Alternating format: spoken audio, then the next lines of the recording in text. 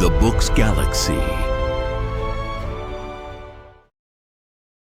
Nicholas Nickleby. Chapter 44. Mr. Ralph Nickleby cuts an old acquaintance. It would also appear from the contents hereof that a joke, even between husband and wife, may be sometimes carried too far. There are some men who, living with the one object of enriching themselves, no matter by what means, and being perfectly conscious of the baseness and rascality of the means which they will use every day towards this end, affect nevertheless, even to themselves, a high tone of moral rectitude, and shake their heads and sigh over the depravity of the world. Some of the craftiest scoundrels that ever walked this earth, or rather, for walking implies, at least, an erect position and the bearing of a man that ever crawled and crept through life by its dirtiest and narrowest ways, will gravely jot down in diaries the events of every day, and keep a regular debtor and creditor account with heaven, which shall always show a floating balance in their own favor. Whether this is a gratuitous, the only gratuitous, part of the falsehood and trickery of such men's lives, or whether they really hope to cheat heaven itself, and lay up treasure in the next world by the same process which has enabled them to lay up treasure in this, not to question how it is, so it is. And doubtless, such bookkeeping, like certain autobiographies which have enlightened the world, cannot fail to prove serviceable in the one respect of sparing the recording angel some time and labor. Ralph Nickleby was not a man of this stamp. Stern, unyielding, dogged, and impenetrable, Ralph cared for nothing in life, or beyond it, save the gratification of two passions: avarice, the first and predominant appetite of his nature, and hatred, the second. Affecting to consider himself but a type of all humanity, he was at little pains to conceal his true character from the world in general, and in his own heart he exulted over and cherished every bad design as it had birth. The only scriptural admonition that Ralph Nickleby heeded in the letter was "Know thyself." He knew himself well, and choosing to imagine that all mankind were cast in the same mold, hated them, for though no man hates himself, the coldest among us having too much self-love for that, yet most men unconsciously judge the world from themselves, and it will be very generally found that those who sneer habitually at human nature and affect to despise it are among its worst and least pleasant samples. But the present business of these adventures is with Ralph himself, who stood regarding Newman Noggs with a heavy frown, while that worthy took off his fingerless gloves, and spreading them carefully on the palm of his left hand, and flattening them with his right to take the creases out, proceeded to roll them up with an absent air, as if he were utterly regardless of all things else, in the deep interest of the ceremonial. "Gone out of town," said Ralph, slowly. "A mistake of yours. Go back again." "No mistake," returned Newman. "Not even going. Gone." "Has he turned girl or baby?" muttered Ralph, with a fretful gesture. "I don't know," said Newman, "but he's gone." The repetition of the word "gone" seemed to afford Newman Noggs inexpressible delight in proportion as it annoyed Ralph Nickleby. He uttered the word with a full round emphasis, dwelling upon it as long as he decently could, and when he could hold out no longer without attracting observation, stood gasping it to himself as if even that were a satisfaction. "And where has he gone?" said Ralph. "France," replied Newman. "Danger of another attack of erysipelas, a worse attack in the head. So the doctors ordered him off, and he's gone." "And Lord Frederick?" began Ralph. "He's gone too," replied Newman. "And he carries his drubbing with him, does he?" said Ralph, turning away, pockets his bruises, and sneaks off without the retaliation of a word or seeking the smallest reparation. "He's too ill," said Newman. "Too ill," repeated Ralph. "Why, I would have it if I were dying. In that case I should only be the more determined to have it, and that without delay, I mean if I were he. But he's too ill. Poor Sir Mulberry.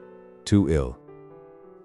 Uttering these words with supreme contempt and great irritation of manner, Ralph signed hastily to Newman to leave the room, and throwing himself into his chair, beat his foot impatiently upon the ground. "There is some spell about that boy," said Ralph, grinding his teeth. "Circumstances conspire to help him. Talk of fortune's favors. What is even money to such devil's luck as this?" He thrust his hands impatiently into his pockets, but notwithstanding his previous reflection there was some consolation there, for his face relaxed a little, and although there was still a deep frown upon the contracted brow, It was one of calculation, and not of disappointment. "This hawk will come back, however," muttered Ralph. "And if I know the man, and I should by this time, his wrath will have lost nothing of its violence in the meanwhile. Obliged to live in retirement, the monotony of a sick room to a man of his habits, no life, no drink, no play, nothing that he likes and lives by. He is not likely to forget his obligations to the cause of all this. Few men would, but he of all others? No, no." He smiled and shook his head, and resting his chin upon his hand, fell a-musing and smiled again. After a time he rose and rang the bell. "That Mr. Squeers, has he been here?" said Ralph. "He was here last night. I left him here when I went home," returned Newman. "I know that fool, do I not?" said Ralph, irascibly. "Has he been here since? Was he here this morning?" "No," bawled Newman, in a very loud key. "If he comes while I am out, he is pretty sure to be here by 9 tonight. Let him wait. And if there's another man with him, as there will be perhaps," said Ralph, checking himself, "let him wait too." "Let 'em both wait?" said Newman. "Aye," replied Ralph, turning upon him with an angry look. "Help me on with this Spencer, and don't repeat after me like a croaking parrot." "I wish I was a parrot," Newman, sulkily. "I wish you were," rejoined Ralph, drawing his Spencer on. "I'd have wrung your neck long ago." Newman returned no answer to this compliment, but looked over Ralph's shoulder for an instant. He was adjusting the collar of the Spencer behind just then, as if he were strongly disposed to tweak him by the nose. Meeting Ralph's eye, however, he suddenly recalled his wandering fingers, and rubbed his own red nose with a vehemence quite astonishing. Bestowing no further notice upon his eccentric follower than a threatening look, and an admonition to be careful and make no mistake, Ralph took his hat and gloves, and walked out.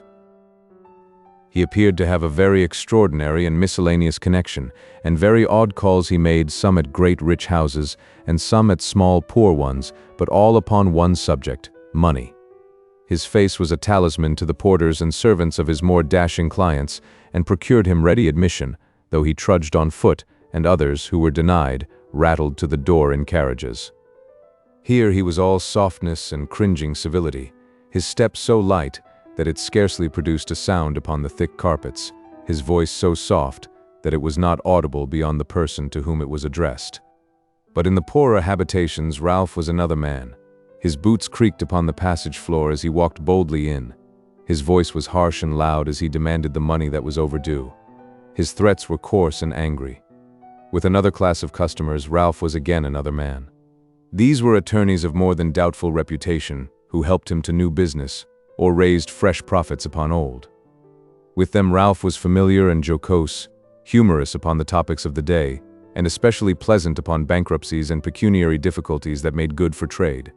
In short, it would have been difficult to have recognized the same man under these various aspects, but for the bulky leather case full of bills and notes which he drew from his pocket at every house, and the constant repetition of the same complaint, varied only in tone and style of delivery, that the world thought him rich, and that perhaps he might be if he had his own. But there was no getting money in when it was once out, either principal or interest, and it was a hard matter to live, even to live from day to day. It was evening before a long round of such visits, interrupted only by a scanty dinner at an eating-house, terminated at Pimlico, and Ralph walked along St. James's Park on his way home. There were some deep schemes in his head, as the puckered brow and firmly set mouth would have abundantly testified, even if they had been unaccompanied by a complete indifference to, or unconsciousness of, the objects about him. So complete was his abstraction, however, that Ralph, usually as quick-sighted as any man, did not observe that he was followed by a shambling figure, which at one time stole behind him with noiseless footsteps, at another crept a few paces before him, and at another glided along by his side, at all times regarding him with an eye so keen, and a look so eager and attentive, that it was more like the expression of an intrusive face in some powerful picture or strongly marked dream than the scrutiny even of a most interested and anxious observer. The sky had been lowering and dark for some time, and the commencement of a violent storm of rain drove Ralph for shelter to a tree. He was leaning against it with folded arms, still buried in thought, when, happening to raise his eyes, he suddenly met those of a man who, creeping round the trunk, peered into his face with a searching look. There was something in the usurer's expression at the moment, which the man appeared to remember well, for it decided him, and stepping close up to Ralph, he pronounced his name. Astonished for the moment, Ralph fell back a couple of paces and surveyed him from head to foot. A spare, dark, withered man of about his own age, with a stooping body, and a very sinister face rendered more ill-favored by hollow and hungry cheeks, deeply sunburnt, and thick black eyebrows, blacker in contrast with the perfect whiteness of his hair, roughly clothed in shabby garments, of a strange and uncouth make, and having about him an indefinable manner of depression and degradation.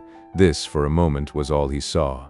But he looked again, and the face and person seemed gradually to grow less strange, to change as he looked, to subside and soften into lineaments that were familiar, until at last they resolved themselves, as if by some strange optical illusion, into those of one whom he had known for many years, and forgotten and lost sight of for nearly as many more. The man saw that the recognition was mutual, and beckoning to Ralph to take his former place under the tree, and not to stand in the falling rain, of which, in his first surprise, he had been quite regardless, addressed him in a hoarse, faint tone. "You would hardly have known me from my voice, I suppose, Mr. Nickleby," he said.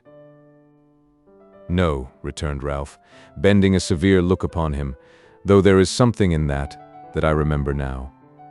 There is little in me that you can call to mind as having been there 8 years ago, I dare say," observed the other. "Quite enough," said Ralph, carelessly and averting his face. "More than enough. If I had remained in doubt about you, Mr. Nickleby," said the other, "this reception and your manner would have decided me very soon." "Did you expect any other?" asked Ralph sharply. "No," said the man. "You were right," retorted Ralph, "and as you feel no surprise, need express none." "Mr. Nickleby," said the man bluntly, after a brief pause, during which he had seemed to struggle with an inclination to answer him by some reproach, "will you hear a few words that I have to say?" "I am obliged to wait here till the rain holds a little," said Ralph, looking abroad. "If you talk, sir, I shall not put my fingers in my ears, though your talking may have as much effect as if I did." "I was once in your confidence," thus his companion began. Ralph looked round and smiled involuntarily. "Well," said the other, "as much in your confidence as you ever chose to let anybody be." "Ah," rejoined Ralph, folding his arms, "that's another thing, quite another thing." "Don't let us play upon words, Mr. Nickleby, in the name of humanity." "Of what?" said Ralph. "Of humanity," replied the other sternly. "I am hungry and in want. If the change that you must see in me after so long an absence must see, for I, upon whom it has come by slow and hard degrees, see it and know it well, will not move you to pity, let the knowledge that bread, not the daily bread of the Lord's Prayer, which, as it is offered up in cities like this, is understood to include half the luxuries of the world for the rich, and just as much coarse food as will support life for the poor, not that, but bread, a crust of dry, hard bread, is beyond my reach today. Let that have some weight with you, if nothing else has." "If this is the usual form in which you beg, sir," said Ralph, "you have studied your part well, but if you will take advice from one who knows something of the world and its ways, I should recommend a lower tone, a little lower tone, or you stand a fair chance of being starved in good earnest." As he said this, Ralph clenched his left wrist tightly with his right hand, and inclining his head a little on one side and dropping his chin upon his breast, looked at him whom he addressed with a frowning, sullen face, the very picture of a man whom nothing could move or soften. "Yesterday was my first day in London," said the old man, glancing at his travel-stained dress and worn shoes. "It would have been better for you, I think, if it had been your last also," replied Ralph. "I have been seeking you these 2 days where I thought you were most likely to be found," resumed the other more humbly, "and I met you here at last when I had almost given up the hope of encountering you, Mr. Nickleby." He seemed to wait for some reply, but Ralph giving him none, he continued, "I am a most miserable and wretched outcast, nearly 60 years old, and as destitute and helpless as a child of 6. "I am 60 years old, too," replied Ralph, "and am neither destitute nor helpless. Work. Don't make fine play-acting speeches about bread, but earn it." "How?" cried the other. "Where?" Show me the means. Will you give them to me? Will you?" "I did once," replied Ralph composedly. "You scarcely need ask me whether I will again." "It's 20 years ago, or more," said the man, in a suppressed voice, "since you and I fell out. You remember that? I claimed a share in the profits of some business I brought to you, and, as I persisted, you arrested me for an old advance of £10, odd shillings, including interest at 50% or so." "I remember something of it," replied Ralph, carelessly. "What then?" "That didn't part us," said the man. "I made submission, being on the wrong side of the bolts and bars, and as you were not the made man then that you are now, you were glad enough to take back a clerk who wasn't over-nice, and who knew something of the trade you drove." "You begged and prayed, and I consented," returned Ralph. "That was kind of me. Perhaps I did want you. I forget. I should think I did, or you would have begged in vain. You were useful, not too honest, not too delicate, not too nice of hand or heart, but useful." "Useful indeed," said the man. "Come. You had pinched and ground me down for some years before that, but I had served you faithfully up to that time, in spite of all your dog's usage. Had I?" Ralph made no reply. "Had I?" said the man again. "You had had your wages," rejoined Ralph, "and had done your work. We stood on equal ground so far, and could both cry quits. Then, but not afterwards," said the other. "Not afterwards, certainly, nor even then, for, as you have just said, you owed me money, and do still," replied Ralph. "That's not all," said the man eagerly. "That's not all, mark that. I didn't forget that old sore, trust me. Partly in remembrance of that, and partly in the hope of making money someday by the scheme, I took advantage of my position about you, and possessed myself of a hold upon you, which you would give half of all you have to know, and never can know but through me. I left you long after that time, remember, and, for some poor trickery that came within the law, but was nothing to what you moneymakers daily practice just outside its bounds, was sent away a convict for 7 years. I have returned what you see me. Now, Mr. Nickleby," said the man, with a strange mixture of humility and sense of power, "what help and assistance will you give me? What bribe, to speak out plainly? My expectations are not monstrous, but I must live, and to live I must eat and drink. Money is on your side, and hunger and thirst on mine. You may drive an easy bargain." "Is that all?" said Ralph, still eyeing his companion with the same steady look, and moving nothing but his lips. "It depends on you, Mr. Nickleby, whether that's all or not," was the rejoinder. "Why then, hark ye, Mr. I don't know by what name I am to call you," said Ralph. "By my old one, if you like." "Why then, hark ye, Mr. Brooker," said Ralph, in his harshest accents, "and don't expect to draw another speech from me. Hark ye, sir. I know you of old for a ready scoundrel, but you never had a stout heart, and hard work with, maybe, chains upon those legs of yours, and shorter food than when I pinched and ground you, has blunted your wits, or you would not come with such a tale as this to me. You a hold upon me. Keep it, or publish it to the world, if you like." "I can't do that," interposed Brooker. "That wouldn't serve me." "Wouldn't it?" said Ralph. "It will serve you as much as bringing it to me, I promise you. To be plain with you, I am a careful man and know my affairs thoroughly. I know the world, and the world knows me. Whatever you gleaned or heard or saw when you served me, the world knows and magnifies already. You could tell it nothing that would surprise it, unless, indeed, it redounded to my credit or honor, and then it would scout you for a liar. And yet I don't find business slack, or clients scrupulous. Quite the contrary. I am reviled or threatened every day by one man or another," said Ralph. "But things roll on just the same, and I don't grow poorer either." "I neither revile nor threaten," rejoined the man. "I can tell you of what you have lost by my act, what I only can restore, and what, if I die without restoring, dies with me, and never can be regained. I tell my money pretty accurately, and generally keep it in my own custody," said Ralph. "I look sharply after most men that I deal with, and most of all I looked sharply after you. You are welcome to all you have kept from me." "Are those of your own name dear to you?" said the man emphatically. "If they are." "They are not," returned Ralph, exasperated at this perseverance, and the thought of Nicholas, which the last question awakened. "They are not. If you had come as a common beggar, I might have thrown a sixpence to you in remembrance of the clever knave you used to be. But since you try to palm these stale tricks upon one you might have known better, I'll not part with a halfpenny, nor would I to save you from rotting. And remember this, scape gallows, said Ralph, menacing him with his hand, that if we meet again, and you so much as notice me by one begging gesture, you shall see the inside of a jail once more, and tighten this hold upon me in intervals of the hard labor that vagabonds are put to. There's my answer to your trash. Take it. With a disdainful scowl at the object of his anger, who met his eye but uttered not a word, Ralph walked away at his usual pace, without manifesting the slightest curiosity to see what became of his late companion, or indeed once looking behind him. The man remained on the same spot with his eyes fixed upon his retreating figure until it was lost to view, and then drawing his arm about his chest, as if the damp and lack of food struck coldly to him, lingered with slouching steps by the wayside, and begged of those who passed along.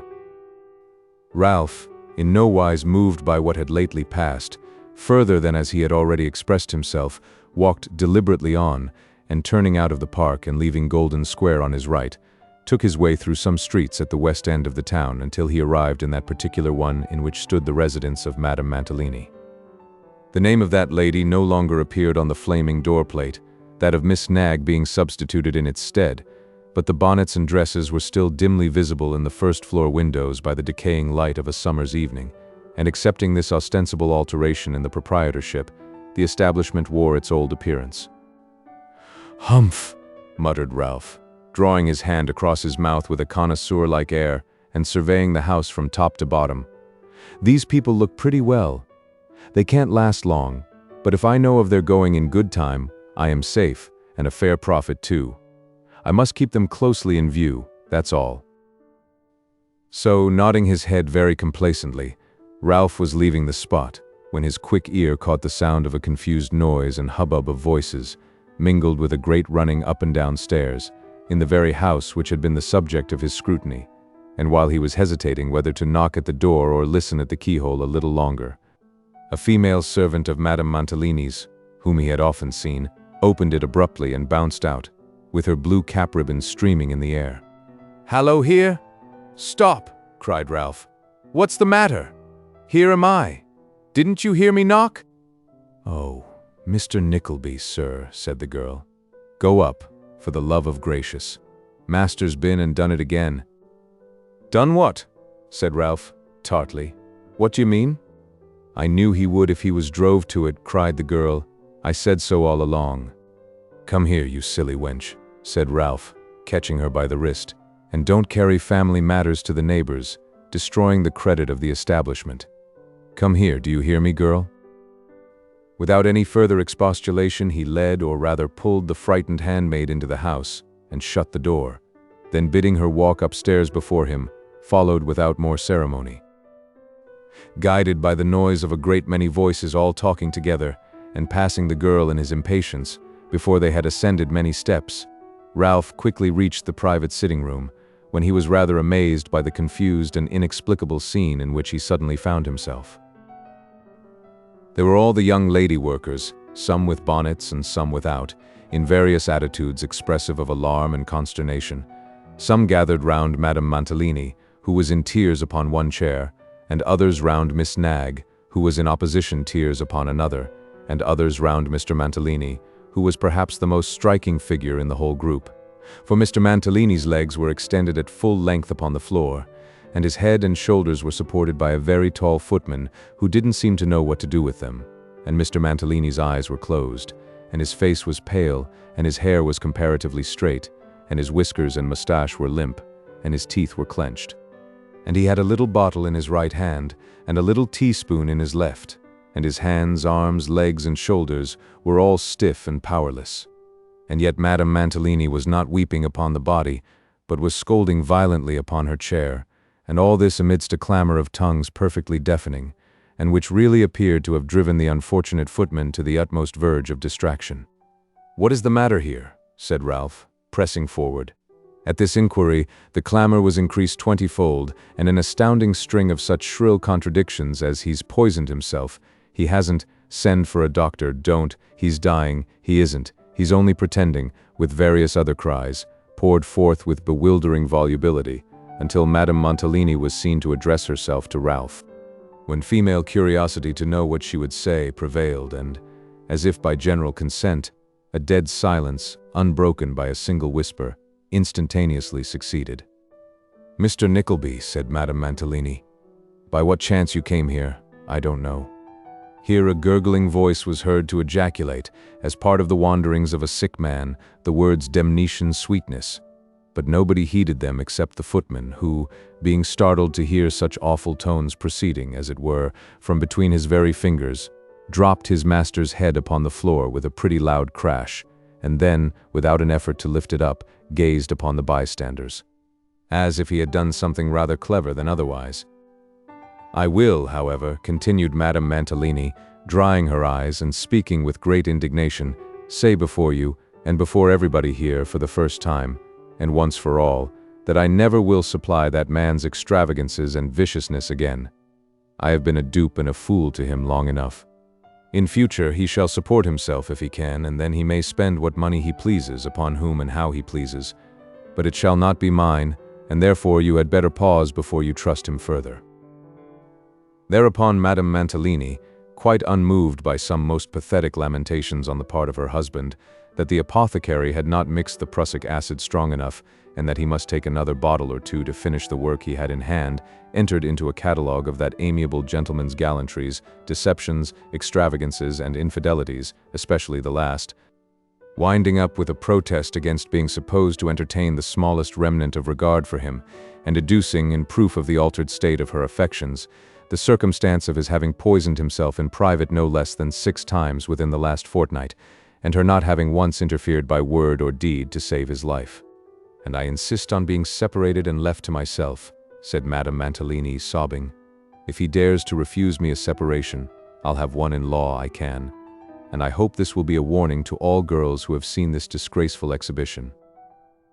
Miss Nagg, who was unquestionably the oldest girl in company, said with great solemnity that it would be a warning to her, and so did the young ladies generally, with the exception of 1 or 2 who appeared to entertain some doubts whether such whispers could do wrong. "Why do you say all this before so many listeners?" said Ralph, in a low voice. "You know you are not in earnest." "I am in earnest," replied Madame Mantalini, aloud, and retreating towards Miss Nagg. "Well, but consider," reasoned Ralph, who had a great interest in the matter. "It would be well to reflect. A married woman has no property. Not a solitary single individual my soul," and Mr. Mantalini, raising himself upon his elbow. "I am quite aware of that," retorted Madame Mantalini, tossing her head, "and I have none. The business, the stock, this house, and everything in it, all belong to Miss Nagg." "That's quite true, Madame Mantalini," said Miss Nagg, with whom her late employer had secretly come to an amicable understanding on this point. "Very true indeed, Madame Mantalini. Very true. And I never was more glad in all my life that I had strength of mind to resist matrimonial offers, no matter how advantageous, than I am when I think of my present position as compared with your most unfortunate and most undeserved one, Madame Mantalini." "Damn it!" cried Mr. Mantalini, turning his head towards his wife. "Will it not slap and pinch the envious dowager that dares to reflect upon its own delicious?" But the day of Mr. Mantalini's blandishments had departed. "Miss Nagg, sir," said his wife, "is my particular friend, and although Mr. Mantalini leered till his eyes seemed in danger of never coming back to their right places again, Madame Mantalini showed no signs of softening. To do the excellent Miss Nagg justice, she had been mainly instrumental in bringing about this altered state of things, for, finding by daily experience that there was no chance of the business thriving, or even continuing to exist, while Mr. Mantalini had any hand in the expenditure, and having now a considerable interest in its well-doing, she had sedulously applied herself to the investigation of some little matters connected with that gentleman's private character, which she had so well elucidated, and artfully imparted to Madame Mantalini, as to open her eyes more effectually than the closest and most philosophical reasoning could have done in a series of years. To which end the accidental discovery by Miss Nagg of some tender correspondence, in which Madame Mantalini was described as old and ordinary, had most providentially contributed. However, notwithstanding her firmness, Madame Mantalini wept very piteously, and as she leant upon Miss Nagg, and signed towards the door, that young lady and all the other young ladies with sympathizing faces proceeded to bear her out. "Nickleby," said Mr. Mantalini in tears, "you have been made a witness to this demnition cruelty, on the part of the demdest enslaver and captivator that never was. Oh, dem, I forgive that woman." "Forgive," repeated Madame Mantalini angrily. "I do forgive her, Nickleby," said Mr. Mantalini. "You will blame me, the world will blame me, the women will blame me, everybody will laugh and scoff and smile and grin most damnable. They will say she had a blessing. She did not know it. He was too weak. He was too good. He was a damned fine fellow, but he loved too strong. He could not bear her to be cross, and call him wicked names. It was a damned case. There never was a damner. But I forgive her." With this affecting speech, Mr. Mantalini fell down again very flat, and lay to all appearance without sense or motion, until all the females had left the room, when he came cautiously into a sitting posture, and confronted Ralph with a very blank face, and the little bottle still in one hand and the teaspoon in the other. "You may put away those fooleries now, and live by your wits again," said Ralph, coolly putting on his hat. "Damn it, Nickleby, you're not serious?" "I seldom joke," said Ralph. "Good night." "No, but Nickleby," said Mantalini. "I am wrong, perhaps," rejoined Ralph. "I hope so. You should know best. Good night." Affecting not to hear his entreaties that he would stay and advise with him, Ralph left the crestfallen Mr. Mantalini to his meditations, and left the house quietly. "Oh ho," he said. "Sets the wind that way so soon? Half knave and half fool, and detected in both characters. I think your day is over, sir." As he said this, he made some memorandum in his pocketbook in which Mr. Mantalini's name figured conspicuously, and finding by his watch that it was between 9 and 10 o'clock, made all speed home. "Are they here?" was the first question he asked of Newman. Newman nodded.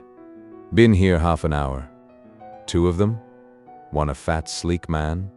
"Aye," said Newman. "In your room now." "Good," rejoined Ralph. "Get me a coach." "A coach? What, you going too, eh?" stammered Newman. Ralph angrily repeated his orders, and Noggs, who might well have been excused for wondering at such an unusual and extraordinary circumstance, for he had never seen Ralph in a coach in his life, departed on his errand, and presently returned with the conveyance. Into it went Mr. Squeers and Ralph, and the third man, whom Newman Noggs had never seen. Newman stood upon the doorstep to see them off, not troubling himself to wonder where or upon what business they were going, until he chanced by mere accident to hear Ralph name the address whither the coachman was to drive.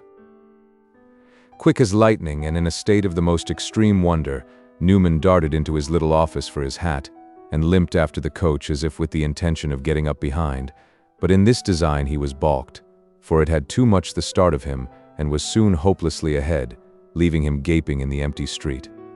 "I don't know, though," said Noggs, stopping for breath. "Any good that I could have done by going too. He would have seen me if I had. Drive there. What can come of this? If I had only known it yesterday, I could have told drive there. There's mischief in it. There must be." His reflections were interrupted by a gray-haired man of a very remarkable, though far from prepossessing appearance, who, coming stealthily towards him, solicited relief. Newman, still cogitating deeply, turned away, but the man followed him and pressed him with such a tale of misery that Newman, who might have been considered a hopeless person to beg from, and who had little enough to give, looked into his hat for some halfpence which he usually kept screwed up, when he had any, in a corner of his pocket handkerchief. While he was busily untwisting the knot with his teeth, the man said something which attracted his attention. Whatever that something was, it led to something else, and in the end he and Newman walked away side by side, the strange man talking earnestly, and Newman listening. Chapter 45. Containing matter of a surprising kind. As we gang awa fra Lunan tomorrow neat, and as I didn't know that I was e'er so happy in a my days, Mr. Nickleby, ding. But I will tack another glass to our next merry meeting. So said John Browdie, rubbing his hands with great joyousness, and looking round him with a ruddy shining face, quite in keeping with the declaration. The time at which John found himself in this enviable condition was the same evening to which the last chapter bore reference. The place was the cottage, and the assembled company were Nicholas, Mrs. Nickleby, Mrs. Browdy, Kate Nickleby, and Smike. A very merry party they had been. Mrs. Nickleby, knowing of her son's obligations to the honest Yorkshireman, had, after some demur, yielded her consent to Mr. and Mrs. Browdy being invited out to tea, in the way of which arrangement there were at first sundry difficulties and obstacles arising out of her not having had an opportunity of calling upon Mrs. Browdy first. For although Mrs. Nickleby very often observed with much complacency, as most punctilious people do, that she had not an atom of pride or formality about her, still she was a great stickler for dignity and ceremonies, and as it was manifest that, until a call had been made, she could not be, politely speaking, and according to the laws of society, even cognizant of the fact of Mrs. Browdy's existence, she felt her situation to be one of peculiar delicacy and difficulty. "The call must originate with me, my dear," said Mrs. Nickleby. "That's indispensable. The fact is, my dear, that it's necessary there should be a sort of condescension on my part, and that I should show this young person that I am willing to take notice of her. There's a very respectable-looking young man," added Mrs. Nickleby, after a short consideration, "who is conductor to one of the omnibuses that go by here, and who wears a glazed hat. Your sister and I have noticed him very often. He has a wart upon his nose, Kate. You know, exactly like a gentleman's servant." "Have all gentlemen's servants warts upon their noses, mother?" asked Nicholas. "Nicholas, my dear, how very absurd you are," returned his mother. "Of course I mean that his glazed hat looks like a gentleman's servant, and not the wart upon his nose, though even that is not so ridiculous as it may seem to you, for we had a footboy once, who had not only a wart, but a wen also, and a very large wen too, and he demanded to have his wages raised in consequence, because he found it came very expensive. Let me see, what was I? Oh yes, I know. The best way that I can think of would be to send a card, and my compliments, I've no doubt he'd take 'em for a pot of porter, by this young man to the Saracen with 2 necks. If the waiter took him for a gentleman's servant, so much the better. Then all Mrs. Browdy would have to do would be to send her card back by the carrier. He could easily come with a double knock, and there's an end of it." "My dear mother," said Nicholas, "I don't suppose such unsophisticated people as these ever had a card of their own, or ever will have." "Oh, that indeed, Nicholas, my dear," returned Mrs. Nickleby. "That's another thing. If you put it upon that ground, why, of course, I have no more to say than that I have no doubt they are very good sort of persons, and that I have no kind of objection to their coming here to tea if they like, and shall make a point of being very civil to them if they do." The point being thus effectually set at rest, and Mrs. Nickleby duly placed in the patronizing and mildly condescending position which became her rank and matrimonial years, Mr. and Mrs. Browdy were invited and came, and as they were very deferential to Mrs. Nickleby and seemed to have a becoming appreciation of her greatness, and were very much pleased with everything. The good lady had more than once given Kate to understand, in a whisper, that she thought they were the very best meaning people she had ever seen, and perfectly well behaved. And thus it came to pass that John Browdy declared, in the parlor after supper, to wit, and 20 minutes before 11 o'clock in the evening, that he had never been so happy in all his days.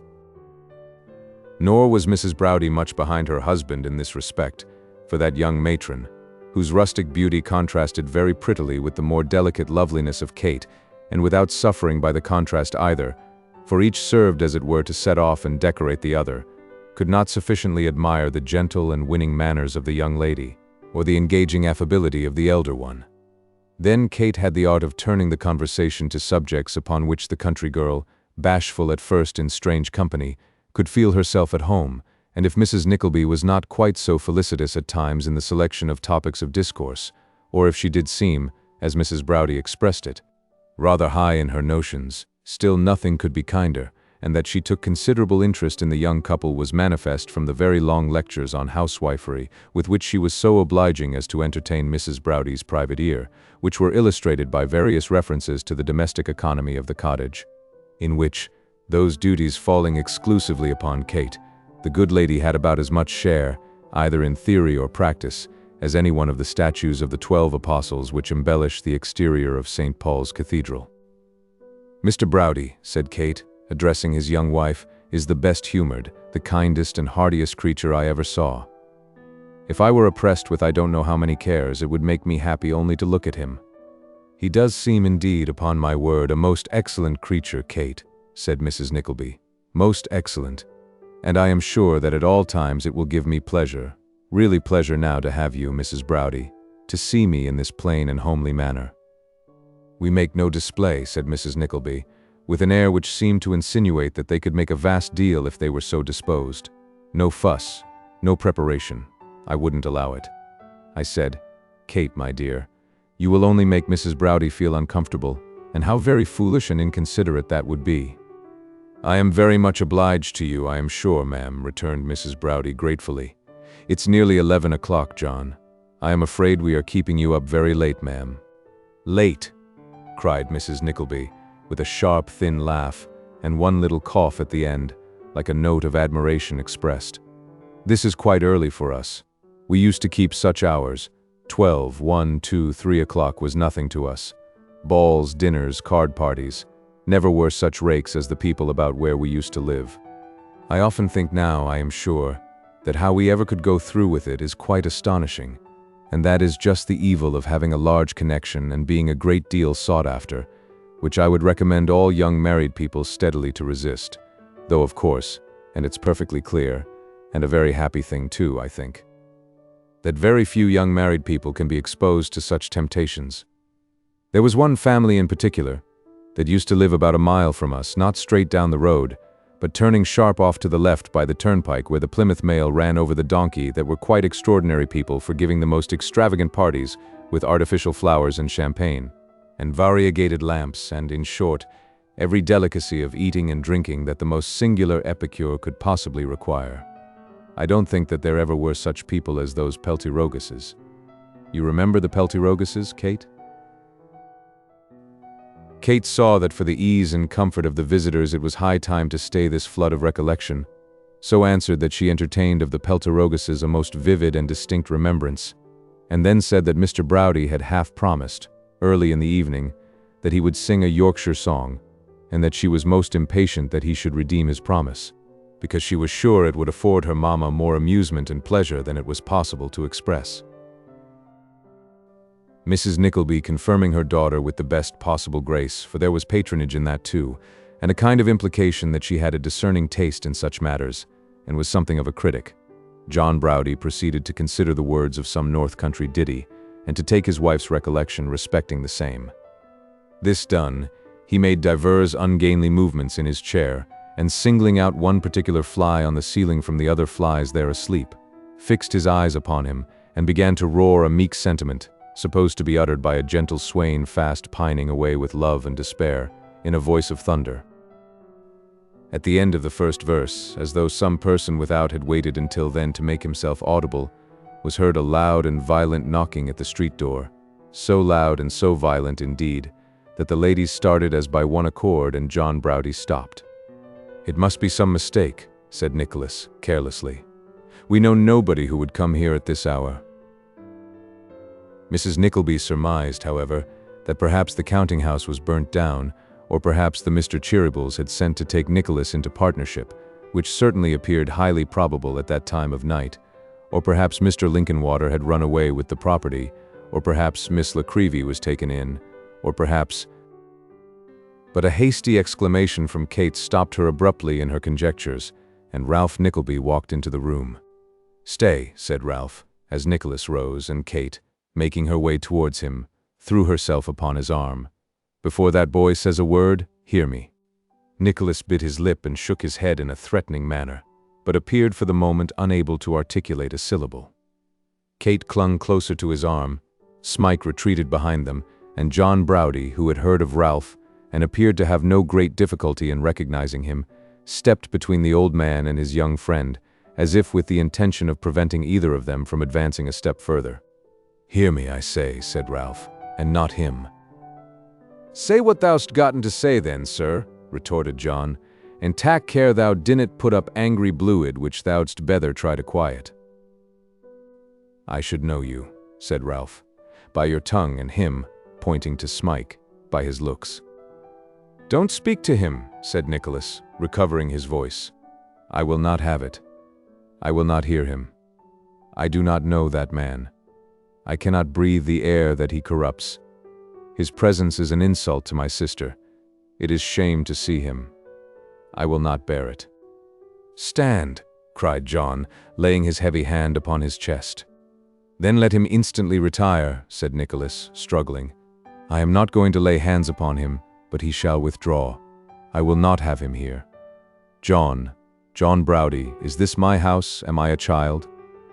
"If he stands there," cried Nicholas, burning with fury, looking so calmly upon those who know his black and dastardly heart, "he'll drive me mad."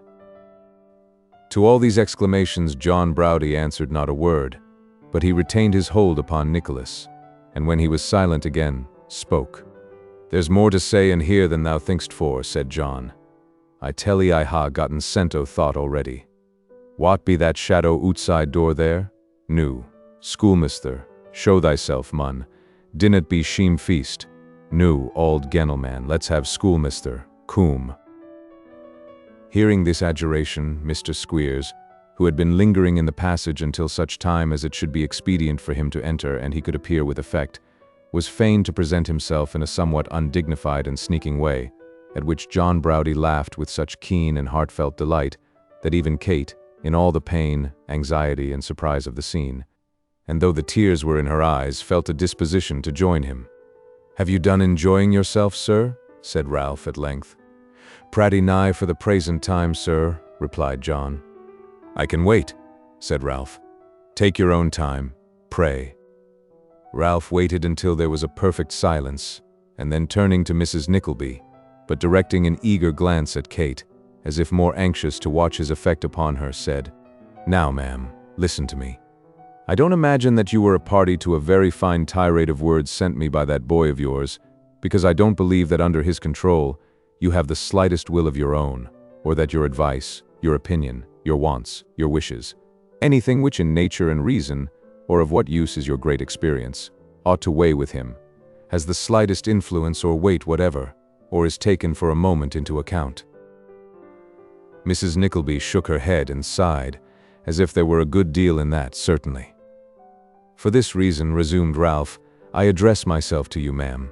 For this reason partly, and partly because I do not wish to be disgraced by the acts of a vicious stripling whom I was obliged to disown, and who, afterwards, in his boyish majesty, feigns to, to disown me, I present myself here tonight. I have another motive in coming, a motive of humanity. I come here," said Ralph, looking round with a biting and triumphant smile, and gloating and dwelling upon the words as if he were loath to lose the pleasure of saying them, "to restore a parent his child.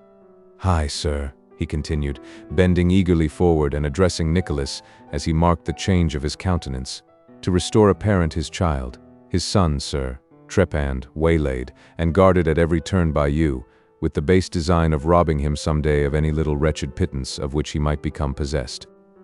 "In that, you know you lie," said Nicholas proudly. "In this, I know I speak the truth." "I have his father here," retorted Ralph. "Here," sneered Squeers, stepping forward. "Do you hear that? Here. Didn't I tell you to be careful that his father didn't turn up and send him back to me? Why, his father's my friend. He's to come back to me directly, he is. Now, what do you say, eh? Now, come, what do you say to that? And you sorry you took so much trouble for nothing? An't you? An't you? You bear upon your body certain marks I gave you," said Nicholas, looking quietly away, "and may talk in acknowledgment of them as much as you please. You'll talk a long time before you rub them out, Mr. Squeers." The estimable gentleman last named cast a hasty look at the table, as if he were prompted by this retort to throw a jug or bottle at the head of Nicholas, but he was interrupted in this design, if such design he had, by Ralph, who, touching him on the elbow, bade him tell the father that he might now appear and claim his son. This being purely a labor of love, Mr. Squeers readily complied, and leaving the room for the purpose, almost immediately returned, supporting a sleek personage with an oily face, who, bursting from him, and giving to view the form and face of Mr. Snawley, made straight up to Smike, and tucking that poor fellow's head under his arm in a most uncouth and awkward embrace. elevated his broad-brimmed hat at arm's length in the air as a token of devout thanksgiving, exclaiming, meanwhile, "How little did I think of this here joyful meeting when I saw him last. Oh, how little did I think it." "Be composed, sir," said Ralph, with a gruff expression of sympathy. "You have got him now." "Got him? Oh, haven't I got him?" "Have I got him, though?" cried Mr. Snawley, scarcely able to believe it. "Yes, here he is, flesh and blood, flesh and blood." "Very little flesh," said John Browdie. Mr. Snawley was too much occupied by his parental feelings to notice this remark, and to assure himself more completely of the restoration of his child, tucked his head under his arm again, and kept it there. "What was it," said Snawley, "that made me take such a strong interest in him when that worthy instructor of youth brought him to my house? What was it that made me burn all over with a wish to chastise him severely for cutting away from his best friends, his pastors and masters?" "It was parental instinct, sir," observed Squeers. "That's what it was, sir," rejoined Snawley. "The elevated feeling, the feeling of the ancient Romans and Grecians, and of the beasts of the field and birds of the air, with the exception of rabbits and tomcats, which sometimes devour their offspring. My heart yearned towards him. I don't know what I couldn't have done to him in the anger of a father." "It only shows what nature is, sir," said Mr. Squeers. "She's rum is nature." "She is a holy thing, sir," remarked Snawley. "I believe you," added Mr. Squeers, with a moral sigh. "I should like to know how we should ever get on without her." "Nature," said Mr. Squeers solemnly, "is more easier conceived than described. Oh, what a blessed thing, sir, to be in a state of nature." Pending this philosophical discourse, the bystanders had been quite stupefied with amazement, while Nicholas had looked keenly from Snawley to Squeers, and from Squeers to Ralph, divided between his feelings of disgust, doubt, and surprise. At this juncture, Smike, escaping from his father, fled to Nicholas, and implored him, in most moving terms, never to give him up, but to let him live and die beside him. "If you are this boy's father," said Nicholas, "look at the wreck he is, and tell me that you purpose to send him back to that loathsome den from which I brought him." "Scandal again," cried Squeers. "Recollect, you ain't worth powder and shot, but I'll be even with you one way or another." "Stop," interposed Ralph, as Snawley was about to speak. "Let us cut this matter short, and not bandy words here with harebrained profligates. This is your son, as you can prove. And you, Mr. Squeers, you know this boy to be the same that was with you for so many years under the name of Smike. Do you?" "Do I?" returned Squeers. "Don't I?" "Good," said Ralph. "A very few words will be sufficient here. You had a son by your first wife, Mr. Snawley." "I had," replied that person, "and there he stands." "We'll show that presently," said Ralph. "You and your wife were separated, and she had the boy to live with her when he was a year old. You received a communication from her, when you had lived apart a year or two, that the boy was dead, and you believed it." "Of course I did," returned Snawley. "Oh, the joy of—" "Be rational, sir, pray," said Ralph. "This is business, and transports interfere with it. This wife died a year and a half ago, or thereabouts, not more, in some obscure place, where she was housekeeper in a family. Is that the case?" "That's the case," replied Snawley. "Having written on her deathbed a letter or confession to you about this very boy, which, as it was not directed otherwise than in your name, only reached you, and that by a circuitous course, a few days since?" "Just so," said Snawley. "Correct in every particular, sir." "And this confession," resumed Ralph, "is to the effect that his death was an invention of hers to wound you, was a part of a system of annoyance, in short, which you seem to have adopted towards each other, that the boy lived, but was of weak and imperfect intellect, that she sent him by a trusty hand to a cheap school in Yorkshire, that she had paid for his education for some years, and then, being poor and going a long way off, gradually deserted him, for which she prayed forgiveness." Snawley nodded his head and wiped his eyes, the first slightly, the last violently. "The school was Mr. Squeers's," continued Ralph. "The boy was left there in the name of Smike. Every description was fully given, dates tally exactly with Mr. Squeers's books. Mr. Squeers is lodging with you at this time. You have 2 other boys at his school. You communicated the whole discovery to him. He brought you to me as the person who had recommended to him the kidnapper of his child, and I brought you here. Is that so?" "You talk like a good book, sir, that's got nothing in its inside but what's the truth," replied Snolly. "This is your pocketbook," said Ralph, producing one from his coat. "The certificates of your first marriage and of the boy's birth, and your wife's 2 letters, and every other paper that can support these statements directly or by implication, are here, are they?" "Every one of them, sir. And you don't object to their being looked at here, so that these people may be convinced of your power to substantiate your claim at once in law and reason, and you may resume your control over your own son without more delay. Do I understand you?" "I couldn't have understood myself better, sir." "There then," said Ralph, tossing the pocketbook upon the table.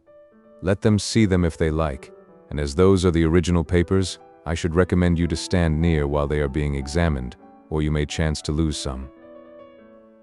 With these words Ralph sat down unbidden, and compressing his lips, which were for the moment slightly parted by a smile, folded his arms and looked for the first time at his nephew. Nicholas, stung by the concluding taunt, darted an indignant glance at him, but commanding himself as well as he could, entered upon a close examination of the documents, at which John Browdy assisted. There was nothing about them which could be called in question. The certificates were regularly signed as extracts from the parish books. The first letter had a genuine appearance of having been written and preserved for some years. The handwriting of the second tallied with it exactly, making proper allowance for its having been written by a person in extremity. And there were several other corroboratory scraps of entries and memoranda, which it was equally difficult to question. "Dear Nicholas," whispered Kate, who had been looking anxiously over his shoulder, "can this be really the case? Is this statement true?" "I fear it is," answered Nicholas. "What say you, John?" John scratched his head and shook it, but said nothing at all. "You will observe, ma'am," said Ralph, addressing himself to Mrs. Nickleby, "that this boy being a minor and not of strong mind, we might have come here tonight, armed with the powers of the law and backed by a troop of its myrmidons. I should have done so, ma'am, unquestionably, but for my regard for the feelings of yourself and your daughter." "You have shown your regard for her feelings well," said Nicholas, drawing his sister towards him. "Thank you," replied Ralph. "Your praise, sir, is commendation indeed." "Well," said Squeers, "what's to be done? Them hackney coach horses will catch cold if we don't think of moving. There's one of 'em a-sneezing now, so that he blows the street door right open. What's the order of the day? Is Master Snolly to come along with us?" "No, no, no," replied Smike, drawing back and clinging to Nicholas. "No, pray, no. I will not go from you with him. No, no." "This is a cruel thing," said Snolly, looking to his friends for support. "Do parents bring children into the world for this?" "Do parents bring children into the world for thought?" said John Browdy bluntly, pointing as he spoke to Squeers. "Never you mind," retorted that gentleman, tapping his nose derisively. "Never I mind," said John. "No, nor never nobody mind, say'st thou, schoolmister. It's nobody's minding that keeps psych men as thou afloat. Nu then, where be'st thou coomin to? Dang it, dinnot coom traden o'er me mun." Suiting the action to the word, John Browdy just jerked his elbow into the chest of Mr. Squeers, who was advancing upon Smike, with so much dexterity that the schoolmaster reeled and staggered back upon Ralph Nickleby, and being unable to recover his balance, knocked that gentleman off his chair and stumbled heavily upon him. This accidental circumstance was the signal for some very decisive proceedings. In the midst of a great noise, occasioned by the prayers and entreaties of Smike, the cries and exclamations of the women, and the vehemence of the men, demonstrations were made of carrying off the lost son by violence. Squeers had actually begun to haul him out, when Nicholas, who, until then, had been evidently undecided how to act, took him by the collar, and shaking him so that such teeth as he had chattered in his head, politely escorted him to the room door, and thrusting him into the passage, shut it upon him. "Now," said Nicholas to the other two, "have the goodness to follow your friend." "I want my son," said Snolly. "Your son," replied Nicholas, "chooses for himself. He chooses to remain here, and he shall." "You won't give him up?" said Snolly. "I would not give him up against his will, to be the victim of such brutality as that to which you would consign him, replied Nicholas. "If he were a dog or a rat." "Knock that Nickleby down with a candlestick," cried Mr. Squeers, through the keyhole, "and bring out my hat, somebody, will you, unless he wants to steal it." "I am very sorry indeed," said Mrs. Nickleby, who, with Mrs. Browdie, had stood crying and biting her fingers in a corner, while Kate, very pale but perfectly quiet, had kept as near her brother as she could. "I am very sorry indeed for all this. I really don't know what would be best to do, and that's the truth. Nicholas ought to be the best judge, and I hope he is. Of course, it's a hard thing to have to keep other people's children, though young Mr. Snawley is certainly as useful and willing as it's possible for anybody to be. But if it could be settled in any friendly manner, if old Mr. Snawley, for instance, would settle to pay something certain for his board and lodging, and some fair arrangement was come to, so that we undertook to have fish twice a week, and a pudding twice, or a dumpling, or something of that sort, I do think that it might be very satisfactory and pleasant for all parties."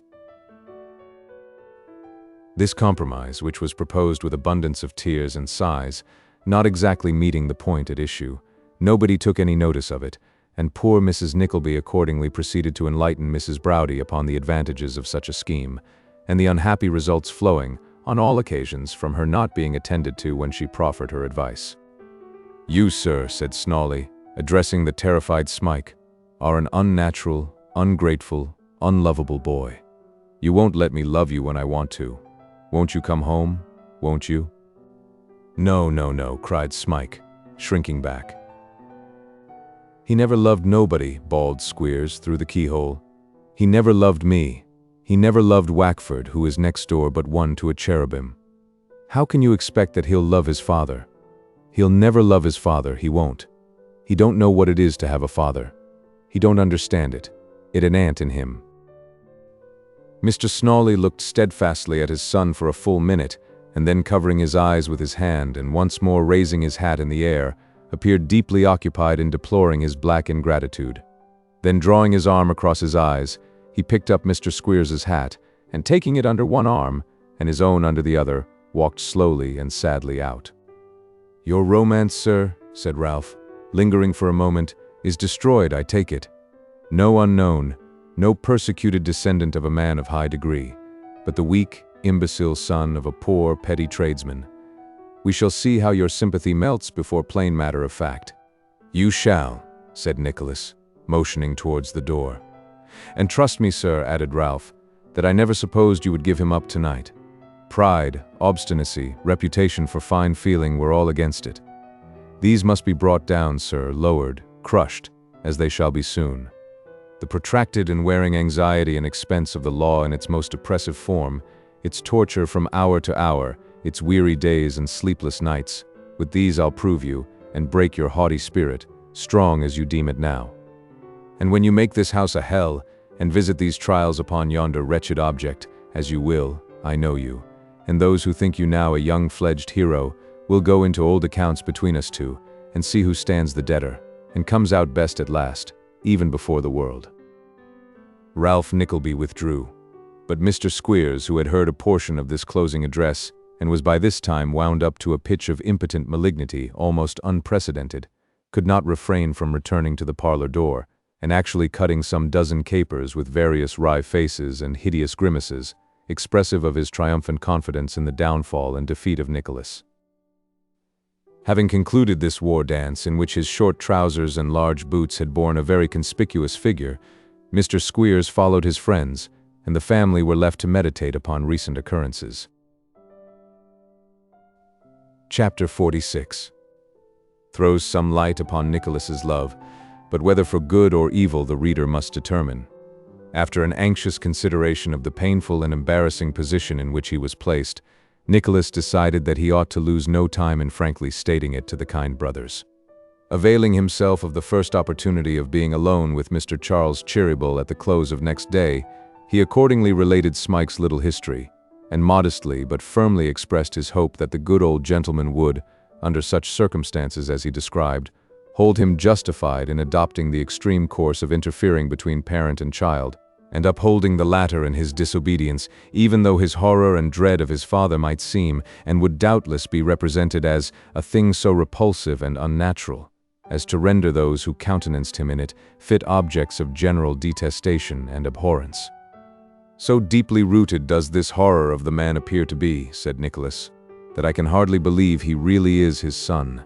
Nature does not seem to have implanted in his breast one lingering feeling of affection for him, and surely she can never err."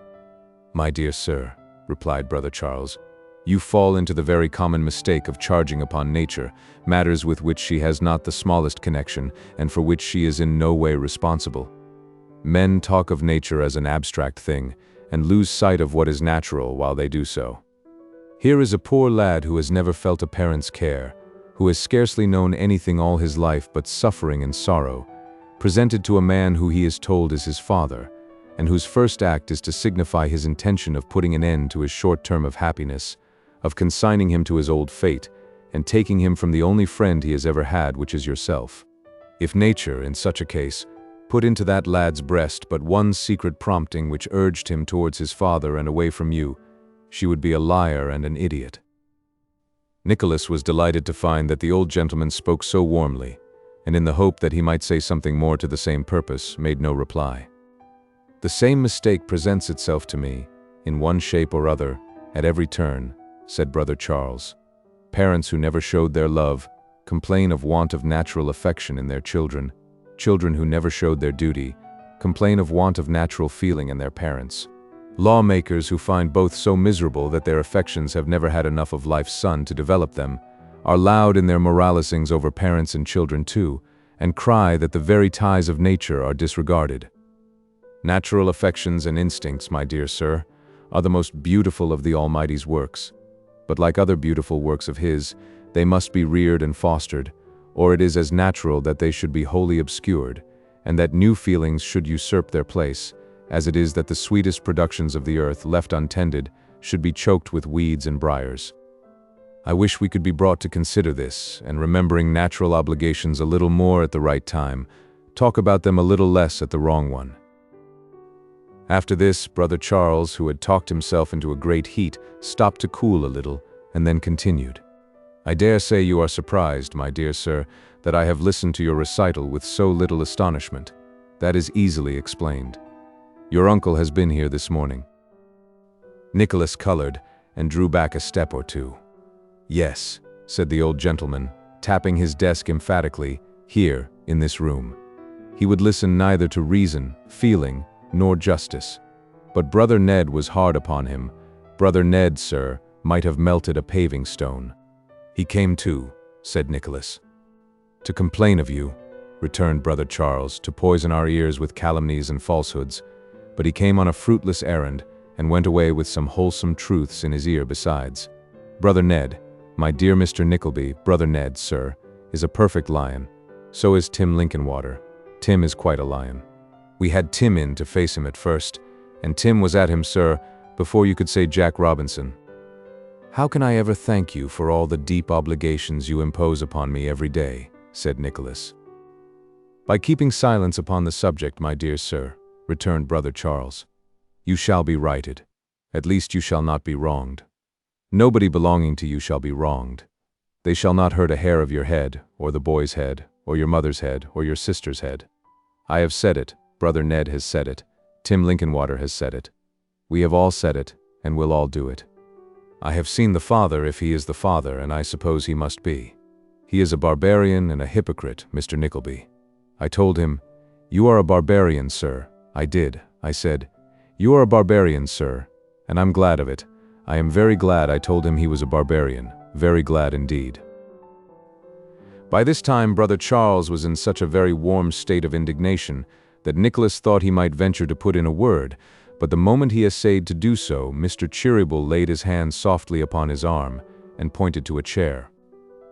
"The subject is at an end for the present," said the old gentleman, wiping his face. "Don't revive it by a single word. I am going to speak upon another subject, a confidential subject, Mr. Nickleby. We must be cool again, we must be cool." After 2 or 3 turns across the room he resumed his seat, and drawing his chair nearer to that on which Nicholas was seated, said, "I am about to employ you, my dear sir, on a confidential and delicate mission." "You might employ many a more able messenger, sir," said Nicholas, but a more trustworthy or zealous one, I may be bold to say, you could not find." "Of that I am well assured," returned Brother Charles, "well assured. You will give me credit for thinking so, when I tell you that the object of this mission is a young lady." "A young lady, sir?" cried Nicholas, quite trembling for the moment with his eagerness to hear more. "A very beautiful young lady," said Mr. Cheeryble gravely. "Pray go on, sir," returned Nicholas. "I am thinking how to do so," said Brother Charles, sadly, as it seemed to his young friend, and with an expression allied to pain. "You accidentally saw a young lady in this room one morning, my dear sir, in a fainting fit. Do you remember? Perhaps you have forgotten." "Oh no," replied Nicholas hurriedly. I remember it very well indeed." "She is the lady I speak of," said Brother Charles. Like the famous parrot, Nicholas thought a great deal, but was unable to utter a word. "She is the daughter," said Mr. Cheeryble, "of a lady who, when she was a beautiful girl herself, and I was very many years younger, it seems a strange word for me to utter now, I loved very dearly. You will smile perhaps to hear a gray-headed man talk about such things. You will not offend me, for when I was as young as you, I dare say I should have done the same." "I have no such inclination indeed," said Nicholas. "My dear brother Ned," continued Mr. Cheeryble, "was to have married her sister, but she died. She is dead too now, and has been for many years. She married her choice, and I wish I could add that her afterlife was as happy as God knows I ever prayed it might be." A short silence intervened, which Nicholas made no effort to break. If trial and calamity had fallen as lightly on his head, as in the deepest truth of my own heart I ever hoped, for her sake, his life would have been one of peace and happiness, said the old gentleman calmly. It will be enough to say that this was not the case, that she was not happy, that they fell into complicated distresses and difficulties, that she came 12 months before her death to appeal to my old friendship, sadly changed, sadly altered, broken-spirited from suffering and ill usage, and almost broken-hearted. He readily availed himself of the money which, to give her but 1 hour's peace of mind, I would have poured out as freely as water. Nay, he often sent her back for more, and yet even while he squandered it, he made the very success of these, her applications to me, the groundwork of cruel taunts and jeers, protesting that he knew she thought with bitter remorse of the choice she had made, that she had married him from motives of interest and vanity. He was a gay young man with great friends about him when she chose him for her husband, and venting in short upon her, by every unjust and unkind means, the bitterness of that ruin and disappointment which had been brought about by his profligacy alone. In those times this young lady was a mere child. I never saw her again until that morning when you saw her also, but my nephew, Frank. Nicholas started, and indistinctly apologizing for the interruption, begged his patron to proceed. "My nephew, Frank, I say," resumed Mr. Cheeryble, "encountered her by accident, and lost sight of her almost in a minute afterwards, within 2 days after he returned to England. Her father lay in some secret place to avoid his creditors, reduced, between sickness and poverty, to the verge of death, and she, a child, we might almost think, if we did not know the wisdom of all heaven's decrees, who should have blessed a better man, was steadily braving privation, degradation, and everything most terrible to such a young and delicate creature's heart, for the purpose of supporting him.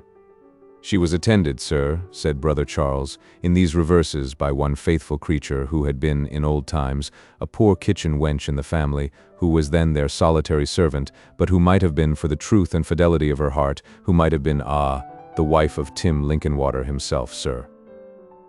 Pursuing this encomium upon the poor follower with such energy and relish as no words can describe, Brother Charles leant back in his chair, and delivered the remainder of his relation with greater composure. It was in substance this, that proudly resisting all offers of permanent aid and support from her late mother's friends, because they were made conditional upon her quitting the wretched man, her father, who had no friends left, and shrinking with instinctive delicacy from appealing in their behalf to that true and noble heart which he hated, and had, through its greatest and purest goodness, deeply wronged by misconstruction and ill report, this young girl had struggled alone and unassisted to maintain him by the labor of her hands. That through the utmost depths of poverty and affliction she had toiled, never turning aside for an instant from her task, never wearied by the petulant gloom of a sick man sustained by no consoling recollections of the past or hopes of the future, never repining for the comforts she had rejected, or bewailing the hard lot she had voluntarily incurred. That every little accomplishment she had acquired in happier days had been put into requisition for this purpose, and directed to this one end. That for 2 long years, toiling by day and often too by night, working at the needle, the pencil, and the pen, and submitting, as a daily governess, to such caprices and indignities as women, with daughters too often love to inflict upon their own sex when they serve in such capacities, as though in jealousy of the superior intelligence which they are necessitated to employ, indignities, in 99 cases out of every 100, heaped upon persons immeasurably and incalculably their betters, but outweighing in comparison any that the most heartless blackleg would put upon his groom, that for 2 long years, by dint of laboring in all these capacities and wearying in none, she had not succeeded in the sole aim and object of her life, but that, overwhelmed by accumulated difficulties and disappointments, she had been compelled to seek out her mother's old friend, and, with a bursting heart, to confide in him at last. "If I had been poor," said Brother Charles with sparkling eyes, "if I had been poor, Mr. Nickleby, my dear sir, which thank God I am not, I would have denied myself, of course anybody would under such circumstances, the commonest necessaries of life, to help her. As it is, the task is a difficult one. If her father were dead, nothing could be easier, for then she should share and cheer the happiest home that Brother Ned and I could have, as if she were our child or sister. But he is still alive. Nobody can help him. That has been tried 1,000 times. He was not abandoned by all without good cause, I know." Cannot she be persuaded to— Nicholas hesitated when he had got thus far. "To leave him?" said Brother Charles. "Who could entreat a child to desert her parent? Such entreaties, limited to her seeing him occasionally, have been urged upon her, not by me, but always with the same result." "Is he kind to her?" said Nicholas. "Does he requite her affection?" "True kindness, considerate self-denying kindness, is not in his nature," returned Mr. Cheeryble. "Such kindness as he knows, he regards her with, I believe. The mother was a gentle, loving, confiding creature, and although he wounded her from their marriage till her death as cruelly and wantonly as ever man did, she never ceased to love him. She commended him on her deathbed to her child's care. Her child has never forgotten it, and never will." "Have you no influence over him?" asked Nicholas. "Aye, my dear sir, the last man in the world. Such are his jealousy and hatred of me, that if he knew his daughter had opened her heart to me, he would render her life miserable with his reproaches, although this is the inconsistency and selfishness of his character, although if he knew that every penny she had came from me, he would not relinquish one personal desire that the most reckless expenditure of her scanty stock could gratify." "An unnatural scoundrel," said Nicholas indignantly. "We will use no harsh terms," said Brother Charles in a gentle voice, "but accommodate ourselves to the circumstances in which this young lady is placed. Such assistance as I have prevailed upon her to accept, I have been obliged, at her own earnest request, to dole out in the smallest portions, lest he, finding how easily money was procured, should squander it even more lightly than he is accustomed to do.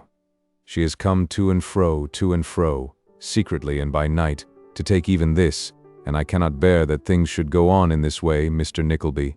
I really cannot bear it."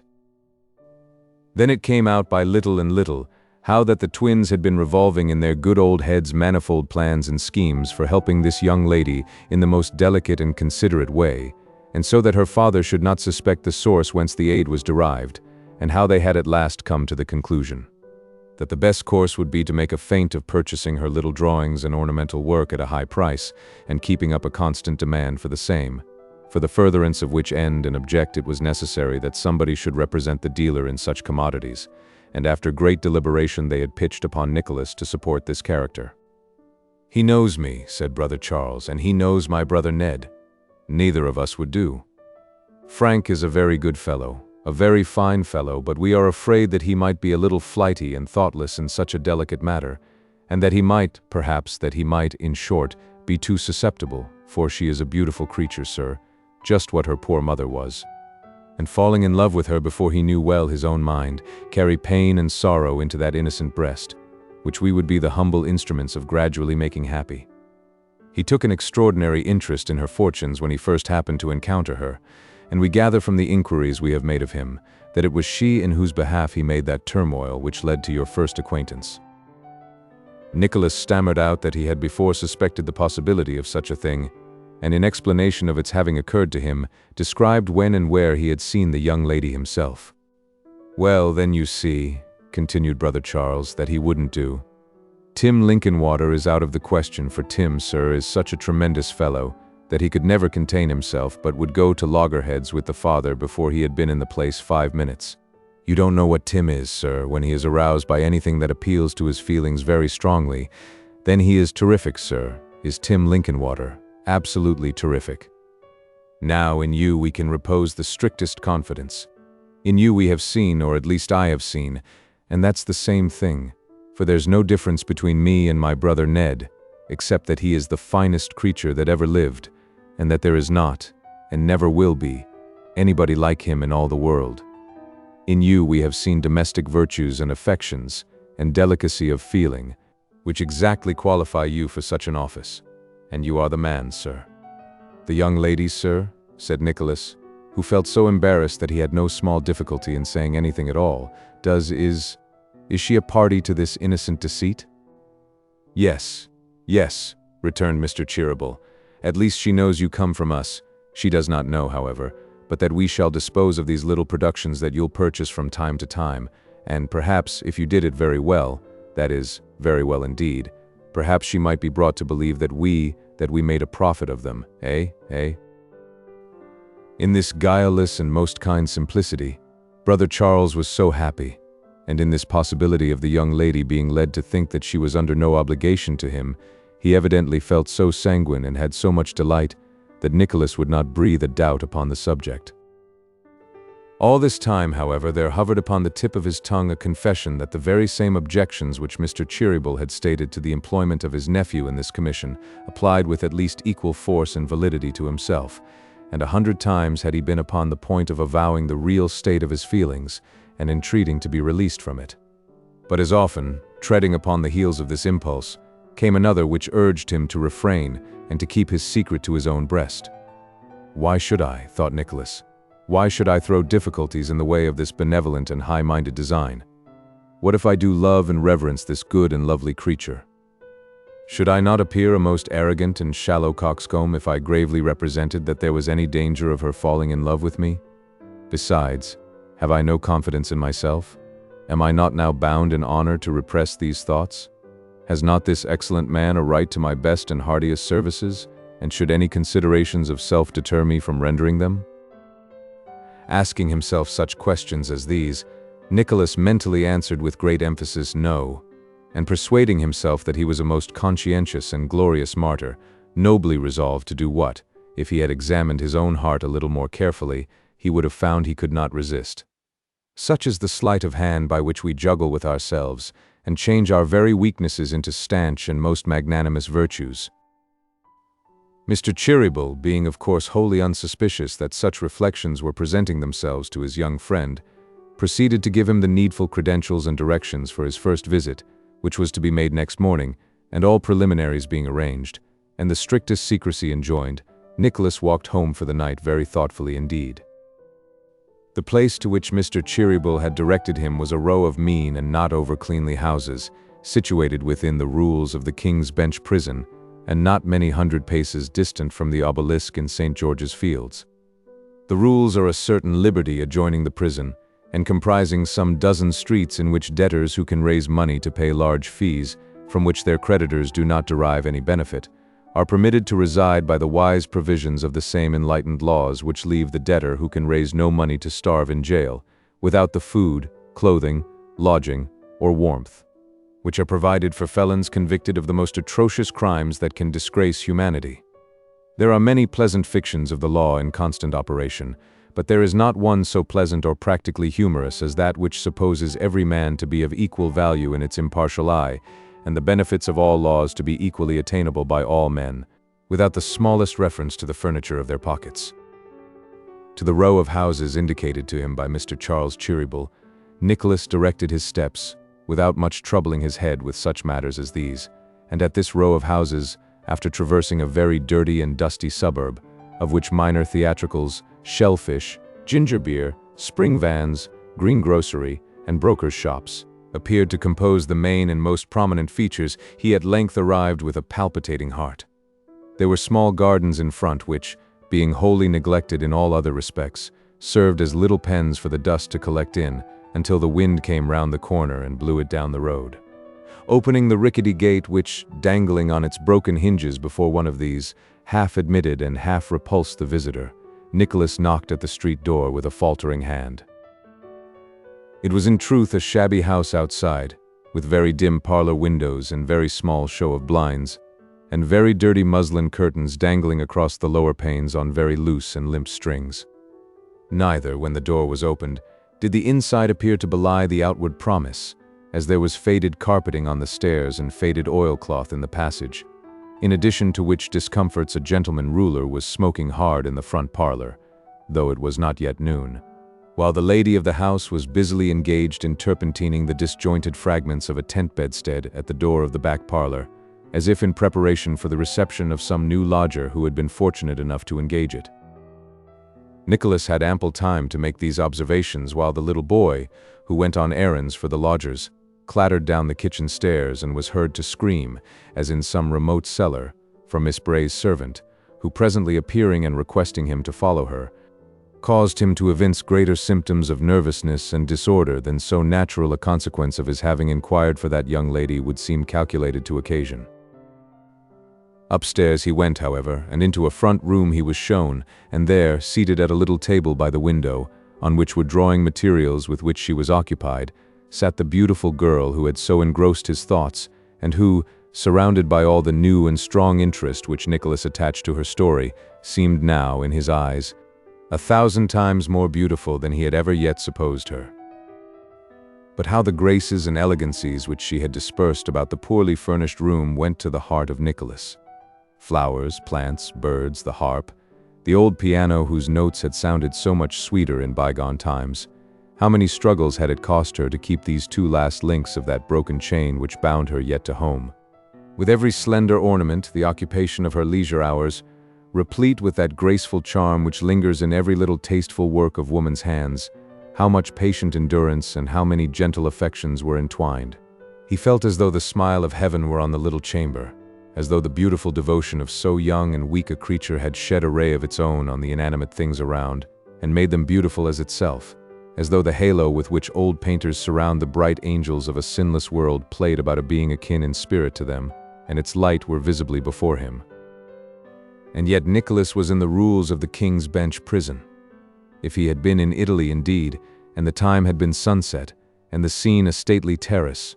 But there is one broad sky over all the world, and whether it be blue or cloudy, the same heaven beyond it, so, perhaps, he had no need of compunction for thinking as he did. It is not to be supposed that he took in everything at one glance, for he had as yet been unconscious of the presence of a sick man propped up with pillows in an easy chair, who, moving restlessly and impatiently in his seat, attracted his attention. He was scarce 50, perhaps, but so emaciated as to appear much older. His features presented the remains of a handsome countenance, but one in which the embers of strong and impetuous passions were easier to be traced than any expression which would have rendered a far plainer face much more prepossessing. His looks were very haggard, and his limbs and body literally worn to the bone, but there was something of the old fire in the large sunken eye notwithstanding, and it seemed to kindle afresh as he struck a thick stick, with which he seemed to have supported himself in his seat, impatiently on the floor twice or thrice, and called his daughter by her name. "Madeline, who is this? What does anybody want here? Who told a stranger we could be seen? What is it?" "I believe," the young lady began, as she inclined her head with an air of some confusion, in reply to the salutation of Nicholas. "You always believe," returned her father petulantly. "What is it?" By this time Nicholas had recovered sufficient presence of mind to speak for himself, so he said, as it had been agreed he should say, that he had called about a pair of hand-screens and some painted velvet for an ottoman, both of which were required to be of the most elegant design possible, neither time nor expense being of the smallest consideration.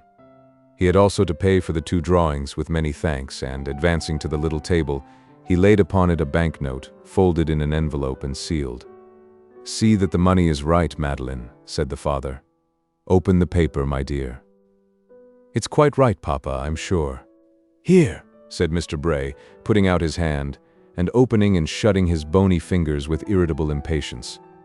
"Let me see. What are you talking about, Madeline? You're sure? How can you be sure of any such thing? £5, well, is that right?" "Quite," said Madeline, bending over him. She was so busily employed in arranging the pillows that Nicholas could not see her face, but as she stooped he thought he saw a tear fall. "Ring the bell! Ring the bell!" said the sick man with the same nervous eagerness, and motioning towards it with such a quivering hand that the banknote rustled in the air. "Tell her to get it changed, to get me a newspaper, to buy me some grapes, another bottle of the wine that I had last week, and I forget half I want just now, but she can go out again. Let her get those first. Now, Madeline, my love, quick, quick. Good God, how slow you are." He remembers nothing that she wants, thought Nicholas. Perhaps something of what he thought was expressed in his countenance, for the sick man, turning towards him with great asperity, demanded to know if he waited for a receipt. "It is no matter at all," said Nicholas. "No matter. What do you mean, sir?" was the tart rejoinder. "No matter.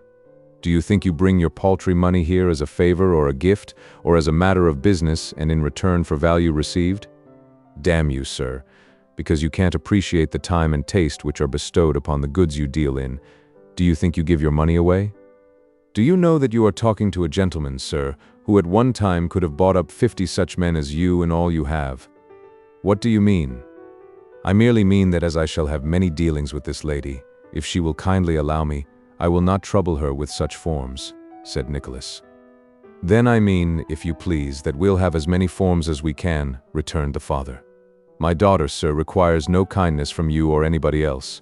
Have the goodness to confine your dealings strictly to trade and business, and not to travel beyond it. Every petty tradesman is to begin to pity her now, is he? Upon my soul, very pretty. Madeline, my dear, give him a receipt, and mind you always do so." While she was feigning to write it, and Nicholas was ruminating upon the extraordinary but by no means uncommon character thus presented to his observation, the invalid, who appeared at times to suffer great bodily pain, sank back in his chair and moaned out a feeble complaint that the girl had been gone an hour, and that everybody conspired to goad him. "When," said Nicholas, as he took the piece of paper, "when shall I call again?" This was addressed to the daughter, but the father answered immediately. "When you're requested to call, sir, and not before. Don't worry and persecute. Madeline, my dear, when is this person to call again?" "Oh, not for a long time, not for 3 or 4 weeks. It is not necessary, indeed.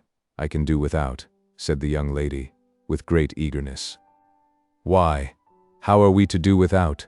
urged her father, not speaking above his breath. 3 or 4 weeks, Madeline. 3 or 4 weeks. "Then sooner, if you please," said the young lady, turning to Nicholas. 3 or 4 weeks, muttered the father. "Madeline, what on earth do nothing for 3 or 4 weeks?" "It is a long time, ma'am," said Nicholas. "You think so, do you?" retorted the father, angrily.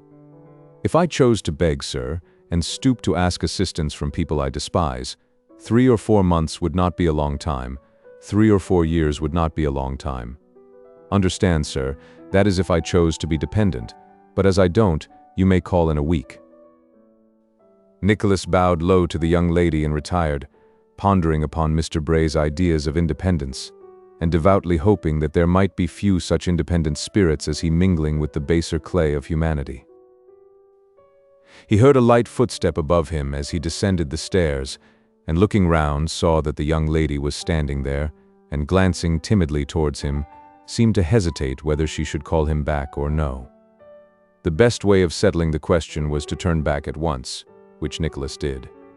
"I don't know whether I do right in asking you, sir," said Madeline hurriedly, "but pray, do not mention to my poor mother's dear friends what has passed here today. He has suffered much, and is worse this morning.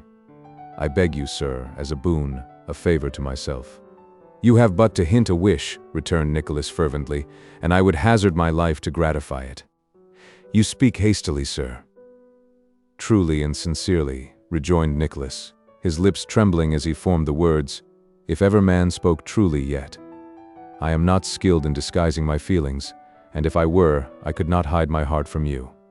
Dear madam, as I know your history, and feel as men and angels must who hear and see such things, I do entreat you to believe that I would die to serve you." The young lady turned away her head and was plainly weeping. "Forgive me," said Nicholas, with respectful earnestness, "if I seem to say too much, or to presume upon the confidence which has been entrusted to me. But I could not leave you as if my interest and sympathy expired with the commission of the day. I am your faithful servant, humbly devoted to you from this hour, devoted in strict truth and honor to him who sent me here, and in pure integrity of heart and distant respect for you. If I meant more or less than this, I should be unworthy his regard, and false to the very nature that prompts the honest words I utter." She waved her hand, entreating him to be gone, but answered not a word. Nicholas could say no more, and silently withdrew, and thus ended his first interview with Madeline Bray. Chapter 47. Mr. Ralph Nickleby has some confidential intercourse with another old friend. They concert between them a project, which promises well for both. "There go the 3/4 past," muttered Newman Noggs, listening to the chimes of some neighboring church, "and my dinner time's too. He does it on purpose. He makes a point of it. It's just like him." It was in his own little den of an office and on the top of his official stool that Newman thus soliloquized, and the soliloquy referred, as Newman's grumbling soliloquies usually did, to Ralph Nickleby. "I don't believe he ever had an appetite," said Newman, "except for pounds, shillings, and pence, and with them he's as greedy as a wolf. I should like to have him compelled to swallow one of every English coin. The penny would be an awkward morsel, but the crown, ha, ha." His good humor being in some degree restored by the vision of Ralph Nickleby swallowing, perforce, a 5-shilling piece, Newman slowly brought forth from his desk one of those portable bottles, currently known as pocket pistols, and shaking the same close to his ear so as to produce a rippling sound very cool and pleasant to listen to, suffered his features to relax, and took a gurgling drink, which relaxed them still more. Replacing the cork, he smacked his lips twice or thrice with an air of great relish, and, the taste of the liquor having by this time evaporated, recurred to his grievance again. 5 minutes to 3, growled Newman. "It can't want more by this time, and I had my breakfast at 8 o'clock, and such a breakfast, and my right dinner time too. And I might have a nice little bit of hot roast meat spoiling at home all this time. How does he know I haven't? Don't go till I come back. Don't go till I come back, day after day.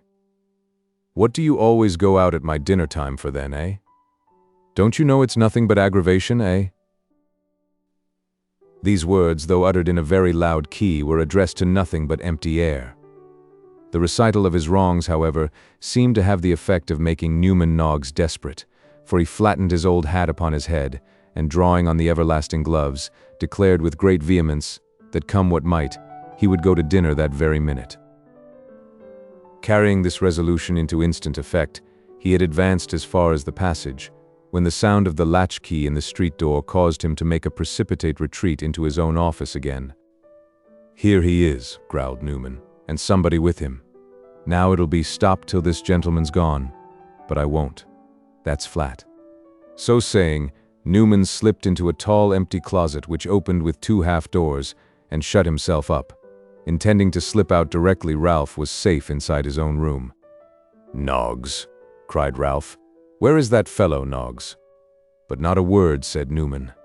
"The dog has gone to his dinner, though I told him not," muttered Ralph, looking into the office, and pulling out his watch.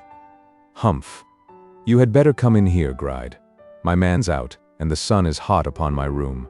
This is cool and in the shade, if you don't mind roughing it."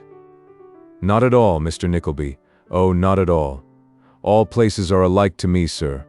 Ah, very nice indeed. Oh, very nice." The parson who made this reply was a little old man of about 70 or 75 years of age, of a very lean figure, much bent and slightly twisted. He wore a gray coat with a very narrow collar, an old-fashioned waistcoat of ribbed black silk, and such scanty trousers as displayed his shrunken spindle shanks in their full ugliness. The only articles of display or ornament in his dress were a steel watch chain to which were attached some large gold seals, and a black ribbon into which, in compliance with an old fashion scarcely ever observed in these days, his gray hair was gathered behind.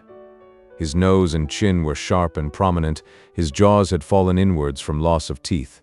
His face was shriveled and yellow, save where the cheeks were streaked with the color of a dry winter apple, and where his beard had been, there lingered yet a few gray tufts which seemed, like the ragged eyebrows, to denote the badness of the soil from which they sprung. The whole air and attitude of the form was one of stealthy cat-like obsequiousness. The whole expression of the face was concentrated in a wrinkled leer, compounded of cunning, lecherousness, slyness, and avarice. Such was old Arthur Gride, in whose face there was not a wrinkle, in whose dress there was not one spare fold or plait, but expressed the most covetous and griping penury, and sufficiently indicated his belonging to that class of which Ralph Nickleby was a member. Such was old Arthur Gride as he sat in a low chair looking up into the face of Ralph Nickleby, who, lounging upon the tall office stool, with his arms upon his knees, looked down into his, a match for him on whatever errand he had come. "And how have you been?" said Gride, feigning great interest in Ralph's state of health. "I haven't seen you not for a long time," said Ralph, with a peculiar smile, importing that he very well knew it was not on a mere visit of compliment that his friend had come. "It was a narrow chance that you saw me now, for I had only just come up to the door as you turned the corner." "I am very lucky," observed Gride. "So men say," replied Ralph, dryly. The older moneylender wagged his chin and smiled, but he originated no new remark, and they sat for some little time without speaking. Each was looking out to take the other at a disadvantage. "Come, Gride," said Ralph, at length, "what's in the wind today?" "Aha! You're a bold man, Mr. Nickleby," cried the other, apparently very much relieved by Ralph's leading the way to business. "Oh dear, dear, what a bold man you are." "Why, you have a sleek and slinking way with you that makes me seem so by contrast," returned Ralph. "I don't know but that yours may answer better, but I want the patience for it." "You were born a genius, Mr. Nickleby," said old Arthur. "Deep, deep, deep." "Ah, deep enough," retorted Ralph, "to know that I shall need all the depth I have when men like you begin to compliment. You know I have stood by when you fawned and flattered other people, and I remember pretty well what that always led to." "Ha, ha, ha!" rejoined Arthur, rubbing his hands. So you do, no doubt. Not a man knows it better. Well, it's a pleasant thing now to think that you remember old times. Oh dear. Now then, said Ralph, composedly, what's in the wind, I ask again. What is it? See that now, cried the other. He can't even keep from business while we're chatting over bygones. Oh dear, dear, what a man it is. Which of the bygones do you want to revive? Said Ralph. One of them I know, or you wouldn't talk about them. He suspects even me, cried old Arthur, holding up his hands. Even me. Oh dear, even me. What a man it is. Ha, ha, ha. What a man it is. Mr. Nickleby against all the world. There is nobody like him. A giant among pygmies, a giant, a giant. Ralph looked at the old dog with a quiet smile as he chuckled on in this strain, and Newman Noggs in the closet felt his heart sink within him as the prospect of dinner grew fainter and fainter. I must humor him, though, cried old Arthur. He must have his way, a willful man, as the Scotch say. Well, well, they're a wise people, the Scotch. He will talk about business and won't give away his time for nothing. He's very right. Time is money. Time is money. He was one of us who made that saying, I should think, said Ralph. Time is money, and very good money too, to those who reckon interest by it. Time is money. Yes, and time costs money. It's rather an expensive article to some people we could name, or I forget my trade. In rejoinder to this sally, old Arthur again raised his hands, again chuckled, and again ejaculated, what a man it is. Which done, he dragged the low chair a little nearer to Ralph's high stool, and looking upwards into his immovable face, said, What would you say to me, if I was to tell you that I was going to be married? "I should tell you," replied Ralph, looking coldly down upon him, "that for some purpose of your own you told a lie, and that it wasn't the first time and wouldn't be the last, that I wasn't surprised and wasn't to be taken in." "Then I tell you seriously that I am," said old Arthur. "And I tell you seriously," rejoined Ralph, "what I told you this minute. Stay, let me look at you. There's a licorice devilry in your face. What is this?" "I wouldn't deceive you, you know," whined Arthur Gride. "I couldn't do it. I should be mad to try. I, to deceive Mr. Nickleby, the pygmy to impose upon the giant. I ask again, he. What should you say to me if I was to tell you that I was going to be married?" "To some old hag?" said Ralph. "No, no," cried Arthur, interrupting him and rubbing his hands in an ecstasy. Wrong again. Mr. Nickleby for once at fault. Out, quite out. To a young and beautiful girl, fresh, lovely, bewitching, and not 19. Dark eyes, long eyelashes, ripe and ruddy lips that to look at is to long to kiss, beautiful clustering hair that one's fingers itch to play with, such a waist as might make a man clasp the air involuntarily, thinking of twining his arm about it, little feet that tread so lightly they hardly seem to walk upon the ground to marry all this, sir, this, hey. "This is something more than common driveling," said Ralph, after listening with a curled lip to the old sinner's raptures. "The girl's name?" "Oh, deep. See now how deep that is," exclaimed old Arthur. "He knows I want his help. He knows he can give it me. He knows it must all turn to his advantage. He sees the thing already. Her name is there, nobody within hearing?" "Why, who the devil should there be?" retorted Ralph testily. "I didn't know but that perhaps somebody might be passing up or down the stairs," said Arthur Gride, after looking out at the door and carefully reclosing it, "or but that your man might have come back and might have been listening outside. Clerks and servants have a trick of listening, and I should have been very uncomfortable if Mr. Noggs—" "Curse Mr. Noggs," said Ralph sharply, "and go on with what you have to say." "Curse Mr. Noggs by all means," rejoined old Arthur. "I am sure I have not the least objection to that. Her name is—" "Well," said Ralph, rendered very irritable by old Arthur's pausing again, "what is it?" "Madeline Bray." Whatever reasons there might have been, and Arthur Gride appeared to have anticipated some for the mention of this name producing an effect upon Ralph, or whatever effect it really did produce upon him, he permitted none to manifest itself, but calmly repeated the name several times, as if reflecting when and where he had heard it before. "Bray," said Ralph. "Bray, there was young Bray of— No, he never had a daughter." "You remember Bray?" rejoined Arthur Gride. "No," said Ralph, looking vacantly at him. "Not Walter Bray, the dashing man who used his handsome wife so ill?" "If you seek to recall any particular dashing man to my recollection by such a trait as that," said Ralph, shrugging his shoulders, "I shall confound him with 9/10 of the dashing men I have ever known." "Tut. That Bray who is now in the rules of the bench," said old Arthur. "You can't have forgotten Bray. Both of us did business with him. Why, he owes you money." "Owe him," rejoined Ralph. Aye. Now you speak. Oh, it's his daughter, is it?" Naturally, as this was said, it was not said so naturally but that a kindred spirit like old Arthur Gride might have discerned a design upon the part of Ralph to lead him on to much more explicit statements and explanations than he would have volunteered, or that Ralph could in all likelihood have obtained by any other means. Old Arthur, however, was so intent upon his own designs that he suffered himself to be overreached, and had no suspicion but that his good friend was in earnest.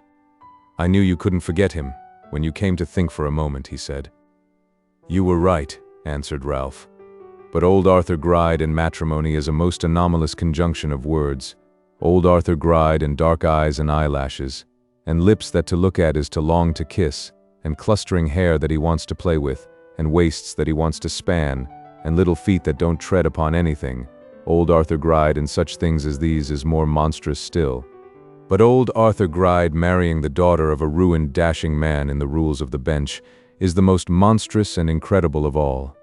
Plainly, friend Arthur Gride, if you want any help from me in this business, which of course you do or you would not be here, speak out, and to the purpose.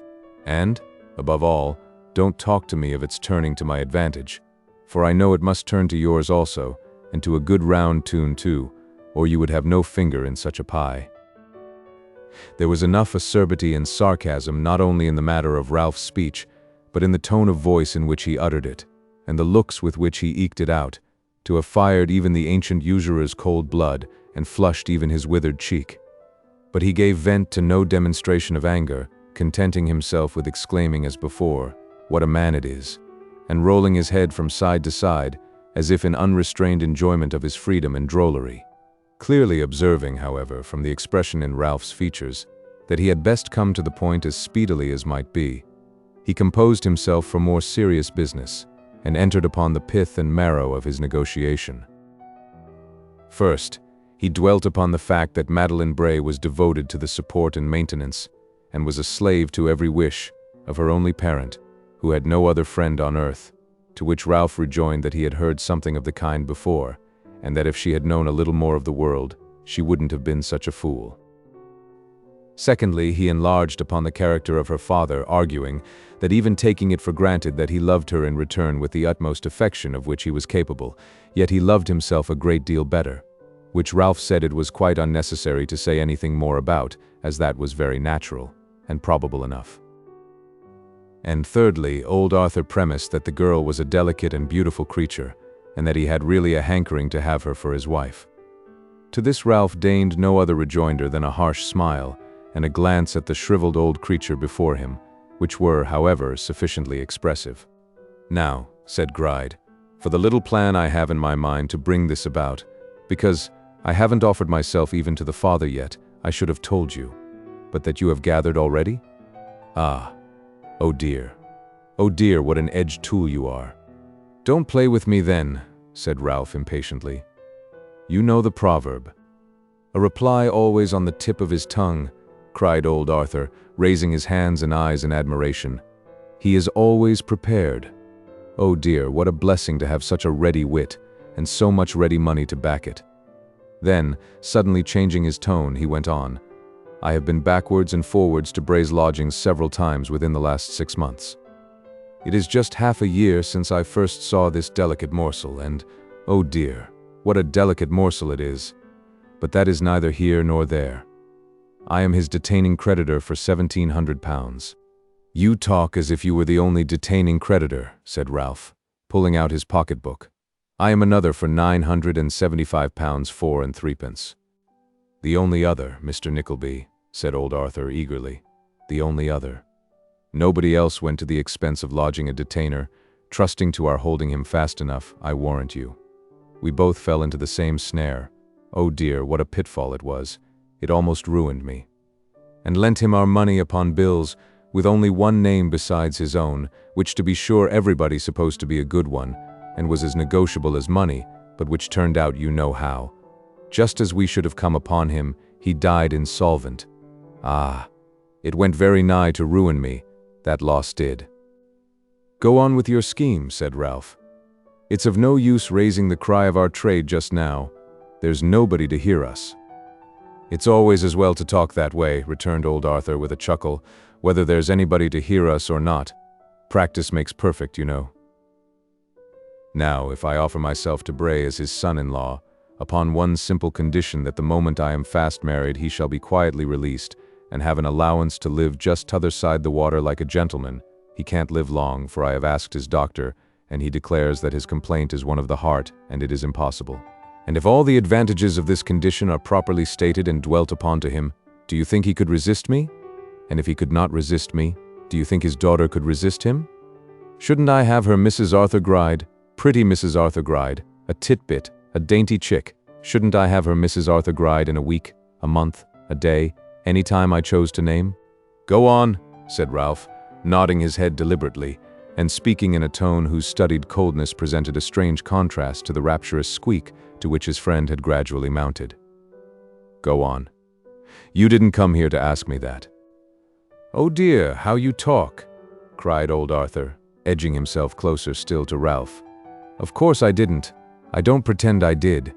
I came to ask what you would take from me, if I prospered with the father, for this debt of yours. 5 shillings in the pound, 6 and 8 pence, 10 shillings.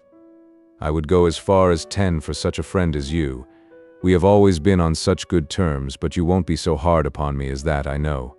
Now, will you?" "There's something more to be told," said Ralph, as stony and immovable as ever. "Yes, yes, there is. But you won't give me time," returned Arthur Gride. "I want a backer in this matter, one who can talk and urge and press a point, which you can do as no man can. I can't do that, for I am a poor, timid, nervous creature. Now, if you get a good composition for this debt, which you long ago gave up for lost, you'll stand my friend and help me. Won't you?" "There's something more," said Ralph. "No, no, indeed," cried Arthur Gride. "Yes, yes, indeed." "I tell you yes," said Ralph. "Oh," returned old Arthur, feigning to be suddenly enlightened. "You mean something more, as concerns myself and my intention. Aye, surely, surely. Shall I mention that?" "I think you had better," rejoined Ralph dryly. "I didn't like to trouble you with that, because I supposed your interest would cease with your own concern in the affair," said Arthur Gride. "That's kind of you to ask." "Oh dear, how very kind of you. Why, supposing I had a knowledge of some property, some little property, very little, to which this pretty chick was entitled, which nobody does or can know of at this time, but which her husband could sweep into his pouch, if he knew as much as I do, would that account for?" "For the whole proceeding," rejoined Ralph abruptly. "Now, let me turn this matter over and consider what I ought to have if I should help you to success." "But don't be hard," cried old Arthur, raising his hands with an imploring gesture and speaking in a tremulous voice. "Don't be too hard upon me. It's a very small property, it is indeed. Say the 10 shillings, and we'll close the bargain. It's more than I ought to give, but you're so kind. Shall we say the 10? Do now, do." Ralph took no notice of these supplications, but sat for 3 or 4 minutes in a brown study, looking thoughtfully at the person from whom they proceeded. After sufficient cogitation, he broke silence, and it certainly could not be objected that he used any needless circumlocution or failed to speak directly to the purpose. "If you married this girl without me," said Ralph, "you must pay my debt in full, because you couldn't set her father free otherwise. It's plain, then, that I must have the whole amount, clear of all deduction or encumbrance, or I should lose from being honored with your confidence, instead of gaining by it. That's the first article of the treaty. For the second, I shall stipulate that for my trouble in negotiation and persuasion, and helping you to this fortune, I have £500. That's very little, because you have the ripe lips, and the clustering hair, and what not, all to yourself. For the third and last article, I require that you execute a bond to me, this day, binding yourself in the payment of these 2 sums, before noon of the day of your marriage with Madeline Bray. You have told me I can urge and press a point. I press this one, and will take nothing less than these terms. Accept them if you like. If not, marry her without me if you can. I shall still get my debt." To all entreaties, protestations, and offers of compromise between his own proposals and those which Arthur Gride had first suggested, Ralph was deaf as an adder. He would enter into no further discussion of the subject, and while old Arthur dilated upon the enormity of his demands and proposed modifications of them, approaching by degrees nearer and nearer to the terms he resisted, sat perfectly mute, looking with an air of quiet abstraction over the entries and papers in his pocket-book. Finding that it was impossible to make any impression upon his staunch friend, Arthur Gride, who had prepared himself for some such result before he came, consented with a heavy heart to the proposed treaty, and upon the spot filled up the bond required. Ralph kept such instruments handy, after exacting the condition that Mr. Nickleby should accompany him to Bray's lodgings that very hour, and open the negotiation at once, should circumstances appear auspicious and favorable to their designs. In pursuance of this last understanding, the worthy gentlemen went out together shortly afterwards, and Newman Noggs emerged, bottle in hand, from the cupboard, out of the upper door of which, at the imminent risk of detection, he had more than once thrust his red nose when such parts of the subject were under discussion as interested him most.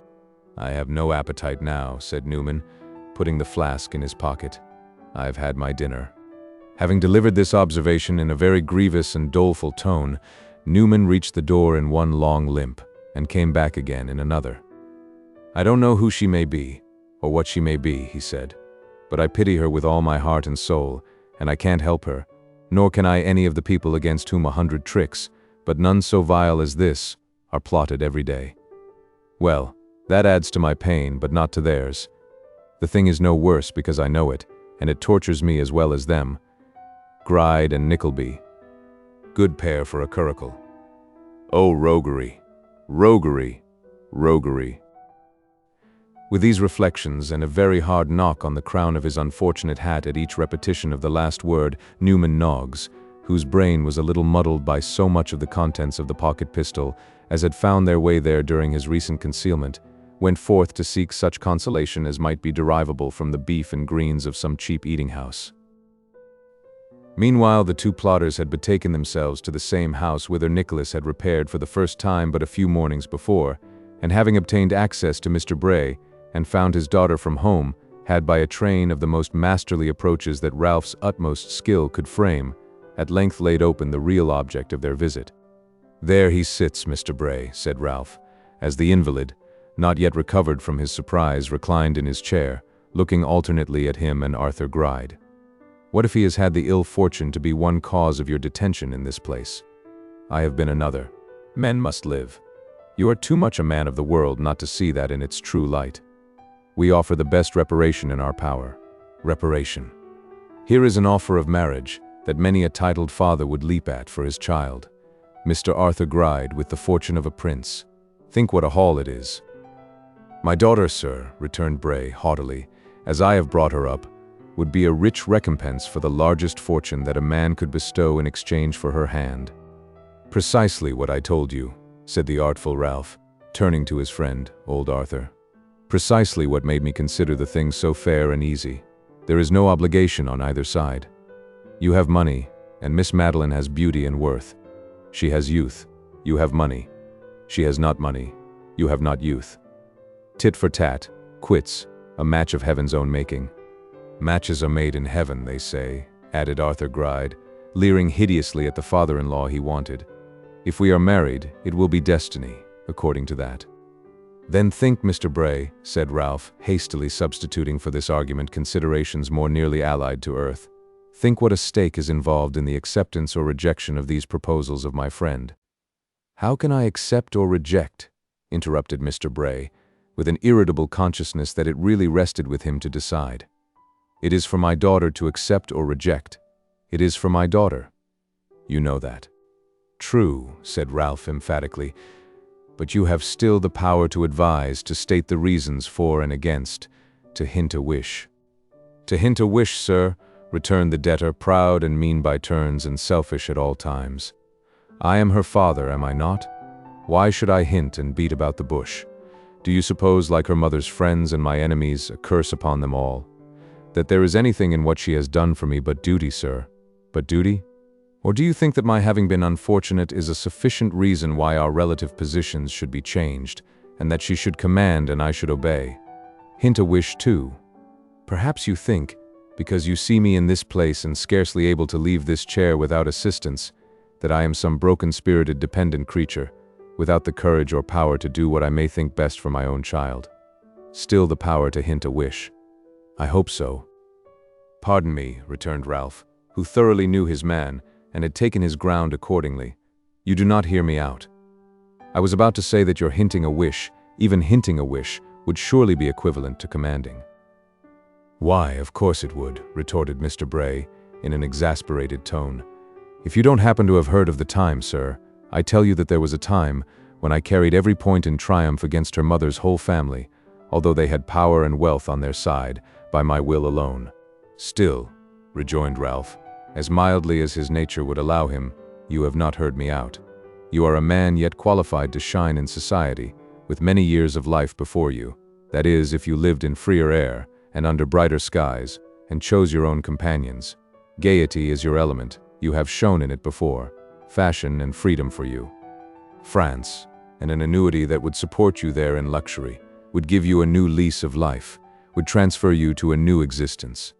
The town rang with your expensive pleasures once, and you could blaze up on a new scene again, profiting by experience, and living a little at others' cost, instead of letting others live at yours. What is there on the reverse side of the picture? What is there? I don't know which is the nearest churchyard, but a gravestone there, wherever it is, and a date, perhaps 2 years hence, perhaps 20. That's all." Mr. Bray rested his elbow on the arm of his chair and shaded his face with his hand. "I speak plainly," said Ralph, sitting down beside him, "because I feel strongly. It's my interest that you should marry your daughter to my friend Gride, because then he sees me paid, in part, that is. I don't disguise it. I acknowledge it openly. But what interest have you in recommending her to such a step?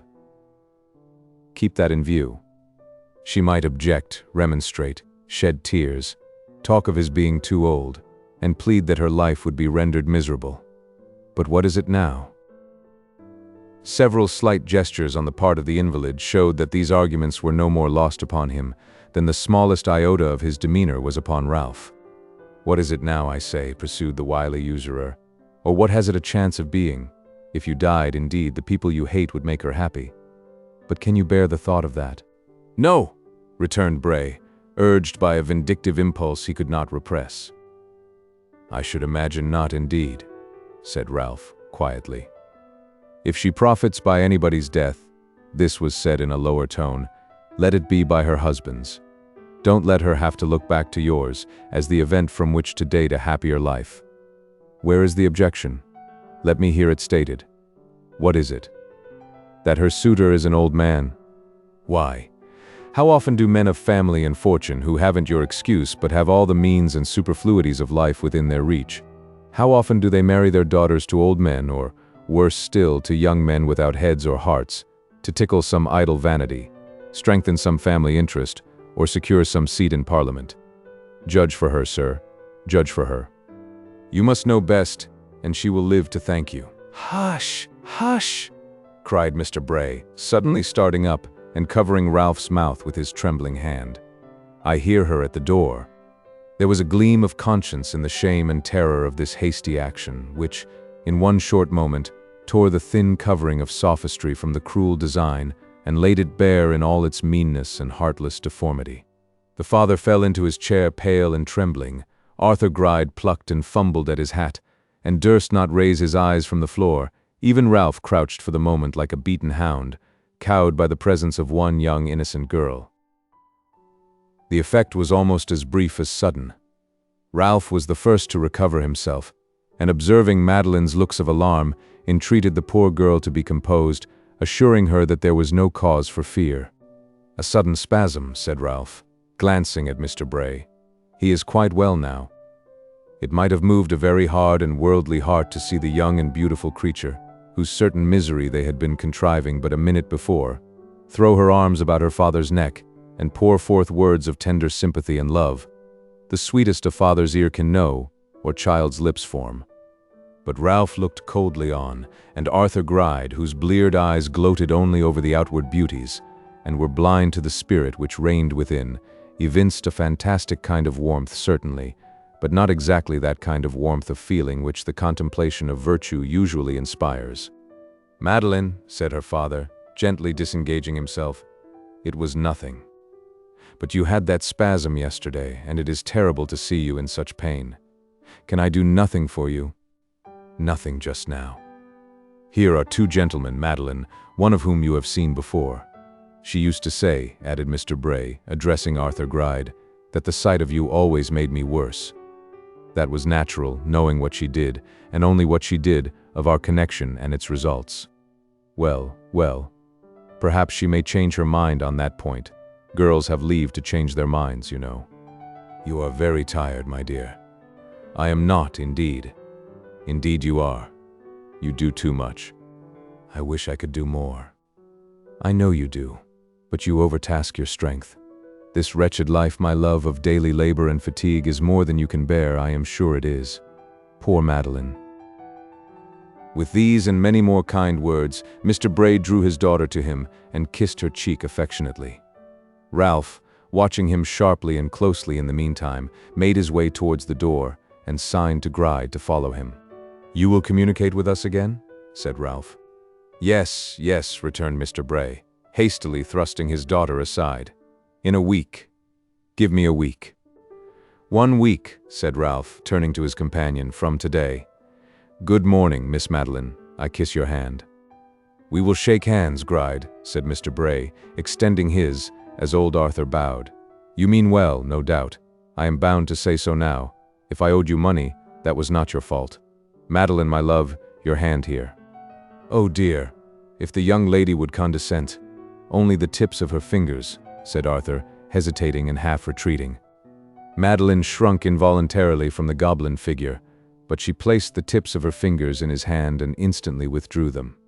After an ineffectual clutch, intended to detain and carry them to his lips, old Arthur gave his own fingers a mumbling kiss, and with many amorous distortions of visage went in pursuit of his friend, who was by this time in the street. What does he say? What does he say? What does the giant say to the pygmy? Inquired Arthur Gride, hobbling up to Ralph. What does the pygmy say to the giant? Rejoined Ralph, elevating his eyebrows and looking down upon his questioner. He doesn't know what to say, replied Arthur Gride. He hopes and fears, but is she not a dainty morsel? I have no great taste for beauty, growled Ralph. But I have, rejoined Arthur, rubbing his hands. Oh dear, how handsome her eyes looked when she was stooping over him. Such long lashes, such delicate fringe. She looked at me so soft. Not over lovingly, I think, said Ralph. Did she? No, you think not, replied old Arthur. But don't you think it can be brought about? Don't you think it can? Ralph looked at him with a contemptuous frown, and replied with a sneer and between his teeth. Did you mark his telling her she was tired and did too much, and overtasked her strength? Aye. What of it? When do you think he ever told her that before? The life is more than she can bear. Yes, he'll change it for her. Do you think it's done? Inquired old Arthur, peering into his companion's face with half-closed eyes. I'm sure it's done, said Ralph. He is trying to deceive himself even before our eyes already. He is making believe that he thinks of her good and not his own. He is acting a virtuous part, and so considerate and affectionate, sir, that the daughter scarcely knew him. I saw a tear of surprise in her eye. There'll be a few more tears of surprise there before long, though of a different kind. Oh, we may wait with confidence for this day week. Chapter 48. Being for the benefit of Mr. Vincent Crummles, and positively his last appearance on this stage. It was with a very sad and heavy heart, oppressed by many painful ideas, that Nicholas retraced his steps eastward and betook himself to the counting-house of Cheeryble Brothers. Whatever the idle hopes he had suffered himself to entertain, whatever the pleasant visions which had sprung up in his mind and grouped themselves round the fair image of Madeline Bray, they were now dispelled, and not a vestige of their gaiety and brightness remained. It would be a poor compliment to Nicholas's better nature, and one which he was very far from deserving, to insinuate that the solution, and such a solution, of the mystery which had seemed to surround Madeline Bray, when he was ignorant even of her name, had damped his ardor or cooled the fervor of his admiration. If he had regarded her before with such a passion as young men attracted by mere beauty and elegance may entertain, he was now conscious of much deeper and stronger feelings. But reverence for the truth and purity of her heart, respect for the helplessness and loneliness of her situation, sympathy with the trials of one so young and fair, and admiration of her great and noble spirit, all seemed to raise her far above his reach, and, while they imparted new depth and dignity to his love, to whisper that it was hopeless. I will keep my word, as I have pledged it to her, said Nicholas manfully. This is no common trust that I have to discharge, and I will perform the double duty that is imposed upon me most scrupulously and strictly. My secret feelings deserve no consideration in such a case as this, and they shall have none. Still, there were the secret feelings in existence just the same, and in secret Nicholas rather encouraged them than otherwise, reasoning, if he reasoned at all, that there they could do no harm to anybody but himself, and that if he kept them to himself from a sense of duty, he had an additional right to entertain himself with them as a reward for his heroism. All these thoughts, coupled with what he had seen that morning in the anticipation of his next visit, rendered him a very dull and abstracted companion, so much so, indeed, that Tim Linkinwater suspected he must have made the mistake of a figure somewhere, which was preying upon his mind, and seriously conjured him, if such were the case, to make a clean breast and scratch it out, rather than have his whole life embittered by the tortures of remorse. But in reply to these considerate representations, and many others both from Tim and Mr. Frank, Nicholas could only be brought to state that he was never merrier in his life, and so went on all day, and so went towards home at night, still turning over and over again the same subjects, thinking over and over again the same things, and arriving over and over again at the same conclusions. In this pensive, wayward, and uncertain state, people are apt to lounge and loiter without knowing why, to read placards on the walls with great attention and without the smallest idea of one word of their contents, and to stare most earnestly through shop windows at things which they don't see. It was thus that Nicholas found himself poring with the utmost interest over a large playbill hanging outside a minor theater which he had to pass on his way home, and reading a list of the actors and actresses who had promised to do honor to some approaching benefit, with as much gravity as if it had been a catalogue of the names of those ladies and gentlemen who stood highest upon the book of fate, and he had been looking anxiously for his own. He glanced at the top of the bill, with a smile at his own dullness, as he prepared to resume his walk, and there saw announced, in large letters with a large space between each of them, positively the last appearance of Mr. Vincent Crummles of provincial celebrity. "Nonsense," said Nicholas, turning back again. "It can't be." But there it was. In one line by itself was an announcement of the first night of a new melodrama. In another line by itself was an announcement of the last 6 nights of an old one. A third line was devoted to the re-engagement of the unrivaled African knife-swallower, who had kindly suffered himself to be prevailed upon to forego his country engagements for 1 week longer. A fourth line announced that Mr. Sniddle Timberry, having recovered from his late severe indisposition, would have the honor of appearing that evening. A fifth line said that there were cheers, tears, and laughter every night. A sixth, that was positively the last appearance of Mr. Vincent Crummles of provincial celebrity. Surely it must be the same man, thought Nicholas. There can't be 2 Vincent Crummleses. The better to settle this question, he referred to the bill again, and finding that there was a baron in the first piece, and that Roberto, his son, was enacted by one Master Crummles, and Spalatro, his nephew, by one Master Percy Crummles, their last appearances, and that, incidental to the piece, was a characteristic dance by the characters, and a castanet pas seul by the infant Phenomenon, her last appearance, he no longer entertained any doubt, and presenting himself at the stage door, and sending in a scrap of paper with Mr. Johnson written thereon in pencil, was presently conducted by a robber, with a very large belt and buckle round his waist, and very large leather gauntlets on his hands, into the presence of his former manager. Mr. Crummles was unfeignedly glad to see him, and starting up from before a small dressing-glass, with one very bushy eyebrow stuck on crooked over his left eye, and the fellow eyebrow and the calf of one of his legs in his hand, embraced him cordially, at the same time observing that it would do Mrs. Crummles's heart good to bid him good-bye before they went. "You were always a favorite of hers, Johnson," said Crummles. "Always were from the first. I was quite easy in my mind about you from that first day you dined with us. One that Mrs. Crummles took a fancy to was sure to turn out right." "Ah, Johnson, what a woman that is."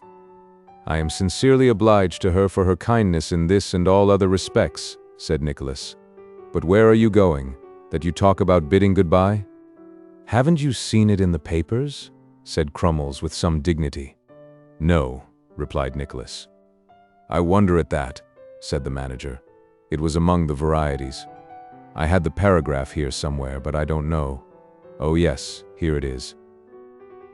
So saying, Mr. Crummles, after pretending that he thought he must have lost it, produced a square inch of newspaper from the pocket of the pantaloons he wore in private life, which, together with the plain clothes of several other gentlemen, lay scattered about on a kind of dresser in the room, and gave it to Nicholas to read. The talented Vincent Crummles, long favorably known to fame as a country manager and actor of no ordinary pretensions, is about to cross the Atlantic on a histrionic expedition. Crummles is to be accompanied, we hear, by his lady and gifted family. We know no man superior to Crummles in his particular line of character, or one who, whether as a public or private individual, could carry with him the best wishes of a larger circle of friends. Crummles is certain to succeed. "Here's another bit," said Mr. Crummles, handing over a still smaller scrap. "This is from the notices to correspondence, this one." Nicholas read it aloud. "Philo Dramaticus.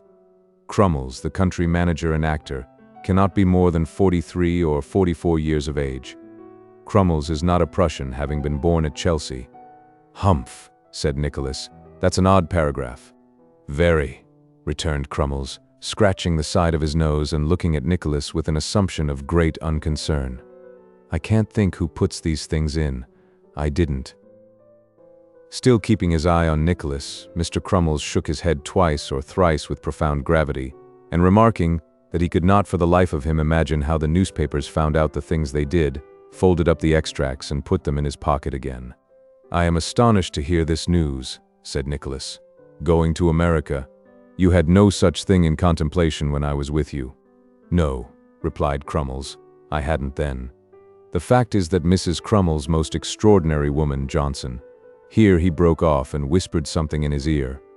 "Oh," said Nicholas, smiling, "the prospect of an addition to your family?" "The 7th edition, Johnson," returned Mr. Crummles solemnly. "I thought such a child as the phenomenon must have been a closer, but it seems we are to have another. She is a very remarkable woman." "I congratulate you," said Nicholas, "and I hope this may prove a phenomenon too." "Why, it's pretty sure to be something uncommon, I suppose," rejoined Mr. Crummles.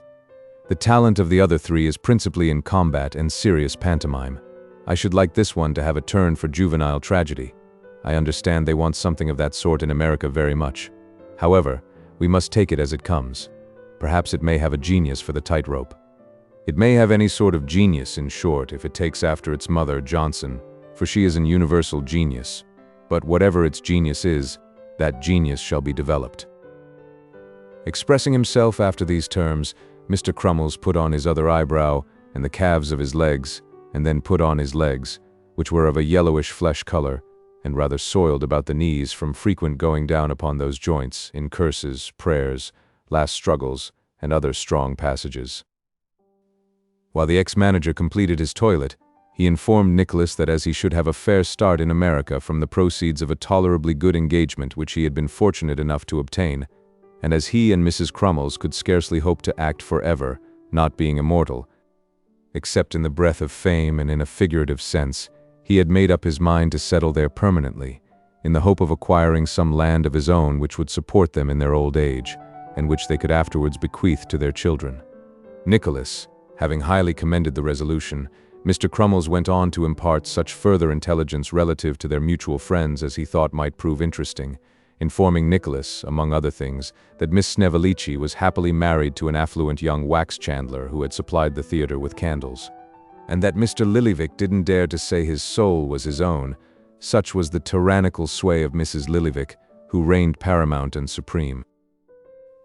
Nicholas responded to this confidence on the part of Mr. Crummles by confiding to him his own name, situation, and prospects, and informing him, in as few general words as he could, of the circumstances which had led to their first acquaintance. After congratulating him with great heartiness on the improved state of his fortunes, Mr. Crummles gave him to understand that next morning he and his were to start for Liverpool, where the vessel lay which was to carry them from the shores of England, and that if Nicholas wished to take a last adieu of Mrs. Crummles, he must repair with him that night to a farewell supper, given in honor of the family at a neighboring tavern, at which Mr. Snittle Timberry would preside, while the honors of the vice-chair would be sustained by the African swallower. The room being by this time very warm and somewhat crowded, in consequence of the influx of 4 gentlemen who had just killed each other in the piece under representation, Nicholas accepted the invitation and promised to return at the conclusion of the performances, preferring the cool air and twilight out of doors to the mingled perfume of gas, orange peel, and gunpowder, which pervaded the hot and glaring theater. He availed himself of this interval to buy a silver snuff-box, the best his funds would afford, as a token of remembrance for Mr. Crummles, and having purchased besides a pair of earrings for Mrs. Crummles, a necklace for the phenomenon, and a flaming shirt-pin for each of the young gentlemen, he refreshed himself with a walk, and returning a little after the appointed time, found the lights out, the theater empty, the curtain raised for the night, and Mr. Crummles walking up and down the stage expecting his arrival. "Timberry won't be long," said Mr. Crummles. "He played the audience out tonight. He does a faithful black in the last piece, and it takes him a little longer to wash himself."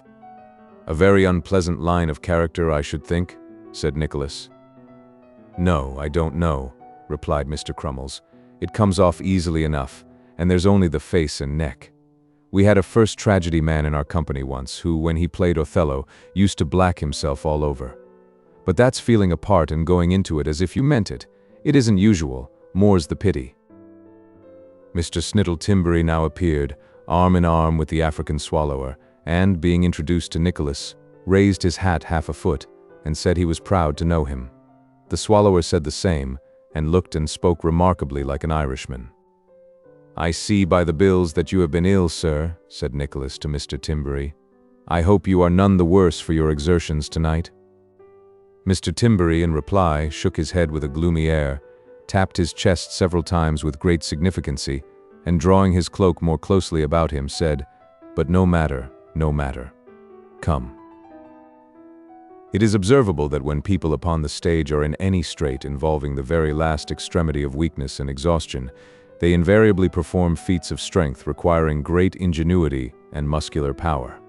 Thus, a wounded prince or bandit chief who is bleeding to death and too faint to move except to the softest music, and then only upon his hands and knees, shall be seen to approach a cottage door for aid in such a series of writhings and twistings, and with such curlings up of the legs, and such rollings over and over, and such gettings up and tumblings down again, as could never be achieved save by a very strong man skilled in posture-making. And so natural did this sort of performance come to Mr. Snittle Timberry, that on their way out of the theater and towards the tavern where the supper was to be holden, he testified the severity of his recent indisposition and its wasting effects upon the nervous system, by a series of gymnastic performances which were the admiration of all witnesses. "Why, this is indeed a joy I had not looked for," said Mrs. Crummles, when Nicholas was presented. "Nor I," replied Nicholas. "It is by a mere chance that I have this opportunity of seeing you, although I would have made a great exertion to have availed myself of it." "Here is one whom you know," said Mrs. Crummles, thrusting forward the phenomenon in a blue gauze frock, extensively flounced, and trousers of the same, and here another, and another, presenting the master Crummelsies. "And how is your friend, the faithful Digby?" "Digby," said Nicholas, forgetting at the instant that this had been Smike's theatrical name. "Oh yes, he's quite. What am I saying? He is very far from well." "How?" exclaimed Mrs. Crummles with a tragic recoil. "I fear," said Nicholas, shaking his head, and making an attempt to smile, "that your better half would be more struck with him now than ever." "What mean you?" rejoined Mrs. Crummles in her most popular manner. "Whence comes this altered tone?" "I mean that a dastardly enemy of mine has struck at me through him, and that while he thinks to torture me, he inflicts on him such agonies of terror and suspense as— You will excuse me, I am sure," said Nicholas, checking himself. "I should never speak of this, and never do, except to those who know the facts. But for a moment I forgot myself." With this hasty apology, Nicholas stooped down to salute the phenomenon, and changed the subject, inwardly cursing his precipitation, and very much wondering what Mrs. Crummles must think of so sudden an explosion.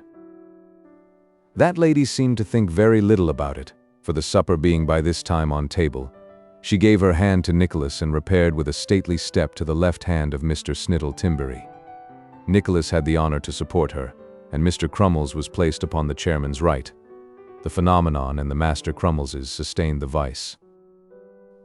The company amounted in number to some 25 or 30, being composed of such members of the theatrical profession, then engaged or disengaged in London, as were numbered among the most intimate friends of Mr. and Mrs. Crummles.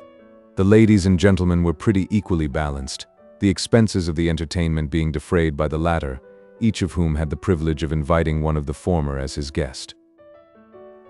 It was upon the whole a very distinguished party, for independently of the lesser theatrical lights who clustered on this occasion round Mr. Snittle Timberry, there was a literary gentleman present who had dramatized in his time 247 novels as fast as they had come out, some of them faster than they had come out, and who was a literary gentleman in consequence. This gentleman sat on the left hand of Nicholas, to whom he was introduced by his friend the African swallower, from the bottom of the table, with a high eulogium upon his fame and reputation. "I am happy to know a gentleman of such great distinction," said Nicholas politely. "Sir," replied the wit, "you are very welcome, I'm sure. The honor is reciprocal, sir, as I usually say when I dramatize a book. Did you ever hear a definition of fame, sir?" "I have heard several," replied Nicholas with a smile. "What is yours?" "When I dramatize a book, sir," said the literary gentleman, "that's fame, for its author." "Oh, indeed," rejoined Nicholas. "That's fame, sir," said the literary gentleman.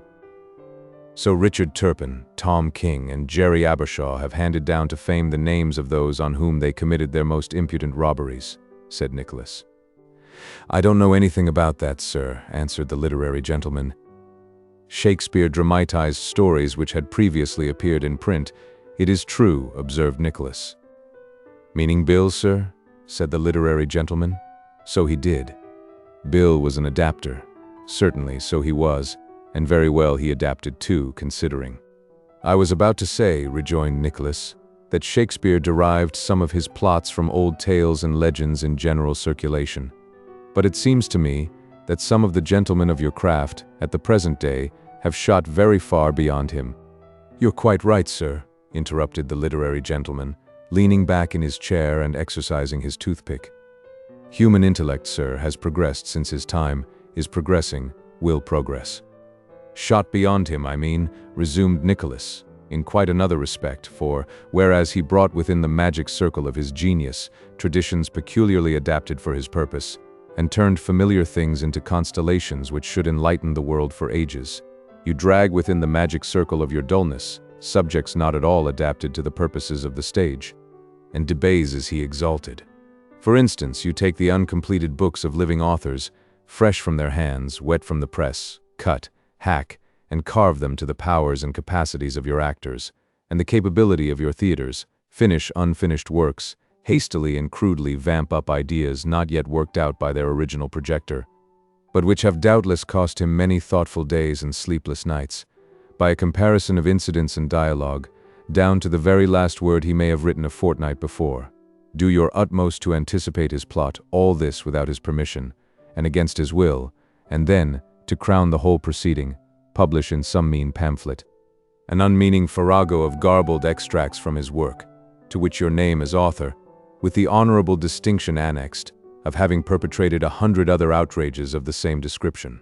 Now, show me the distinction between such pilfering as this, and picking a man's pocket in the street, unless, indeed, it be that the legislature has a regard for pocket handkerchiefs, and leaves men's brains, except when they are knocked out by violence, to take care of themselves." "Men must live, sir," said the literary gentleman, shrugging his shoulders.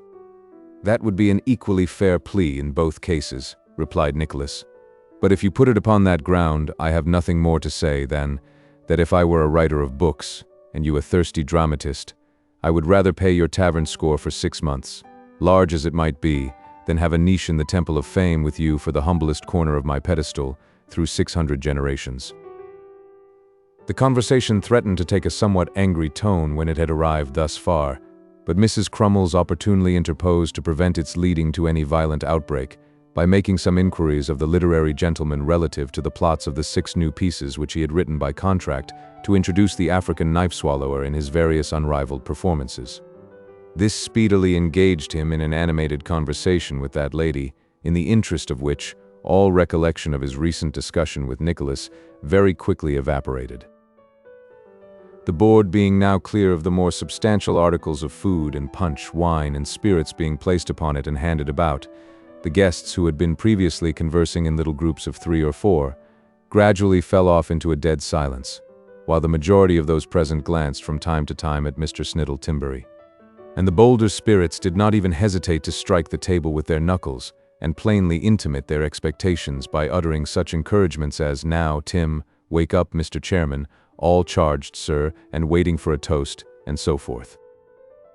To these remonstrances Mr. Timberry deigned no other rejoinder than striking his chest and gasping for breath, and giving many other indications of being still the victim of indisposition, for a man must not make himself too cheap either on the stage or off, while Mr. Crummles, who knew full well that he would be the subject of the forthcoming toast, sat gracefully in his chair with his arm thrown carelessly over the back, and now and then lifted his glass to his mouth and drank a little punch, with the same air with which he was accustomed to take long draughts of nothing, out of the pasteboard goblets in banquet scenes. At length Mr. Snittle Timberry rose in the most approved attitude, with one hand in the breast of his waistcoat and the other on the nearest snuff-box, and having been received with great enthusiasm, proposed, with abundance of quotations, his friend Mr. Vincent Crummles, ending a pretty long speech by extending his right hand on one side and his left on the other, and severally calling upon Mr. and Mrs. Crummles to grasp the same. This done, Mr. Vincent Crummles returned thanks, and that done, the African Swallower proposed Mrs. Vincent Crummles in affecting terms. Then were heard loud moans and sobs from Mrs. Crummles and the ladies, despite of which that heroic woman insisted upon returning thanks herself, which she did, in a manner and in a speech which has never been surpassed and seldom equaled. It then became the duty of Mr. Snittle Timberry to give the young Crummleses, which he did, after which Mr. Vincent Crummles, as their father, addressed the company in a supplementary speech, enlarging on their virtues, amiabilities, and excellences, and wishing that they were the sons and daughter of every lady and gentleman present. These solemnities having been succeeded by a decent interval, enlivened by musical and other entertainments, Mr. Crummles proposed that ornament of the profession, the African Swallower, his very dear friend, if he would allow him to call him so, which liberty, there being no particular reason why he should not allow it, the African Swallower graciously permitted. The literary gentleman was then about to be drunk, but it being discovered that he had been drunk for some time in another acceptation of the term, and was then asleep on the stairs, the intention was abandoned, and the honor transferred to the ladies. Finally, after a very long sitting, Mr. Snittle Timberry vacated the chair, and the company with many adieux and embraces dispersed. Nicholas waited to the last to give his little presents. When he had said goodbye all round and came to Mr. Crummles, he could not but mark the difference between their present separation and their parting at Portsmouth. Not a jot of his theatrical manner remained. He put out his hand with an air which, if he could have summoned it at will, would have made him the best actor of his day in homely parts, and when Nicholas shook it with the warmth he honestly felt, appeared thoroughly melted. "We were a very happy little company, Johnson," said poor Crummles. "You and I never had a word. I shall be very glad tomorrow morning to think that I saw you again, but now I almost wish you hadn't come." Nicholas was about to return a cheerful reply when he was greatly disconcerted by the sudden apparition of Mrs. Grudden, who it seemed had declined to attend the supper in order that she might rise earlier in the morning, and who now burst out of an adjoining bedroom, habited in very extraordinary white robes, and throwing her arms about his neck, hugged him with great affection. "What? Are you going too?" said Nicholas, submitting with as good a grace as if she had been the finest young creature in the world. "Going?" returned Mrs. Grudden. "Lord ha' mercy, what do you think they'd do without me?" Nicholas submitted to another hug with even a better grace than before, if that were possible, and waving his hat as cheerfully as he could, took farewell of the Vincent Crummleses. Chapter 49 chronicles the further proceedings of the Nickleby family, and the sequel of the adventure of the gentleman in the small clothes. While Nicholas, absorbed in the one engrossing subject of interest which had recently opened upon him, occupied his leisure hours with thoughts of Madeline Bray, and in execution of the commissions which the anxiety of brother Charles in her behalf imposed upon him, saw her again and again, and each time with greater danger to his peace of mind and a more weakening effect upon the lofty resolutions he had formed, Mrs. Nickleby and Kate continued to live in peace and quiet, agitated by no other cares than those which were connected with certain harassing proceedings taken by Mr. Snawley for the recovery of his son, and their anxiety for Smike himself, whose health, long upon the wane, began to be so much affected by apprehension and uncertainty as sometimes to occasion both them and Nicholas considerable uneasiness, and even alarm. It was no complaint or murmur on the part of the poor fellow himself that thus disturbed them. Ever eager to be employed in such slight services as he could render, and always anxious to repay his benefactors with cheerful and happy looks, less friendly eyes might have seen in him no cause for any misgiving. But there were times, and often too, when the sunken eye was too bright, the hollow cheek too flushed, the breath too thick and heavy in its course, the frame too feeble and exhausted, to escape their regard and notice.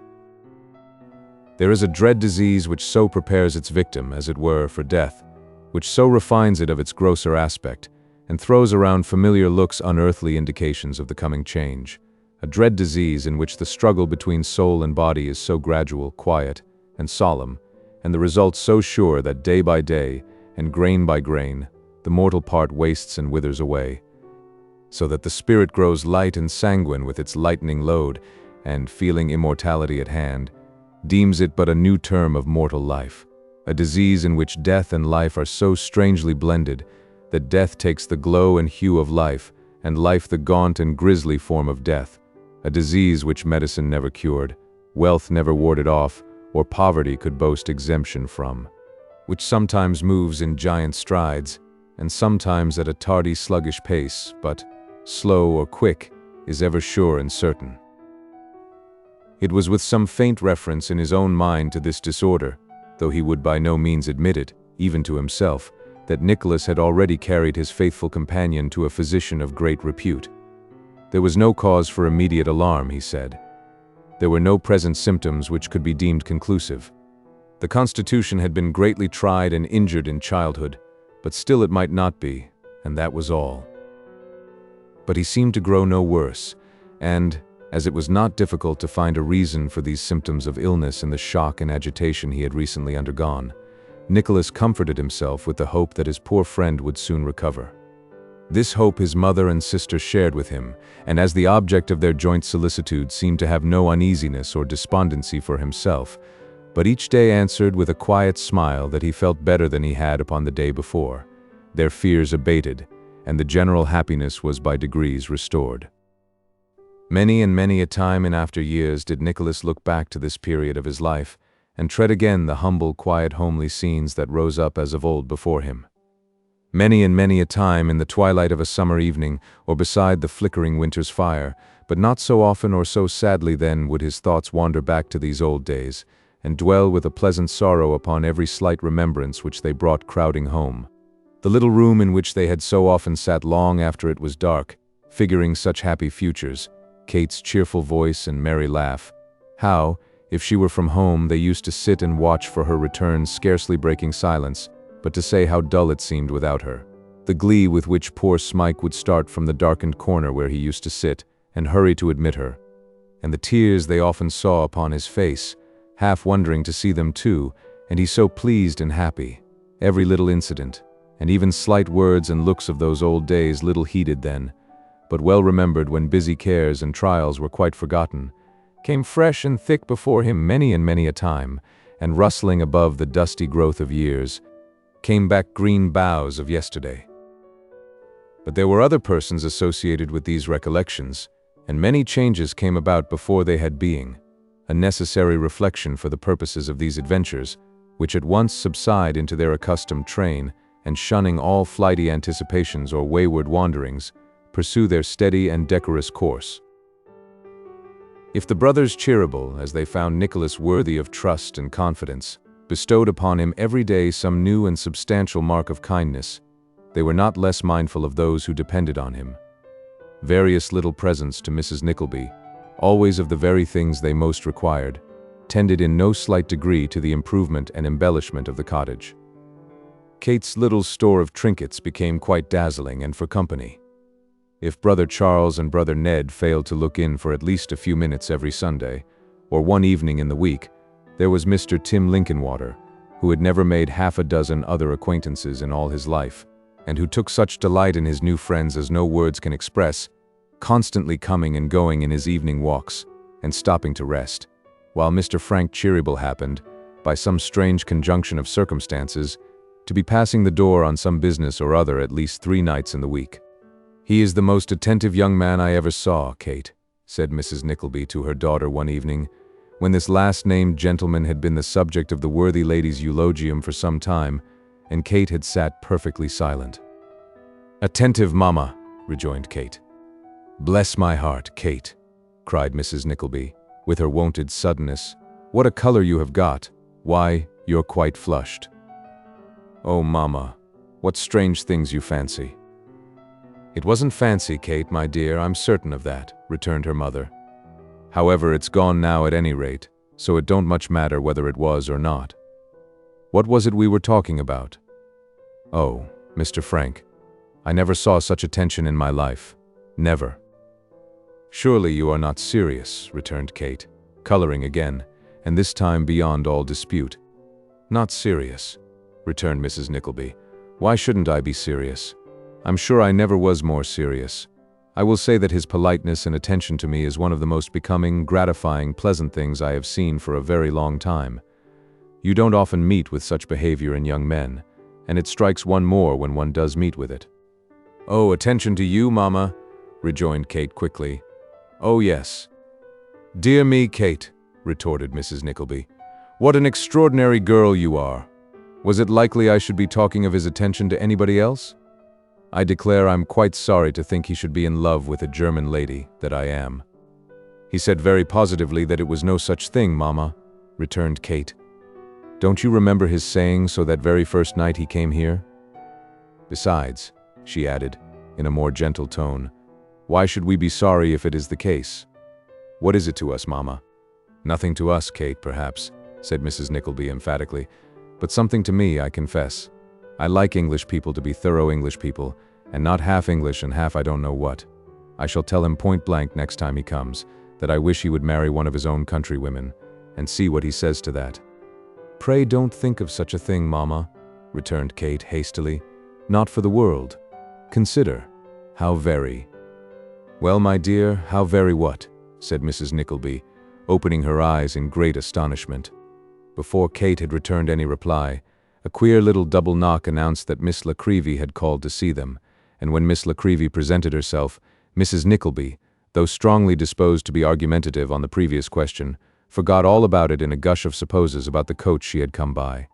Supposing that the man who drove must have been either the man in the shirt sleeves or the man with the black eye, that whoever he was, he hadn't found that parasol she left inside last week, that no doubt they had stopped a long while at the halfway house, coming down, or that perhaps being full they had come straight on, and lastly that they, surely, must have passed Nicholas on the road.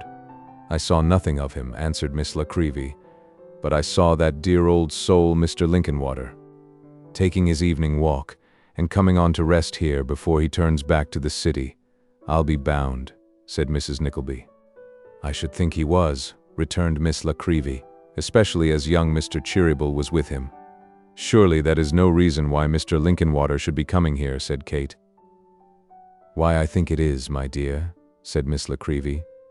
"For a young man, Mr. Frank is not a very great walker, and I observe that he generally falls tired, and requires a good long rest when he has come as far as this." "But where is my friend?" said the little woman, looking about, after having glanced slyly at Kate. "He has not been run away with again, has he?" "Ah, where is Mr. Smike?" said Mrs. Nickleby. "He was here this instant." Upon further inquiry, it turned out, to the good lady's unbounded astonishment, that Smike had, that moment, gone upstairs to bed. "Well now," said Mrs. Nickleby, "he is the strangest creature. Last Tuesday, was it Tuesday? Yes, to be sure it was. You recollect, Kate, my dear. The very last time young Mr. Cheeryble was here, last Tuesday night, he went off in just the same strange way, at the very moment the knock came to the door. It cannot be that he don't like company, because he is always fond of people who are fond of Nicholas, and I am sure young Mr. Cheeryble is. And the strangest thing is that he does not go to bed, therefore it cannot be because he is tired. I know he doesn't go to bed, because my room is the next one, and when I went upstairs last Tuesday, hours after him, I found that he had not even taken his shoes off, and he had no candle, so he must have sat moping in the dark all the time. Now, upon my word," said Mrs. Nickleby, "when I come to think of it, that's very extraordinary." As the hearers did not echo this sentiment, but remained profoundly silent, either as not knowing what to say or as being unwilling to interrupt, Mrs. Nickleby pursued the thread of her discourse after her own fashion. "I hope," said that lady, "that this unaccountable conduct may not be the beginning of his taking to his bed and living there all his life, like the thirsty woman of Tutbury, or the Cock Lane ghost, or some of those extraordinary creatures. One of them had some connection with our family. I forget, without looking back to some old letters I have upstairs, whether it was my great-grandfather who went to school with the Cock Lane ghost, or the thirsty woman of Tutbury who went to school with my grandmother. Miss Nickleby, you know, of course. Which was it that didn't mind what the clergyman said? The Cock Lane ghost or the thirsty woman of Tutbury? The Cock Lane ghost, I believe. Then I have no doubt, said Mrs. Nickleby, that it was with him my great-grandfather went to school, for I know the master of his school was a dissenter, and that would, in a great measure, account for the Cock Lane ghosts behaving in such an improper manner to the clergyman when he grew up. Ah, train up a ghost child, I mean. Any further reflections on this fruitful theme were abruptly cut short by the arrival of Tim Linkinwater and Mr. Frank Cheeryble, in the hurry of receiving whom, Mrs. Nickleby speedily lost sight of everything else. "I am so sorry Nicholas is not at home," said Mrs. Nickleby. "Kate, my dear, you must be both Nicholas and yourself." "Miss Nickleby need be but herself," said Frank. "I, if I may venture to say so, oppose all change in her." "Then at all events she shall press you to stay," returned Mrs. Nickleby. "Mr. Linkinwater says 10 minutes, but I cannot let you go so soon. Nicholas would be very much vexed, I am sure. Kate, my dear." In obedience to a great number of nods and winks, and frowns of extra significance, Kate added her entreaties that the visitors would remain, but it was observable that she addressed them exclusively to Tim Linkinwater, and there was, besides, a certain embarrassment in her manner, which, although it was as far from impairing its graceful character as the tinge it communicated to her cheek was from diminishing her beauty, was obvious at a glance even to Mrs. Nickleby. Not being of a very speculative character, however, save under circumstances when her speculations could be put into words and uttered aloud, that discreet matron attributed the emotion to the circumstance of her daughter's not happening to have her best frock on, though I never saw her look better, certainly, she reflected at the same time. Having settled the question in this way, and being most complacently satisfied that in this, and in all other instances, her conjecture could not fail to be the right one, Mrs. Nickleby dismissed it from her thoughts, and inwardly congratulated herself on being so shrewd and knowing. Nicholas did not come home, nor did Smike reappear, but neither circumstance, to say the truth, had any great effect upon the little party, who were all in the best humor possible. Indeed, there sprung up quite a flirtation between Miss Nickleby and Tim Linkinwater, who said 1,000 jocose and facetious things, and became, by degrees, quite gallant, not to say tender. Little Miss Nickleby, on her part, was in high spirits, and rallied Tim on having remained a bachelor all his life with so much success that Tim was actually induced to declare that if he could get anybody to have him, he didn't know but what he might change his condition even yet. Miss Nickleby earnestly recommended a lady she knew, who would exactly suit Mr. Linkinwater, and had a very comfortable property of her own, but this latter qualification had very little effect upon Tim, who manfully protested that fortune would be no object with him, but that true worth and cheerfulness of disposition were what a man should look for in a wife, and that if he had these, he could find money enough for the moderate wants of both. This avowal was considered so honorable to Tim that neither Mrs. Nickleby nor Miss Nickleby could sufficiently extol it, and stimulated by their praises, Tim launched out into several other declarations also manifesting the disinterestedness of his heart, and a great devotion to the fair sex, which were received with no less approbation.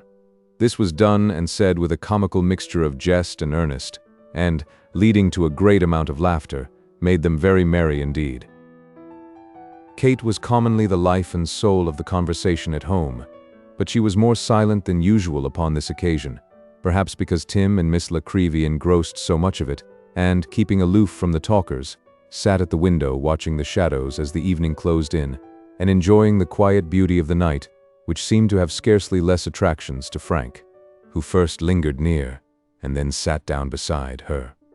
No doubt, there are a great many things to be said appropriate to a summer evening, and no doubt they are best said in a low voice, as being most suitable to the peace and serenity of the hour. Long pauses, too, at times, and then an earnest word or so, and then another interval of silence which, somehow, does not seem like silence either. And perhaps now and then a hasty turning away of the head or drooping of the eyes towards the ground, all these minor circumstances, with a disinclination to have candles introduced and a tendency to confuse hours with minutes, are doubtless mere influences of the time, as many lovely lips can clearly testify. Neither is there the slightest reason why Mrs. Nickleby should have expressed surprise when, candles being at length brought in, Kate's bright eyes were unable to bear the light which obliged her to avert her face, and even to leave the room for some short time, because, when one has sat in the dark so long, candles are dazzling, and nothing can be more strictly natural than that such results should be produced, as all well-informed young people know. For that matter, old people know it too, or did know it once, but they forget these things sometimes, and more's the pity. The good lady's surprise, however, did not end here. It was greatly increased when it was discovered that Kate had not the least appetite for supper, a discovery so alarming that there is no knowing in what unaccountable efforts of oratory Mrs. Nickleby's apprehensions might have been vented if the general attention had not been attracted, at the moment, by a very strange and uncommon noise, proceeding, as the pale and trembling servant girl affirmed, and as everybody's sense of hearing seemed to affirm also, right down the chimney of the adjoining room. It being quite plain to the comprehension of all present that, however extraordinary and improbable it might appear, the noise did nevertheless proceed from the chimney in question, and the noise, which was a strange compound of various shuffling, sliding, rumbling, and struggling sounds, all muffled by the chimney still continuing, Frank Cheeryble caught up a candle, and Tim Linkinwater the tongs, and they would have very quickly ascertained the cause of this disturbance if Mrs. Nickleby had not been taken very faint, and declined being left behind on any account. This produced a short remonstrance, which terminated in their all proceeding to the troubled chamber in a body, excepting only Miss Nickleby, who, as the servant girl volunteered a confession of having been subject to fits in her infancy, remained with her to give the alarm and apply restoratives in case of extremity. Advancing to the door of the mysterious apartment, they were not a little surprised to hear a human voice, chanting with a highly elaborated expression of melancholy, and in tones of suffocation which a human voice might have produced from under 5 or 6 feather beds of the best quality, the once popular air of "Has she then failed in her truth, the beautiful maid I adore?" Nor, on bursting into the room without demanding a parley, was their astonishment lessened by the discovery that these romantic sounds certainly proceeded from the throat of some man up the chimney, of whom nothing was visible but a pair of legs, which were dangling above the grate, apparently feeling, with extreme anxiety, for the top bar whereon to effect a landing. A sight so unusual and unbusinesslike as this completely paralyzed Tim Linkinwater, who, after 1 or 2 gentle pinches at the stranger's ankles, which were productive of no effect, stood clapping the tongs together, as if he were sharpening them for another assault, and did nothing else. "This must be some drunken fellow," said Frank. "No thief would announce his presence thus."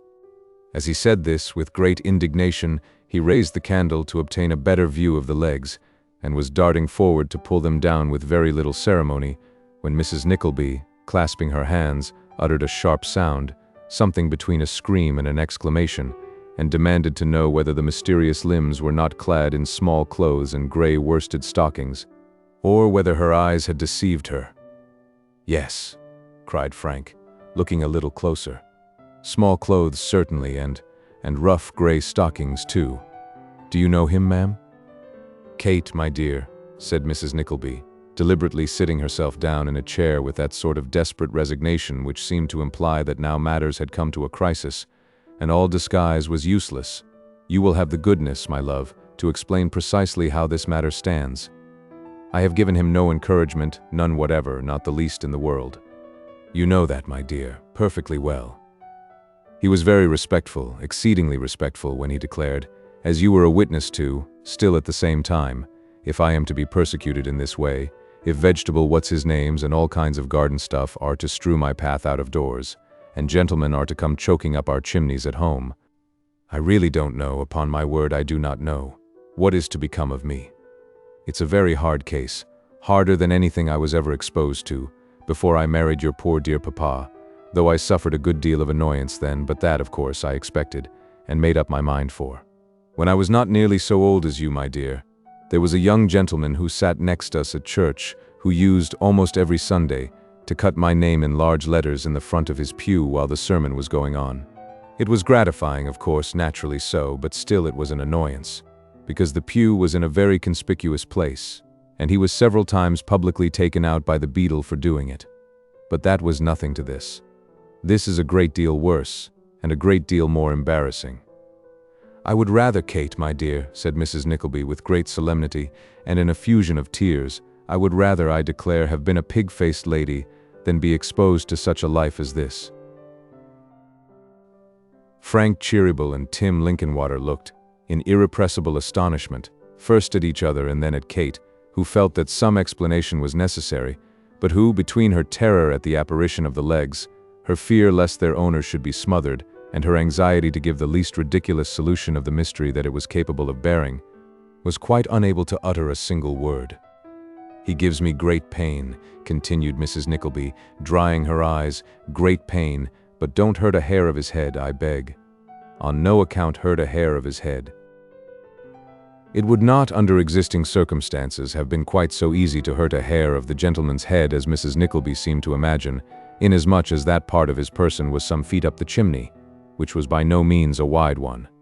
But, as all this time he had never left off singing about the bankruptcy of the beautiful maid in respect of truth, and now began not only to croak very feebly, but to kick with great violence as if respiration became a task of difficulty, Frank Cheeryble, without further hesitation, pulled at the shorts and worsteds with such heartiness as to bring him floundering into the room with greater precipitation than he had quite calculated upon. "Oh, yes, yes," said Kate, directly the whole figure of this singular visitor appeared in this abrupt manner. "I know who it is. Pray don't be rough with him. Is he hurt? I hope not. Oh, pray see if he is hurt." "He is not, I assure you," replied Frank, handling the object of his surprise after this appeal with sudden tenderness and respect. "He is not hurt in the least." "Don't let him come any nearer," said Kate, retiring as far as she could. "Oh, no, he shall not," rejoined Frank. "You see, I have him secure here. But may I ask you what this means, and whether you expected this old gentleman?" "Oh, no," said Kate. "Of course not, but Mamma does not think so, I believe. But he is a mad gentleman who has escaped from the next house, and must have found an opportunity of secreting himself here." "Kate," interposed Mrs. Nickleby with severe dignity, "I am surprised at you." "Dear Mamma," Kate gently remonstrated. "I am surprised at you," repeated Mrs. Nickleby. "Upon my word, Kate, I am quite astonished that you should join the persecutors of this unfortunate gentleman, when you know very well that they have the basest designs upon his property, and that is the whole secret of it. It would be much kinder of you, Kate, to ask Mr. Linkinwater or Mr. Cheeryble to interfere in his behalf and see him righted. You ought not to allow your feelings to influence you. It's not right, very far from it. What should my feelings be, do you suppose? If anybody ought to be indignant, who is it? I, of course, and very properly so. Still, at the same time, I wouldn't commit such an injustice for the world. No," continued Mrs. Nickleby, drawing herself up, and looking another way with a kind of bashful stateliness. "This gentleman will understand me when I tell him that I repeat the answer I gave him the other day, that I always will repeat it, though I do believe him to be sincere when I find him placing himself in such dreadful situations on my account, and that I request him to have the goodness to go away directly, or it will be impossible to keep his behavior a secret from my son Nicholas. I am obliged to him, very much obliged to him, but I cannot listen to his addresses for a moment.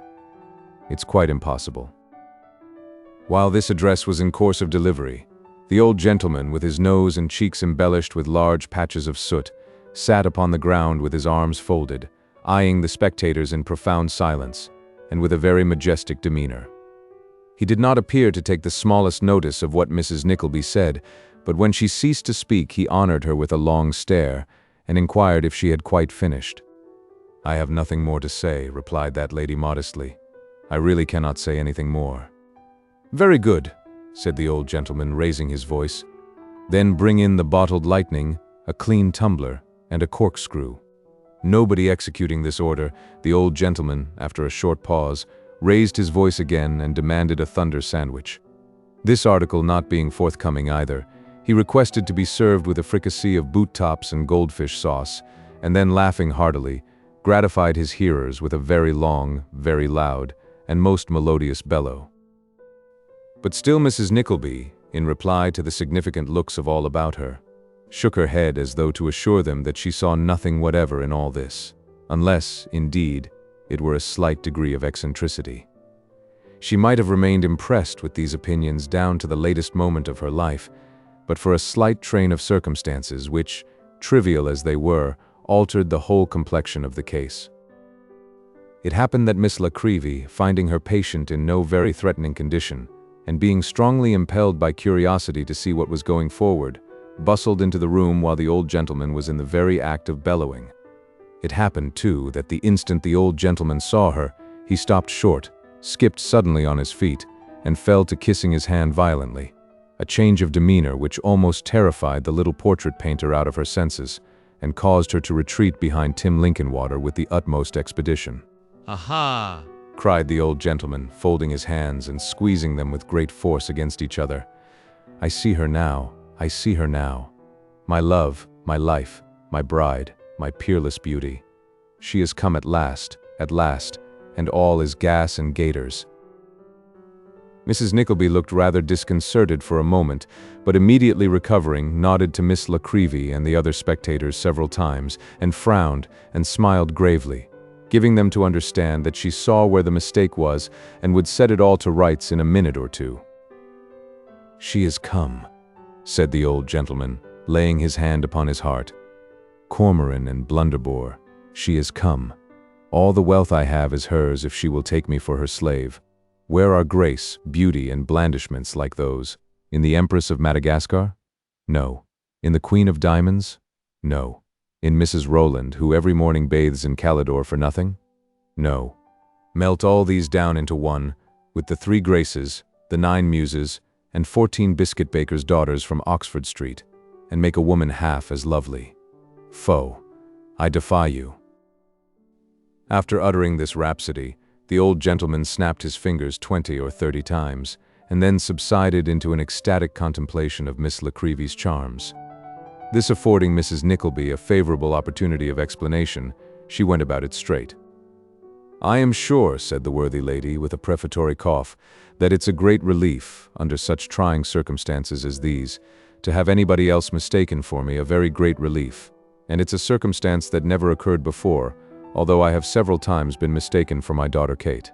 I have no doubt the people were very foolish, and perhaps ought to have known better, but still they did take me for her. And of course that was no fault of mine, and it would be very hard indeed if I was to be made responsible for it. However, in this instance, of course, I must feel that I should do exceedingly wrong if I suffered anybody, especially anybody that I am under great obligations to be made uncomfortable on my account. And therefore I think it my duty to tell that gentleman that he is mistaken, that I am the lady who he was told by some impertinent person was niece to the Council of Paving Stones, and that I do beg and entreat of him to go quietly away, if it's only for, here Mrs. Nickleby simpered and hesitated, for my sake. It might have been expected that the old gentleman would have been penetrated to the heart by the delicacy and condescension of this appeal, and that he would at least have returned a courteous and suitable reply. What, then, was the shock which Mrs. Nickleby received when, accosting her in the most unmistakable manner, he replied in a loud and sonorous voice, "Avaunt, cat." "Sir," cried Mrs. Nickleby in a faint tone. "Cat," repeated the old gentleman. "Puss, kit, tit, grimalkin, tabby, brindle, whoosh," with which last sound, uttered in a hissing manner between his teeth, the old gentleman swung his arms violently round and round, and at the same time alternately advanced on Mrs. Nickleby and retreated from her, in that species of savage dance with which boys on market days may be seen to frighten pigs, sheep, and other animals when they give out obstinate indications of turning down a wrong street. Mrs. Nickleby wasted no words, but uttered an exclamation of horror and surprise, and immediately fainted away. "I'll attend to Mamma," said Kate hastily. "I am not at all frightened. But pray take him away. Pray take him away." Frank was not at all confident of his power of complying with this request, until he bethought himself of the stratagem of sending Miss La Creevy on a few paces in advance, and urging the old gentleman to follow her. It succeeded to a miracle, and he went away in a rapture of admiration, strongly guarded by Tim Linkinwater on one side, and Frank himself on the other. "Kate," murmured Mrs. Nickleby, reviving when the coast was clear, "is he gone?" She was assured that he was. "I shall never forgive myself, Kate," said Mrs. Nickleby. "Never. That gentleman has lost his senses, and I am the unhappy cause." "You the cause?" said Kate, greatly astonished. "Aye, my love," replied Mrs. Nickleby with a desperate calmness. "You saw what he was the other day. You see what he is now. I told your brother weeks and weeks ago, Kate, that I hoped a disappointment might not be too much for him. You see what a wreck he is. Making allowance for his being a little flighty, you know how rationally and sensibly and honorably he talked when we saw him in the garden. You have heard the dreadful nonsense he has been guilty of this night, and the manner in which he has gone on with that poor unfortunate little old maid. Can anybody doubt how all this has been brought about?" "I should scarcely think they could," said Kate mildly. "I should scarcely think so either," rejoined her mother. "Well, if I am the unfortunate cause of this, I have the satisfaction of knowing that I am not to blame. I told Nicholas. I said to him, 'Nicholas, my dear, we should be very careful how we proceed.' He would scarcely hear me. If the matter had only been properly taken up at first, as I wished it to be. But you are both of you so like your poor papa. However, I have my consolation, and that should be enough for me." Washing her hands thus of all responsibility under this head, past, present, or to come, Mrs. Nickleby kindly added that she hoped her children might never have greater cause to reproach themselves than she had, and prepared herself to receive the escort, who soon returned with the intelligence that the old gentleman was safely housed, and that they found his custodians, who had been making merry with some friends, wholly ignorant of his absence. Quiet being again restored, a delicious half-hour, so Frank called it, in the course of subsequent conversation with Tim Linkinwater, as they were walking home, was spent in conversation, and Tim's watch at length apprising him that it was high time to depart, the ladies were left alone, though not without many offers on the part of Frank to remain until Nicholas arrived. No matter what hour of the night it might be, if, after the late neighborly eruption, they entertained the least fear of being left to themselves. As their freedom from all further apprehension, however, left no pretext for his insisting on mounting guard, he was obliged to abandon the citadel and to retire with the trusty Tim. Nearly 3 hours of silence passed away. Kate blushed to find, when Nicholas returned, how long she had been sitting alone, occupied with her own thoughts. "I really thought it had not been half an hour," she said. "They must have been pleasant thoughts, Kate," rejoined Nicholas gaily, "to make time pass away like that. What were they now?" Kate was confused. She toyed with some trifle on the table, looked up and smiled, looked down and dropped a tear. "Why, Kate," said Nicholas, drawing his sister towards him and kissing her. "Let me see your face, no? Ah, that was but a glimpse. That's scarcely fair. A longer look than that, Kate. Come, and I'll read your thoughts for you." There was something in this proposition, albeit it was said without the slightest consciousness or application, which so alarmed his sister, that Nicholas laughingly changed the subject to domestic matters, and thus gathered by degrees, as they left the room and went upstairs together, how lonely Smike had been all night, and by very slow degrees too, for on this subject also, Kate seemed to speak with some reluctance. "Poor fellow," said Nicholas, tapping gently at his door. "What can be the cause of all this?" Kate was hanging on her brother's arm.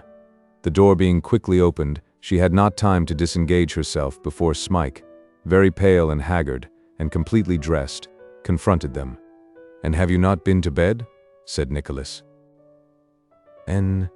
"No," was the reply. Nicholas gently detained his sister, who made an effort to retire, and asked, "Why not?" "I could not sleep," said Smike, grasping the hand which his friend extended to him. "You are not well?" rejoined Nicholas. "I am better indeed. A great deal better," said Smike quickly. "Then why do you give way to these fits of melancholy?" inquired Nicholas, in his kindest manner, "or why not tell us the cause? You grow a different creature, Smike." "I know I do," he replied. "I will tell you the reason one day, but not now. I hate myself for this. You are all so good and kind. But I cannot help it. My heart is very full. You do not know how full it is."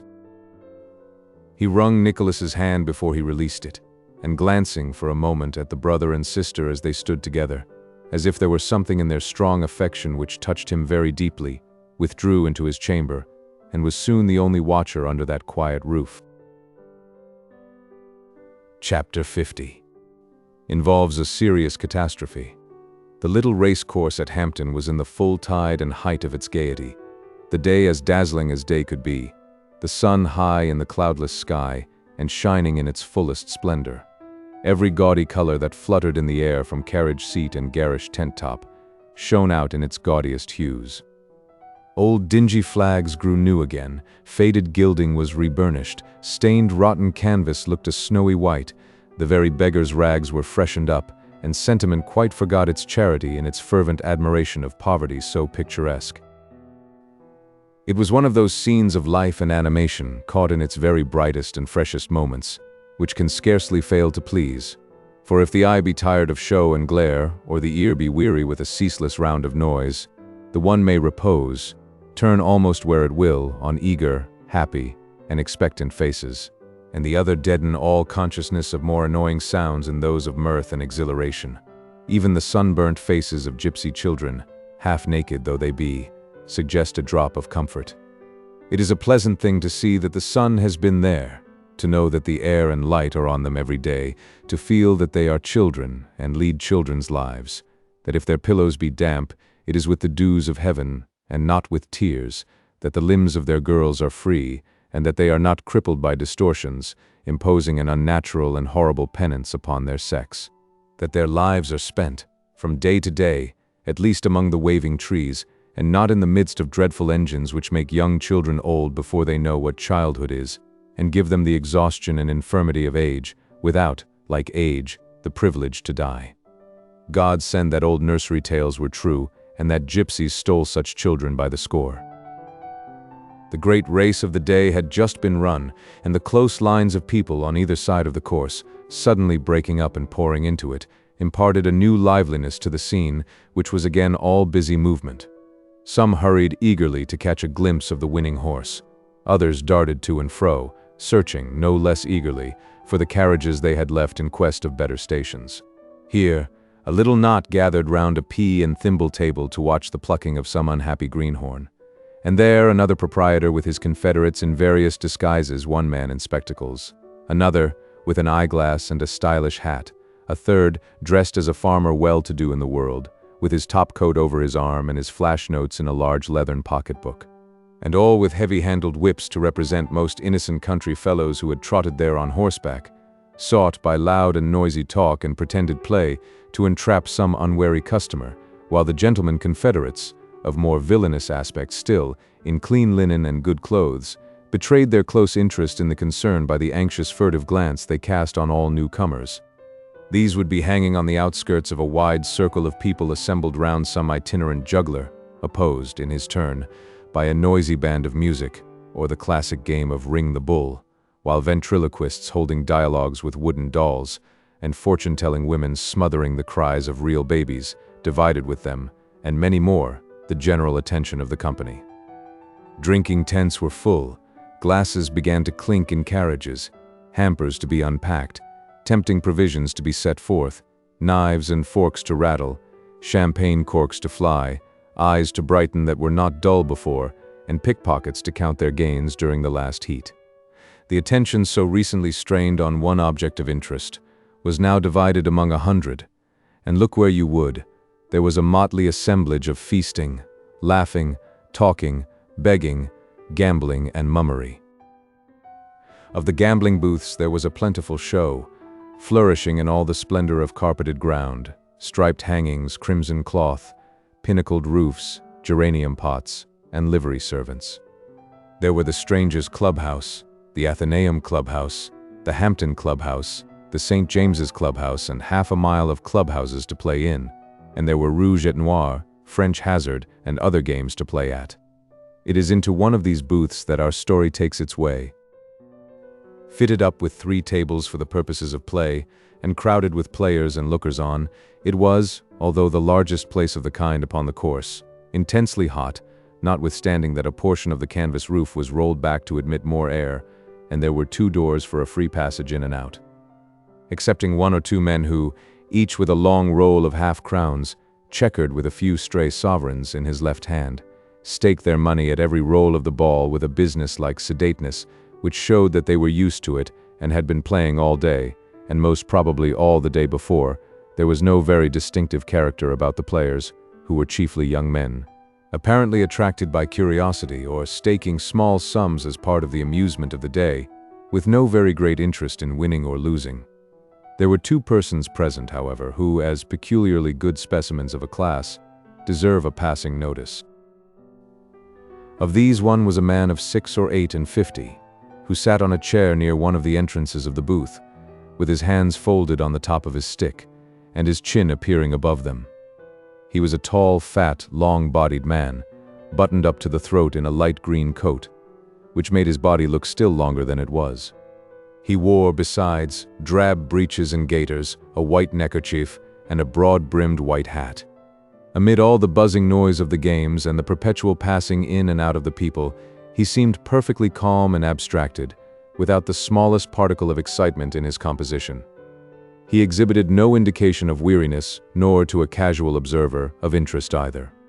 There he sat, quite still and collected. Sometimes, but very rarely, he nodded to some passing face or beckoned to a waiter to obey a call from one of the tables.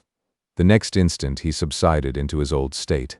He might have been some profoundly deaf old gentleman who had come in to take a rest, or he might have been patiently waiting for a friend, without the least consciousness of anybody's presence, or fixed in a trance, or under the influence of opium. People turned round and looked at him. He made no gesture, caught nobody's eye, let them pass away, and others come on and be succeeded by others, and took no notice. When he did move, it seemed wonderful how he could have seen anything to occasion it. And so, in truth, it was. But there was not a face that passed in or out, which this man failed to see. Not a gesture at any one of the 3 tables that was lost upon him. Not a word, spoken by the bankers, but reached his ear. Not a winner or loser he could not have marked. And he was the proprietor of the place. The other presided over the rouge et noir table. He was probably some 10 years younger, and was a plump, paunchy, sturdy-looking fellow, with his underlip a little pursed, from a habit of counting money inwardly as he paid it, but with no decidedly bad expression in his face, which was rather an honest and jolly one than otherwise. He wore no coat, the weather being hot, and stood behind the table with a huge mound of crowns and half-crowns before him, and a cash box for notes. This game was constantly playing. Perhaps 20 people would be staking at the same time. This man had to roll the ball, to watch the stakes as they were laid down, to gather them off the color which lost, to pay those who won, to do it all with the utmost dispatch, to roll the ball again, and to keep this game perpetually alive. He did it all with a rapidity absolutely marvelous, never hesitating, never making a mistake, never stopping, and never ceasing to repeat such unconnected phrases as the following, which, partly from habit, and partly to have something appropriate and businesslike to say, he constantly poured out with the same monotonous emphasis, and in nearly the same order, all day long. Rouge et noir from Paris. Gentlemen, make your game and back your own opinions any time while the ball rolls. Rouge et noir from Paris. Gentlemen, it's a French game, gentlemen. I brought it over myself, I did indeed. Rouge et noir from Paris. Black wins. Black, stop a minute, sir, and I'll pay you, directly, 2 there, half a pound there, 3 there, and 1 there. Gentlemen, the balls are rolling. Any time, sir. While the ball rolls. The beauty of this game is that you can double your stakes or put down your money, gentlemen, any time while the ball rolls. Black again. Black wins. I never saw such a thing, I never did. In all my life, upon my word, I never did. If any gentleman had been backing the black in the last 5 minutes, he must have won £45 in 4 rolls of the ball. He must indeed. Gentlemen, we've port, sherry, cigars, and most excellent champagne. Here, waiter, bring a bottle of champagne, and let's have a dozen or 15 cigars here, and let's be comfortable, gentlemen, and bring some clean glasses, any time while the ball rolls. I lost £137 yesterday, gentlemen, at 1 roll of the ball, I did indeed. How do you do? Sir, recognizing some knowing gentleman without any halt or change of voice, and giving a wink so slight that it seems an accident. Will you take a glass of sherry, sir? Here, waiter. Bring a clean glass, and hand the sherry to this gentleman and hand it round, will you, waiter? This is the Rouge et noir from Paris, gentlemen. Any time while the ball rolls. Gentlemen, make your game, and back your own opinions. It's the Rouge et noir from Paris, quite a new game. I brought it over myself. I did indeed. Gentlemen, the balls are rolling. This officer was busily plying his vocation when half a dozen persons sauntered through the booth, to whom, but without stopping either in his speech or work, he bowed respectfully, at the same time directing, by a look, the attention of a man beside him to the tallest figure in the group, in recognition of whom the proprietor pulled off his hat. This was Sir Mulberry Hawk, with whom were his friend and pupil, and a small train of gentlemanly dressed men, of characters more doubtful than obscure. The proprietor, in a low voice, bade Sir Mulberry good day. Sir Mulberry, in the same tone, bade the proprietor go to the devil, and turned to speak with his friends. There was evidently an irritable consciousness about him that he was an object of curiosity, on this first occasion of showing himself in public after the accident that had befallen him, and it was easy to perceive that he appeared on the racecourse, that day, more in the hope of meeting with a great many people who knew him, and so getting over as much as possible of the annoyance at once, than with any purpose of enjoying the sport. There yet remained a slight scar upon his face, and whenever he was recognized, as he was almost every minute, by people sauntering in and out, he made a restless effort to conceal it with his glove, showing how keenly he felt the disgrace he had undergone. "Ah, Hawk," said one very sprucely dressed personage in a Newmarket coat, a choice neckerchief, and all other accessories of the most unexceptionable kind. "How'd you do, old fellow?" This was a rival trainer of young noblemen and gentlemen, and the person of all others whom Sir Mulberry most hated and dreaded to meet. They shook hands with excessive cordiality. "And how are you now, old fellow, hey?" quite well," said Sir Mulberry. "That's right," said the other. "How do you do, Verysoft? He's a little pulled down, our friend here. Rather out of condition still, hey?"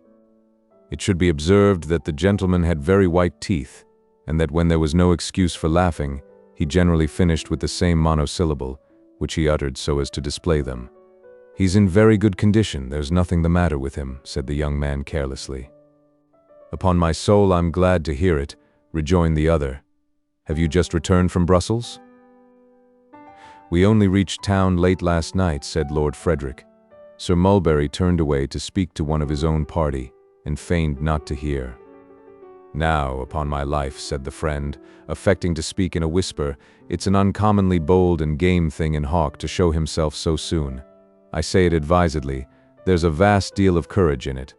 You see, he has just rusticated long enough to excite curiosity, and not long enough for men to have forgotten that deuced unpleasant, by the by, you know the rights of the affair, of course. Why did you never give those confounded papers the lie?" "I seldom read the papers, but I looked in the papers for that, and may I be—" "Look in the papers," interrupted Sir Mulberry, turning suddenly round. "Tomorrow, no, next day, will you?" "Upon my life, my dear fellow, I seldom or never read the papers," said the other, shrugging his shoulders. "But I will, at your recommendation. What shall I look for?" "Good day," said Sir Mulberry, turning abruptly on his heel, and drawing his pupil with him. Falling, again, into the loitering, careless pace at which they had entered, they lounged out, arm in arm. "I won't give him a case of murder to read," muttered Sir Mulberry with an oath. "But it shall be something very near it if whipcord cuts and bludgeons bruise." His companion said nothing, but there was something in his manner which galled Sir Mulberry to add, with nearly as much ferocity as if his friend had been Nicholas himself. "I sent Jenkins to old Nickleby before 8 o'clock this morning. He's a staunch one. He was back with me before the messenger. I had it all from him in the first 5 minutes. I know where this hound is to be met with. Time and place both. But there's no need to talk. Tomorrow will soon be here." "And what's to be done tomorrow?" inquired Lord Frederick. Sir Mulberry Hawk honored him with an angry glance, but condescended to return no verbal answer to this inquiry. Both walked sullenly on, as though their thoughts were busily occupied, until they were quite clear of the crowd, and almost alone, when Sir Mulberry wheeled round to return. "Stop," said his companion. "I want to speak to you in earnest. Don't turn back. Let us walk here a few minutes." "What have you to say to me that you could not say yonder as well as here?" returned his mentor, disengaging his arm. "Hawk," rejoined the other, "tell me, I must know." "Must know," interrupted the other disdainfully. "Who? Go on. If you must know, of course there's no escape for me. Must know." "Must ask then," returned Lord Frederick, "and must press you for a plain and straightforward answer. Is what you have just said only a mere whim of the moment, occasioned by your being out of humor and irritated, or is it your serious intention, and one that you have actually contemplated? Why, don't you remember what passed on the subject one night, when I was laid up with a broken limb?" said Sir Mulberry with a sneer. "Perfectly well." "Then take that for an answer, in the devil's name," replied Sir Mulberry. and ask me for no other." Such was the ascendancy he had acquired over his dupe, and such the latter's general habit of submission, that for the moment the young man seemed half afraid to pursue the subject.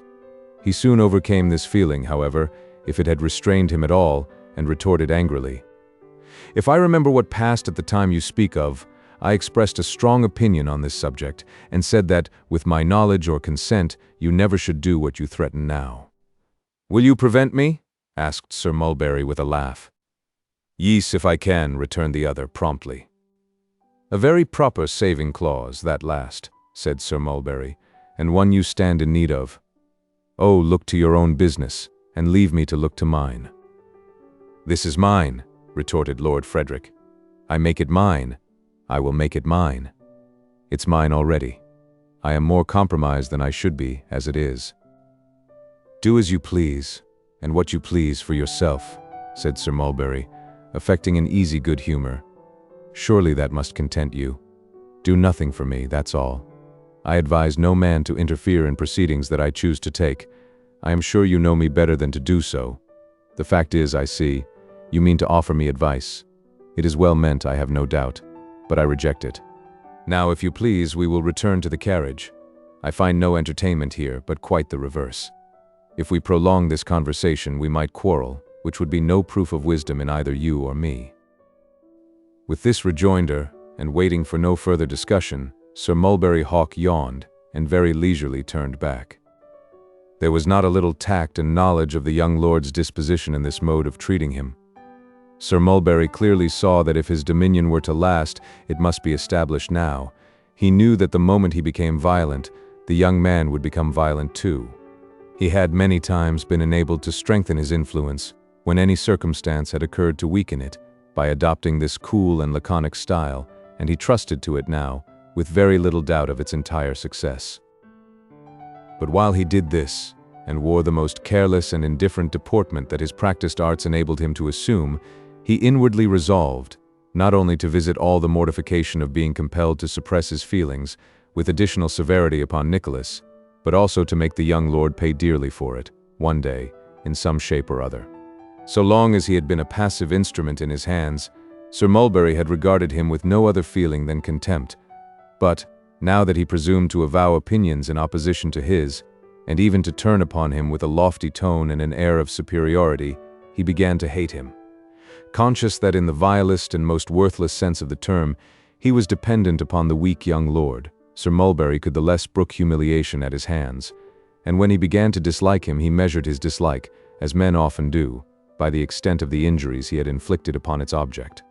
When it is remembered that Sir Mulberry Hawk had plundered, duped, deceived, and fooled his pupil in every possible way, it will not be wondered at that, beginning to hate him, he began to hate him cordially. On the other hand, the young lord, having thought, which he very seldom did about anything, and seriously too, upon the affair with Nicholas, and the circumstances which led to it, had arrived at a manly and honest conclusion. Sir Mulberry's coarse and insulting behavior on the occasion in question had produced a deep impression on his mind. A strong suspicion of his having led him on to pursue Miss Nickleby for purposes of his own had been lurking there for some time. He was really ashamed of his share in the transaction, and deeply mortified by the misgiving that he had been gulled. He had had sufficient leisure to reflect upon these things during their late retirement, and at times, when his careless and indolent nature would permit, had availed himself of the opportunity. Slight circumstances, too, had occurred to increase his suspicion. It wanted but a very slight circumstance to kindle his wrath against Sir Mulberry. This his disdainful and insolent tone in their recent conversation, the only one they had held upon the subject since the period to which Sir Mulberry referred, affected. Thus they rejoined their friends, each with causes of dislike against the other rankling in his breast, and the young man haunted, besides, with thoughts of the vindictive retaliation which was threatened against Nicholas, and the determination to prevent it by some strong step, if possible. But this was not all. Sir Mulberry, conceiving that he had silenced him effectually, could not suppress his triumph or forbear from following up what he conceived to be his advantage. Mr. Pike was there, and Mr. Pluck was there, and Colonel Chowser, and other gentlemen of the same caste, and it was a great point for Sir Mulberry to show them that he had not lost his influence. At first, The young lord contented himself with a silent determination to take measures for withdrawing himself from the connection immediately. By degrees he grew more angry, and was exasperated by jests and familiarities which, a few hours before, would have been a source of amusement to him. This did not serve him, for at such bantering or retort as suited the company, he was no match for Sir Mulberry. Still, no violent rupture took place. They returned to town, Messrs. Pike and Pluck and other gentlemen frequently protesting, on the way thither, that Sir Mulberry had never been in such tip-top spirits in all his life.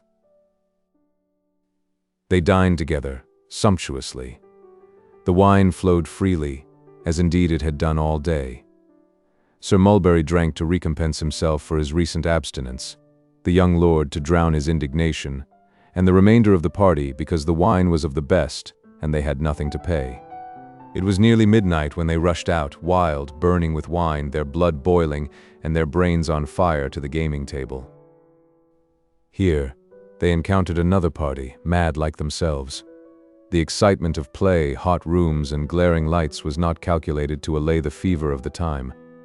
In that giddy whirl of noise and confusion, the men were delirious.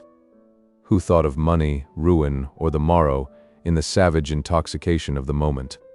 More wine was called for, glass after glass was drained, their parched and scalding mouths were cracked with thirst. Down poured the wine like oil on blazing fire, and still the riot went on. The debauchery gained its height. Glasses were dashed upon the floor by hands that could not carry them to lips. Oaths were shouted out by lips which could scarcely form the words to vent them in. Drunken losers cursed and roared. Some mounted on the tables, waving bottles above their heads and bidding defiance to the rest. Some danced, some sang, some tore the cards and raved. Tumult and frenzy reigned supreme, when a noise arose that drowned all others, and two men, seizing each other by the throat, struggled into the middle of the room. A dozen voices, until now unheard, called aloud to part them. Those who had kept themselves cool to win, and who earned their living in such scenes, threw themselves upon the combatants and, forcing them asunder, dragged them some space apart. "Let me go!" cried Sir Mulberry, in a thick, hoarse voice. "He struck me. Do you hear? I say, he struck me. Have I a friend here? Who is this? Westwood. Do you hear me say he struck me?" I hear," replied one of those who held him. "Come away for tonight." "I will not, by God," he replied. "A dozen men about us saw the blow." "Tomorrow will be ample time," said the friend. "It will not be ample time," cried Sir Mulberry. "Tonight, at once, here." His passion was so great that he could not articulate, but stood clenching his fist, tearing his hair and stamping upon the ground. "What is this, my lord?" said one of those who surrounded him. "Have blows passed?" "One blow has," was the panting reply. "I struck him. I proclaim it to all here. I struck him, and he knows why. I say with him, let this quarrel be adjusted now." "Captain Adams," said the young lord, looking hurriedly about him, and addressing one of those who had interposed, "let me speak with you, I beg." The person addressed stepped forward, and taking the young man's arm, they retired together, followed shortly afterwards by Sir Mulberry and his friend. It was a profligate haunt of the worst repute, and not a place in which such an affair was likely to awaken any sympathy for either party, or to call forth any further remonstrance or interposition. Elsewhere, its further progress would have been instantly prevented, and time allowed for sober and cool reflection, but not there. Disturbed in their orgies, the party broke up. Some reeled away with looks of tipsy gravity, others withdrew noisily discussing what had just occurred. The gentlemen of honor who lived upon their winnings remarked to each other, as they went out, that Hawk was a good shot, and those who had been most noisy fell fast asleep upon the sofas and thought no more about it. Meanwhile, the two seconds, as they may be called now after a long conference, each with his principal, met together in another room. Both utterly heartless, both men upon town, both thoroughly initiated in its worst vices, both deeply in debt, both fallen from some higher estate, both addicted to every depravity for which society can find some genteel name and plead its most depraving conventionalities as an excuse. They were naturally gentlemen of most unblemished honor themselves, and of great nicety concerning the honor of other people. These two gentlemen were unusually cheerful just now, for the affair was pretty certain to make some noise, and could scarcely fail to enhance their reputations. "This is an awkward affair, Adams," said Mr. Westwood, drawing himself up. "Very," returned the captain. "A blow has been struck, and there is but one course, of course." "No apology, I suppose?" said Mr. Westwood. "Not a syllable, sir, from my man, if we talk till doomsday," returned the captain. "The original cause of dispute, I understand, was some girl or other, to whom your principal applied certain terms which Lord Frederick, defending the girl, repelled. But this led to a long recrimination upon a great many sore subjects, charges and countercharges. Sir Mulberry was sarcastic, Lord Frederick was excited, and struck him in the heat of provocation, and under circumstances of great aggravation. That blow, unless there is a full retraction on the part of Sir Mulberry, Lord Frederick is ready to justify." "There is no more to be said," returned the other, "but to settle the hour and the place of meeting. It's a responsibility, but there is a strong feeling to have it over. Do you object to say at sunrise?" "Sharp work," replied the captain, referring to his watch. "However, as this seems to have been a long time breeding, and negotiation is only a waste of words, no.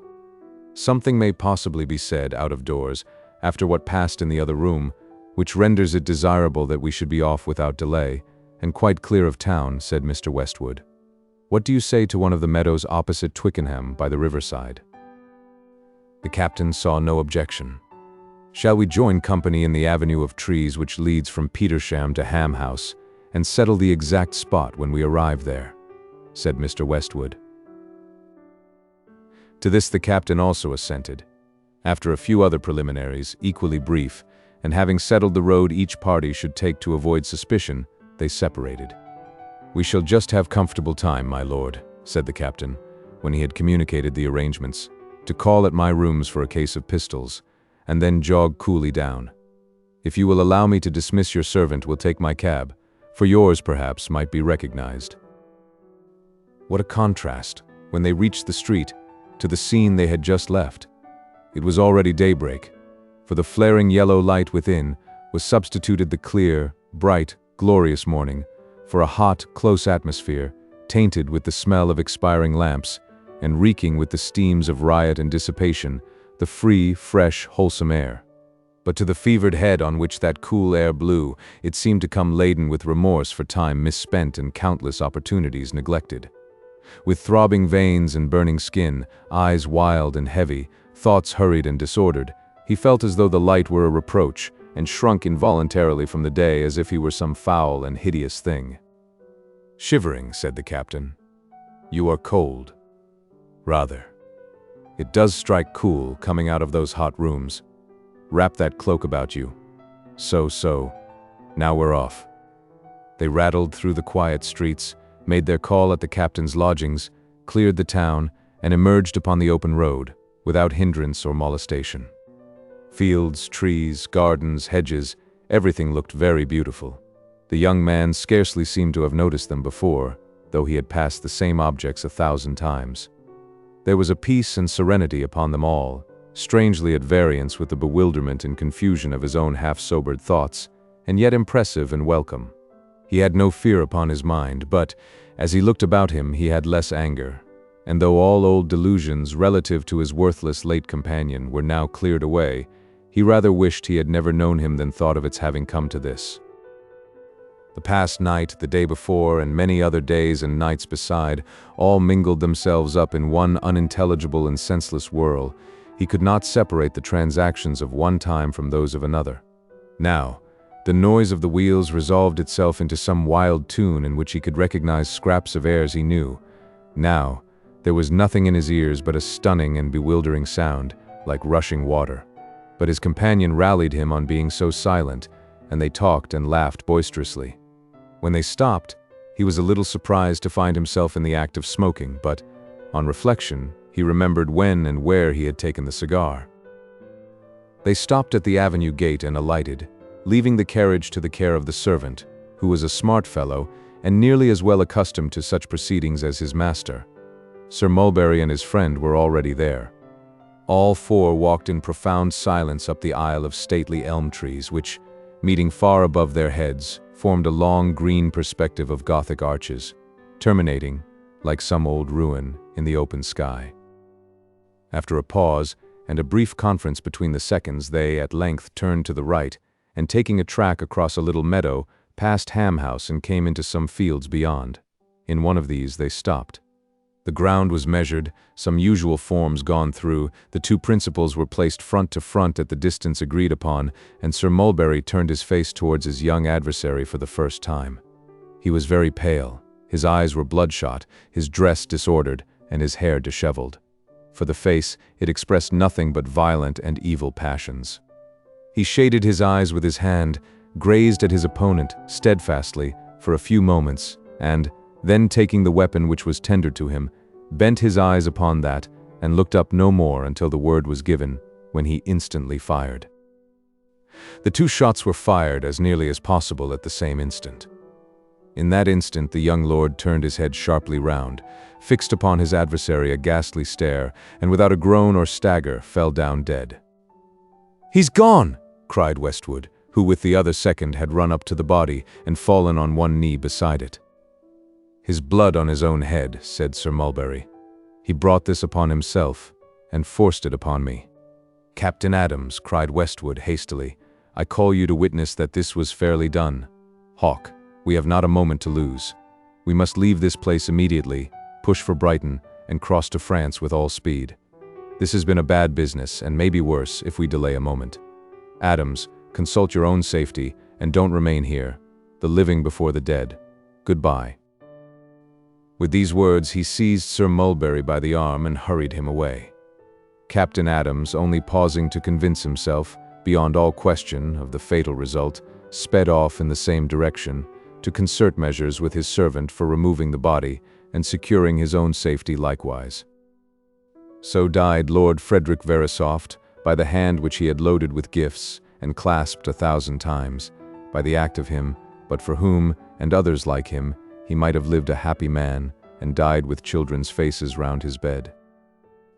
The sun came proudly up in all his majesty, the noble river ran its winding course, the leaves quivered and rustled in the air, the birds poured their cheerful songs from every tree, the short-lived butterfly fluttered its little wings, all the light and life of day came on, and amidst it all, and pressing down the grass whose every blade bore 20 tiny lives, lay the dead man, with his stark and rigid face turned upwards to the sky. Chapter 51. The project of Mr. Ralph Nickleby and his friend approaching a successful issue becomes unexpectedly known to another party, not admitted into their confidence. In an old house, dismal, dark, and dusty, which seemed to have withered like himself, and to have grown yellow and shriveled in hoarding him from the light of day, as he had in hoarding his money, lived Arthur Gride.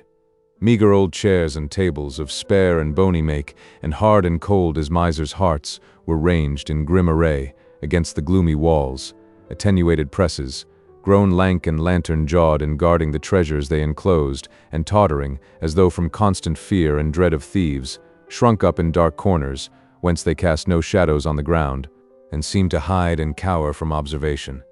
A tall, grim clock upon the stairs, with long, lean hands and famished face, ticked in cautious whispers, and when it struck the time, in thin and piping sounds, like an old man's voice, rattled, as if it were pinched with hunger.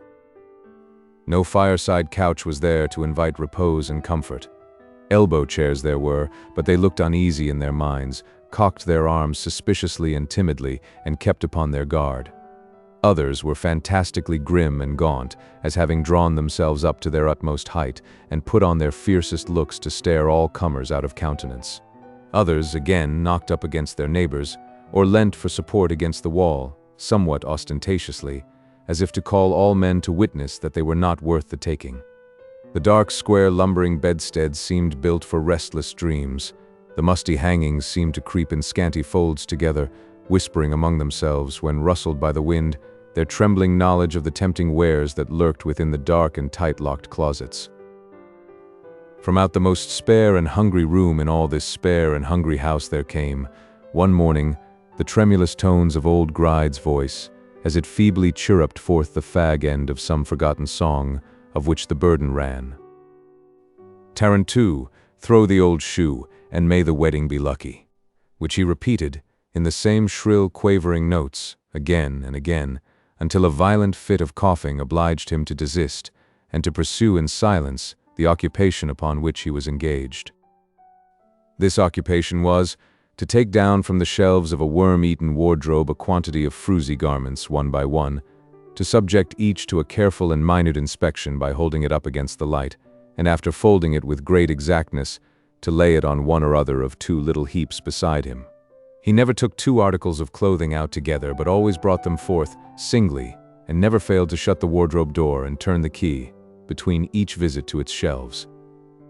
"The snuff-colored suit," said Arthur Gride, surveying a threadbare coat. "Did I look well in snuff color? Let me think." The result of his cogitations appeared to be unfavorable, for he folded the garment once more, laid it aside, and mounted on a chair to get down another, chirping while he did so.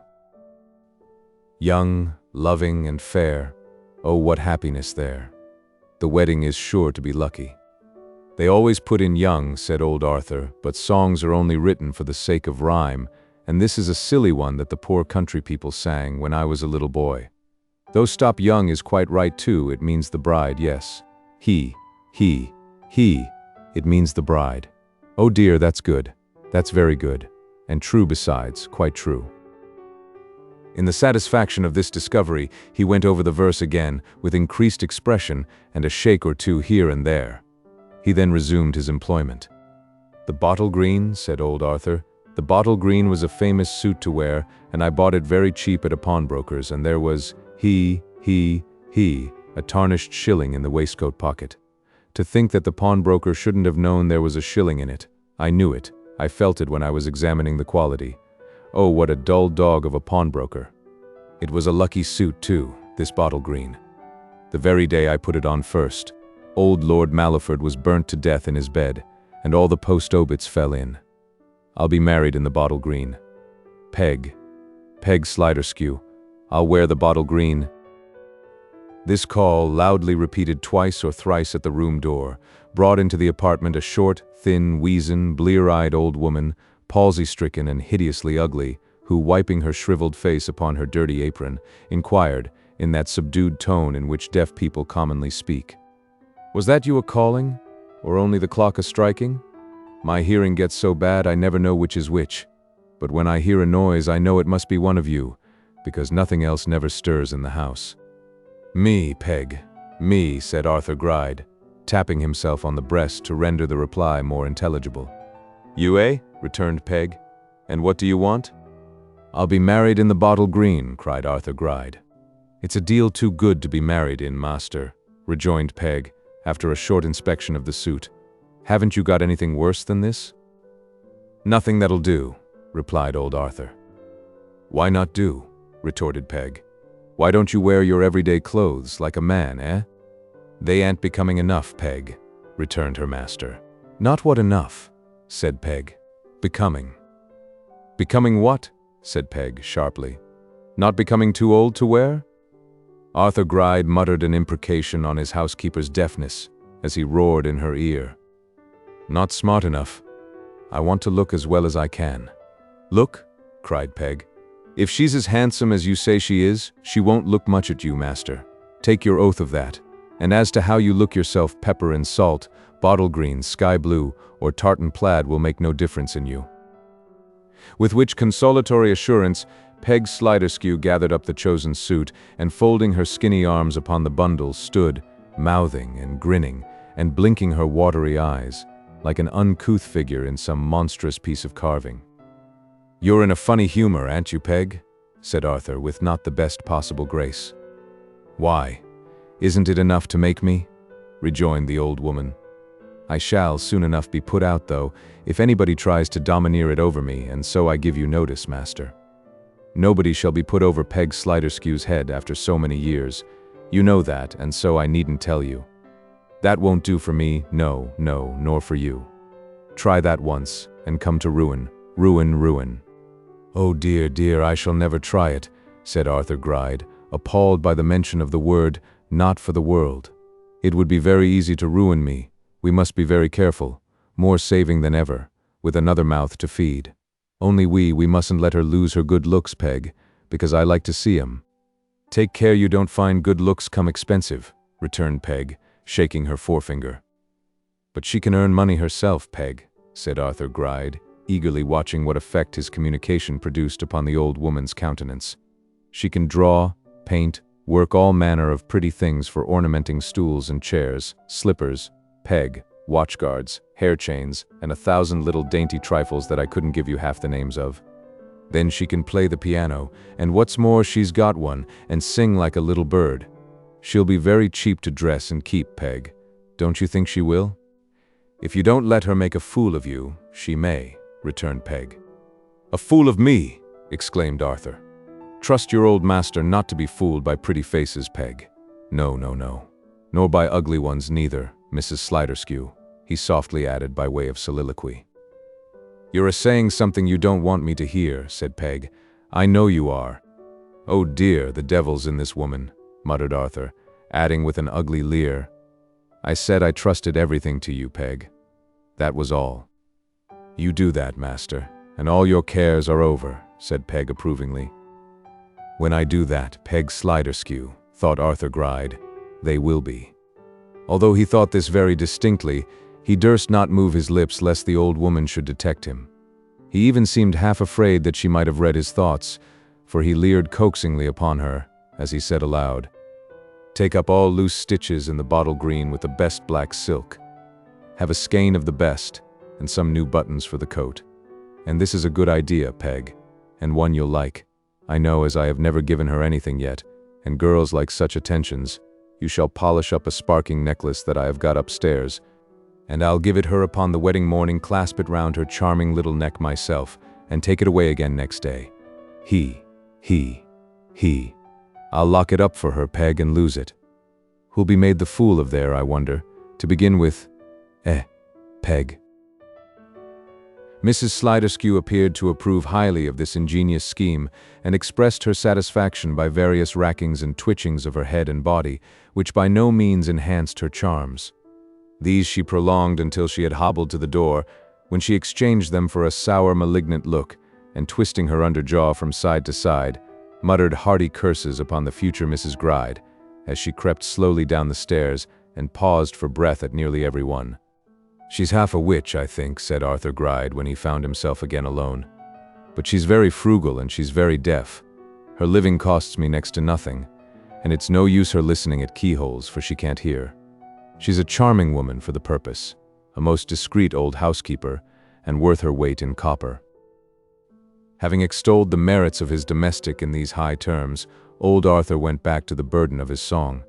The suit destined to grace his approaching nuptials being now selected, he replaced the others with no less care than he had displayed in drawing them from the musty nooks where they had silently reposed for many years.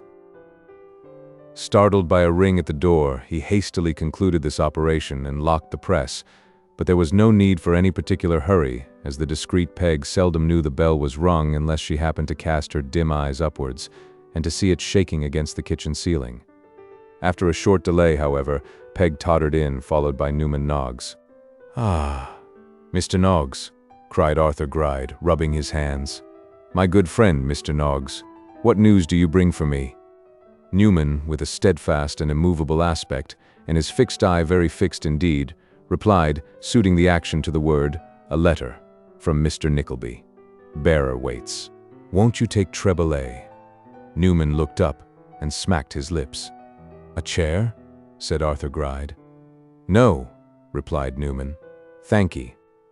Arthur opened the letter with trembling hands and devoured its contents with the utmost greediness, chuckling rapturously over it and reading it several times before he could take it from before his eyes. So many times did he peruse and reperuse it that Newman considered it expedient to remind him of his presence. "Answer," said Newman. "Bearer waits." "True," replied old Arthur. Yes, I almost forgot, I do declare." "I thought you were forgetting," said Newman. "Quite right to remind me, Mr. Noggs." "Oh, very right indeed," said Arthur. "Yes, I'll write a line. I am rather flurried, Mr. Noggs. The news is—" "Bad?" interrupted Newman. "No, Mr. Noggs, thank you. Good, good. The very best of news. Sit down. I'll get the pen and ink and write a line in answer. I'll not detain you long. I know you're a treasure to your master, Mr. Noggs. He speaks of you in such terms, sometimes that, oh dear, you'd be astonished. I may say that I do too, and always did. I always say the same of you. That's curse Mr. Noggs with all my heart. Then if you do, thought Newman, as Gride hurried out. The letter had fallen on the ground. Looking carefully about him for an instant, Newman, impelled by curiosity to know the result of the design he had overheard from his office closet, caught it up and rapidly read as follows. Gride. I saw Bray again this morning and proposed the day after tomorrow, as you suggested, for the marriage. There is no objection on his part, and all days are alike to his daughter. We will go together, and you must be with me by 7 in the morning. I need not tell you to be punctual. Make no further visits to the girl in the meantime. You have been there, of late, much oftener than you should. She does not languish for you, and it might have been dangerous. Restrain your youthful ardor for 48 hours, and leave her to the father. You only undo what he does, and does well. Yours, Ralph Nickleby. A footstep was heard without.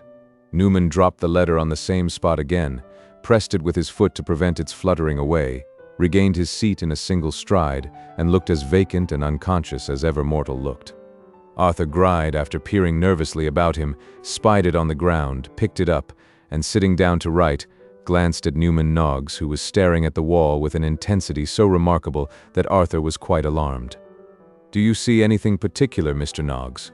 said Arthur, trying to follow the direction of Newman's eyes, which was an impossibility, and a thing no man had ever done. "Only a cobweb," replied Newman. "Oh, is that all?" "No," said Newman. "There's a fly in it." "There are a good many cobwebs here," observed Arthur Gride. "So there are in our place," returned Newman, "and flies too." Newman appeared to derive great entertainment from this repartee, and to the great discomposure of Arthur Gride's nerves, produced a series of sharp cracks from his finger joints, resembling the noise of a distant discharge of small artillery. Arthur succeeded in finishing his reply to Ralph's note, nevertheless, and at length handed it over to the eccentric messenger for delivery. "That's it, Mr. Noggs," said Gride. Newman gave a nod, put it in his hat, and was shuffling away, when Gride, whose doting delight knew no bounds, beckoned him back again, and said, in a shrill whisper, and with a grin which puckered up his whole face, and almost obscured his eyes, Will you take a little drop of something, just to taste?" In good fellowship, if Arthur Gride had been capable of it, Newman would not have drunk with him one bubble of the richest wine that was ever made, but to see what he would be at, and to punish him as much as he could, he accepted the offer immediately.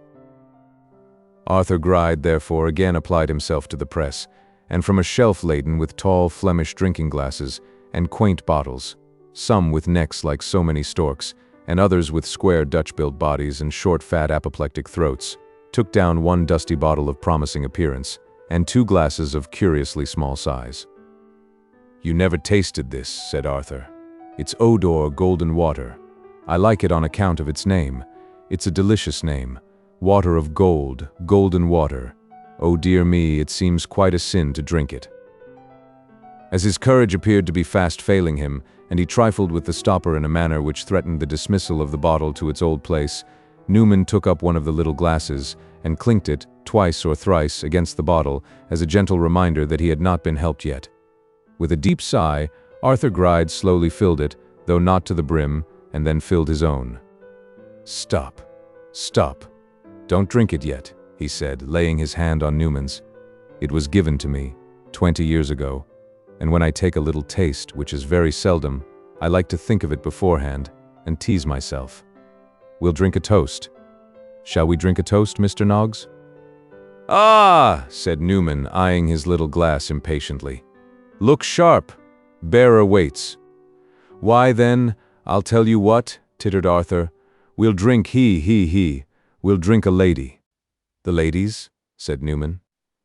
"No, no, Mr. Noggs," replied Gride, arresting his hand. "A lady. You wonder to hear me say a lady. I know you do, I know you do.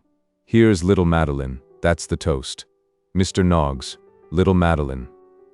Madeline, said Newman, inwardly adding, and God help her.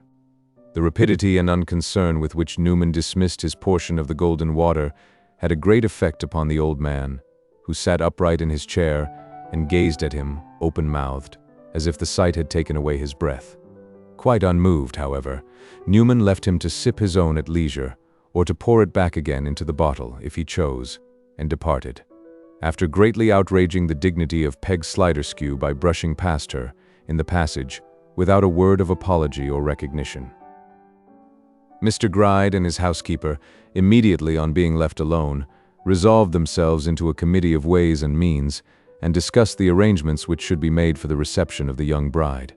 As they were, like some other committees, extremely dull and prolix in debate, this history may pursue the footsteps of Newman Noggs, thereby combining advantage with necessity, for it would have been necessary to do so under any circumstances, and necessity has no law, as all the world knows. "You've been a long time," said Ralph, when Newman returned. "He was a long time," replied Newman. "Bah!" cried Ralph impatiently. "Give me his note if he gave you one, his message if he didn't, and don't go away. I want a word with you, sir." Newman handed in the note, and looked very virtuous and innocent while his employer broke the seal and glanced his eye over it. "He'll be sure to come," muttered Ralph as he tore it to pieces. "Why, of course, I know he'll be sure to come. What need to say that? Noggs.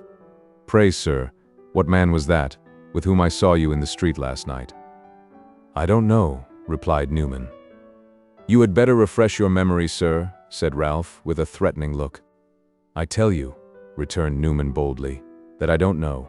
He came here twice, and asked for you. You were out. He came again. You packed him off, yourself. He gave the name of Brooker." "I know he did," said Ralph. "What then?" "What then? Why, then he lurked about and dogged me in the street. He follows me night after night and urges me to bring him face to face with you, as he says he has been once, and not long ago either. He wants to see you face to face, he says, and you'll soon hear him out, he warrants." "And what say you to that?" inquired Ralph, looking keenly at his drudge. "That it's no business of mine, and I won't. I told him he might catch you in the street if that was all he wanted, but no, that wouldn't do. You wouldn't hear a word there, he said. He must have you alone in a room with the door locked, where he could speak without fear, and you'd soon change your tone and hear him patiently." "An audacious dog," Ralph muttered. "That's all I know," said Newman. "I say again, I don't know what man he is. I don't believe he knows himself. You have seen him, perhaps you do." "I think I do," replied Ralph. "Well," retorted Newman sulkily, "don't expect me to know him too, that's all. You'll ask me next why I never told you this before. What would you say if I was to tell you all that people say of you? What do you call me when I sometimes do? Brute, ass, and snap at me like a dragon." This was true enough, though the question which Newman anticipated was, in fact, upon Ralph's lips at the moment. "He is an idle ruffian," said Ralph, "a vagabond from beyond the sea where he traveled for his crimes, a felon let loose to run his neck into the halter, a swindler who has the audacity to try his schemes on me who know him well. The next time he tampers with you, hand him over to the police, for attempting to extort money by lies and threats, d'ye hear? And leave the rest to me. He shall cool his heels in jail a little time, and I'll be bound he looks for other folks to fleece when he comes out. You mind what I say, do you?" "I hear," said Newman. "Do it then," returned Ralph, "and I'll reward you. Now you may go." Newman readily availed himself of the permission and, shutting himself up in his little office, remained there, in very serious cogitation, all day. When he was released at night, he proceeded, with all the expedition he could use, to the city, and took up his old position behind the pump, to watch for Nicholas. For Newman Noggs was proud in his way, and could not bear to appear as his friend, before the brothers Cheeryble, in the shabby and degraded state to which he was reduced. He had not occupied this position many minutes, when he was rejoiced to see Nicholas approaching, and darted out from his ambuscade to meet him. Nicholas, on his part, was no less pleased to encounter his friend, whom he had not seen for some time, so their greeting was a warm one. I was thinking of you at that moment, said Nicholas. That's right, rejoined Newman, and I of you. I couldn't help coming up tonight. I think I am going to find out something. And what may that be? Returned Nicholas, smiling at this odd communication. I don't know what it may be. I don't know what it may not be, said Newman. It's some secret in which your uncle is concerned, but what, I've not yet been able to discover, although I have my strong suspicions. I'll not hint 'em now, in case you should be disappointed. I disappointed, cried Nicholas. Am I interested? I think you are, replied Newman. I have a crotchet in my head that it must be so. I have found out a man who plainly knows more than he cares to tell at once. And he has already dropped such hints to me as puzzle me, said Newman, scratching his red nose into a state of violent inflammation and staring at Nicholas with all his might and main meanwhile. Admiring what could have wound his friend up to such a pitch of mystery, Nicholas endeavored, by a series of questions, to elucidate the cause, but in vain. Newman could not be drawn into any more explicit statement than a repetition of the perplexities he had already thrown out, and a confused oration, showing how it was necessary to use the utmost caution, how the lynx-eyed Ralph had already seen him in company with his unknown correspondent, and how he had baffled the said Ralph by extreme guardedness of manner and ingenuity of speech, having prepared himself for such a contingency from the first. Remembering his companion's propensity, of which his nose, indeed, perpetually warned all beholders like a beacon, Nicholas had drawn him into a sequestered tavern. Here they fell to reviewing the origin and progress of their acquaintance, as men sometimes do, and tracing out the little events by which it was most strongly marked, came at last to Miss Cecilia Bobster. And that reminds me, said Newman, that you never told me the young lady's real name. Madeline, said Nicholas.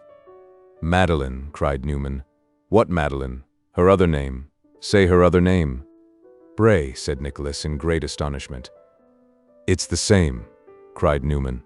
Sad story. Can you stand idly by and let that unnatural marriage take place without one attempt to save her? What do you mean? Exclaimed Nicholas, starting up. Marriage? Are you mad? Are you? Is she? Are you blind, deaf, senseless, dead? Said Newman. Do you know that within one day, by means of your Uncle Ralph, she will be married to a man as bad as he, and worse, if worse there is? Do you know that within one day she will be sacrificed, as sure as you stand there alive, to a hoary wretch, a devil born and bred, and grey in devil's ways? Be careful what you say, replied Nicholas. For heaven's sake, be careful. I am left here alone, and those who could stretch out a hand to rescue her are far away. What is it that you mean? I never heard her name, said Newman, choking with his energy. Why didn't you tell me? How was I to know? We might at least have had some time to think. What is it that you mean? Cried Nicholas. It was not an easy task to arrive at this information, but, after a great quantity of extraordinary pantomime, which in no way assisted it, Nicholas, who was almost as wild as Newman Noggs himself, forced the latter down upon his seat and held him down until he began his tale. Rage, astonishment, indignation, and a storm of passions rushed through the listener's heart as the plot was laid bare. He no sooner understood it all than, with a face of ashy paleness and trembling in every limb, he darted from the house. Stop him, cried Newman, bolting out in pursuit. He'll be doing something desperate. He'll murder somebody. Hallo there, stop him. Stop thief. Stop thief. Chapter 52. Nicholas despairs of rescuing Madeline Bray, but plucks up his spirits again and determines to attempt it. Domestic intelligence of the Kenwigses and Lillyvicks. Finding that Newman was determined to arrest his progress at any hazard, and apprehensive that some well-intentioned passenger, attracted by the cry of "Stop thief," might lay violent hands upon his person, and place him in a disagreeable predicament from which he might have some difficulty in extricating himself, Nicholas soon slackened his pace, and suffered Newman Noggs to come up with him, which he did in so breathless a condition that it seemed impossible he could have held out for a minute longer. I will go straight to Bray's, said Nicholas. I will see this man. If there is a feeling of humanity lingering in his breast, a spark of consideration for his own child, motherless and friendless as she is, I will awaken it. You will not, replied Newman. You will not, indeed. Then, said Nicholas, pressing onward, I will act upon my first impulse and go straight to Ralph Nickleby. By the time you reach his house, he will be in bed, said Newman. I'll drag him from it, cried Nicholas. Tut, tut, said Noggs. Be yourself. You are the best of friends to me, Newman, rejoined Nicholas after a pause, and taking his hand as he spoke. I have made head against many trials, but the misery of another, and such misery, is involved in this one, that I declare to you I am rendered desperate, and know not how to act. In truth, it did seem a hopeless case. It was impossible to make any use of such intelligence as Newman Noggs had gleaned when he lay concealed in the closet. The mere circumstance of the compact between Ralph Nickleby and Gride would not invalidate the marriage, or render Bray averse to it, who, if he did not actually know of the existence of some such understanding, doubtless suspected it. What had been hinted with reference to some fraud on Madeline had been put, with sufficient obscurity, by Arthur Gride, but coming from Newman Noggs, and obscured still further by the smoke of his pocket pistol, it became wholly unintelligible, and involved in utter darkness. There seems no ray of hope, said Nicholas. The greater necessity for coolness, for reason, for consideration, for thought, said Newman, pausing at every alternate word to look anxiously in his friend's face. Where are the brothers? Both absent on urgent business, as they will be for a week to come. Is there no way of communicating with them? No way of getting one of them here by tomorrow night? Impossible, said Nicholas. The sea is between us and them. With the fairest winds that ever blew, to go and return would take 3 days and nights. Their nephew, said Newman, their old clerk. What could either do, that I cannot? Rejoined Nicholas. With reference to them especially, I am enjoined to the strictest silence on this subject. What right have I to betray the confidence reposed in me, when nothing but a miracle can prevent this sacrifice? Think, urged Newman. Is there no way? There is none, said Nicholas, in utter dejection. Not one. The father urges, the daughter consents. These demons have her in their toils. Legal right, might, power, money, and every influence are on their side. How can I hope to save her? Hope to the last, said Newman, clapping him on the back. Always hope. That's a dear boy. Never leave off hoping. It don't answer. Do you mind me, Nick? It don't answer. Don't leave a stone unturned. It's always something, to know you've done the most you could. But don't leave off hoping, or it's of no use doing anything. Hope, hope, to the last. Nicholas needed encouragement. The suddenness with which intelligence of the two usurers' plans had come upon him, the little time which remained for exertion, the probability, almost amounting to certainty itself, that a few hours would place Madeline Bray forever beyond his reach, consign her to unspeakable misery, and perhaps to an untimely death, all this quite stunned and overwhelmed him. Every hope connected with her that he had suffered himself to form, or had entertained unconsciously, seemed to fall at his feet, withered and dead. Every charm with which his memory or imagination had surrounded her presented itself before him, only to heighten his anguish and add new bitterness to his despair.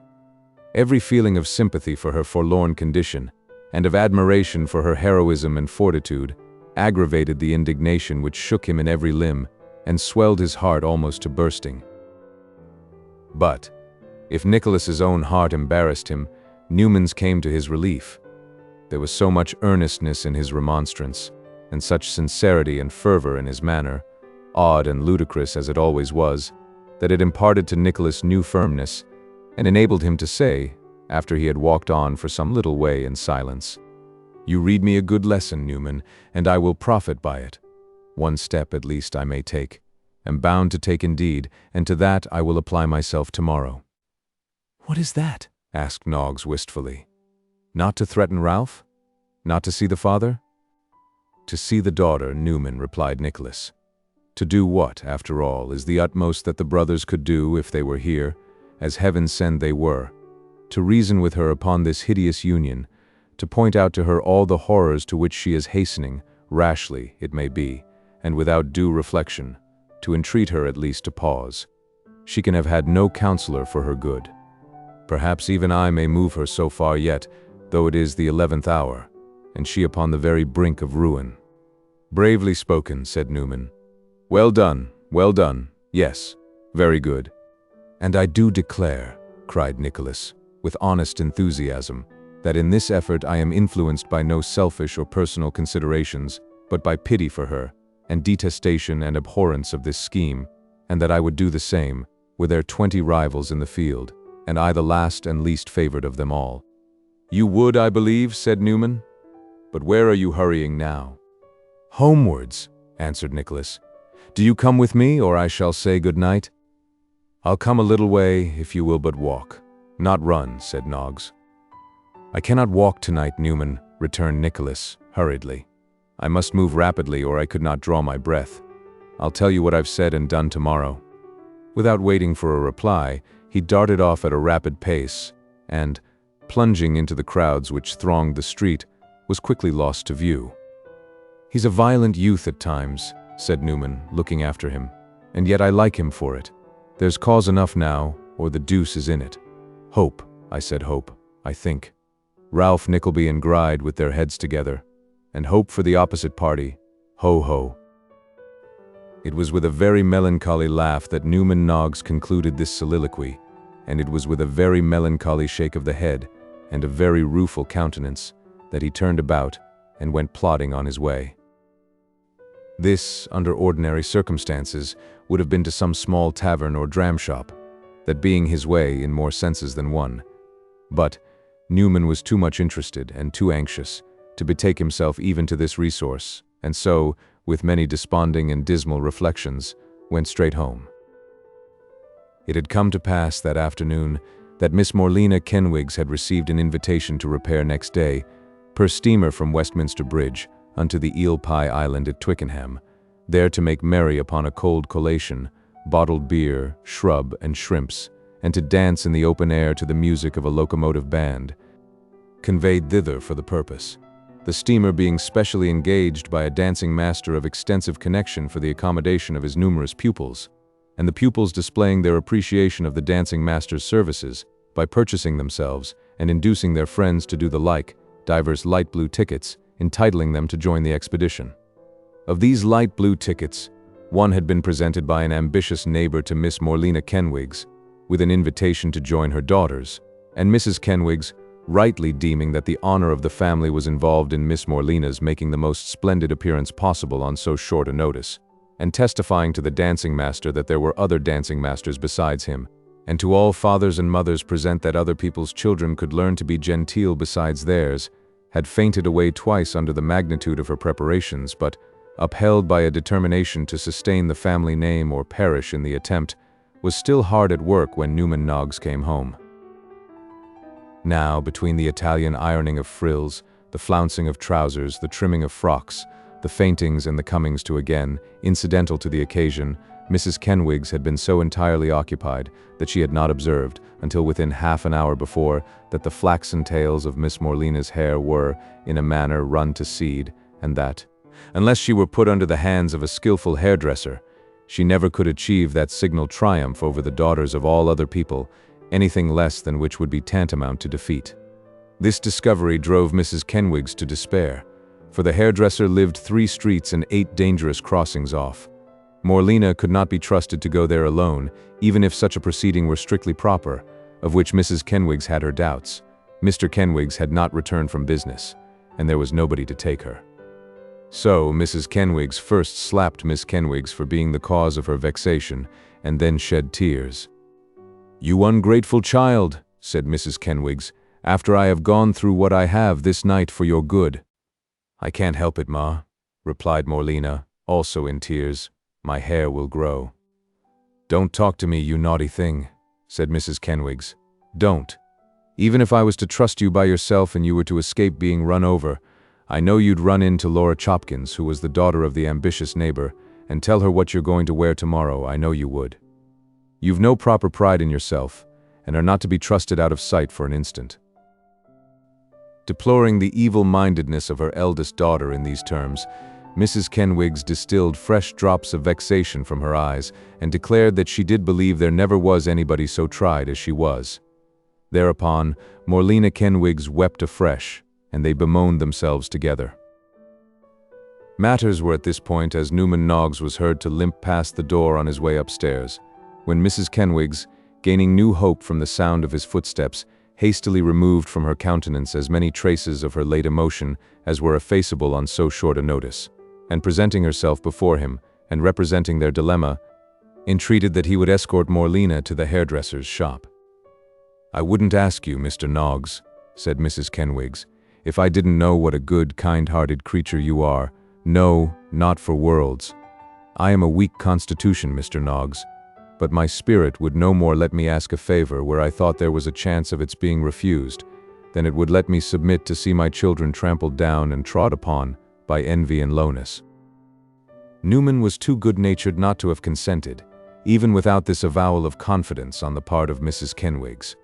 Accordingly, a very few minutes had elapsed, when he and Miss Morlena were on their way to the hairdresser's. It was not exactly a hairdresser's, that is to say, people of a coarse and vulgar turn of mind might have called it a barber's, for they not only cut and curled ladies elegantly and children carefully, but shaved gentlemen easily. Still, it was a highly genteel establishment, quite first-rate in fact, and there were displayed in the window, besides other elegancies, waxen busts of a light lady and a dark gentleman which were the admiration of the whole neighborhood. Indeed, some ladies had gone so far as to assert that the dark gentleman was actually a portrait of the spurted young proprietor, and the great similarity between their headdresses, both wore very glossy hair, with a narrow walk straight down the middle and a profusion of flat circular curls on both sides, encouraged the idea. The better informed among the sex, however, made light of this assertion, for however willing they were, and they were very willing to do full justice to the handsome face and figure of the proprietor, they held the countenance of the dark gentleman in the window to be an exquisite and abstract idea of masculine beauty, realized sometimes, perhaps, among angels and military men, but very rarely embodied to gladden the eyes of mortals. It was to this establishment that Newman Noggs led Miss Kenwigs in safety. The proprietor, knowing that Miss Kenwigs had 3 sisters, each with 2 flaxen tails, and all good for 6 pence apiece, once a month at least, promptly deserted an old gentleman whom he had just lathered for shaving, and handing him over to the journeyman, who was not very popular among the ladies, by reason of his obesity and middle age, waited on the young lady himself. Just as this change had been effected, there presented himself for shaving a big, burly, good-humored coal-heaver with a pipe in his mouth, who, drawing his hand across his chin, requested to know when a shaver would be disengaged. The journeyman, to whom this question was put, looked doubtfully at the young proprietor, and the young proprietor looked scornfully at the coal-heaver, observing at the same time, "You won't get shaved here, my man." "Why not?" said the coal-heaver. "We don't shave gentlemen in your line," remarked the young proprietor. "Why, I see you a shaving of a baker when I was a-looking through the winder last week," said the coal-heaver. "It's necessary to draw the line somewheres, my fine feller," replied the principal. "We draw the line there, we can't go beyond bakers. If we was to get any lower than bakers, our customers would desert us, and we might shut up shop. You must try some other establishment, sir. We couldn't do it here." The applicant stared, grinned at Newman Noggs, who appeared highly entertained, looked slightly round the shop, as if in depreciation of the pomatum pots and other articles of stock, took his pipe out of his mouth and gave a very loud whistle, and then put it in again, and walked out. The old gentleman who had just been lathered, and who was sitting in a melancholy manner with his face turned towards the wall, appeared quite unconscious of this incident, and to be insensible to everything around him in the depth of a reverie, a very mournful one, to judge from the sighs he occasionally vented in which he was absorbed. Affected by this example, the proprietor began to clip Miss Kenwigs, the journeyman to scrape the old gentleman, and Newman Noggs to read last Sunday's paper, all 3 in silence, when Miss Kenwigs uttered a shrill little scream, and Newman, raising his eyes, saw that it had been elicited by the circumstance of the old gentleman turning his head, and disclosing the features of Mr. Lillyvick the collector. The features of Mr. Lillyvick they were, but strangely altered. If ever an old gentleman had made a point of appearing in public, shaved close and clean, that old gentleman was Mr. Lillyvick. If ever a collector had borne himself like a collector, and assumed before all men a solemn and portentous dignity, as if he had the world on his books and it was all 2 quarters in arrear. That collector was Mr. Lillyvick. And now there he sat, with the remains of a beard at least a week old encumbering his chin, a soiled and crumpled shirt frill crouching, as it were, upon his breast, instead of standing boldly out, a demeanor so abashed and drooping, so despondent, and expressive of such humiliation, grief, and shame, that if the souls of 40 unsubstantial housekeepers, all of whom had had their water cut off for non-payment of the rate, could have been concentrated in one body, that one body could hardly have expressed such mortification and defeat as were now expressed in the person of Mr. Lillyvick, the collector. Newman Noggs uttered his name, and Mr. Lillyvick groaned, then coughed to hide it. But the groan was a full-sized groan, and the cough was but a wheeze.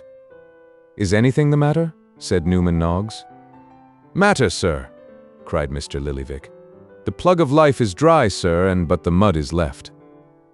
This speech, the style of which Newman attributed to Mr. Lillyvick's recent association with theatrical characters, not being quite explanatory, Newman looked as if he were about to ask another question, when Mr. Lillyvick prevented him by shaking his hand mournfully, and then waving his own. "Let me be shaved," said Mr. Lillyvick. "It shall be done before Morlina. It is Morlina, isn't it?" "Yes," said Newman. "Kenwigses have got a boy, haven't they?" inquired the collector. Again Newman said yes. "Is it a nice boy?" demanded the collector. "It ain't a very nasty one," returned Newman, rather embarrassed by the question. "Susan Kenwigs used to say," observed the collector, "that if ever she had another boy, she hoped it might be like me. Is this one like me, Mr. Noggs?" This was a puzzling inquiry, but Newman evaded it by replying to Mr. Lillyvick that he thought the baby might possibly come like him in time. "I should be glad to have somebody like me somehow," said Mr. Lillyvick, "before I die." "You don't mean to do that? Yet a while," said Newman. Unto which Mr. Lillyvick replied in a solemn voice, "Let me be shaved," and again consigning himself to the hands of the journeyman, said no more. This was remarkable behavior. So remarkable did it seem to Miss Morlina that that young lady, at the imminent hazard of having her ear sliced off, had not been able to forbear looking round, some score of times, during the foregoing colloquy. Of her, however, Mr. Lillyvick took no notice, rather striving, so at least it seemed to Newman Noggs, to evade her observation and to shrink into himself whenever he attracted her regards. Newman wondered very much what could have occasioned this altered behavior on the part of the collector, but, philosophically reflecting that he would most likely know, sooner or later, and that he could perfectly afford to wait, he was very little disturbed by the singularity of the old gentleman's deportment. The cutting and curling being at last concluded, the old gentleman, who had been some time waiting, rose to go and, walking out with Newman and his charge, took Newman's arm, and proceeded for some time without making any observation. Newman, who in power of taciturnity was excelled by few people, made no attempt to break silence, and so they went on until they had very nearly reached Miss Morlina's home, when Mr. Lillyvick said, "Were the Kenwigses very much overpowered, Mr. Noggs, by that news?" "What news?" returned Newman. "That about my being married," suggested Newman. "Ah," replied Mr. Lillyvick, with another groan, this time not even disguised by a wheeze.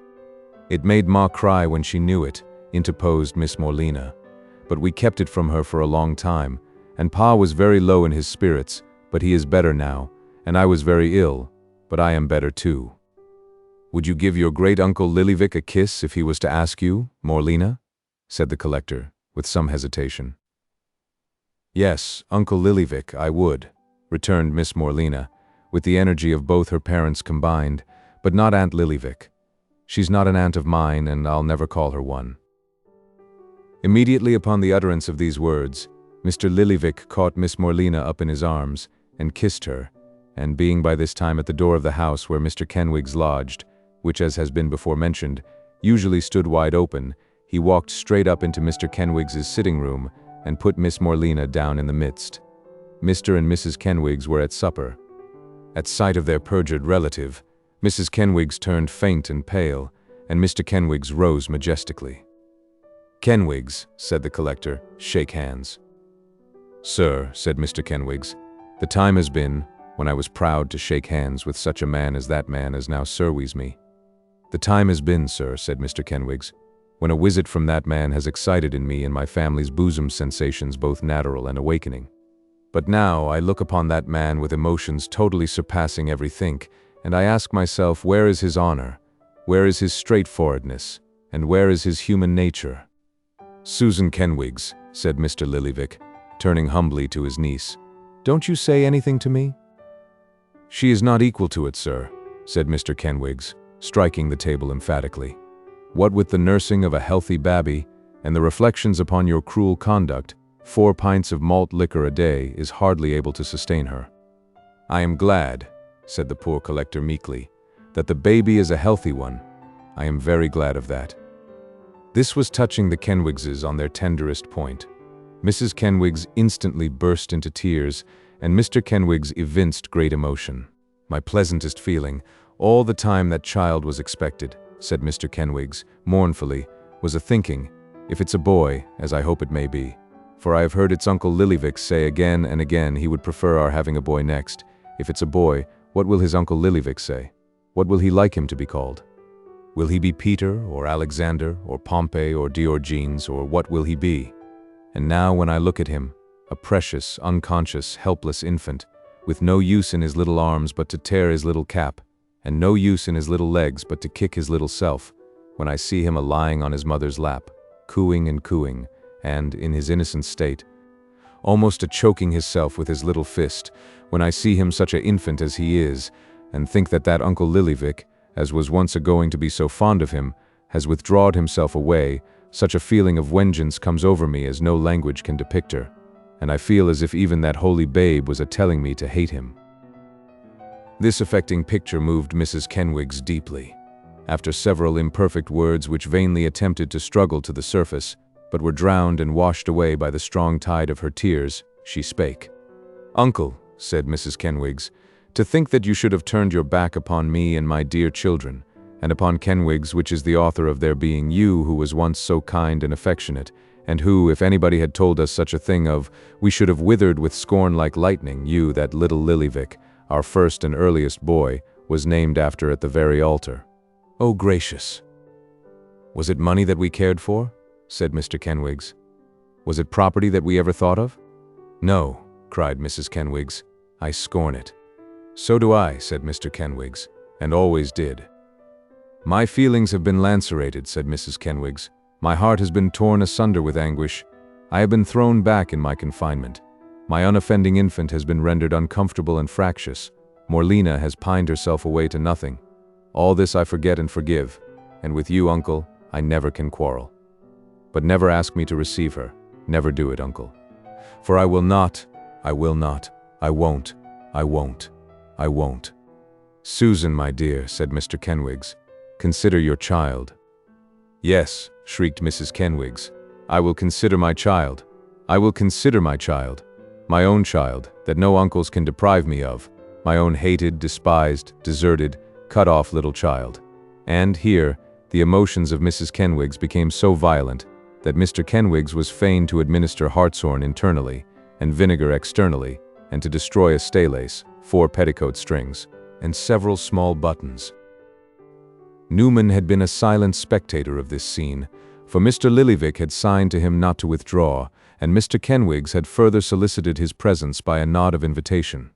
When Mrs. Kenwigs had been in some degree restored, and Newman, as a person possessed of some influence with her, had remonstrated and begged her to compose herself, Mr. Lillyvick said in a faltering voice, "I never shall ask anybody here to receive I needn't mention the word, you know what I mean. Kenwigs and Susan, yesterday was a week she eloped with a half-pay captain."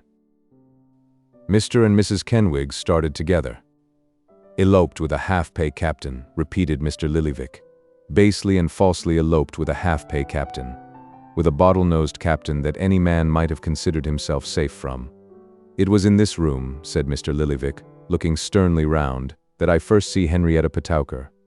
It is in this room that I turn her off, forever." This declaration completely changed the whole posture of affairs. Mrs. Kenwigs threw herself upon the old gentleman's neck, bitterly reproaching herself for her late harshness, and exclaiming, if she had suffered, what must his sufferings have been? Mr. Kenwigs grasped his hand and vowed eternal friendship and remorse. Mrs. Kenwigs was horror-stricken to think that she should ever have nourished in her bosom such a snake, adder, viper, serpent, and base crocodile as Henrietta Petowker. Mr. Kenwigs argued that she must have been bad indeed not to have improved by so long a contemplation of Mrs. Kenwigs's virtue. Mrs. Kenwigs remembered that Mr. Kenwigs had often said that he was not quite satisfied of the propriety of Miss Petowker's conduct, and wondered how it was that she could have been blinded by such a wretch. Mr. Kenwigs remembered that he had had his suspicions, but did not wonder why Mrs. Kenwigs had not had hers, as she was all chastity, purity, and truth, and Henrietta all baseness, falsehood, and deceit. And Mr. and Mrs. Kenwigs both said, with strong feelings and tears of sympathy, that everything happened for the best, and conjured the good collector not to give way to unavailing grief, but to seek consolation in the society of those affectionate relations whose arms and hearts were ever open to him. "Out of affection and regard for you, Susan and Kenwigs," said Mr. Lillyvick, "and not out of revenge and spite against her, for she is below it, I shall, tomorrow morning, settle upon your children, and make payable to the survivors of them when they come of age of marry, that money that I once meant to leave 'em in my will. The deed shall be executed tomorrow, and Mr. Noggs shall be one of the witnesses. He hears me promise this, and he shall see it done." Overpowered by this noble and generous offer, Mr. Kenwigs, Mrs. Kenwigs, and Miss Morlena Kenwigs all began to sob together, and the noise of their sobbing, communicating itself to the next room, where the children lay abed, and causing them to cry too, Mr. Kenwigs rushed wildly in, and bringing them out in his arms, by two and two, tumbled them down in their nightcaps and gowns at the feet of Mr. Lillyvick, and called upon them to thank and bless him. "And now," said Mr. Lillyvick, when a heart-rending scene had ensued and the children were cleared away again, "give me some supper. This took place 20 miles from town. I came up this morning, and have been lingering about all day, without being able to make up my mind to come and see you. I humored her in everything, she had her own way. She did just as she pleased, and now she has done this. There was 12 teaspoons and 24 pound in sovereigns. I missed them first. It's a trial. I feel I shall never be able to knock a double knock again. When I go my rounds, don't say anything more about it. Please, the spoons were worth never mind, never mind." With such muttered outpourings as these, the old gentleman shed a few tears, but they got him into the elbow chair, and prevailed upon him, without much pressing, to make a hearty supper, and by the time he had finished his first pipe, and disposed of half a dozen glasses out of a crown bowl of punch, ordered by Mr. Kenwigs, in celebration of his return to the bosom of his family, he seemed, though still very humble, quite resigned to his fate, and rather relieved than otherwise by the flight of his wife. "When I see that man," said Mr. Kenwigs, with one hand round Mrs. Kenwigs's waist, his other hand supporting his pipe, which made him wink and cough very much, for he was no smoker, and his eyes on Morlena, who sat upon her uncle's knee, "when I see that man as mingling, once again, in the sphere which he adorns, and see his affections dual-oping themselves in legitimate situations, I feel that his nature is as elevated and expanded, as his standing afore society as a public character is unimpeached, and the voices of my infant children provided for in life seem to whisper to me softly, 'This is an euant at which evens itself looks down.'" Chapter 53. Containing the further progress of the plot contrived by Mr. Ralph Nickleby and Mr. Arthur Gride. With that settled resolution and steadiness of purpose to which extreme circumstances so often give birth, acting upon far less excitable and more sluggish temperaments than that which was the lot of Madeline Bray's admirer, Nicholas started, at dawn of day, from the restless couch which no sleep had visited on the previous night, and prepared to make that last appeal, by whose slight and fragile thread her only remaining hope of escape depended. Although to restless and ardent minds, morning may be the fitting season for exertion and activity, it is not always at that time that hope is strongest, or the spirit most sanguine and buoyant.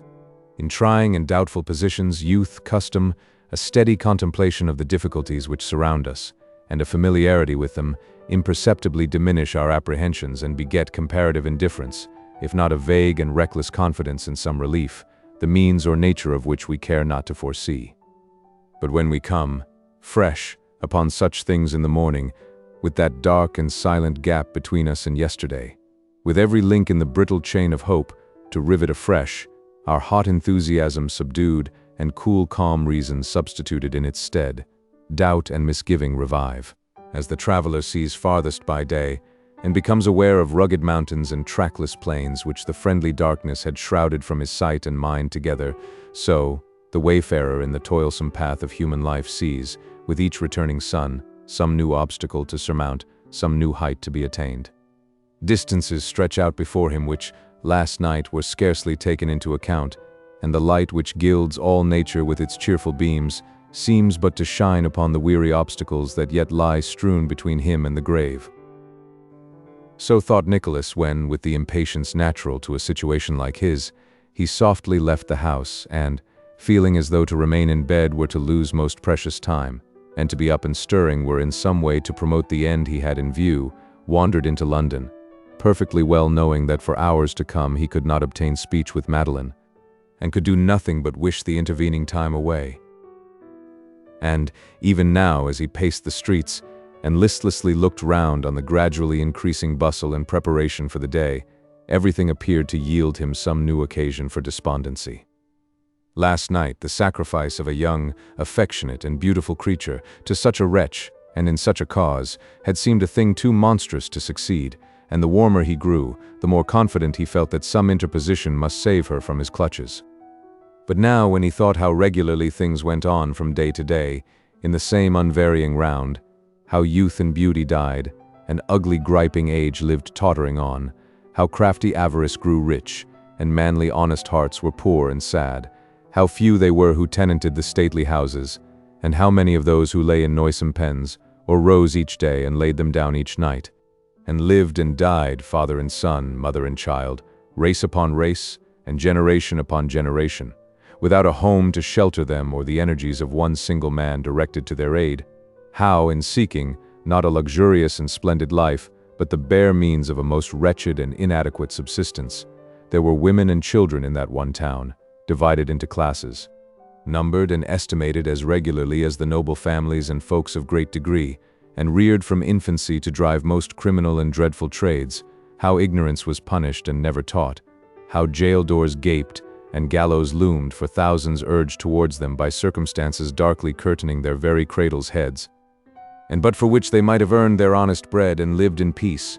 How many died in soul, and had no chance of life?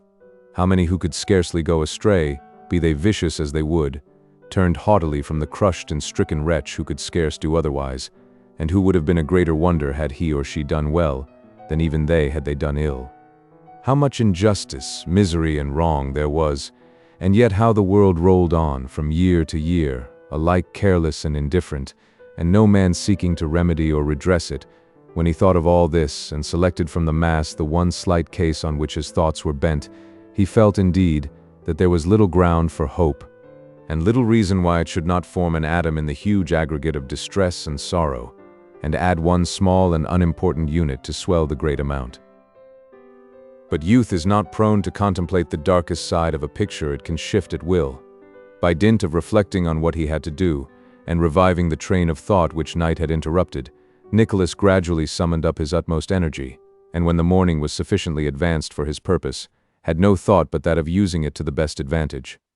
A hasty breakfast taken, and such affairs of business as required prompt attention disposed of, he directed his steps to the residence of Madeline Bray, whither he lost no time in arriving. It had occurred to him that very possibly the young lady might be denied, although to him she never had been, and he was still pondering upon the surest method of obtaining access to her in that case, when, coming to the door of the house, he found it had been left ajar, probably by the last person who had gone out. The occasion was not one upon which to observe the nicest ceremony, therefore, availing himself of this advantage, Nicholas walked gently upstairs and knocked at the door of the room into which he had been accustomed to be shown.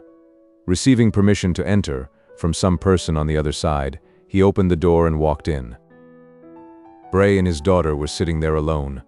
It was nearly 3 weeks since he had seen her last, but there was a change in the lovely girl before him which told Nicholas, in startling terms, how much mental suffering had been compressed into that short time. There are no words which can express, nothing with which can be compared, the perfect pallor, the clear, transparent whiteness of the beautiful face which turned towards him when he entered. Her hair was a rich, deep brown, but shading that face, and straying upon a neck that rivaled it in whiteness, it seemed by the strong contrast raven black. Something of wildness and restlessness there was in the dark eye, but there was the same patient look, the same expression of gentle mournfulness which he well remembered, and no trace of a single tear. Most beautiful, more beautiful perhaps than ever, there was something in her face which quite unmanned him, and appeared far more touching than the wildest agony of grief. It was not merely calm and composed, but fixed and rigid, as though the violent effort which had summoned that composure beneath her father's eye, while it mastered all other thoughts, had prevented even the momentary expression they had communicated to the features from subsiding, and had fastened it there, as an evidence of its triumph. The father sat opposite to her, not looking directly in her face, but glancing at her, as he talked with a gay air which ill disguised the anxiety of his thoughts. The drawing materials were not on their accustomed table, nor were any of the other tokens of her usual occupations to be seen. The little vases which Nicholas had always seen filled with fresh flowers were empty, or supplied only with a few withered stalks and leaves. The bird was silent. The cloth that covered his cage at night was not removed. His mistress had forgotten him. There are times when, the mind being painfully alive to receive impressions, a great deal may be noted at a glance.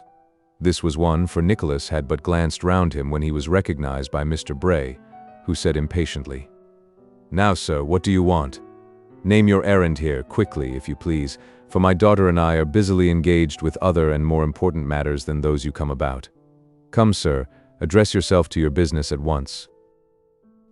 Nicholas could very well discern that the irritability and impatience of this speech were assumed, and that Bray in his heart was rejoiced at any interruption which promised to engage the attention of his daughter.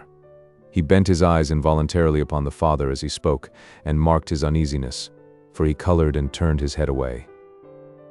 The device, however, so far as it was a device for causing Madeline to interfere, was successful. She rose and, advancing towards Nicholas, paused halfway, and stretched out her hand as expecting a letter. "Madeline," said her father impatiently. "My love, what are you doing?" "Miss Bray expects an enclosure, perhaps," said Nicholas, speaking very distinctly, and with an emphasis she could scarcely misunderstand. "My employer is absent from England, or I should have brought a letter with me. I hope she will give me time, a little time. I ask a very little time." "If that is all you come about, sir," said Mr. Bray, "you may make yourself easy on that head. Madeline, my dear, I didn't know this person was in your debt?" A trifle, I believe," returned Madeline faintly. "I suppose you think now," said Bray, wheeling his chair round and confronting Nicholas, "that, but for such pitiful sums as you bring here, because my daughter has chosen to employ her time as she has, we should starve." "I have not thought about it," returned Nicholas. "You have not thought about it?" sneered the invalid. "You know you have thought about it, and have thought that, and think so every time you come here. Do you suppose, young man, that I don't know what little purse-proud tradesmen are when, through some fortunate circumstances, they get the upper hand for a brief day or think they get the upper hand of a gentleman? My business," said Nicholas respectfully, "is with a lady." "With a gentleman's daughter, sir," returned the sick man, "and the pettifogging spirit is the same. But perhaps you bring orders, eh? Have you any fresh orders for my daughter, sir?" Nicholas understood the tone of triumph in which this interrogatory was put, but remembering the necessity of supporting his assumed character, produced a scrap of paper purporting to contain a list of some subjects for drawings which his employer desired to have executed, and with which he had prepared himself in case of any such contingency. "Oh," said Mr. Bray, "these are the orders, are they?" "Since you insist upon the term, sir, yes," replied Nicholas. "Then you may tell your master," said Bray, tossing the paper back again with an exulting smile, "that my daughter, Miss Madeline Bray, condescends to employ herself no longer in such labors as these, that she is not at his beck and call, as he supposes her to be, that we don't live upon his money, as he flatters himself we do, that he may give whatever he owes us to the first beggar that passes his shop, or add it to his own profits next time he calculates them, and that he may go to the devil for me. That's my acknowledgement of his orders, sir. And this is the independence of a man who sells his daughter as he has sold that weeping girl," thought Nicholas. The father was too much absorbed with his own exultation to mark the look of scorn which, for an instant, Nicholas could not have suppressed had he been upon the rack. There, he continued after a short silence, "You have your message and can retire, unless you have any further. Any further orders?" "I have none," said Nicholas. "Nor, in the consideration of the station you once held, have I used that or any other word which, however harmless in itself, could be supposed to imply authority on my part or dependence on yours.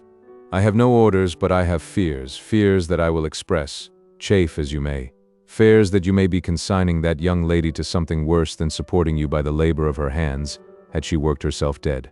These are my fears, and these fears I found upon your own demeanor. Your conscience will tell you, sir, whether I construe it well or not."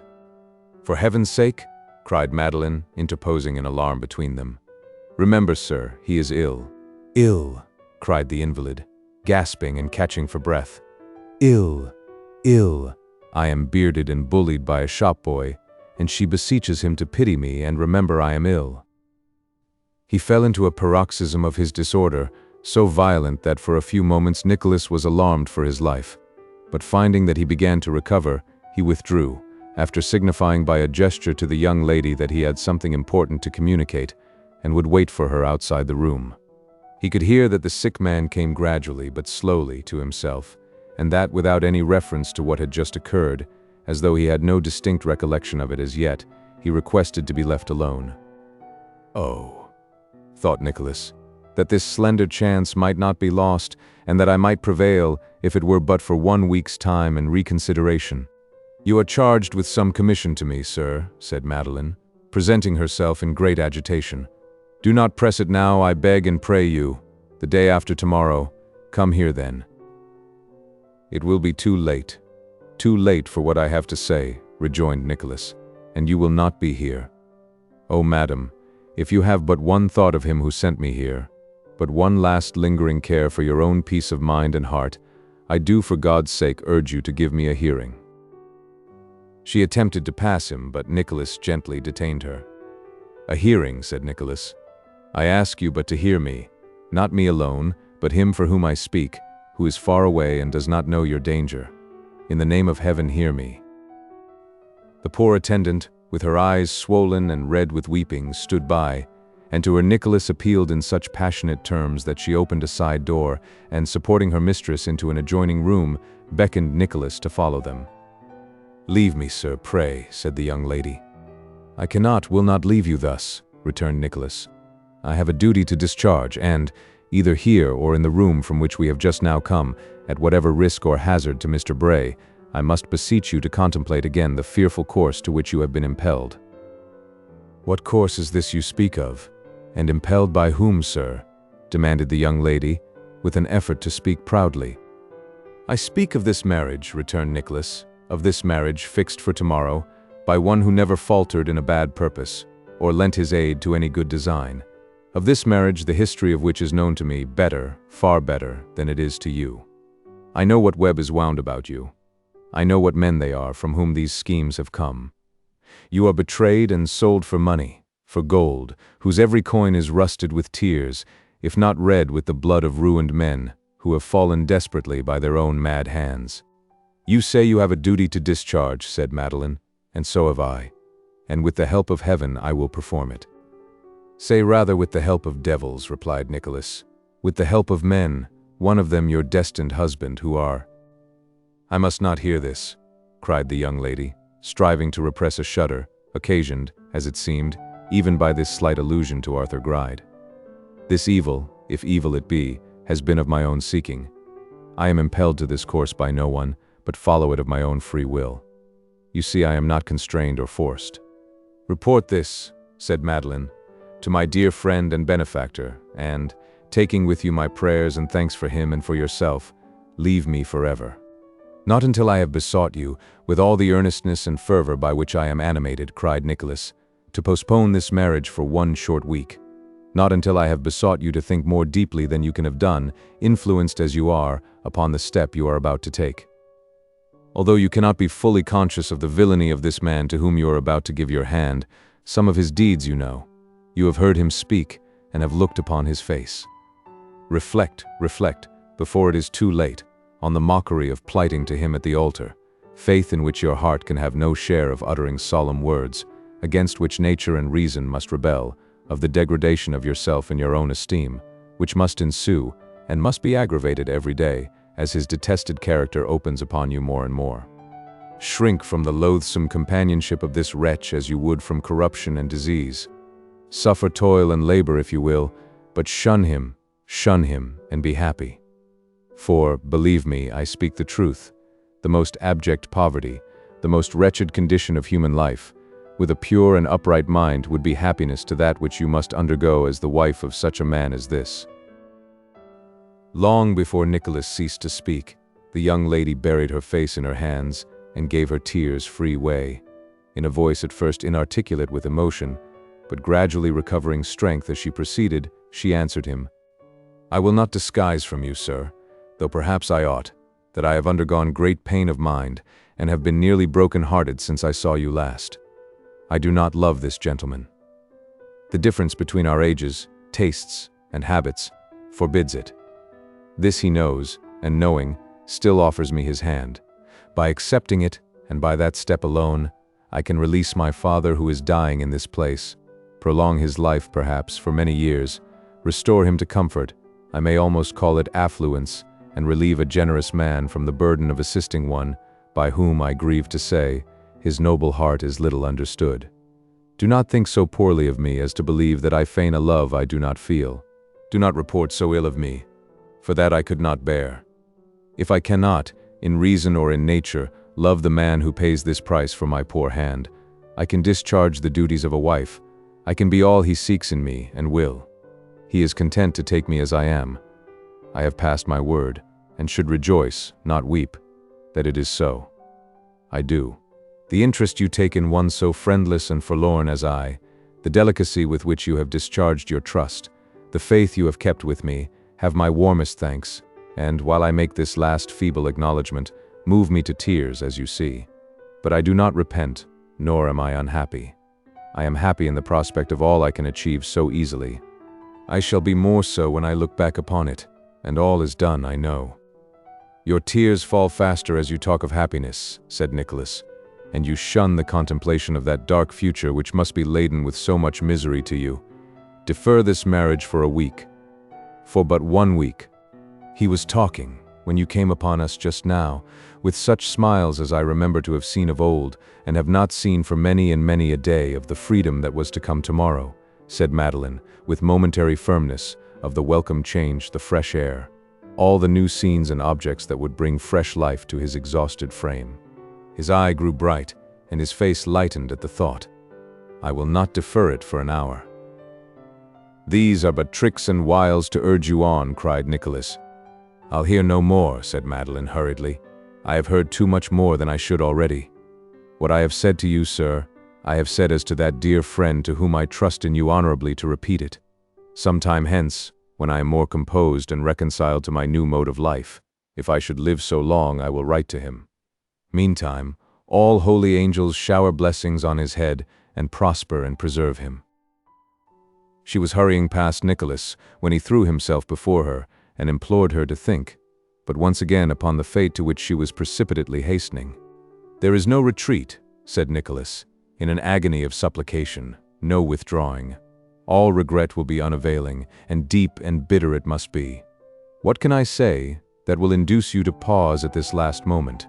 What can I do to save you?" "Nothing," she incoherently replied. "This is the hardest trial I have had. Have mercy on me, sir, I beseech, and do not pierce my heart with such appeals as these. I hear him calling. I must not, will not, remain here for another instant." "If this were a plot," said Nicholas, with the same violent rapidity with which she spoke, "a plot, not yet laid bare by me, but which, with time, I might unravel. If you were, not knowing it, entitled to fortune of your own, which, being recovered, would do all that this marriage can accomplish, would you not retract?" "No, no, no. It is impossible. It is a child's tale. Time would bring his death. He is calling again." "It may be the last time we shall ever meet on earth," said Nicholas. "It may be better for me that we should never meet more." For both, replied Madeline, not heeding what she said. The time will come when to recall the memory of this one interview might drive me mad.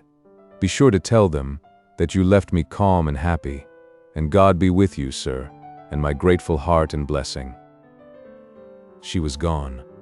Nicholas, staggering from the house, thought of the hurried scene which had just closed upon him, as if it were the phantom of some wild, unquiet dream.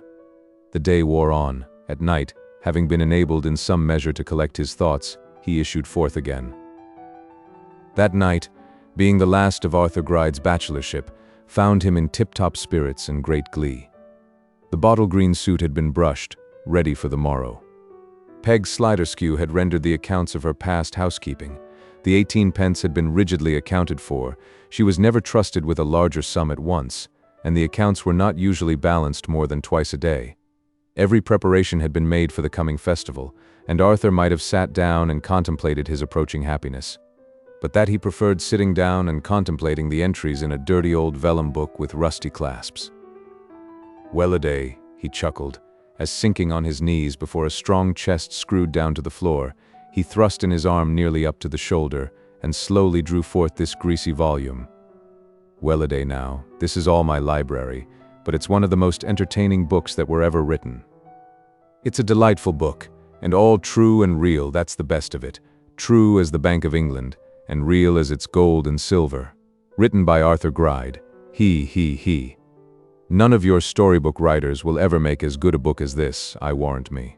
It's composed for private circulation, for my own particular reading, and nobody else's. He.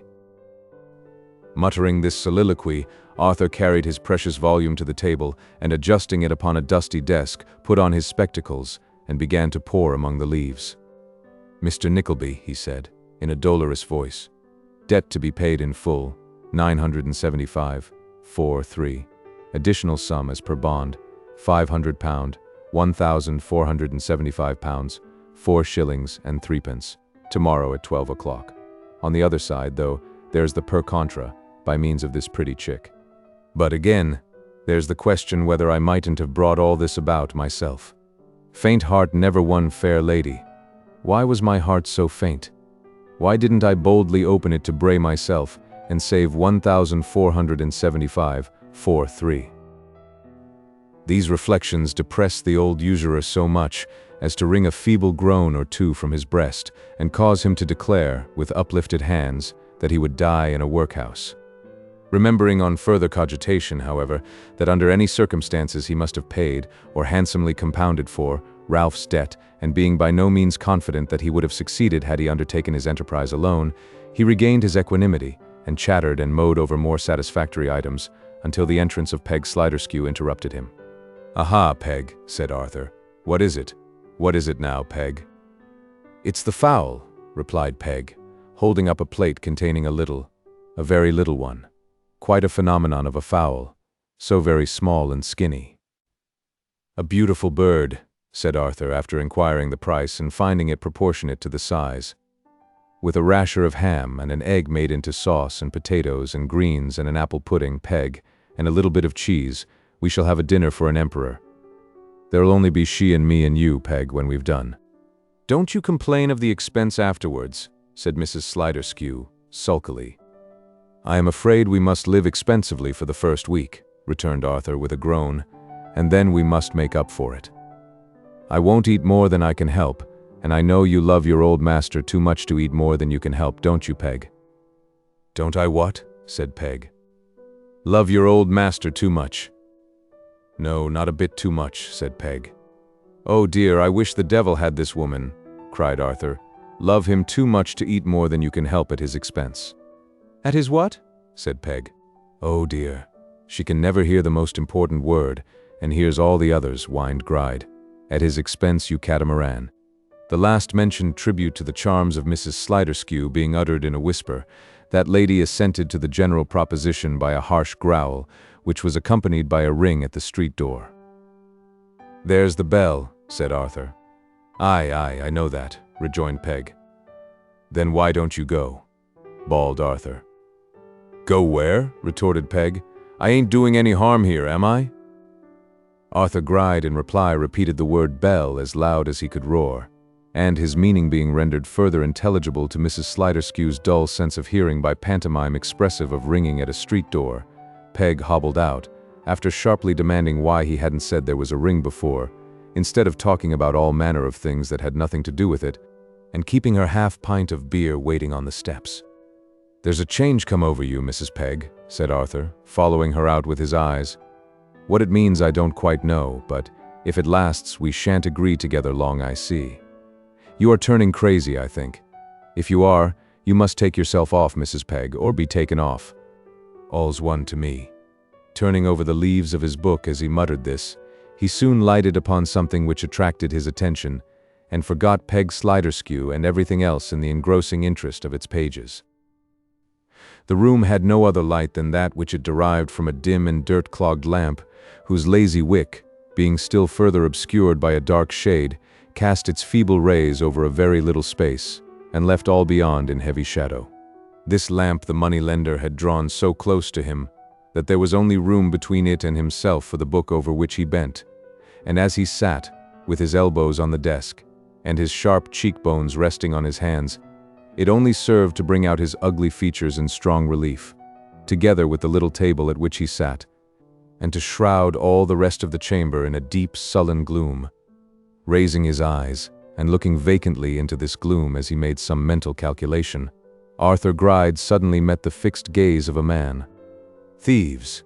Thieves!" shrieked the usurer, starting up and folding his book to his breast. "Robbers! Murder!" "What is the matter?" said the form, advancing. "Keep off!" cried the trembling wretch. "Is it a man or a— eh?" "For what do you take me, if not for a man?" was the inquiry. "Yes, yes," cried Arthur Gride, shading his eyes with his hand. "It is a man and not a spirit. It is a man. Robbers, robbers." "For what are these cries raised?" "Unless indeed you know me, and have some purpose in your brain," said the stranger, coming close up to him. "I am no thief." "What then, and how come you here?" cried Gride, somewhat reassured, but still retreating from his visitor. "What is your name, and what do you want?" "My name you need not know," was the reply. "I came here because I was shown the way by your servant. I have addressed you twice or thrice, but you were too profoundly engaged with your book to hear me, and I have been silently waiting until you should be less abstracted. What I want I will tell you, when you can summon up courage enough to hear and understand me." Arthur Gride, venturing to regard his visitor more attentively, and perceiving that he was a young man of good mien and bearing, returned to his seat, and muttering that there were bad characters about, and that this, with former attempts upon his house, had made him nervous, requested his visitor to sit down. This, however, he declined. "Good God! I don't stand up to have you at an advantage," said Nicholas, for Nicholas it was, as he observed a gesture of alarm on the part of Gride. "Listen to me. You are to be married tomorrow morning." "No," rejoined Gride. "Who said I was? How do you know that?" "No matter how," replied Nicholas, "I know it. The young lady who is to give you her hand hates and despises you. Her blood runs cold at the mention of your name. The vulture and the lamb, the rat and the dove, could not be worse matched than you and she. You see, I know her." Gride looked at him as if he were petrified with astonishment, but did not speak, perhaps lacking the power. "You and another man, Ralph Nickleby by name, have hatched this plot between you," pursued Nicholas. "You pay him for his share in bringing about this sale of Madeline Bray. You do. A lie is trembling on your lips, I see." He paused, but Arthur, making no reply, resumed again. "You pay yourself by defrauding her. How or by what means, for I scorn to sully her cause by falsehood or deceit, I do not know. At present I do not know, but I am not alone or single-handed in this business. If the energy of man can compass the discovery of your fraud and treachery before your death, if wealth, revenge, and just hatred can hunt and track you through your windings, you will yet be called to a dear account for this. We are on the scent already. Judge you, who know what we do not, when we shall have you down." He paused again, and still Arthur Gride glared upon him in silence. "If you were a man to whom I could appeal with any hope of touching his compassion or humanity," said Nicholas, "I would urge upon you to remember the helplessness, the innocence, the youth of this lady, her worth and beauty, her filial excellence, and last, and more than all, as concerning you more nearly, the appeal she has made to your mercy and your manly feeling. But I take the only ground that can be taken with men like you, and ask what money will buy you off. Remember the danger to which you are exposed. You see, I know enough to know much more with very little help. Bait some expected gain for the risk you save, and say what is your price." Old Arthur Gride moved his lips, but they only formed an ugly smile and were motionless again. "You think," said Nicholas, "that the price would not be paid. Miss Bray has wealthy friends who would coin their very hearts to save her in such a strait as this. Name your price. Defer these nuptials for but a few days, and see whether those I speak of shrink from the payment. Do you hear me?" When Nicholas began, Arthur Gride's impression was that Ralph Nickleby had betrayed him, but, as he proceeded, he felt convinced that however he had come by the knowledge he possessed, the part he acted was a genuine one, and that with Ralph he had no concern.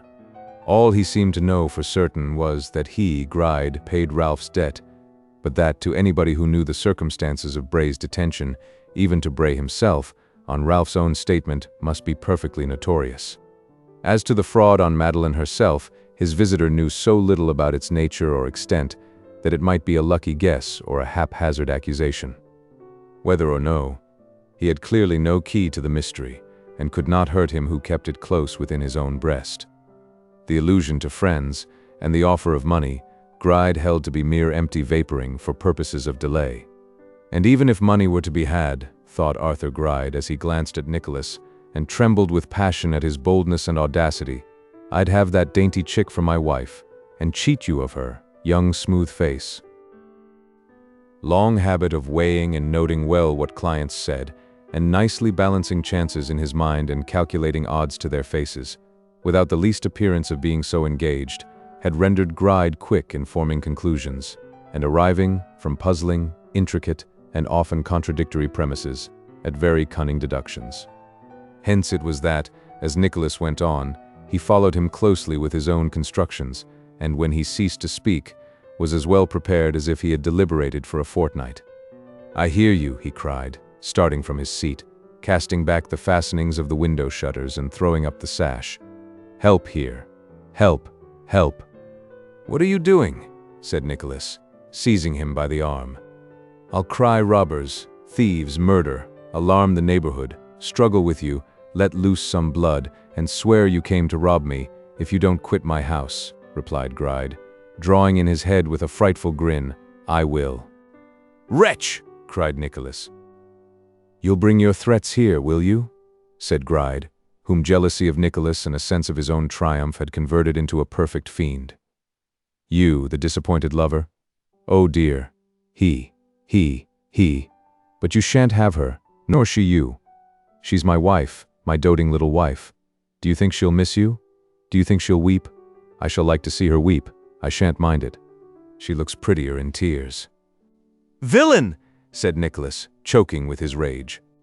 "1 minute more," cried Arthur Gride, "and I'll rouse the street with such screams as, if they were raised by anybody else, should wake me even in the arms of pretty Madeline." "You hound," said Nicholas. "If you were but a younger man—" "Oh yes," sneered Arthur Gride, "if I was but a younger man it wouldn't be so bad, but for me, so old and ugly. To be jilted by little Madeline for me." "Hear me," said Nicholas, "and be thankful I have enough command over myself not to fling you into the street, which no aid could prevent my doing if I once grappled with you. I have been no lover of this lady's. No contract or engagement, no word of love, has ever passed between us. She does not even know my name. I'll ask it for all that. I'll beg it of her with kisses," said Arthur Gride.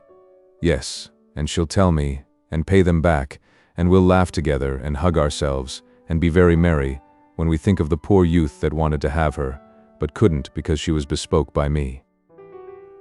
This taunt brought such an expression into the face of Nicholas, that Arthur Gride plainly apprehended it to be the forerunner of his putting his threat of throwing him into the street in immediate execution, for he thrust his head out of the window, and holding tight on with both hands, raised a pretty brisk alarm.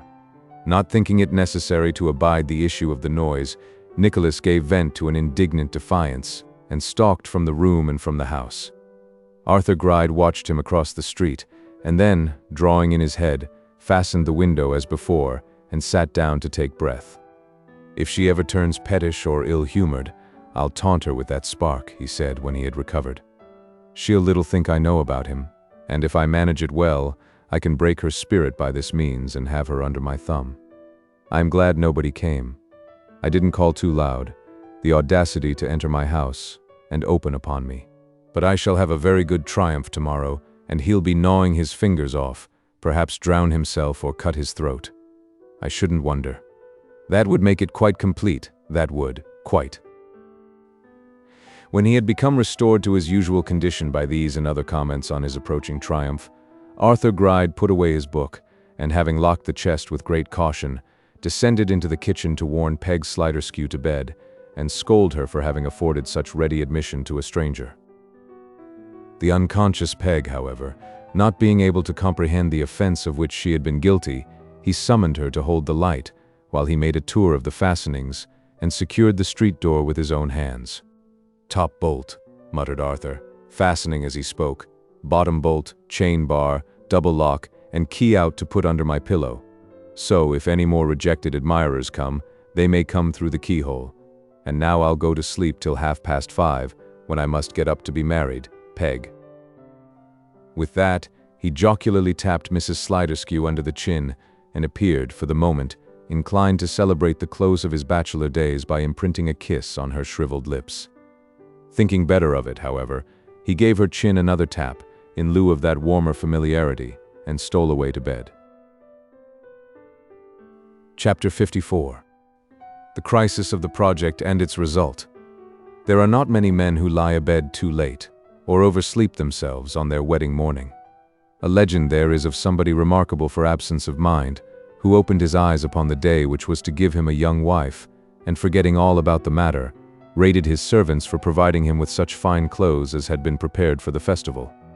There is also a legend of a young gentleman who, not having before his eyes the fear of the canons of the church for such cases made and provided, conceived a passion for his grandmother. Both cases are of a singular and special kind, and it is very doubtful whether either can be considered as a precedent likely to be extensively followed by succeeding generations. Arthur Gride had enrobed himself in his marriage garments of bottle green a full hour before Mrs. Sliderskew, shaking off her more heavy slumbers, knocked at his chamber door, and he had hobbled downstairs in full array and smacked his lips over a scanty taste of his favorite cordial ere that delicate piece of antiquity enlightened the kitchen with her presence. "Faugh," said Peg, grubbing, in the discharge of her domestic functions, among a scanty heap of ashes in the rusty grate. "Wedding indeed. A precious wedding. He wants somebody better than his old Peg to take care of him, does he? And what has he said to me, many and many a time, to keep me content with short food, small wages, and little fire? My will, Peg." "My will," says he.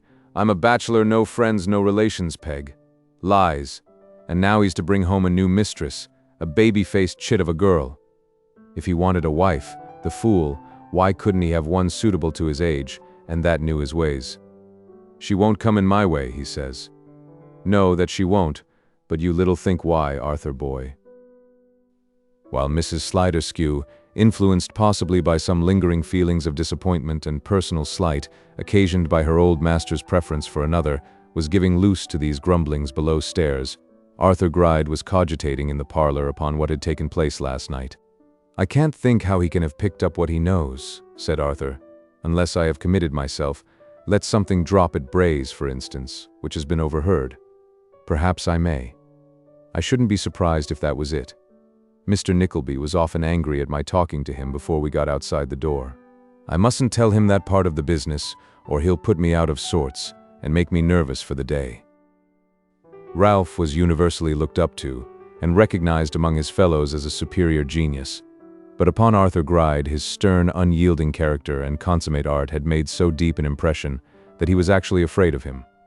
Crinning and cowardly to the core by nature, Arthur Gride humbled himself in the dust before Ralph Nickleby, and even when they had not this stake in common, would have licked his shoes and crawled upon the ground before him rather than venture to return him word for word, or retort upon him in any other spirit than one of the most slavish and abject sycophancy. To Ralph Nickleby's, Arthur Gride now betook himself according to appointment, and to Ralph Nickleby he related how, last night, some young blustering blade, whom he had never seen, forced his way into his house, and tried to frighten him from the proposed nuptials. Told, in short, what Nicholas had said and done, with the slight reservation upon which he had determined. "Well, and what then?" said Ralph. "Oh, nothing more," rejoined Gride.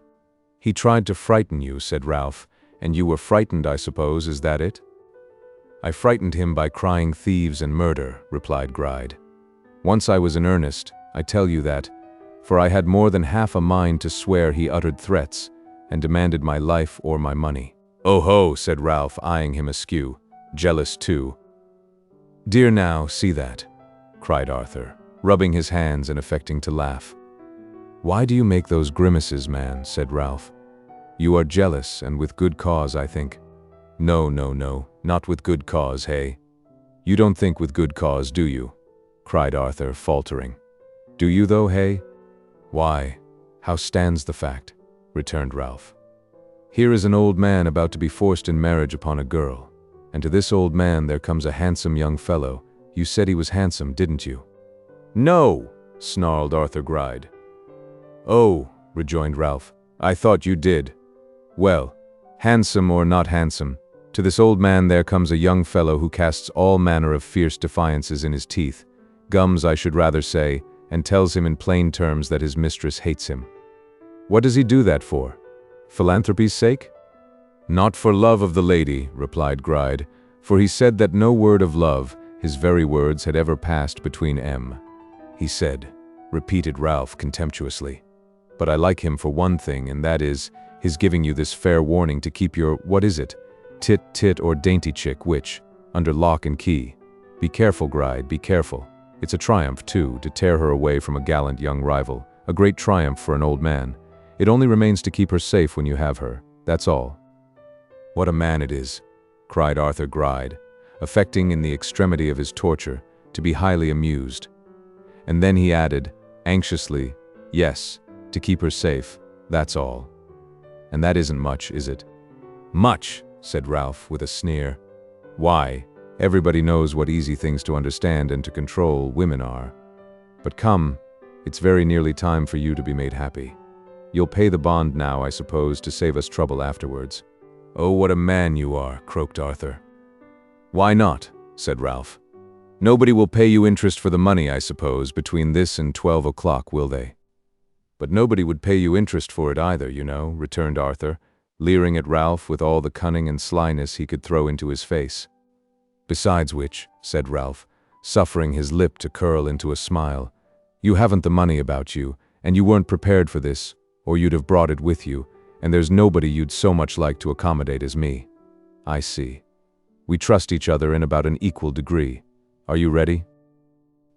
Gride, who had done nothing but grin and nod and chatter during this last speech of Ralph's, answered in the affirmative, and, producing from his hat a couple of large white favors, pinned one on his breast, and with considerable difficulty induced his friend to do the like. Thus accoutred, they got into a hired coach which Ralph had in waiting, and drove to the residence of the fair and most wretched bride. Gride, whose spirits and courage had gradually failed him more and more as they approached nearer and nearer to the house, was utterly dismayed and cowed by the mournful silence which pervaded it.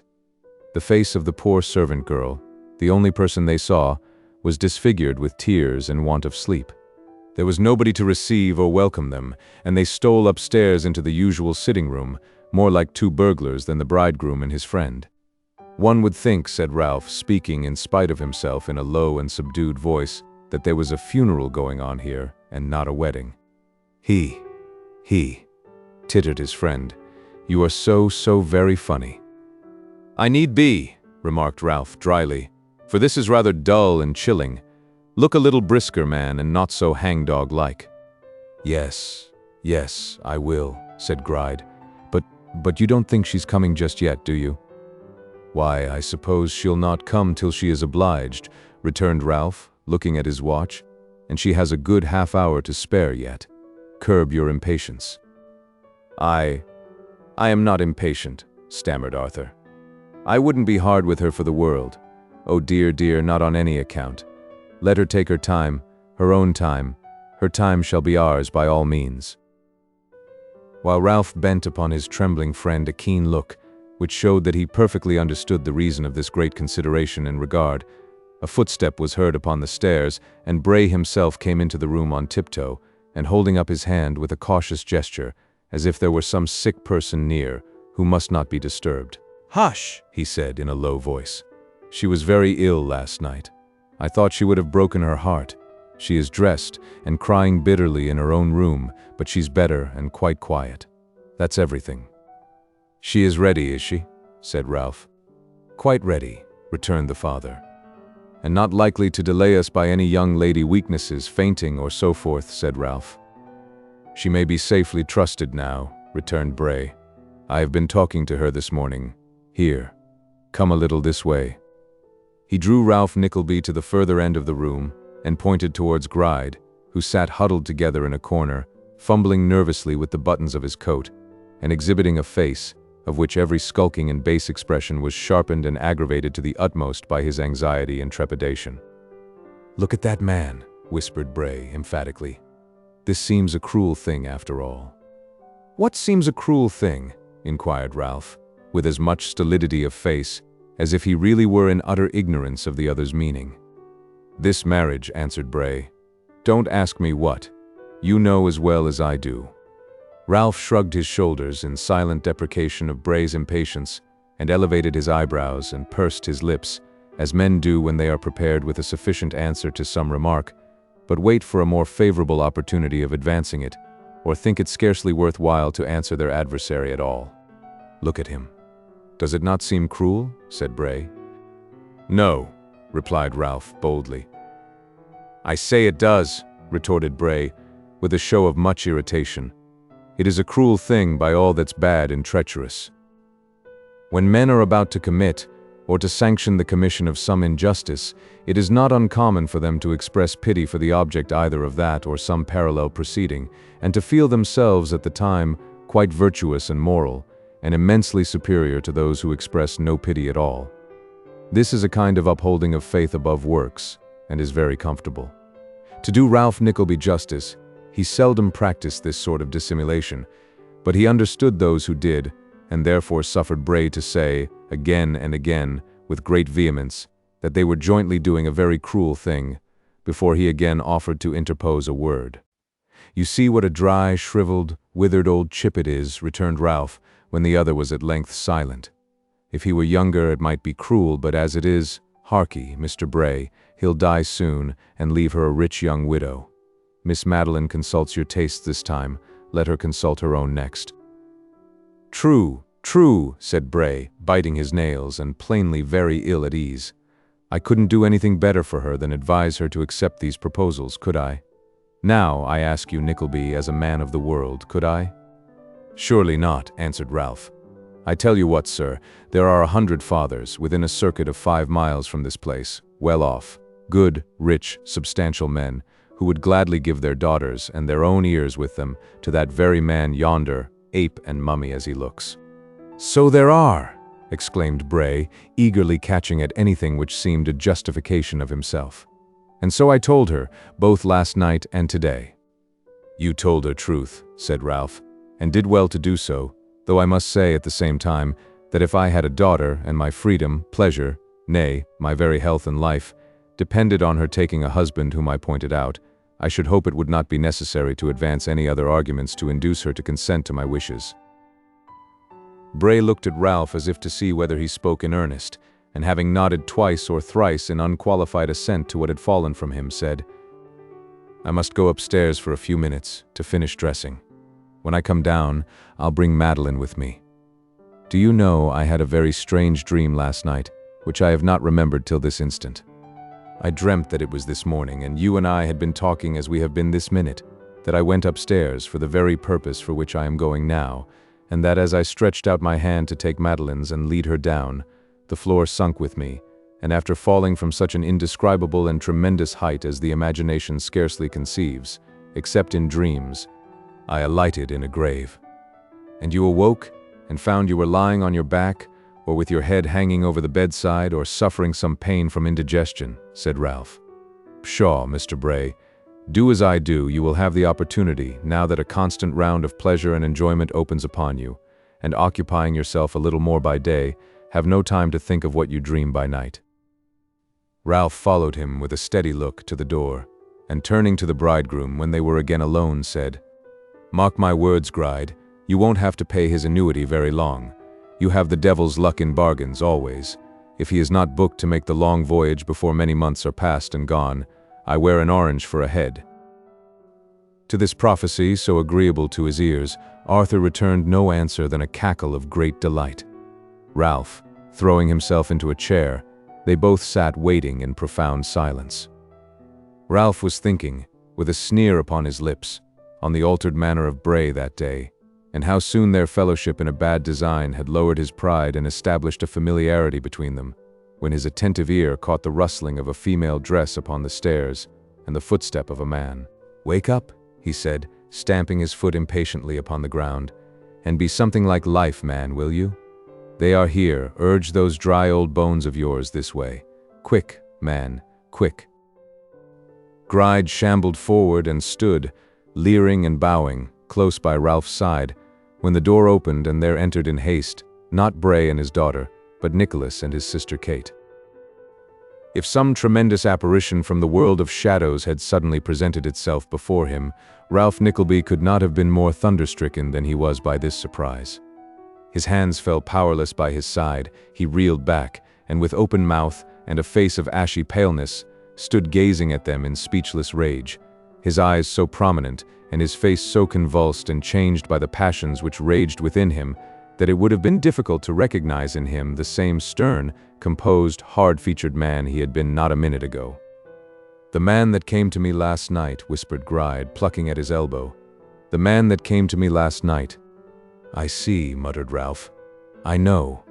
I might have guessed as much before. Across my every path, at every turn, go where I will, do what I may, he comes."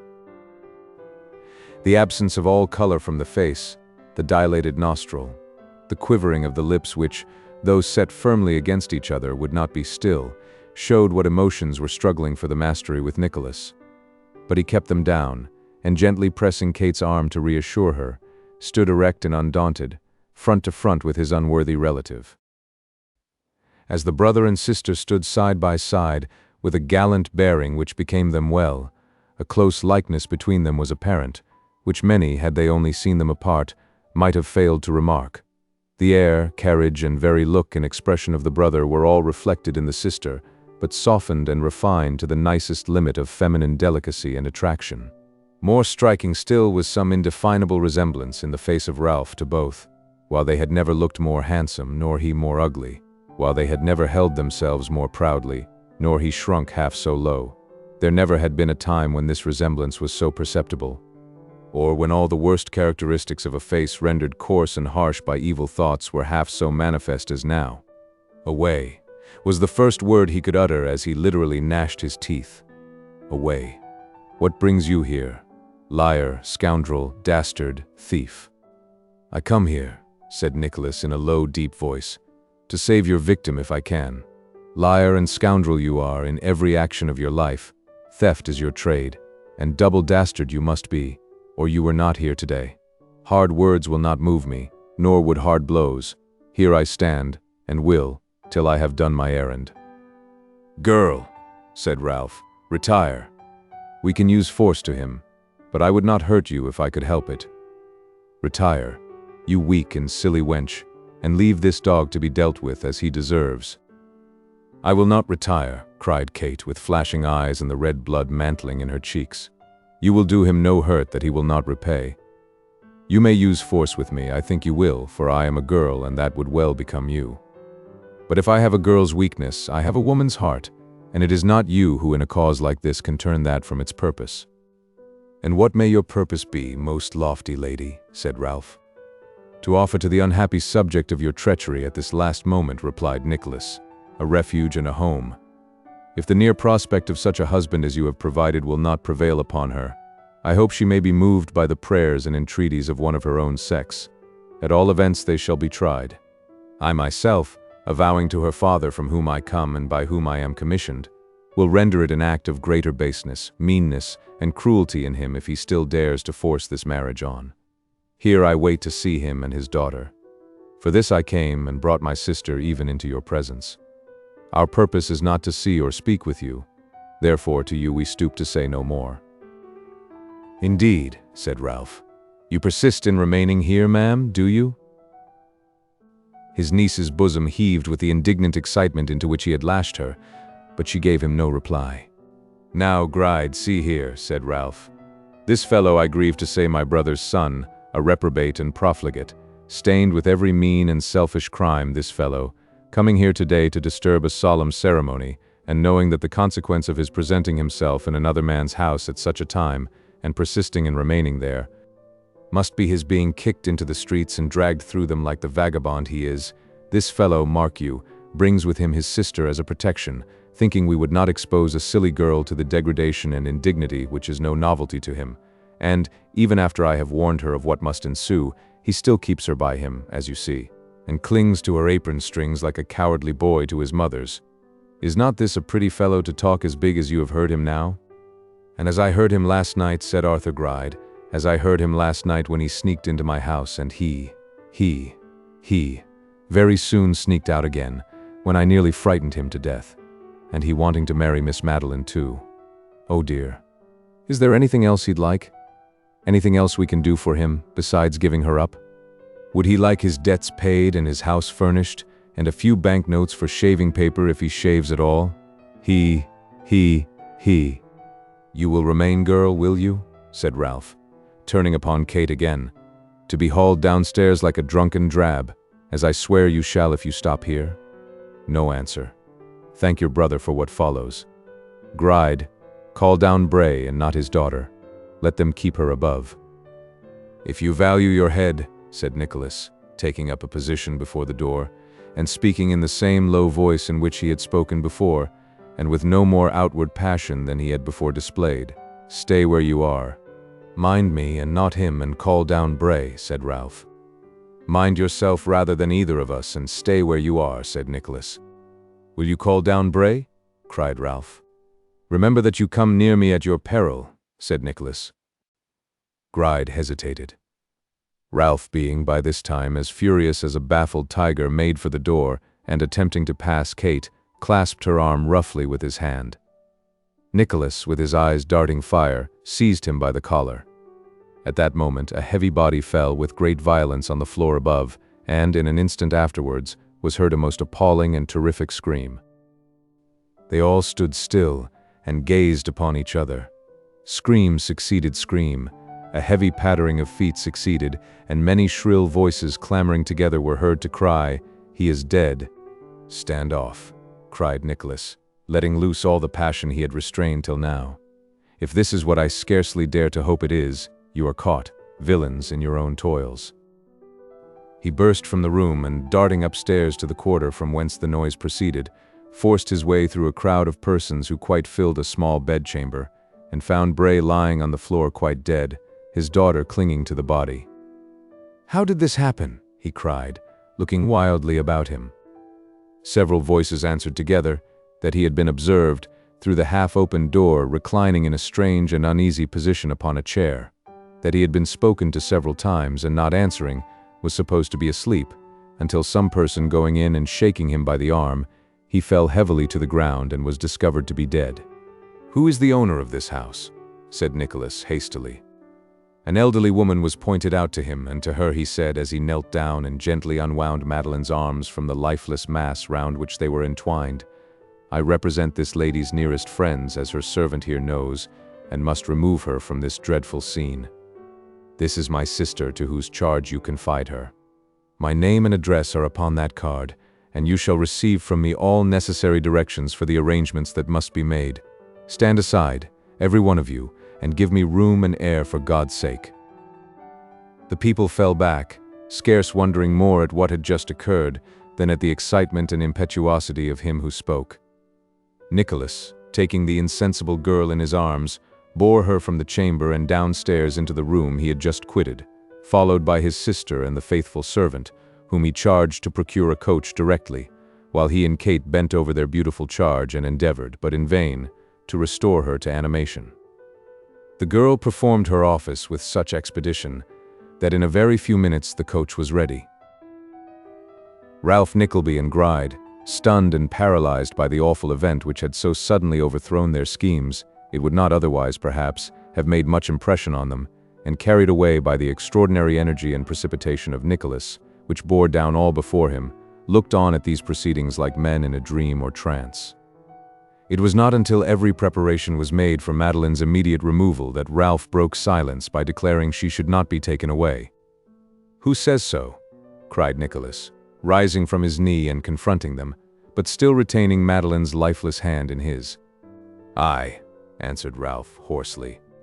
"Hush! Hush!" cried the terrified Gride, catching him by the arm again. "Hear what he says." "I," said Nicholas, extending his disengaged hand in the air, "hear what he says, that both your debts are paid in the one great debt of nature, that the bond due today at 12 is now waste paper, that your contemplated fraud shall be discovered yet, that your schemes are known to man and overthrown by heaven. Wretches, that he defies you both to do your worst." "This man," said Ralph, in a voice scarcely intelligible, "this man claims his wife, and he shall have her."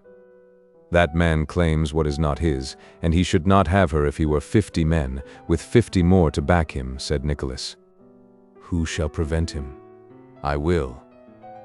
"By what right, I should like to know," said Ralph. "By what right, I ask?" "By this right, that, knowing what I do, you dare not tempt me further," said Nicholas, "and by this better right, that those I serve, and with whom you would have done me base wrong and injury, are her nearest and her dearest friends. In their name I bear her hence. Give way." "One word," cried Ralph, foaming at the mouth. "Not one," replied Nicholas. "I will not hear of one save this. Look to yourself, and heed this warning that I give you. Your day is past, and night is coming on. My curse, my bitter, deadly curse upon you, boy. Whence will curses come at your command? Or what avails a curse or blessing from a man like you?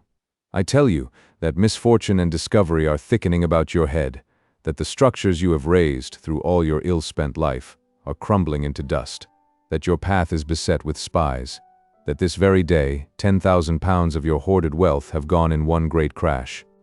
"'Tis false," cried Ralph, shrinking back. "'Tis true, and you shall find it so. I have no more words to waste. Stand from the door. Kate, do you go first. Lay not a hand on her, or on that woman, or on me, or so much a brush their garments as they pass you by. You let them pass, and he blocks the door again." Arthur Gride happened to be in the doorway, but whether intentionally or from confusion was not quite apparent. Nicholas swung him away, with such violence as to cause him to spin round the room until he was caught by a sharp angle of the wall, and there knocked down, and then taking his beautiful burden in his arms, rushed out. No one cared to stop him, if any were so disposed. Making his way through a mob of people, whom a report of the circumstances had attracted round the house, and carrying Madeline, in his excitement, as easily as if she were an infant, he reached the coach in which Kate and the girl were already waiting, and confiding his charge to them, jumped up beside the coachman and bade him drive away. Chapter 55. Of family matters, cares, hopes, disappointments, and sorrows. Although Mrs. Nickleby had been made acquainted by her son and daughter with every circumstance of Madeline Bray's history which was known to them, although the responsible situation in which Nicholas stood had been carefully explained to her, and she had been prepared even for the possible contingency of having to receive the young lady in her own house. Improbable as such a result had appeared only a few minutes before it came about, still Mrs. Nickleby, from the moment when this confidence was first reposed in her, late on the previous evening, had remained in an unsatisfactory and profoundly mystified state, from which no explanations or arguments could relieve her, and which every fresh soliloquy and reflection only aggravated more and more. "Bless my heart, Kate," so the good lady argued, "if the Mr. Cheerybles don't want this young lady to be married, why don't they file a bill against the Lord Chancellor, make her a Chancery ward, and shut her up in the Fleet Prison for safety? I have read of such things in the newspapers 100 times. Or, if they are so very fond of her as Nicholas says they are, Why don't they marry her themselves, one of them I mean? And even supposing they don't want her to be married, and don't want to marry her themselves, why in the name of wonder should Nicholas go about the world, forbidding people's banns? I don't think you quite understand, said Kate gently. Well, I am sure, Kate, my dear, you're very polite, replied Mrs. Nickleby. I have been married myself, I hope, and I have seen other people married. Not understand, indeed. I know you have had great experience, dear mamma, said Kate. I mean that perhaps you don't quite understand all the circumstances in this instance. We have stated them awkwardly, I dare say. That I dare say you have, retorted her mother briskly. That's very likely. I am not to be held accountable for that, though at the same time, as the circumstances speak for themselves, I shall take the liberty, my love, of saying that I do understand them, and perfectly well too, whatever you and Nicholas may choose to think to the contrary. Why is such a great fuss made because this Miss Magdalen is going to marry somebody who is older than herself? Your poor papa was older than I was, 4 years and a half older. Jane de Babs, the de Bapses, lived in the beautiful little thatched white house 1 story high, covered all over with ivy and creeping plants, with an exquisite little porch with twining honeysuckles and all sorts of things, where the earwigs used to fall into one's tea on a summer evening, and always fell upon their backs and kicked dreadfully, and where the frogs used to get into the rushlight shades when one stopped all night, and sit up and look through the little holes like Christians. Jane de Babs. She married a man who was a great deal older than herself, and would marry him, notwithstanding all that could be said to the contrary, and she was so fond of him that nothing was ever equal to it. There was no fuss made about Jane de Babs, and her husband was a most honorable and excellent man, and everybody spoke well of him. Then why should there be any fuss about this Magdalen? Her husband is much older. He is not her own choice. His character is the very reverse of that which you have just described. Don't you see a broad distinction between the 2 cases? Said Kate. To this, Mrs. Nickleby only replied that she durst say she was very stupid. Indeed, she had no doubt she was, for her own children almost as much as told her so, every day of her life. To be sure, she was a little older than they, and perhaps some foolish people might think she ought reasonably to know best. However, no doubt she was wrong. Of course she was. She always was. She couldn't be right. She couldn't be expected to be. So she had better not expose herself any more.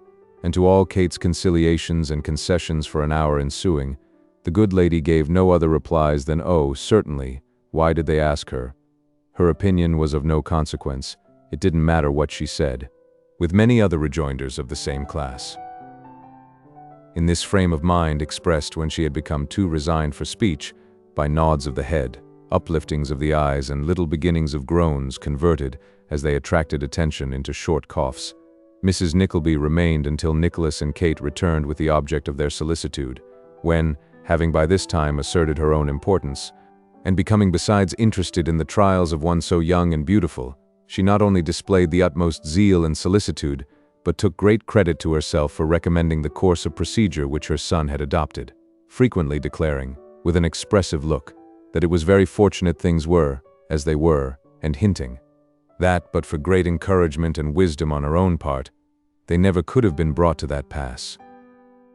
Not to strain the question whether Mrs. Nickleby had or had not any great hand in bringing matters about, it is unquestionable that she had strong ground for exultation. The brothers, on their return, bestowed such commendations on Nicholas for the part he had taken, and evinced so much joy at the altered state of events and the recovery of their young friend from trials so great and dangers so threatening, that as she more than once informed her daughter, she now considered the fortunes of the family as good as made. Mr. Charles Cheeryble, indeed, Mrs. Nickleby positively asserted, had, in the first transports of his surprise and delight, as good as said so. Without precisely explaining what this qualification meant, she subsided, whenever she mentioned the subject, into such a mysterious and important state, and had such visions of wealth and dignity in perspective, that vague and clouded though they were, she was, at such times, almost as happy as if she had really been permanently provided for, on a scale of great splendor. The sudden and terrible shock she had received, combined with the great affliction and anxiety of mind which she had, for a long time, endured, proved too much for Madeline's strength. Recovering from the state of stupefaction into which the sudden death of her father happily plunged her, She only exchanged that condition for one of dangerous and active illness. When the delicate physical powers which have been sustained by an unnatural strain upon the mental energies and a resolute determination not to yield, at last give way, their degree of prostration is usually proportionate to the strength of the effort which has previously upheld them. Thus it was that the illness which fell on Madeline was of no slight or temporary nature, but one which, for a time, threatened her reason, and scarcely worse, her life itself. Who, slowly recovering from a disorder so severe and dangerous, could be insensible to the unremitting attentions of such a nurse as gentle, tender, earnest Kate? On whom could the sweet, soft voice, the light step, the delicate hand, the quiet, cheerful, noiseless discharge of those thousand little offices of kindness and relief which we feel so deeply when we are ill and forget so lightly when we are well, on whom could they make so deep an impression as on a young heart stored with every pure and true affection that women cherish? Almost a stranger to the endearments and devotion of its own sex, save as it learnt them from itself, and rendered, by calamity and suffering, keenly susceptible of the sympathy so long unknown and so long sought in vain. What wonder that days became as years in knitting them together? What wonder if with every hour of returning health, there came some stronger and sweeter recognition of the praises which Kate, when they recalled old scenes they seemed old now, and to have been acted years ago, would lavish on her brother? Where would have been the wonder, even, if those praises had found a quick response in the breast of Madeline, and if, with the image of Nicholas so constantly recurring in the features of his sister that she could scarcely separate the two, she had sometimes found it equally difficult to assign to each the feelings they had first inspired, and had imperceptibly mingled with her gratitude to Nicholas some of that warmer feeling which she had assigned to Kate. "My dear," Mrs. Nickleby would say, coming into the room with an elaborate caution, calculated to discompose the nerves of an invalid rather more than the entry of a horse soldier at full gallop. "How do you find yourself tonight? I hope you are better." "Almost well, Mamma," Kate would reply, laying down her work and taking Madeline's hand in hers. "Kate," Mrs. Nickleby would say, reprovingly, "don't talk so loud," the worthy lady herself talking in a whisper that would have made the blood of the stoutest man run cold in his veins. Kate would take this reproof very quietly, and Mrs. Nickleby, making every board creak and every thread rustle as she moved stealthily about, would add, "My son Nicholas has just come home, and I have come, according to custom, my dear, to know from your own lips exactly how you are, for he won't take my account, and never will. He is later than usual tonight," perhaps Madeline would reply, "nearly half an hour." "Well, I never saw such people in all my life as you are for time up here," Mrs. Nickleby would exclaim in great astonishment. "I declare I never did. I had not the least idea that Nicholas was after his time, not the smallest. Mr. Nickleby used to say, your poor papa I am speaking of, Kate, my dear, used to say that appetite was the best clock in the world. But you have no appetite, my dear Miss Bray. I wish you had, and upon my word I really think you ought to take something that would give you one. I am sure I don't know, but I have heard that 2 or 3 dozen native lobsters give an appetite, though that comes to the same thing after all, for I suppose you must have an appetite before you can take 'em. If I said lobsters, I meant oysters, but of course it's all the same, though really how you came to know about Nicholas." "We happened to be just talking about him, Mamma, that was it." "You never seemed to me to be talking about anything else, Kate, and upon my word I am quite surprised at your being so very thoughtless. You can find subjects enough to talk about sometimes, and when you know how important it is to keep up Miss Bray's spirits and interest her and all that, it really is quite extraordinary to me what can induce you to keep on prose, din, everlastingly upon the same theme. You are a very kind nurse, Kate, and a very good one, and I know you mean very well, but I will say this, that if it wasn't for me, I really don't know what would become of Miss Bray's spirits, and so I tell the doctor every day. He says he wonders how I sustain my own, and I am sure I very often wonder myself how I can contrive to keep up as I do. Of course it's an exertion, but still, when I know how much depends upon me in this house, I am obliged to make it. There is nothing praiseworthy in that, but it's necessary, and I do it." With that, Mrs. Nickleby would draw up a chair, and for some 3/4 of an hour run through a great variety of distracting topics in the most distracting manner possible, tearing herself away, at length, on the plea that she must now go and amuse Nicholas while he took his supper. After a preliminary raising of his spirits with the information that she considered the patient decidedly worse, she would further cheer him up by relating how dull, listless, and low-spirited Miss Bray was, because Kate foolishly talked about nothing else but him and family matters. When she had made Nicholas thoroughly comfortable with these and other inspiriting remarks, she would discourse at length on the arduous duties she had performed that day, and sometimes be moved to tears in wondering how, if anything were to happen to herself, the family would ever get on without her. At other times, when Nicholas came home at night, he would be accompanied by Mr. Frank Cheeryble, who was commissioned by the brothers to inquire how Madeline was that evening.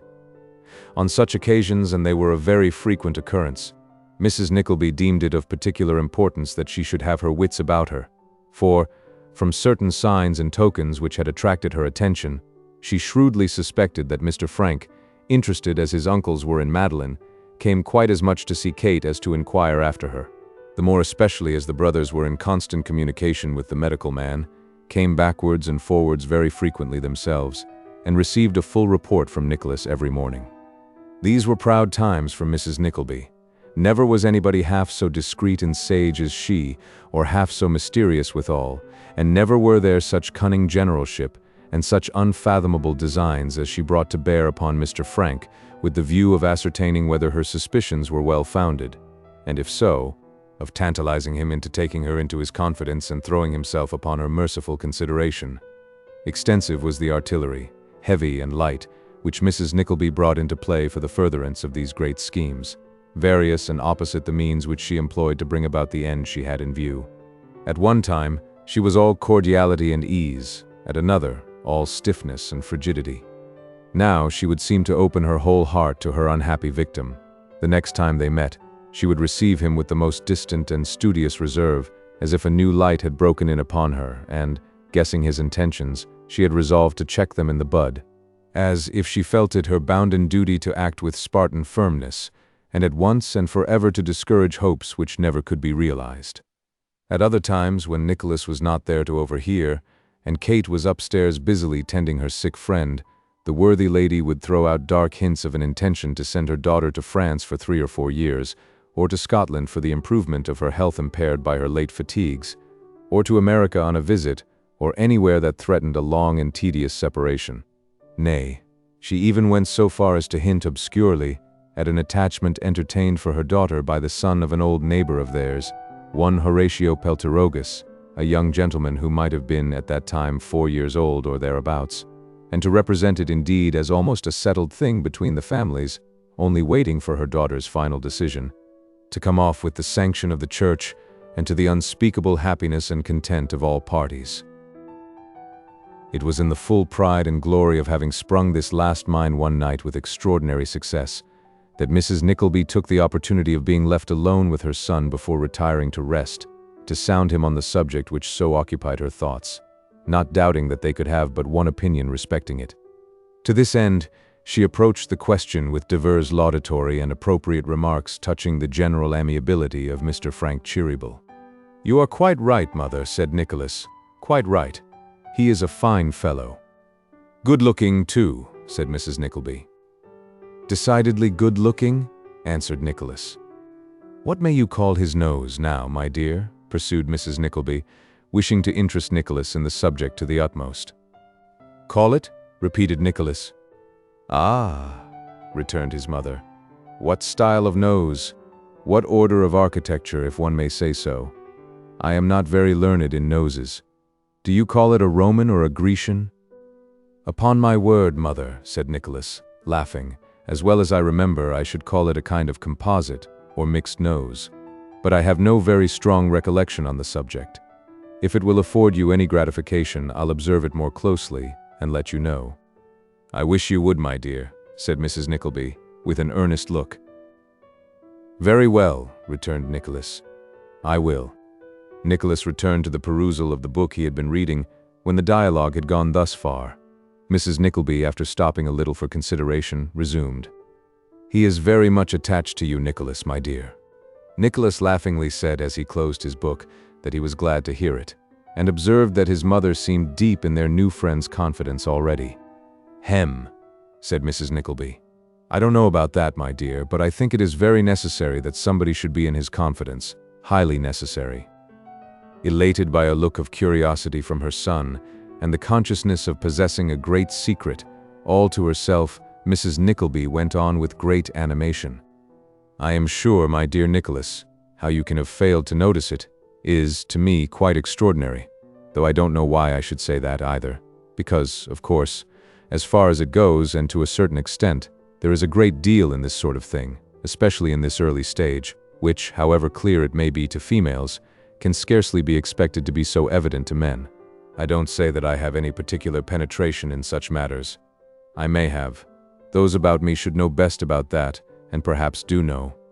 Upon that point I shall express no opinion. It wouldn't become me to do so. It's quite out of the question, quite.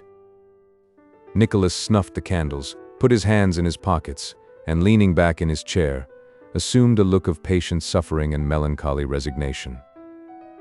I think it my duty, Nicholas, my dear, resumed his mother, to tell you what I know, not only because you have a right to know it too, and to know everything that happens in this family, but because you have it in your power to promote and assist the thing very much. And there is no doubt that the sooner one can come to a clear understanding on such subjects, it is always better, every way. There are a great many things you might do, such as taking a walk in the garden sometimes, or sitting upstairs in your own room for a little while, or making believe to fall asleep occasionally, or pretending that you recollected some business, and going out for an hour or so, and taking Mr. Smike with you. These seem very slight things, and I dare say you will be amused at my making them of so much importance. At the same time, my dear, I can assure you, and you'll find this out, Nicholas, for yourself one of these days, if you ever fall in love with anybody, as I trust and hope you will, provided she is respectable and well conducted. And of course you'd never dream of falling in love with anybody who was not. I say, I can assure you that a great deal more depends upon these little things than you would suppose possible. If your poor papa was alive, he would tell you how much depended on the parties being left alone. Of course you are not to go out of the room as if you meant it and did it on purpose, but as if it was quite an accident, and to come back again in the same way. If you cough in the passage before you open the door, or whistle carelessly, or hum a tune, or something of that sort, to let them know you're coming, it's always better, because, of course, though it's not only natural but perfectly correct and proper under the circumstances, still it is very confusing if you interrupt young people when they are sitting on the sofa. And all that sort of thing, which is very nonsensical, perhaps, but still they will do it. The profound astonishment with which her son regarded her during this long address, gradually increasing as it approached its climax, in no way discomposed Mrs. Nickleby, but rather exalted her opinion of her own cleverness, therefore merely stopping to remark, with much complacency, that she had fully expected him to be surprised. She entered on a vast quantity of circumstantial evidence of a particularly incoherent and perplexing kind, the upshot of which was to establish, beyond the possibility of doubt, that Mr. Frank Cheeryble had fallen desperately in love with Kate. "With whom?" cried Nicholas. Mrs. Nickleby repeated, "With Kate." "What? Our Kate? My sister?" "Lord, Nicholas," returned Mrs. Nickleby, "whose Kate should it be if not ours, or what should I care about it, or take any interest in it for, if it was anybody but your sister?" "Dear mother," said Nicholas, "surely it can't be." "Very good, my dear," replied Mrs. Nickleby, with great confidence. "Wait and see." Nicholas had never, until that moment, bestowed a thought upon the remote possibility of such an occurrence as that which was now communicated to him, for, besides that he had been much from home of late and closely occupied with other matters, his own jealous fears had prompted the suspicion that some secret interest in Madeline, akin to that which he felt himself, occasioned those visits of Frank Cheeryble which had recently become so frequent. Even now, although he knew that the observation of an anxious mother was much more likely to be correct in such a case than his own, and although she reminded him of many little circumstances which, taken together, were certainly susceptible of the construction she triumphantly put upon them, he was not quite convinced but that they arose from mere good-natured, thoughtless gallantry, which would have dictated the same conduct towards any other girl who was young and pleasing. At all events he hoped so, and therefore tried to believe it. "I am very much disturbed by what you tell me," said Nicholas, after a little reflection, "though I yet hope you may be mistaken." "I don't understand why you should hope so," said Mrs. Nickleby. "I confess. But you may depend upon it I am not." "What of Kate?" inquired Nicholas. "Why, that, my dear," returned Mrs. Nickleby, "is just the point upon which I am not yet satisfied. During this sickness, she has been constantly at Madeline's bedside. Never were two people so fond of each other as they have grown, and to tell you the truth, Nicholas, I have rather kept her away now and then, because I think it's a good plan and urges a young man on. He doesn't get too sure, you know." She said this with such a mingling of high delight and self-congratulation that it was inexpressibly painful to Nicholas to dash her hopes, but he felt that there was only one honorable course before him, and that he was bound to take it. "Dear mother," he said kindly, "don't you see that if there were really any serious inclination on the part of Mr. Frank towards Kate, and we suffered ourselves for a moment to encourage it, we should be acting a most dishonorable and ungrateful part? I ask you if you don't see it, but I need not say that I know you don't, or you would have been more strictly on your guard. Let me explain my meaning to you. Remember how poor we are." Mrs. Nickleby shook her head and said, through her tears, that poverty was not a crime. "No," said Nicholas, "and for that reason poverty should engender an honest pride, that it may not lead and tempt us to unworthy actions, and that we may preserve the self-respect which a hewer of wood and drawer of water may maintain, and does better in maintaining than a monarch in preserving his. Think what we owe to these two brothers, remember what they have done, and what they do every day for us with a generosity and delicacy for which the devotion of our whole lives would be a most imperfect and inadequate return. What kind of return would that be which would be comprised in our permitting their nephew, their only relative whom they regard as a son, and for whom it would be mere childishness to suppose they have not formed plans suitably adapted to the education he has had, and the fortune he will inherit, in our permitting him to marry a portionless girl, so closely connected with us? That the irresistible inference must be, that he was entrapped by a plot, that it was a deliberate scheme, and a speculation amongst us three. Bring the matter clearly before yourself, mother. Now, how would you feel if they were married, and the brothers coming here on one of those kind errands which bring them here so often, you had to break out to them the truth? Would you be at ease, and feel that you had played an open part?" Poor Mrs. Nickleby, crying more and more, murmured that of course Mr. Frank would ask the consent of his uncles first. "Why, to be sure, that would place him in a better situation with them," said Nicholas. "But we should still be open to the same suspicions. The distance between us would still be as great. The advantages to be gained would still be as manifest as now. We may be reckoning without our host in all this," he added more cheerfully, "and I trust and almost believe we are. If it be otherwise, I have that confidence in Kate that I know she will feel as I do, and in you, dear mother, to be assured that after a little consideration you will do the same." After many more representations and entreaties, Nicholas obtained a promise from Mrs. Nickleby that she would try all she could to think as he did, and that if Mr. Frank persevered in his attentions she would endeavor to discourage them or, at the least, would render him no countenance or assistance.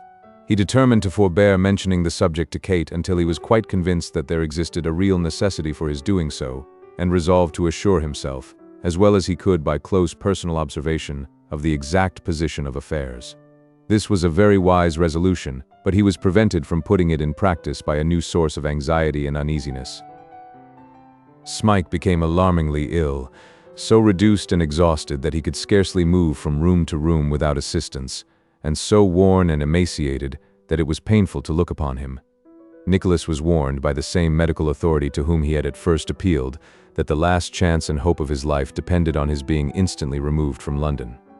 That part of Devonshire in which Nicholas had been himself bred was named as the most favorable spot, but this advice was cautiously coupled with the information that whoever accompanied him thither must be prepared for the worst, for every token of rapid consumption had appeared, and he might never return alive.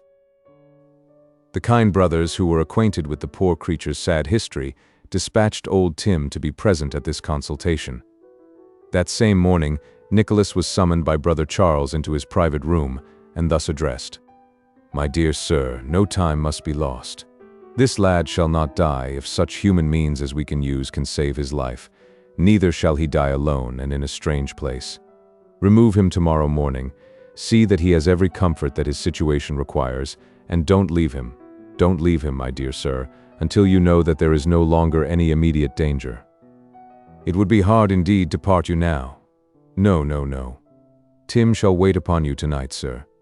Tim shall wait upon you tonight with a parting word or two. Brother Ned, my dear fellow, Mr. Nickleby waits to shake hands and say goodbye. Mr. Nickleby won't be long gone. This poor chap will soon get better, very soon get better. And then he'll find out some nice homely country people to leave him with, and will go backwards and forwards, sometimes backwards and forwards, you know, Ned. And there's no cause to be downhearted, for he'll very soon get better, very soon. Won't he?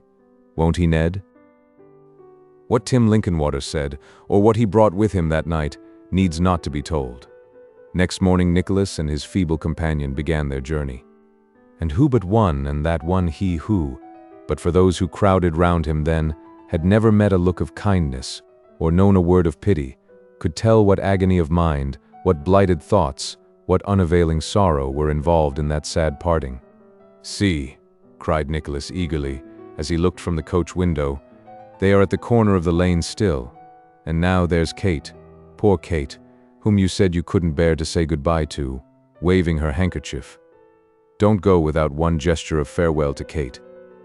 "I cannot make it," cried his trembling companion, falling back in his seat and covering his eyes. "Do you see her now? Is she there still?" "Yes, yes," said Nicholas earnestly. "There. She waves her hand again. I have answered it for you, and now they are out of sight. Do not give way so bitterly, dear friend. Don't. You will meet them all again." He whom he thus encouraged raised his withered hands and clasped them fervently together. "In heaven. I humbly pray to God in heaven." It sounded like the prayer of a broken heart. Chapter 56. Ralph Nickleby, baffled by his nephew in his late design, hatches a scheme of retaliation which accident suggests to him, and takes into his counsels a tried auxiliary. The course which these adventures shape out for themselves, and imperatively call upon the historian to observe, now demands that they should revert to the point they attained previously to the commencement of the last chapter, when Ralph Nickleby and Arthur Gride were left together in the house where death had so suddenly reared his dark and heavy banner. With clenched hands and teeth ground together so firm and tight that no locking of the jaws could have fixed and riveted them more securely, Ralph stood, for some minutes, in the attitude in which he had last addressed his nephew, breathing heavily, but as rigid and motionless in other respects as if he had been a brazen statue. After a time he began by slow degrees, as a man rousing himself from heavy slumber, to relax. For a moment he shook his clasped fist towards the door by which Nicholas had disappeared, and then thrusting it into his breast, as if to repress by force even this show of passion, turned round and confronted the less hardy usurer, who had not yet risen from the ground. The cowering wretch, who still shook in every limb, and whose few gray hairs trembled and quivered on his head with abject dismay, tottered to his feet as he met Ralph's eye, and shielding his face with both hands, protested, while he crept towards the door, that it was no fault of his. "Who said it was, man?" returned Ralph in a suppressed voice. "Who said it was?" "You looked as if you thought I was to blame," said Gride timidly. "Pshaw," Ralph muttered, forcing a laugh. "I blame him for not living an hour longer. 1 hour longer would have been long enough. I blame no one else." "No one else?" said Gride. "Not for this mischance," replied Ralph. "I have an old score to clear with that young fellow who has carried off your mistress, but that has nothing to do with his blustering just now, for we should soon have been quit of him, but for this cursed accident." There was something so unnatural in the calmness with which Ralph Nickleby spoke, when coupled with his face, the expression of the features, to which every nerve and muscle, as it twitched and throbbed with a spasm whose workings no effort could conceal, gave, every instant, some new and frightful aspect. There was something so unnatural and ghastly in the contrast between his harsh, slow, steady voice, only altered by a certain halting of the breath which made him pause between almost every word like a drunken man bent upon speaking plainly, and these evidences of the most intense and violent passion, and the struggle he made to keep them under, that if the dead body which lay above had stood, instead of him, before the cowering Gride, it could scarcely have presented a spectacle which would have terrified him more. "The coach," said Ralph after a time, during which he had struggled like some strong man against a fit. "We came in a coach. Is it waiting?" Gride gladly availed himself of the pretext for going to the window to see. Ralph, keeping his face steadily the other way, tore at his shirt with the hand which he had thrust into his breast, and muttered in a hoarse whisper. £10,000, he said, 10,000. The precise sum paid in but yesterday for the 2 mortgages, and which would have gone out again at heavy interest tomorrow. If that house has failed, and he the first to bring the news. Is the coach there? Yes, yes, said Gride, startled by the fierce tone of the inquiry. It's here. Dear, dear, what a fiery man you are. Come here, said Ralph, beckoning to him. We mustn't make a show of being disturbed. We'll go down arm in arm. But you pinch me black and blue, urged Gride. Ralph let him go impatiently, and descending the stairs with his usual firm and heavy tread, got into the coach. Arthur Gride followed. After looking doubtfully at Ralph when the man asked where he was to drive, and finding that he remained silent, and expressed no wish upon the subject, Arthur mentioned his own house, and thither they proceeded. On their way, Ralph sat in the furthest corner with folded arms, and uttered not a word. With his chin sunk upon his breast, and his downcast eyes quite hidden by the contraction of his knotted brows, he might have been asleep, for any sign of consciousness he gave until the coach stopped, when he raised his head, and glancing through the window, inquired what place that was. My house, answered the disconsolate Gride, affected perhaps by its loneliness. Oh dear, my house. True, said Ralph. I have not observed the way we came. I should like a glass of water. You have that in the house, I suppose. You shall have a glass of anything you like, answered Gride with a groan. It's no use knocking, coachman. Ring the bell. The man rang, and rang, and rang again, then knocked until the street re-echoed with the sounds, then listened at the keyhole of the door. Nobody came. The house was silent as the grave. How's this? Said Ralph impatiently. Peg is so very deaf, answered Gride with a look of anxiety and alarm. Oh dear, ring again, coachman. She seized the bell. Again the man rang and knocked and rang again. Some of the neighbors threw up their windows and called across the street to each other that old Gride's housekeeper must have dropped down dead. Others collected round the coach and gave vent to various surmises. Some held that she had fallen asleep, some that she had burnt herself to death, some that she had got drunk, and one very fat man that she had seen something to eat which had frightened her so much, not being used to it, that she had fallen into a fit. This last suggestion particularly delighted the bystanders, who cheered it rather uproariously, and were, with some difficulty, deterred from dropping down the area and breaking open the kitchen door to ascertain the fact. Nor was this all. Rumors having gone abroad that Arthur was to be married that morning, very particular inquiries were made after the bride, who was held by the majority to be disguised in the person of Mr. Ralph Nickleby, which gave rise to much jocose indignation at the public appearance of a bride in boots and pantaloons, and called forth a great many hoots and groans. At length, the 2 moneylenders obtained shelter in a house next door, and, being accommodated with a ladder, clambered over the wall of the backyard, which was not a high one, and descended in safety on the other side. I am almost afraid to go in, I declare, said Arthur, turning to Ralph when they were alone. Suppose she should be murdered, lying with her brains knocked out by a poker, eh? Suppose she were, said Ralph. I tell you, I wish such things were more common than they are, and more easily done. You may stare and shiver, I do. He applied himself to a pump in the yard, and having taken a deep draught of water and flung a quantity on his head and face, regained his accustomed manner and led the way into the house, Gride following close at his heels. It was the same dark place as ever, every room dismal and silent as it was wont to be, and every ghostly article of furniture in its customary place. The iron heart of the grim old clock, undisturbed by all the noise without, still beat heavily within its dusty case. The tottering presses slunk from the sight, as usual, in their melancholy corners. The echoes of footsteps returned the same dreary sound. The long-legged spider paused in his nimble run, and scared by the sight of men in that his dull domain, hung motionless on the wall, counterfeiting death until they should have passed him by. From cellar to garret went the two usurers, opening every creaking door and looking into every deserted room. But no Peg was there. At last they sat them down in the apartment which Arthur Gride usually inhabited, to rest after their search. "The hag is out, on some preparation for your wedding festivities, I suppose," said Ralph, preparing to depart. "See here. I destroy the bond. We shall never need it now." Gride, who had been peering narrowly about the room, fell at that moment upon his knees before a large chest and uttered a terrible yell. "How now?" said Ralph, looking sternly round. "Robbed! Robbed!" screamed Arthur Gride. "Robbed of money? No, no, no. Worse. Far worse." "Of what then?" demanded Ralph. "Worse than money, worse than money," cried the old man, casting the papers out of the chest, like some beast tearing up the earth. "She had better have stolen money, all my money. I haven't much. She had better have made me a beggar than have done this." "Done what?" said Ralph.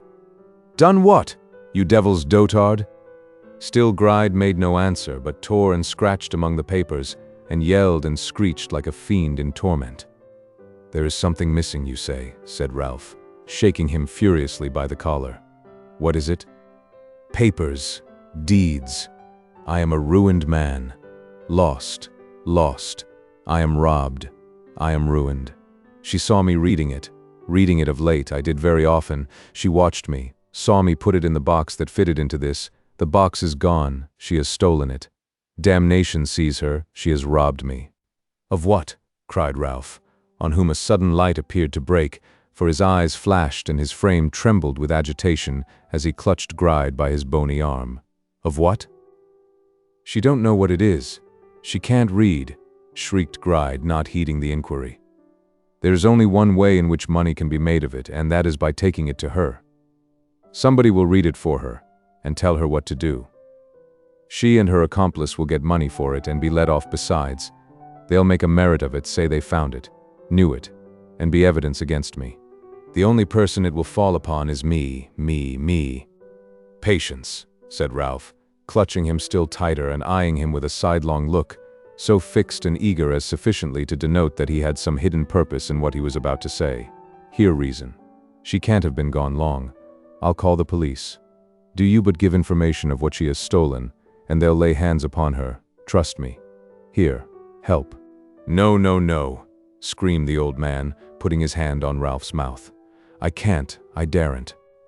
"Help! Help!" cried Ralph. "No, no, no," shrieked the other, stamping on the ground with the energy of a madman. "I tell you no. I daren't. I daren't." "Daren't make this robbery public?" said Ralph.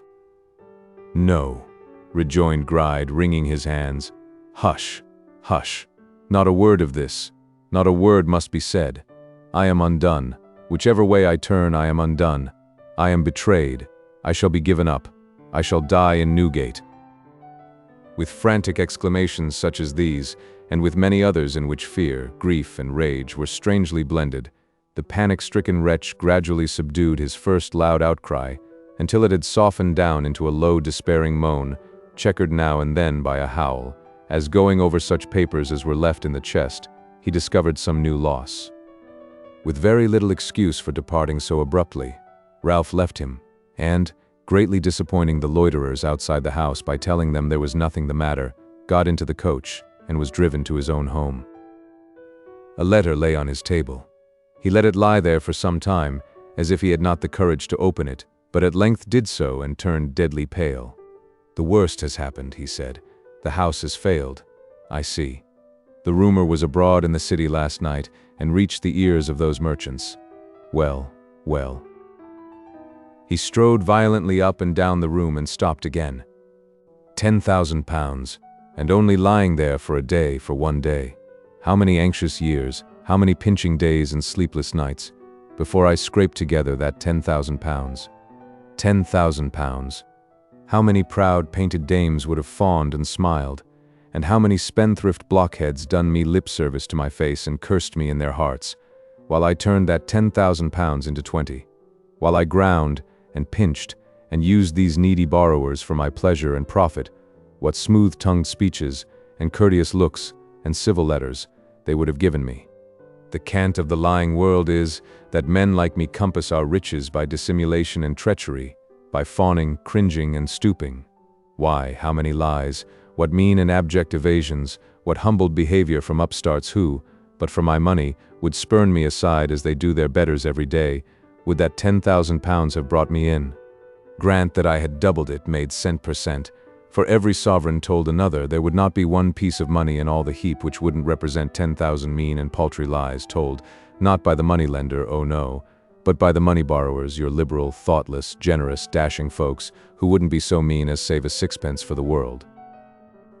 Striving, as it would seem, to lose part of the bitterness of his regrets in the bitterness of these other thoughts, Ralph continued to pace the room. There was less and less of resolution in his manner, as his mind gradually reverted to his loss. At length, dropping into his elbow chair and grasping its sides so firmly that they creaked again, he said, "The time has been when nothing could have moved me like the loss of this great sum. Nothing. For births, deaths, marriages, and all the events which are of interest to most men have, unless they are connected with gain or loss of money, no interest for me. But now, I swear, I mix up with the loss his triumph in telling it. If he had brought it about, I almost feel as if he had. I couldn't hate him more. Let me but retaliate upon him by degrees, however slow. Let me but begin to get the better of him. Let me but turn the scale, and I can bear it." His meditations were long and deep. They terminated in his dispatching a letter by Newman, addressed to Mr. Squeers at the Saracen's Head, with instructions to inquire whether he had arrived in town, and if so, to wait an answer.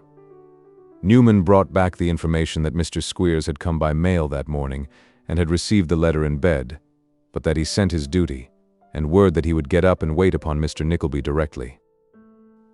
The interval between the delivery of this message and the arrival of Mr. Squeers was very short, but, before he came, Ralph had suppressed every sign of emotion, and once more regained the hard, immovable, inflexible manner which was habitual to him, and to which, perhaps, was ascribable no small part of the influence which, over many men of no very strong prejudices on the score of morality, he could exert almost at will. "Well, Mr. Squeers," he said, welcoming that worthy with his accustomed smile, of which a sharp look and a thoughtful frown were part and parcel. "How do you do?" "Why, sir," said Mr. Squeers, "I'm pretty well. So's the family, and so's the boys, except for a sort of rash as is a-running through the school, and rather puts 'em off their feed. But it's a ill wind as blows no good to nobody. That's what I always say when them lads has a wisitation. A wisitation, sir, is the lot of mortality. Mortality itself, sir, is a wisitation. The world is chock full of wisitations, and if a boy repines at a wisitation and makes you uncomfortable with his noise, he must have his head punched. That's going according to the scripture, that is." "Mr. Squeers," said Ralph dryly. "Sir, we'll avoid these precious morsels of morality, if you please, and talk of business."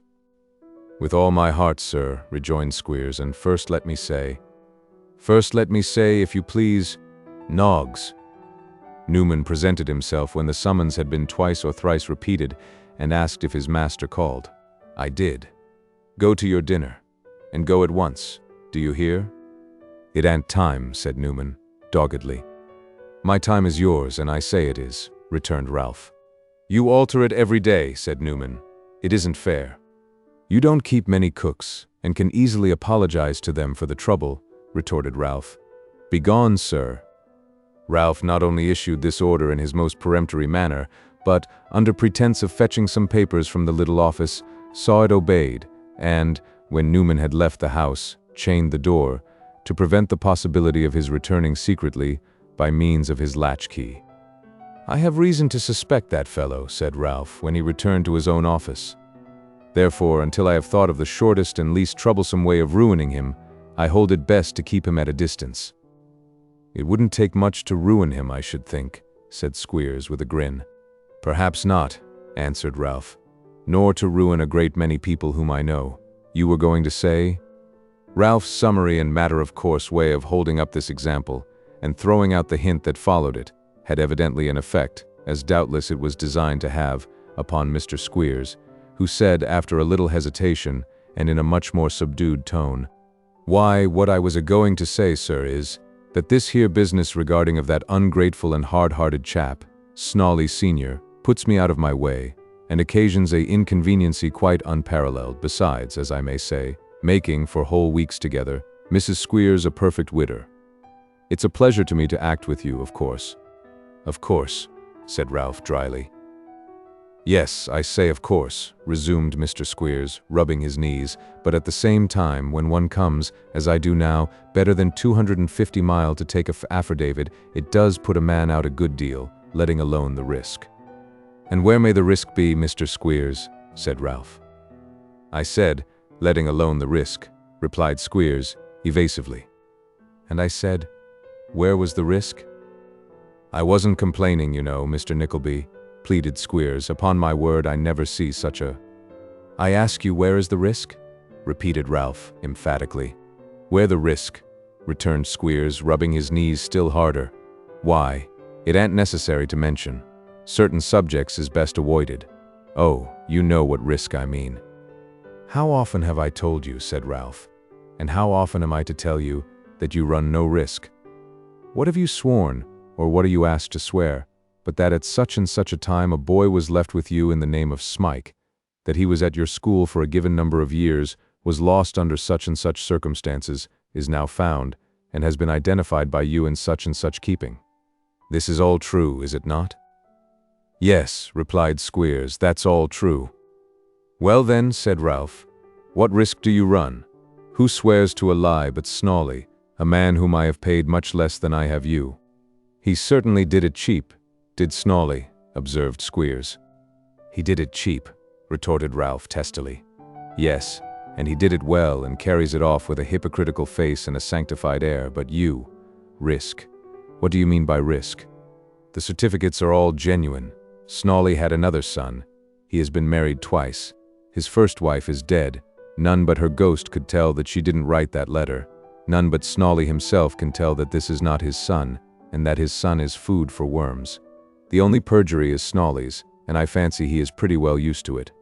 Where's your risk?" "Why, you know," said Squeers, fidgeting in his chair, "if you come to that, I might say, where's yours?" "You might say, where's mine," returned Ralph. "You may say, where's mine. I don't appear in the business, neither do you. All Snawley's interest is to stick well to the story he has told, and all his risk is to depart from it in the least. Talk of your risk in the conspiracy." "I say," remonstrated Squeers, looking uneasily round, "don't call it that. Just as a favor, don't." "Call it what you like," said Ralph, irritably, "but attend to me. This tale was originally fabricated as a means of annoyance against one who hurt your trade and half cudgeled you to death, and to enable you to obtain repossession of a half-dead drudge, whom you wished to regain, because, while you wreaked your vengeance on him for his share in the business, you knew that the knowledge that he was again in your power would be the best punishment you could inflict upon your enemy. Is that so, Mr. Squeers?" "Why, sir," returned Squeers, almost overpowered by the determination which Ralph displayed to make everything tell against him, and by his stern, unyielding manner, "in a measure it was." "What does that mean?" said Ralph. "Why, in a measure means," returned Squeers, "as it may be, that it wasn't all on my account, because you had some old grudge to satisfy too." "If I had not had," said Ralph, in no way abashed by the reminder, "do you think I should have helped you?" "Why, no, I don't suppose you would," Squeers replied. "I only wanted that point to be all square and straight between us." "How can it ever be otherwise?" retorted Ralph. "Except that the account is against me, for I spend money to gratify my hatred, and you pocket it and gratify yours at the same time. You are, at least, as avaricious as you are revengeful. So am I. Which is best off? You who win money and revenge at the same time and by the same process, and who are, at all events, sure of money, if not of revenge, or I, who am only sure of spending money in any case, and can but win bare revenge at last." As Mr. Squeers could only answer this proposition by shrugs and smiles, Ralph bade him be silent, and thankful that he was so well off, and then, fixing his eyes steadily upon him, proceeded to say, First, that Nicholas had thwarted him in a plan he had formed for the disposal in marriage of a certain young lady, and had, in the confusion attendant on her father's sudden death, secured that lady himself, and borne her off in triumph. Secondly, that by some will or settlement, certainly by some instrument in writing, which must contain the young lady's name and could be, therefore, easily selected from others, if access to the place where it was deposited were once secured, she was entitled to property which, if the existence of this deed ever became known to her, would make her husband, and Ralph represented that Nicholas was certain to marry her, a rich and prosperous man, and most formidable enemy.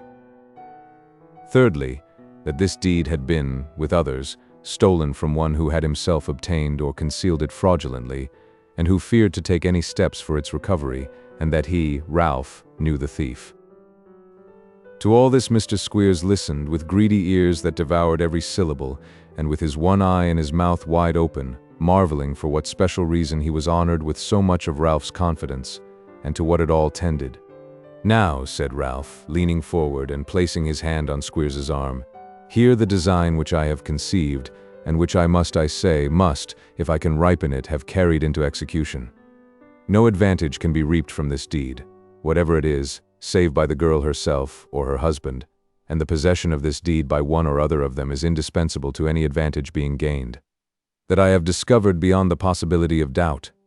I want that deed brought here, that I may give the man who brings it 50 pounds in gold, and burn it to ashes before his face."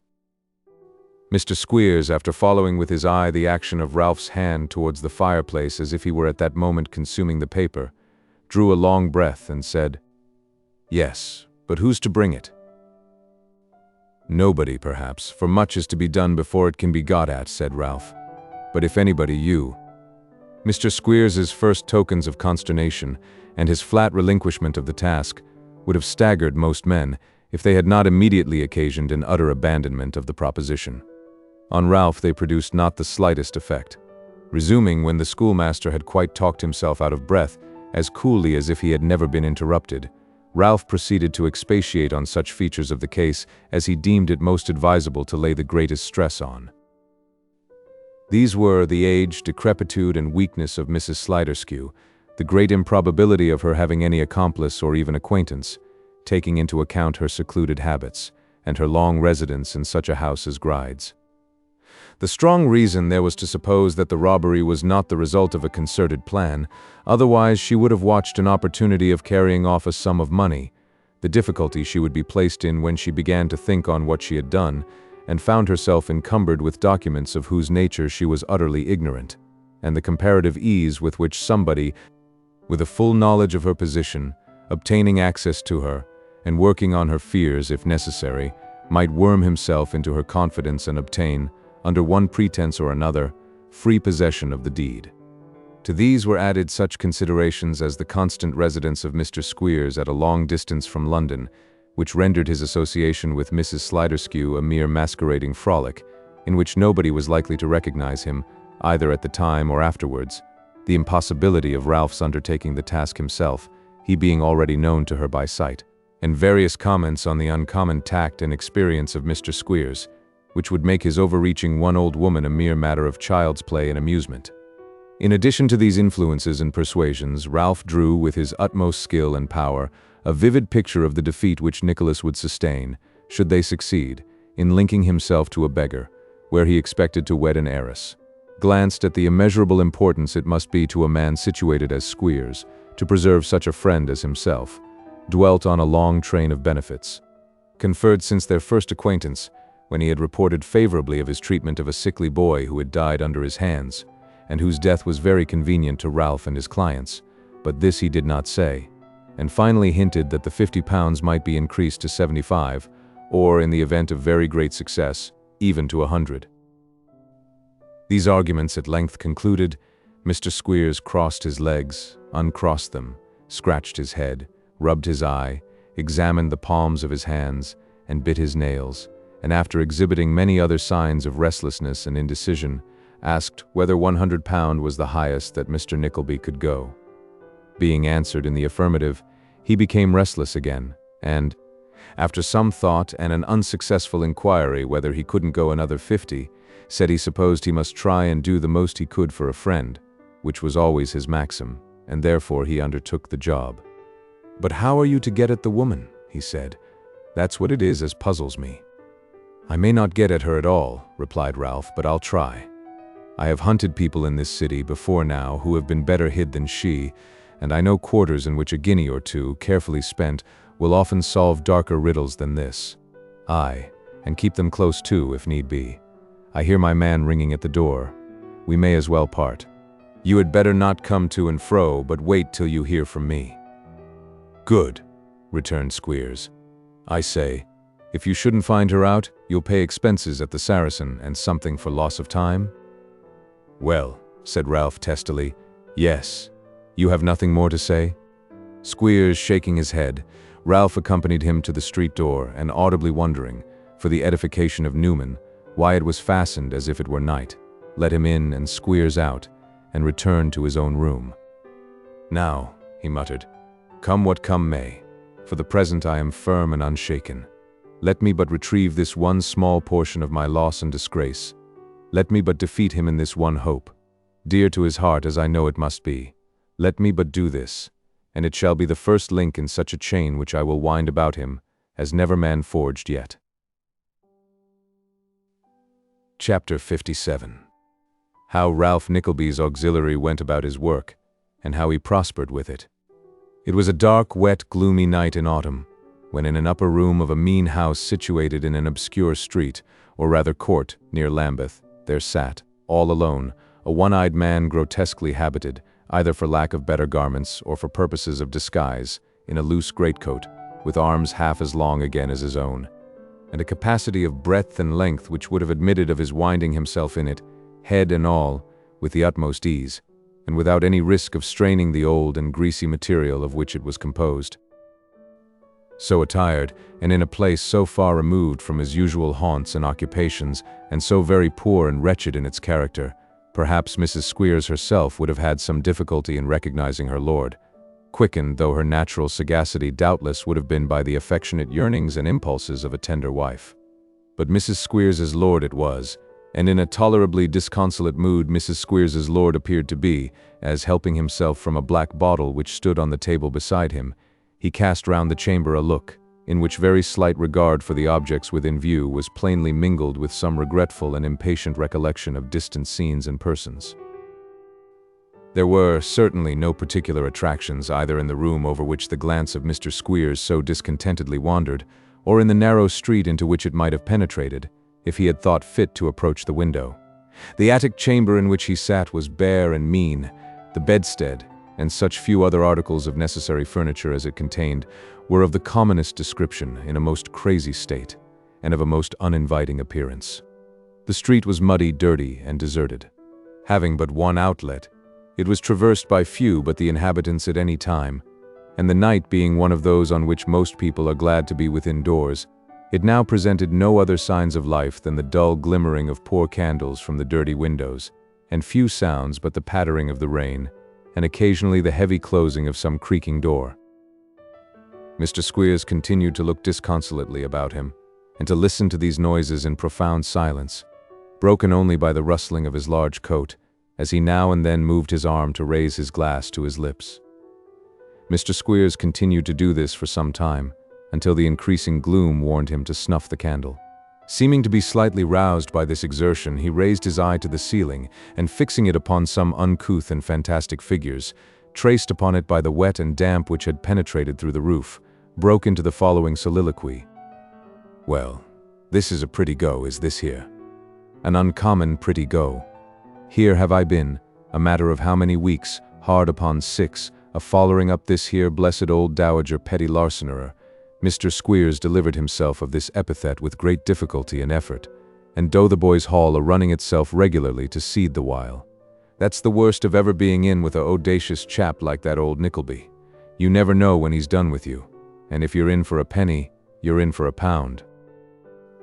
This remark, perhaps, reminded Mr. Squeers that he was in for £100 at any rate. His countenance relaxed, and he raised his glass to his mouth with an air of greater enjoyment of its contents than he had before evinced. "I never see," soliloquized Mr. Squeers in continuation, I never see nor come across such a file as that old Nickleby. Never. He's out of everybody's depth, he is. He's what you may call a rasper, is Nickleby. To see how sly and cunning he grubbed on day after day, a worming and plotting and tracing and turning and twining of himself about, till he found out where this precious Mrs. Peg was hid, and cleared the ground for me to work upon. Creeping and crawling and gliding, like a ugly, old, bright-eyed, stagnation-blooded adder. Ah! He'd have made a good un in our line, but it would have been too limited for him. His genius would have busted all bonds, and coming over every obstacle, broke down all before it, till it erected itself into a monument of, well, I'll think of the rest, and say it when convenient. Making a halt in his reflections at this place, Mr. Squeers again put his glass to his lips, and drawing a dirty letter from his pocket, proceeded to con over its contents with the air of a man who had read it very often, and now refreshed his memory rather in the absence of better amusement than for any specific information. "The pigs is well," said Mr. Squeers. "The cows is well, and the boys is bobbish. Young Sprouter has been a-winking, has he? I'll wink him when I get back." Cobby would persist in sniffing while he was eating his dinner, and said that the beef was so strong it made him. "Very good, Cobby. We'll see if we can't make you sniff a little without beef." Pitcher was took with another fever. Of course he was, and being fetched by his friends, died the day after he got home. Of course he did, and out of aggravation, it's part of a deep-laid system. There ain't another chap in the school but that boy as would have died exactly at the end of the quarter, taking it out of me to the very last, and then carrying his spite to the utmost extremity. The juniorist Palmer said he wished he was in heaven. I really don't know. I do not know what's to be done with that young fellow. He's always a-wishing something horrid. He said once he wished he was a donkey, because then he wouldn't have a father as didn't love him. Pretty wicious that for a child of 6. Mr. Squeers was so much moved by the contemplation of this hardened nature in one so young that he angrily put up the letter, and sought, in a new train of ideas, a subject of consolation. "It's a long time to have been a-lingering in London," he said, "and this is a precious hole to come and live in, even if it has been only for a week or so. Still, £100 is 5 boys, and 5 boys takes a whole year to pay £100, and there's their keep to be subtracted besides. There's nothing lost, neither, by one's being here, because the boys' money comes in just the same as if I was at home, and Mrs. Squeers she keeps them in order. There'll be some lost time to make up, of course. There'll be an arrear of flogging as'll have to be gone through. Still, a couple of days makes that all right, and one don't mind a little extra work for £100. It's pretty nigh the time to wait upon the old woman. From what she said last night, I suspect that if I am to succeed at all, I shall succeed tonight, so I'll have half a glass more to wish myself success and put myself in spirits. Mrs. Squeers, my dear, your health." Leering with his one eye as if the lady to whom he drank had been actually present, Mr. Squeers, in his enthusiasm no doubt, poured out a full glass and emptied it. And as the liquor was raw spirits, and he had applied himself to the same bottle more than once already, it is not surprising that he found himself, by this time, in an extremely cheerful state, and quite enough excited for his purpose. What this purpose was soon appeared, for, after a few turns about the room to steady himself, he took the bottle under his arm and the glass in his hand, and blowing out the candle as if he purposed being gone some time, stole out upon the staircase, and creeping softly to a door opposite his own, tapped gently at it. "But what's the use of tapping?" he said. "She'll never hear. I suppose she isn't doing anything very particular, and if she is, it don't much matter, that I see."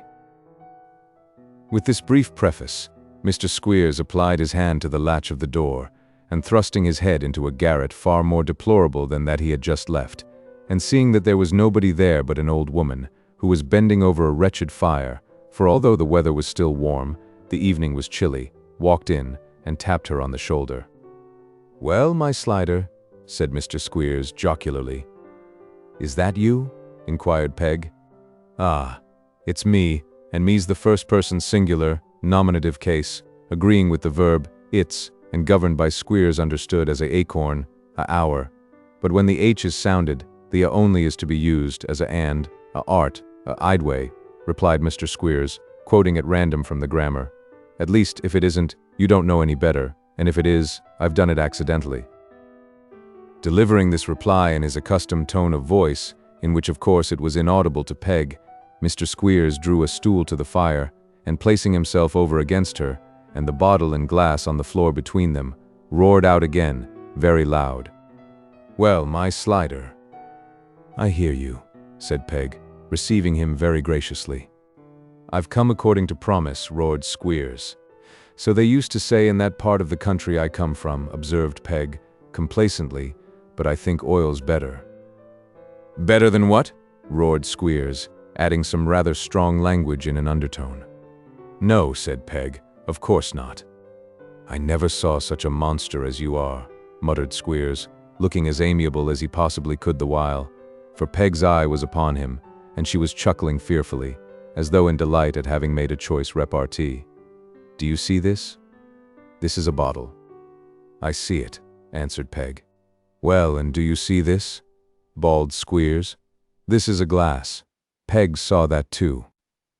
"See here, then," said Squeers, accompanying his remarks with appropriate action. "I fill the glass from the bottle, and I say, 'Your health, Slider,' and empty it. Then I rinse it genteelly with a little drop, which I'm forced to throw into the fire. Hallo, we shall have the chimbley alight next. Fill it again, and hand it over to you." "Your health," said Peg. "She understands that anyways," muttered Squeers, watching Mrs. Sliderskew as she dispatched her portion and choked and gasped in a most awful manner after so doing. "Now then, let's have a talk. How's the rheumatics?" Mrs. Sliderskew, with much blinking and chuckling, and with looks expressive of her strong admiration of Mr. Squeers, his person, manners, and conversation, replied that the rheumatics were better. "What's the reason?" said Mr. Squeers, deriving fresh facetiousness from the bottle. "What's the reason of rheumatics? What do they mean? What do people have 'em for, eh?" Mrs. Sliderskew didn't know, but suggested that it was possibly because they couldn't help it.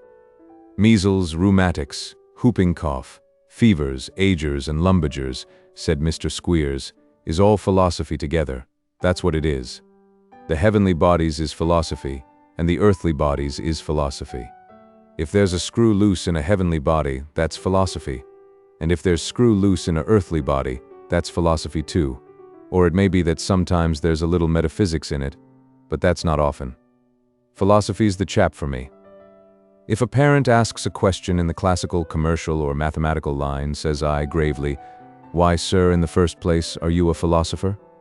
'No, Mr. Squeers,' he says, 'I ain't.' 'Then, sir,' says I am sorry for you, for I shan't be able to explain it.' Naturally, the parent goes away and wishes he was a philosopher, and, equally naturally, thinks I'm one."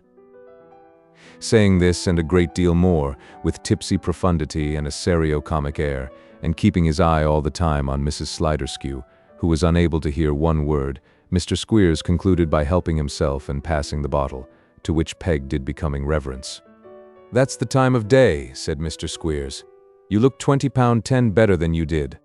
Again Mrs. Sliderskew chuckled, but modesty forbade her assenting verbally to the compliment. 20 pound 10 better, repeated Mr. Squeers, "than you did that day when I first introduced myself. Don't you know?" "Ah," said Peg, shaking her head, "but you frightened me that day." "Did I?" said Squeers. "Well, it was rather a startling thing for a stranger to come and recommend himself by saying that he knew all about you, and what your name was, and why you were living so quiet here, and what you had boned and who you boned it from, wasn't it?" Peg nodded her head in strong assent. "But I know everything that happens in that way, you see," continued Squeers. "Nothing takes place of that kind that I ain't up to entirely. I'm a sort of a lawyer, Slider, of first-rate standing, and understanding too.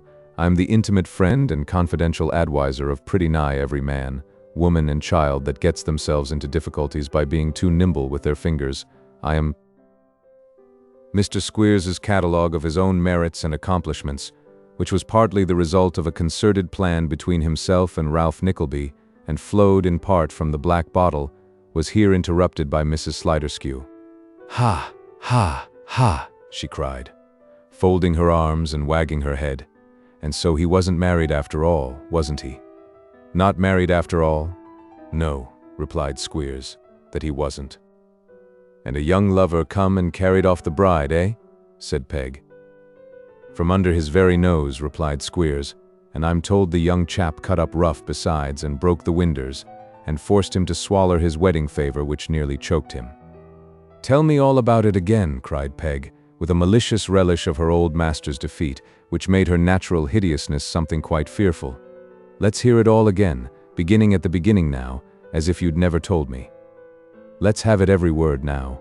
Now beginning at the very first, you know, when he went to the house that morning." Mr. Squeers, plying Mrs. Sliderskew freely with the liquor, and sustaining himself under the exertion of speaking so loud by frequent applications to it himself, complied with this request by describing the discomfiture of Arthur Gride, with such improvements on the truth as happened to occur to him, and the ingenious invention and application of which had been very instrumental in recommending him to her notice in the beginning of their acquaintance. Mrs. Sliderskew was in an ecstasy of delight, rolling her head about, drawing up her skinny shoulders, and wrinkling her cadaverous face into so many and such complicated forms of ugliness as awakened the unbounded astonishment and disgust even of Mr. Squeers.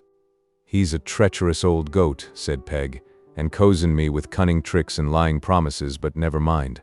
I'm even with him. I'm even with him." "More than even, Slider," returned Squeers. "You'd have been even with him if he'd got married, but with the disappointment besides, you're a long way ahead. Out of sight, Slider, quite out of sight. And that reminds me," he added, handing her the glass, "if you want me to give you my opinion of them deeds, and tell you what you'd better keep and what you'd better burn, why, now's your time, Slider." "There ain't no hurry for that," said Peg, with several knowing looks and winks. "Oh, very well," observed Squeers. "It don't matter to me, you asked me, you know. I shouldn't charge you nothing, being a friend. You're the best judge, of course. But you're a bold woman, Slider." "How do you mean bold?" said Peg. "Why, I only mean that if it was me, I wouldn't keep papers as might hang me, littering about when they might be turned into money, them as wasn't useful made away with, and them as was, laid by somewheres, safe. That's all," returned Squeers. "But everybody's the best judge of their own affairs. All I say is, Slider, I wouldn't do it." "Come," said Peg. "Then you shall see him." "I don't want to see him," replied Squeers, affecting to be out of humor. "Don't talk as if it was a treat. Show him to somebody else and take their advice."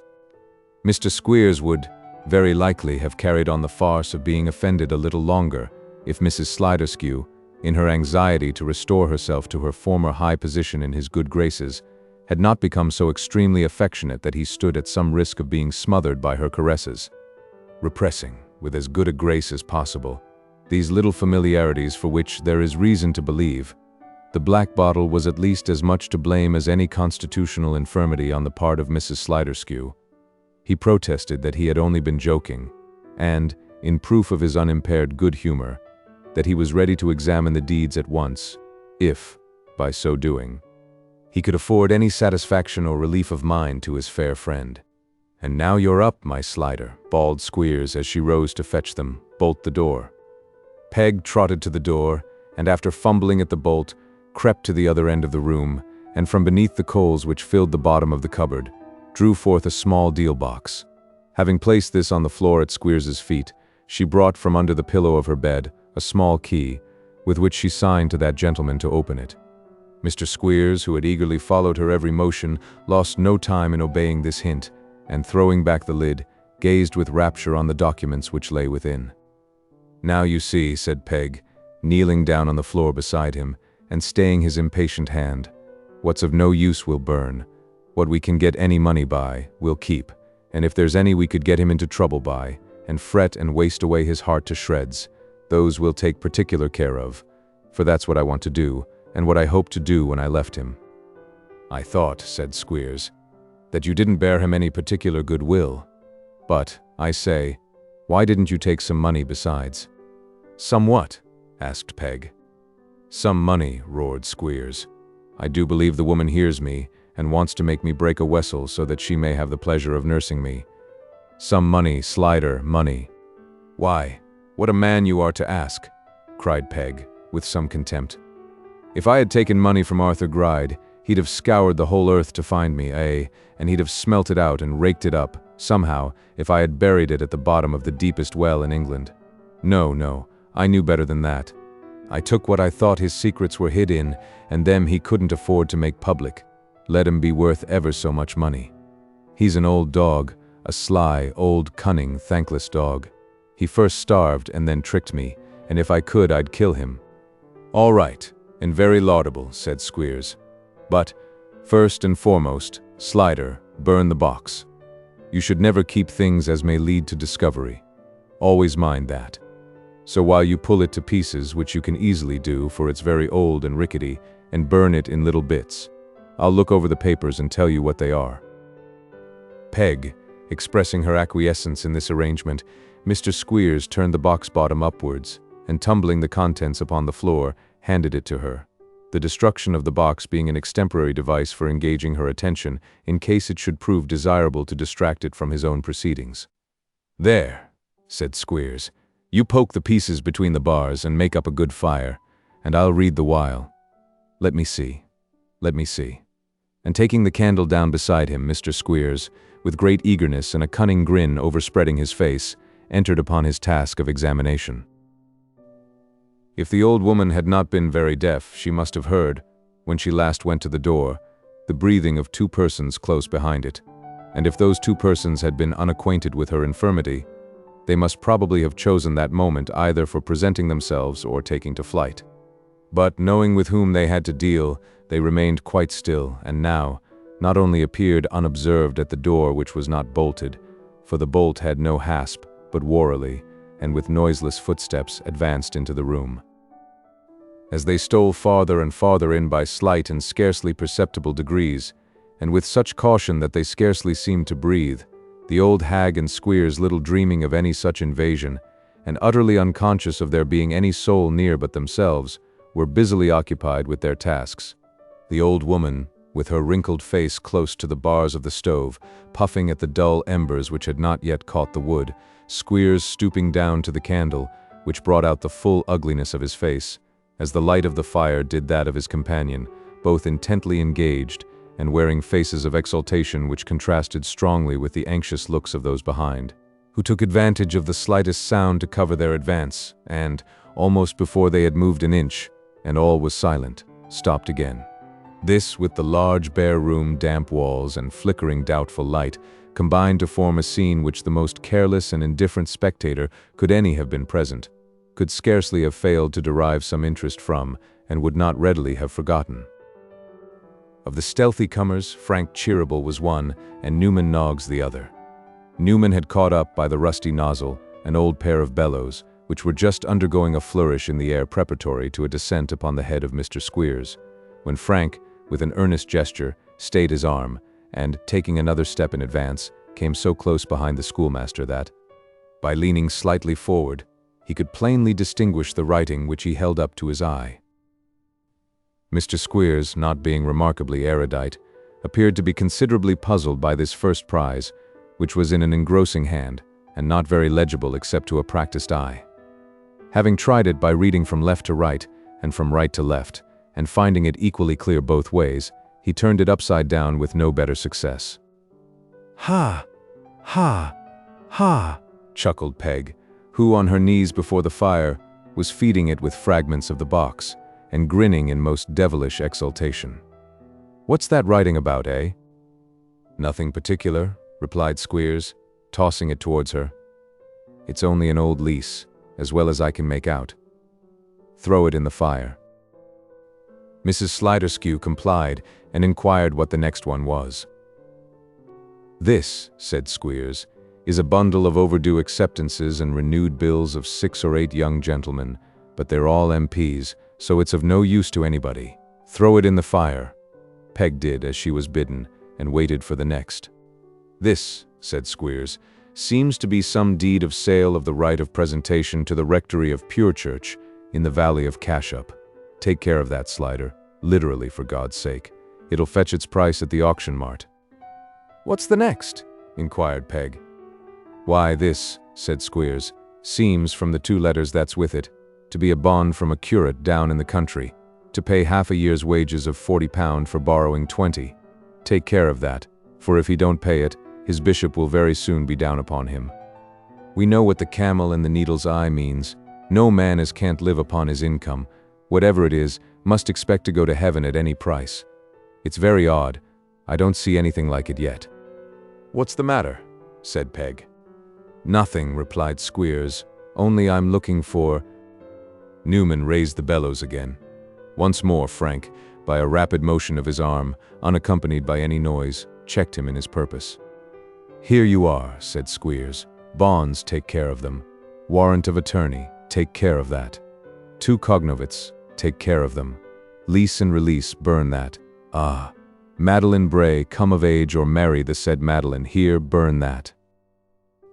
Eagerly throwing towards the old woman a parchment that he caught up for the purpose, Squeers, as she turned her head, thrust into the breast of his large coat the deed in which these words had caught his eye, and burst into a shout of triumph. "I've got it," said Squeers. "I've got it. Hurrah!" The plan was a good one, though the chance was desperate, and the day's our own at last. Peg demanded what he laughed at, but no answer was returned. Newman's arm could no longer be restrained. The bellows, descending heavily and with unerring aim on the very center of Mr. Squeers's head, felled him to the floor and stretched him on it flat and senseless. Chapter 58, in which one scene of this history is closed.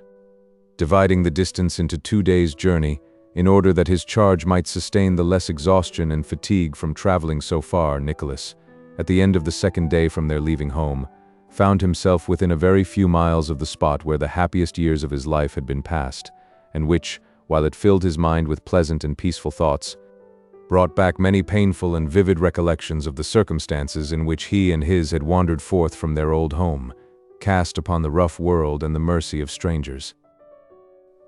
It needed no such reflections as those which the memory of old days, and wanderings among scenes where our childhood has been passed, usually awaken in the most insensible minds, to soften the heart of Nicholas, and render him more than usually mindful of his drooping friend. By night and day, at all times and seasons, always watchful, attentive, and solicitous, and never varying in the discharge of his self-imposed duty to one so friendless and helpless as he whose sands of life were now fast running out and dwindling rapidly away, he was ever at his side. He never left him. To encourage and animate him, administer to his wants, support and cheer him to the utmost of his power, was now his constant and unceasing occupation. They procured a humble lodging in a small farmhouse, surrounded by meadows where Nicholas had often reveled when a child with a troop of merry schoolfellows, and here they took up their rest. At first, Smike was strong enough to walk about, for short distances at a time, with no other support or aid than that which Nicholas could afford him. At this time, nothing appeared to interest him so much as visiting those places which had been most familiar to his friend in bygone days. Yielding to this fancy, and pleased to find that its indulgence beguiled the sick boy of many tedious hours, and never failed to afford him matter for thought and conversation afterwards, Nicholas made such spots the scenes of their daily rambles, driving him from place to place in a little pony chair, and supporting him on his arm while they walked slowly among these old haunts, or lingered in the sunlight to take long parting looks of those which were most quiet and beautiful. It was on such occasions as these that Nicholas, yielding almost unconsciously to the interest of old associations, would point out some tree that he had climbed 100 times, to peep at the young birds in their nest, and the branch from which he used to shout to little Kate, who stood below terrified at the height he had gained, and yet urging him higher still by the intensity of her admiration. There was the old house, too, which they would pass every day, looking up at the tiny window through which the sun used to stream in and wake him on the summer mornings. They were all summer mornings then, and climbing up the garden wall and looking over, Nicholas could see the very rose bush which had come, a present to Kate, from some little lover, and she had planted with her own hands. There were the hedgerows where the brother and sister had so often gathered wild flowers together, and the green fields and shady paths where they had so often strayed. There was not a lane or brook or copse or cottage near, with which some childish event was not entwined, and back it came upon the mind as events of childhood do, nothing in itself, perhaps a word, a laugh, a look, some slight distress, a passing thought or fear, and yet more strongly and distinctly marked, and better remembered, than the hardest trials or severest sorrows of a year ago. One of these expeditions led them through the churchyard where was his father's grave. "Even here," said Nicholas softly, We used to loiter before we knew what death was, and when we little thought whose ashes would rest beneath, and wondering at the silence, sit down to rest and speak below our breath. Once Kate was lost, and after an hour of fruitless search, they found her, fast asleep, under that tree which shades my father's grave. He was very fond of her, and said when he took her up in his arms, still sleeping, that whenever he died he would wish to be buried where his dear little child had laid her head. You see, his wish was not forgotten. Nothing more passed at the time, but that night, as Nicholas sat beside his bed, Smike started from what had seemed to be a slumber, and laying his hand in his, prayed, as the tears coursed down his face, that he would make him one solemn promise. "What is that?" said Nicholas, kindly. "If I can redeem it, or hope to do so, you know I will." "I am sure you will," was the reply. "Promise me that when I die I shall be buried near as they can make my grave to the tree we saw today." Nicholas gave the promise. He had few words to give it in, but they were solemn and earnest. His poor friend kept his hand in his, and turned as if to sleep. But there were stifled sobs, and the hand was pressed more than once, or twice, or thrice, before he sank to rest and slowly loosed his hold. In a fortnight's time, he became too ill to move about. Once or twice, Nicholas drove him out, propped up with pillows, but the motion of the chaise was painful to him and brought on fits of fainting, which, in his weakened state, were dangerous. There was an old couch in the house, which was his favorite resting place by day, and when the sun shone and the weather was warm, Nicholas had this wheeled into a little orchard which was close at hand, and his charge being well wrapped up and carried out to it, they used to sit there sometimes for hours together. It was on one of these occasions that a circumstance took place, which Nicholas, at the time, thoroughly believed to be the mere delusion of an imagination affected by disease, but which he had, afterwards, too good reason to know was of real and actual occurrence. He had brought Smike out in his arms, poor fellow. A child might have carried him then to see the sunset, and, having arranged his couch, had taken his seat beside it. He had been watching the whole of the night before, and being greatly fatigued both in mind and body, gradually fell asleep. He could not have closed his eyes 5 minutes, when he was awakened by a scream, and starting up in that kind of terror which affects a person suddenly roused, saw, to his great astonishment, that his charge had struggled into a sitting posture, and with eyes almost starting from their sockets, cold dew standing on his forehead, and in a fit of trembling which quite convulsed his frame, was calling to him for help. "Good heaven, what is this?" said Nicholas, bending over him. "Be calm, you have been dreaming." "No, no, no!" cried Smike, clinging to him. "Hold me tight! Don't let me go! There, behind the tree!" Nicholas followed his eyes, which were directed to some distance behind the chair from which he himself had just risen. But there was nothing there. "This is nothing but your fancy," he said, as he strove to compose him. "Nothing else, indeed." "I know better. I saw as plain as I see now," was the answer. "Oh, say you'll keep me with you. Swear you won't leave me for an instant." "Do I ever leave you?" returned Nicholas. "Lie down again there. You see I'm here. Now tell me, what was it?" "Do you remember?" said Smike, in a low voice and glancing fearfully round. "Do you remember my telling you of the man who first took me to the school?" "Yes, surely. I raised my eyes just now towards that tree, that one with the thick trunk, and there, with his eyes fixed on me, he stood." "Only reflect for one moment," said Nicholas, "granting, for an instant, that it's likely he is alive and wandering about a lonely place like this, so far removed from the public road. Do you think that at this distance of time you could possibly know that man again?" "Anywhere in any dress," returned Smike. "But just now he stood leaning upon his stick and looking at me, exactly as I told you I remembered him. He was dusty with walking and poorly dressed. I think his clothes were ragged. But directly I saw him, the wet night, his face when he left me, the parlor I was left in, and the people that were there, all seemed to come back together. When he knew I saw him, he looked frightened, for he started and shrunk away. I have thought of him by day and dreamt of him by night. He looked in my sleep, when I was quite a little child, and has looked in my sleep ever since, as he did just now." Nicholas endeavored, by every persuasion and argument he could think of, to convince the terrified creature that his imagination had deceived him, and that this close resemblance between the creation of his dreams and the man he supposed he had seen was but a proof of it, but all in vain. When he could persuade him to remain, for a few moments, in the care of the people to whom the house belonged, he instituted a strict inquiry whether any stranger had been seen, and searched himself behind the tree, and through the orchard, and upon the land immediately adjoining, and in every place near, where it was possible for a man to lie concealed, but all in vain. Satisfied that he was right in his original conjecture, he applied himself to calming the fears of Smike, which, after some time, he partially succeeded in doing, though not in removing the impression upon his mind, for he still declared, again and again, in the most solemn and fervid manner, that he had positively seen what he had described, and that nothing could ever remove his conviction of its reality. And now, Nicholas began to see that hope was gone, and that, upon the partner of his poverty and the sharer of his better fortune, the world was closing fast. There was little pain, little uneasiness, but there was no rallying, no effort, no struggle for life. He was worn and wasted to the last degree. His voice had sunk so low that he could scarce be heard to speak.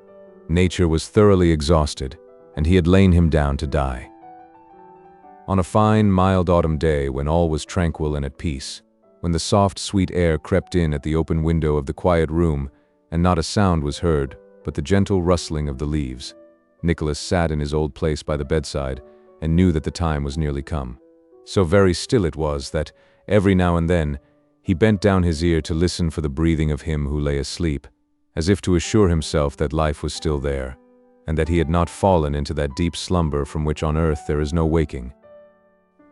While he was thus employed, the closed eyes opened, and on the pale face there came a placid smile. "That's well," said Nicholas. "The sleep has done you good." "I have had such pleasant dreams," was the answer. "Such pleasant, happy dreams." "Of what?" said Nicholas.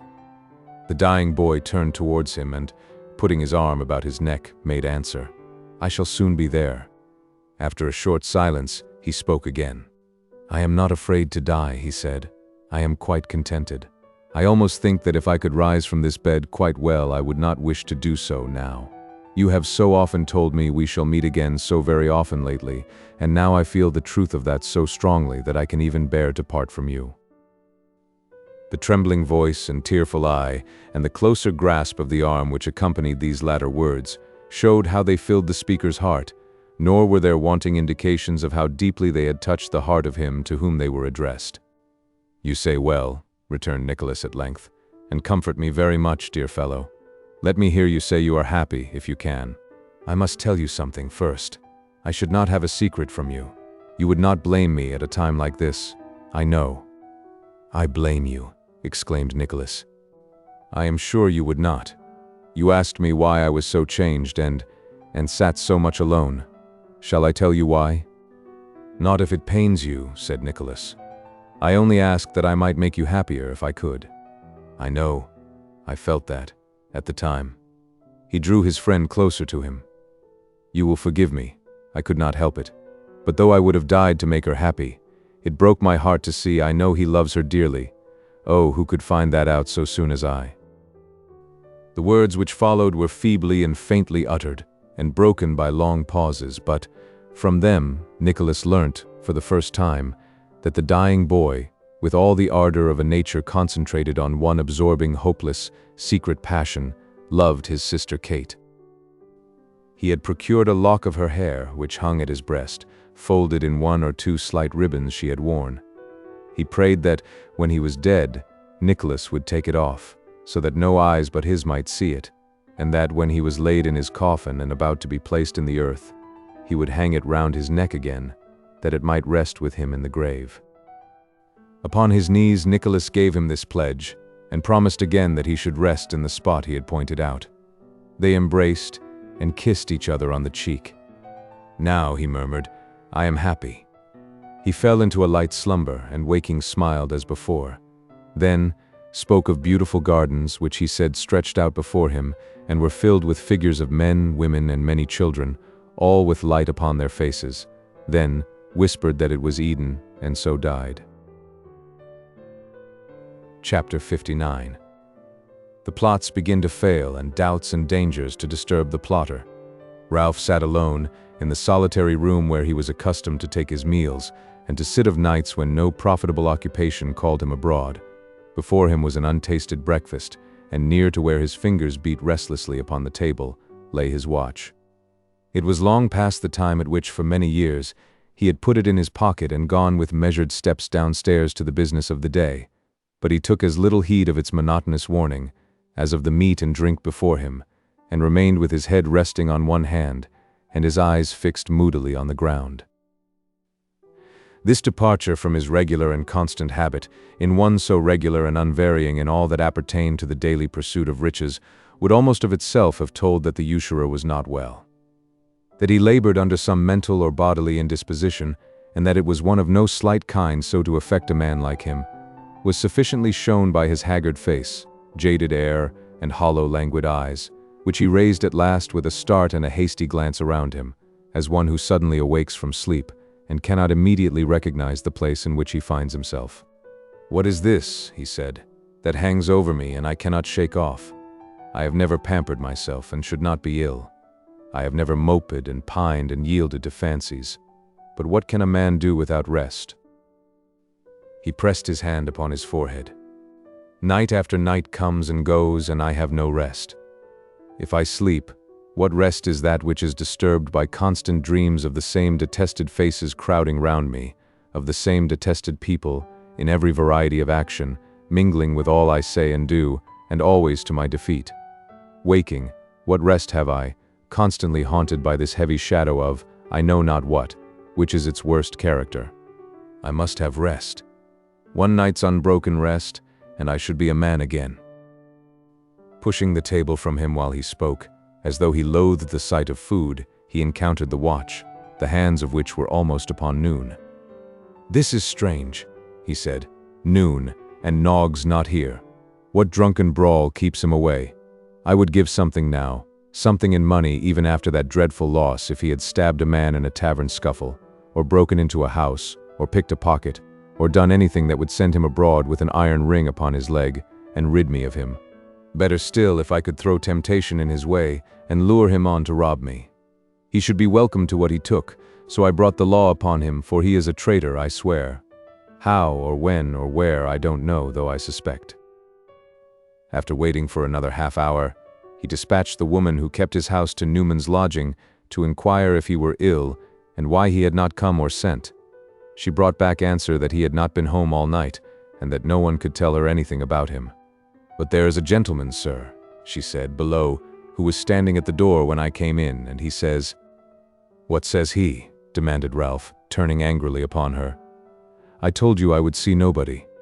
"He says," replied the woman, abashed by his harshness, "that he comes on very particular business which admits of no excuse, and I thought perhaps it might be about—" "About what in the devil's name?" said Ralph. "You spy and speculate on people's business with me, do you?" "Dear no, sir. I saw you were anxious and thought it might be about Mr. Noggs, that's all." "Saw I was anxious," muttered Ralph. "They all watch me, now. Where is this person? You did not say I was not down yet, I hope?"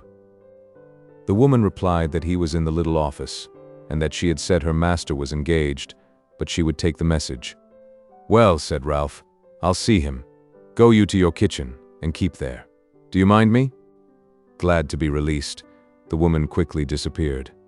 Collecting himself, and assuming as much of his accustomed manner as his utmost resolution could summon, Ralph descended the stairs. After pausing for a few moments, with his hand upon the lock, he entered Newman's room and confronted Mr. Charles Cheeryble. Of all men alive, this was one of the last he would have wished to meet at any time, but now that he recognized in him only the patron and protector of Nicholas, he would rather have seen a specter. One beneficial effect, however, the encounter had upon him. It instantly roused all his dormant energies, rekindled in his breast the passions that for many years had found an improving home there, called up all his wrath, hatred, and malice, restored the sneer to his lip, and the scowl to his brow, and made him again, in all outward appearance, the same Ralph Nickleby whom so many had bitter cause to remember. "Humph," said Ralph, pausing at the door. "This is an unexpected favor, sir." "And an unwelcome one," said Brother Charles. "An unwelcome one, I know." "Men say you are truth itself, sir," replied Ralph.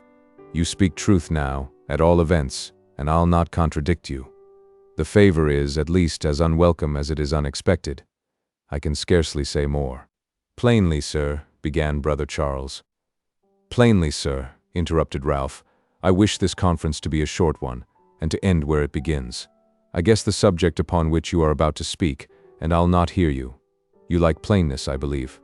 There it is. Here is the door, as you see. Our way lies in very different directions. Take yours, I beg of you, and leave me to pursue mine in quiet." "In quiet," repeated Brother Charles mildly, and looking at him with more of pity than reproach. "To pursue his way in quiet. You will scarcely remain in my house, I presume, sir, against my will," said Ralph, "or you can scarcely hope to make an impression upon a man who closes his ears to all that you can say, and is firmly and resolutely determined not to hear you."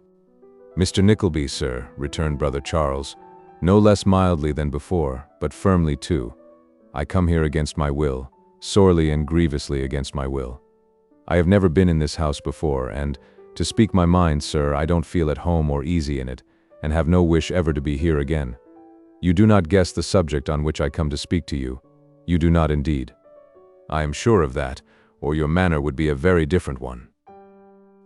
Ralph glanced keenly at him, but the clear eye and open countenance of the honest old merchant underwent no change of expression and met his look without reserve. "Shall I go on?" said Mr. Cheeryble. "Oh, by all means, if you please," returned Ralph dryly. "Here are walls to speak to, sir, a desk and 2 stools, most attentive auditors and certain not to interrupt you. Go on, I beg. Make my house yours, and perhaps by the time I return from my walk, you will have finished what you have to say, and will yield me up possession again." So saying, he buttoned his coat, and turning into the passage, took down his hat. The old gentleman followed, and was about to speak, when Ralph waved him off impatiently and said, "Not a word. I tell you, sir, not a word. Virtuous as you are not an angel yet, to appear in men's houses whether they will or no, and pour your speech into unwilling ears. Preach to the walls, I tell you, not to me." "I am no angel, heaven knows," returned Brother Charles, shaking his head, "but an erring and imperfect man. Nevertheless, there is one quality which all men have, in common with the angels, blessed opportunities of exercising, if they will, mercy. It is an errand of mercy that brings me here. Pray let me discharge it." "I show no mercy," retorted Ralph with a triumphant smile, "and I ask none. Seek no mercy from me, sir, in behalf of the fellow who has imposed upon your childish credulity, but let him expect the worst that I can do." "He asks mercy at your hands," exclaimed the old merchant warmly. "Ask it at his, sir, ask it at his. If you will not hear me now when you may, hear me when you must, or anticipate what I would say, and take measures to prevent our ever meeting again. Your nephew is a noble lad, sir, an honest, noble lad. What you are, Mr. Nickleby, I will not say, but what you have done I know. Now, sir, when you go about the business in which you have been recently engaged, and find it difficult of pursuing, come to me and my brother Ned, and Tim Linkinwater, sir, and we'll explain it for you, and come soon, or it may be too late, and you may have it explained with a little more roughness, and a little less delicacy, and never forget, sir, that I came here this morning, in mercy to you, and am still ready to talk to you in the same spirit." With these words, uttered with great emphasis and emotion, Brother Charles put on his broad-brimmed hat, and passing Ralph Nickleby without any other remark, trotted nimbly into the street. Ralph looked after him, but neither moved nor spoke for some time, when he broke what almost seemed the silence of stupefaction by a scornful laugh. "This," he said, "from its wildness, should be another of those dreams that have so broken my rest of late. In mercy to me, foe, the old simpleton has gone mad." Although he expressed himself in this derisive and contemptuous manner, it was plain that, the more Ralph pondered, the more ill at ease he became, and the more he labored under some vague anxiety and alarm, which increased as the time passed on and no tidings of Newman Noggs arrived. After waiting until late in the afternoon, tortured by various apprehensions and misgivings, and the recollection of the warning which his nephew had given him when they last met, the further confirmation of which now presented itself in one shape of probability, now in another, and haunted him perpetually, he left home, and, scarcely knowing why, save that he was in a suspicious and agitated mood, betook himself to Snawley's house. His wife presented herself, and of her, Ralph inquired whether her husband was at home. "No," she said sharply, "he is not indeed, and I don't think he will be at home for a very long time. That's more." "Do you know who I am?" asked Ralph. "Oh yes, I know you very well, too well perhaps, and perhaps he does too, and sorry am I that I should have to say it. Tell him that I saw him through the window blind above as I crossed the road just now, and that I would speak to him on business," said Ralph. "Do you hear?" "I hear," rejoined Mrs. Snawley, taking no further notice of the request.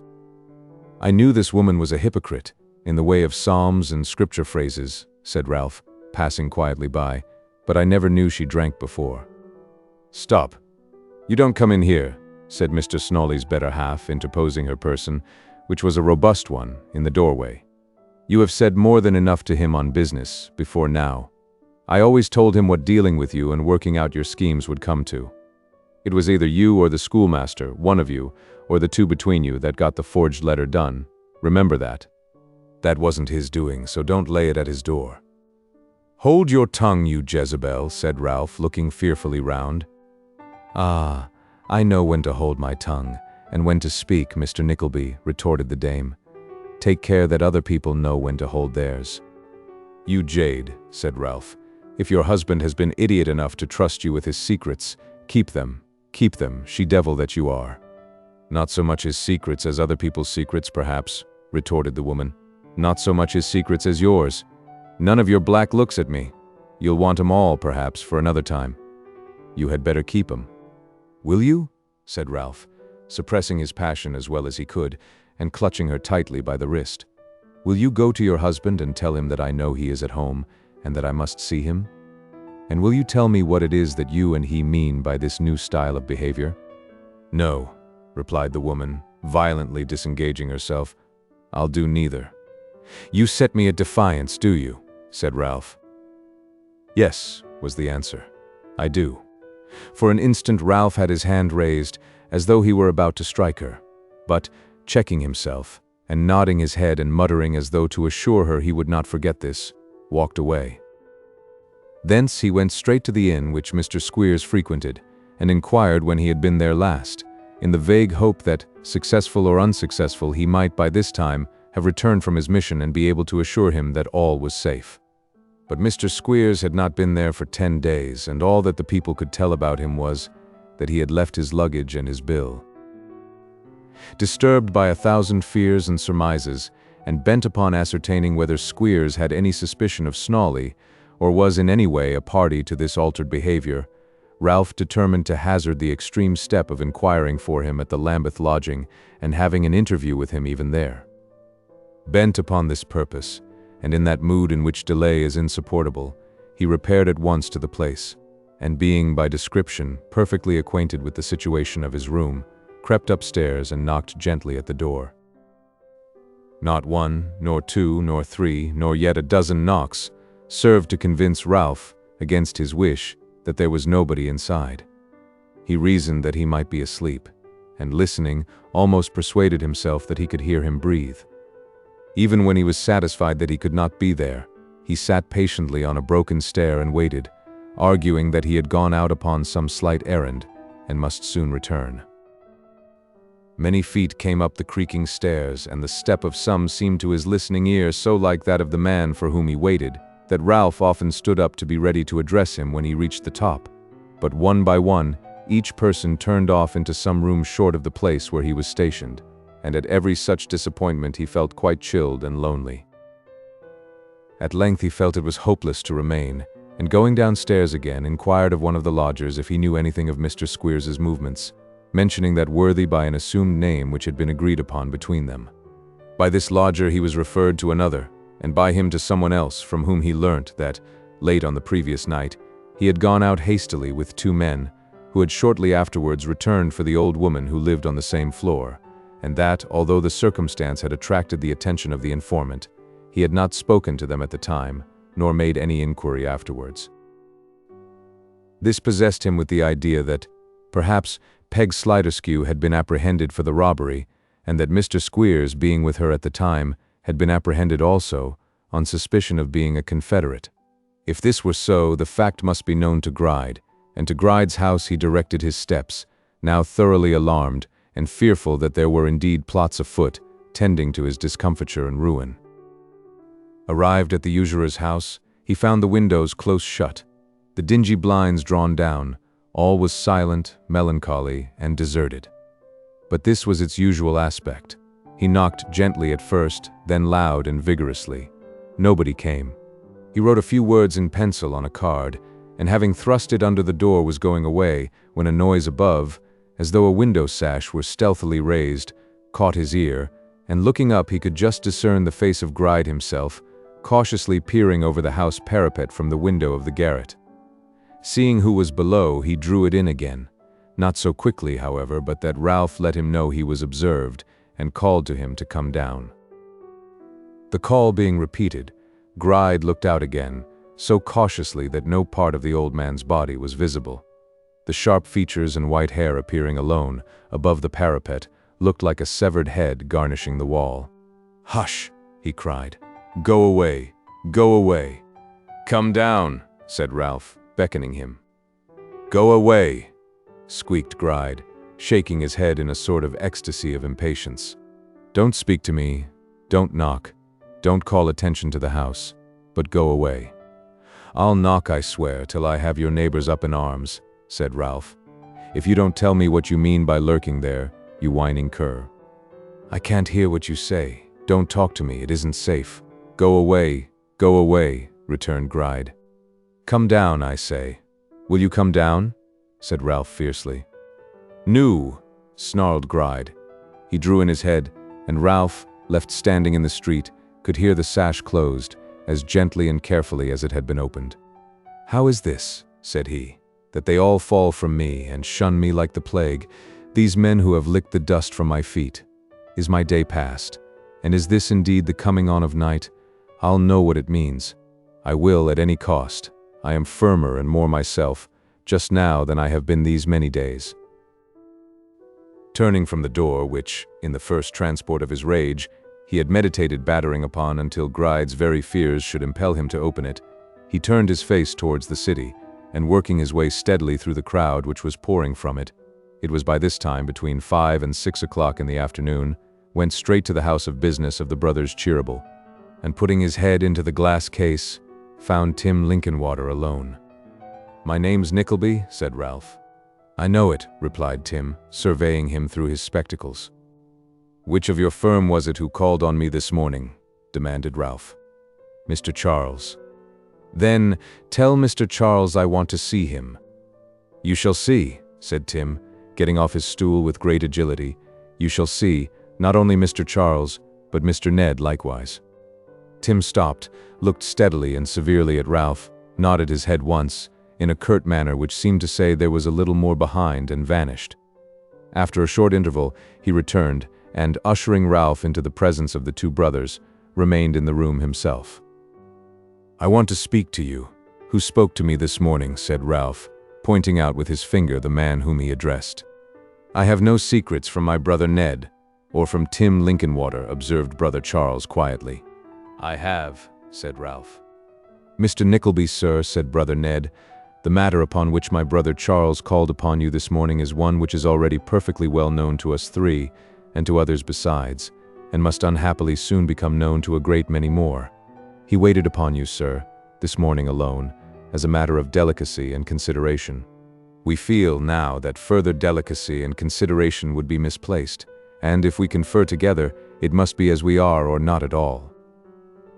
"Well, gentlemen," said Ralph with a curl of the lip, "talking in riddles would seem to be the peculiar forte of you two, and I suppose your clerk, like a prudent man, has studied the art also with a view to your good graces. Talk in company, gentlemen, in God's name. I'll humor you." "Humor," cried Tim Linkinwater, suddenly growing very red in the face. "He'll humor us. He'll humor Cheeryble brothers. Do you hear that? Do you hear him? Do you hear him say he'll humor Cheeryble brothers? Tim, said Charles and Ned together. Pray, Tim. Pray now, don't. Tim, taking the hint, stifled his indignation as well as he could, and suffered it to escape through his spectacles, with the additional safety valve of a short hysterical laugh now and then, which seemed to relieve him mightily. As nobody bids me to a seat, said Ralph, looking round, I'll take one, for I am fatigued with walking. And now, if you please, gentlemen, I wish to know, I demand to know, I have the right, what you have to say to me, which justifies such a tone as you have assumed, and that underhand interference in my affairs which, I have reason to suppose, you have been practicing.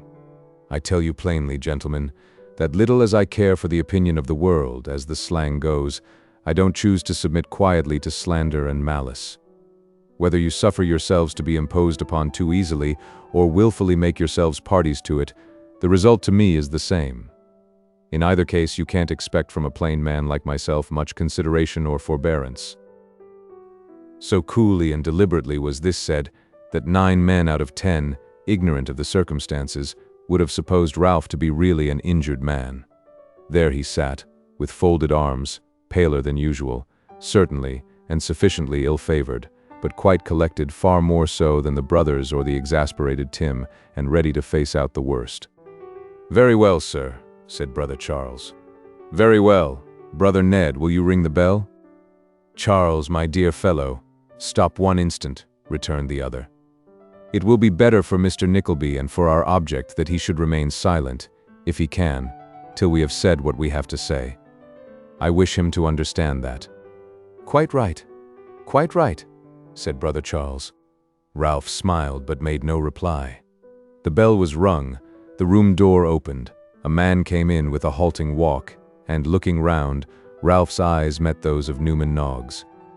From that moment, his heart began to fail him. This is a good beginning, he said bitterly. Oh, this is a good beginning.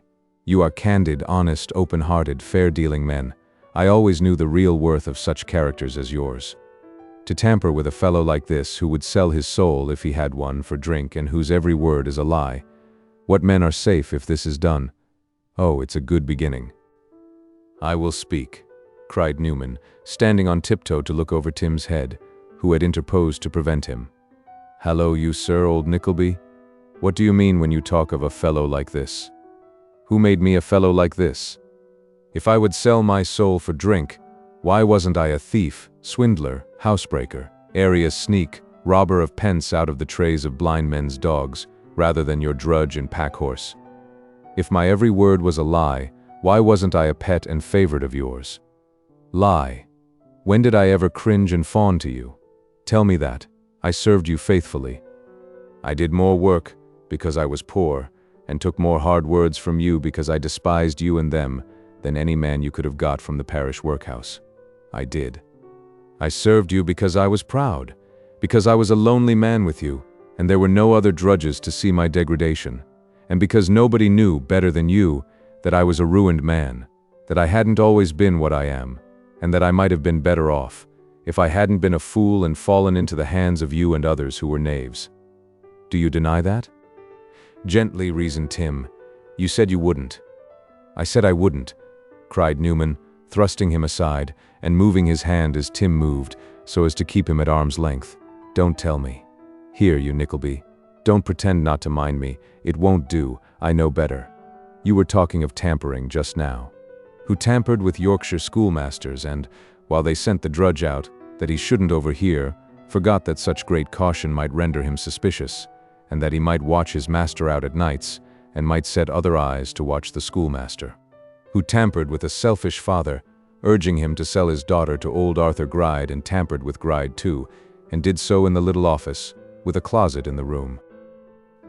Ralph had put a great command upon himself, but he could not have suppressed a slight start if he had been certain to be beheaded for it next moment. Aha, cried Newman, you mind me now, do you? What first set this fag to be jealous of his master's actions, and to feel that, if he hadn't crossed him when he might, he would have been as bad as he or worse? That master's cruel treatment of his own flesh and blood, and vile designs upon a young girl who interested even his broken-down, drunken, miserable hack, and made him linger in his service, in the hope of doing her some good, as, thank God, he had done others once or twice before, when he would, otherwise, have relieved his feelings by pummeling his master soundly, and then going to the devil. He would mark that, and mark this, that I'm here now, because these gentlemen thought it best. When I sought them out, as I did, there was no tampering with me. I told them I wanted help to find you out, to trace you down, to go through with what I had begun, to help the right, and that when I had done it, I'd burst into your room and tell you all, face to face, man to man, and like a man. Now I've said my say, and let anybody else say theirs, and fire away. With this concluding sentiment, Newman Noggs, who had been perpetually sitting down and getting up again all through his speech, which he had delivered in a series of jerks, and who was, from the violent exercise and the excitement combined, in a state of most intense and fiery heat, became, without passing through any intermediate stage, stiff, upright, and motionless, and so remained, staring at Ralph Nickleby with all his might and main. Ralph looked at him for an instant, and for an instant only, then waved his hand, and beating the ground with his foot, said in a choking voice, "Go on, gentlemen, go on. I'm patient, you see. There is law to be had, there is law. I shall call you to an account for this. Take care what you say, I shall make you prove it." "The proof is ready," returned Brother Charles, "quite ready to our hands. The man Snawley, last night, made a confession." "Who may the man Snawley be?" returned Ralph, "and what may his confession have to do with my affairs?" To this inquiry, put with a dogged inflexibility of manner, the old gentleman returned no answer, but went on to say that to show him how much they were in earnest, it would be necessary to tell him, not only what accusations were made against him, but what proof of them they had, and how that proof had been acquired. This laying open of the whole question brought up Brother Ned, Tim Linkinwater, and Newman Noggs, all three at once, who, after a vast deal of talking together, and a scene of great confusion, laid before Ralph, in distinct terms, the following statement. That, Newman having been solemnly assured by one not then producible that Smike was not the son of Snawley, and this person having offered to make oath to that effect if necessary, they had by this communication been first led to doubt the claim set up, which they would otherwise have seen no reason to dispute, supported as it was by evidence which they had no power of disproving. That, once suspecting the existence of a conspiracy, they had no difficulty in tracing back its origin to the malice of Ralph, and the vindictiveness and avarice of Squeers.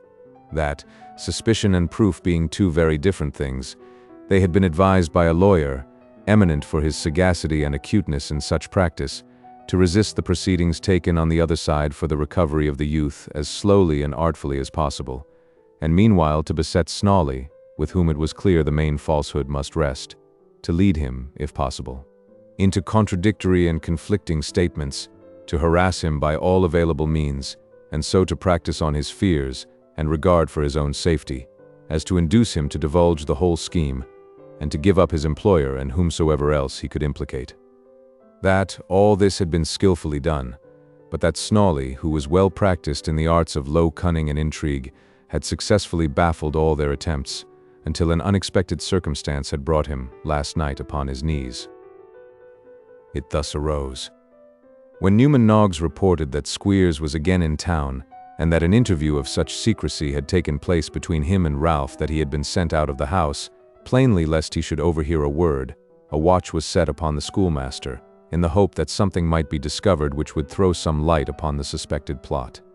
It being found, however, that he held no further communication with Ralph, nor any with Snawley, and lived quite alone, they were completely at fault.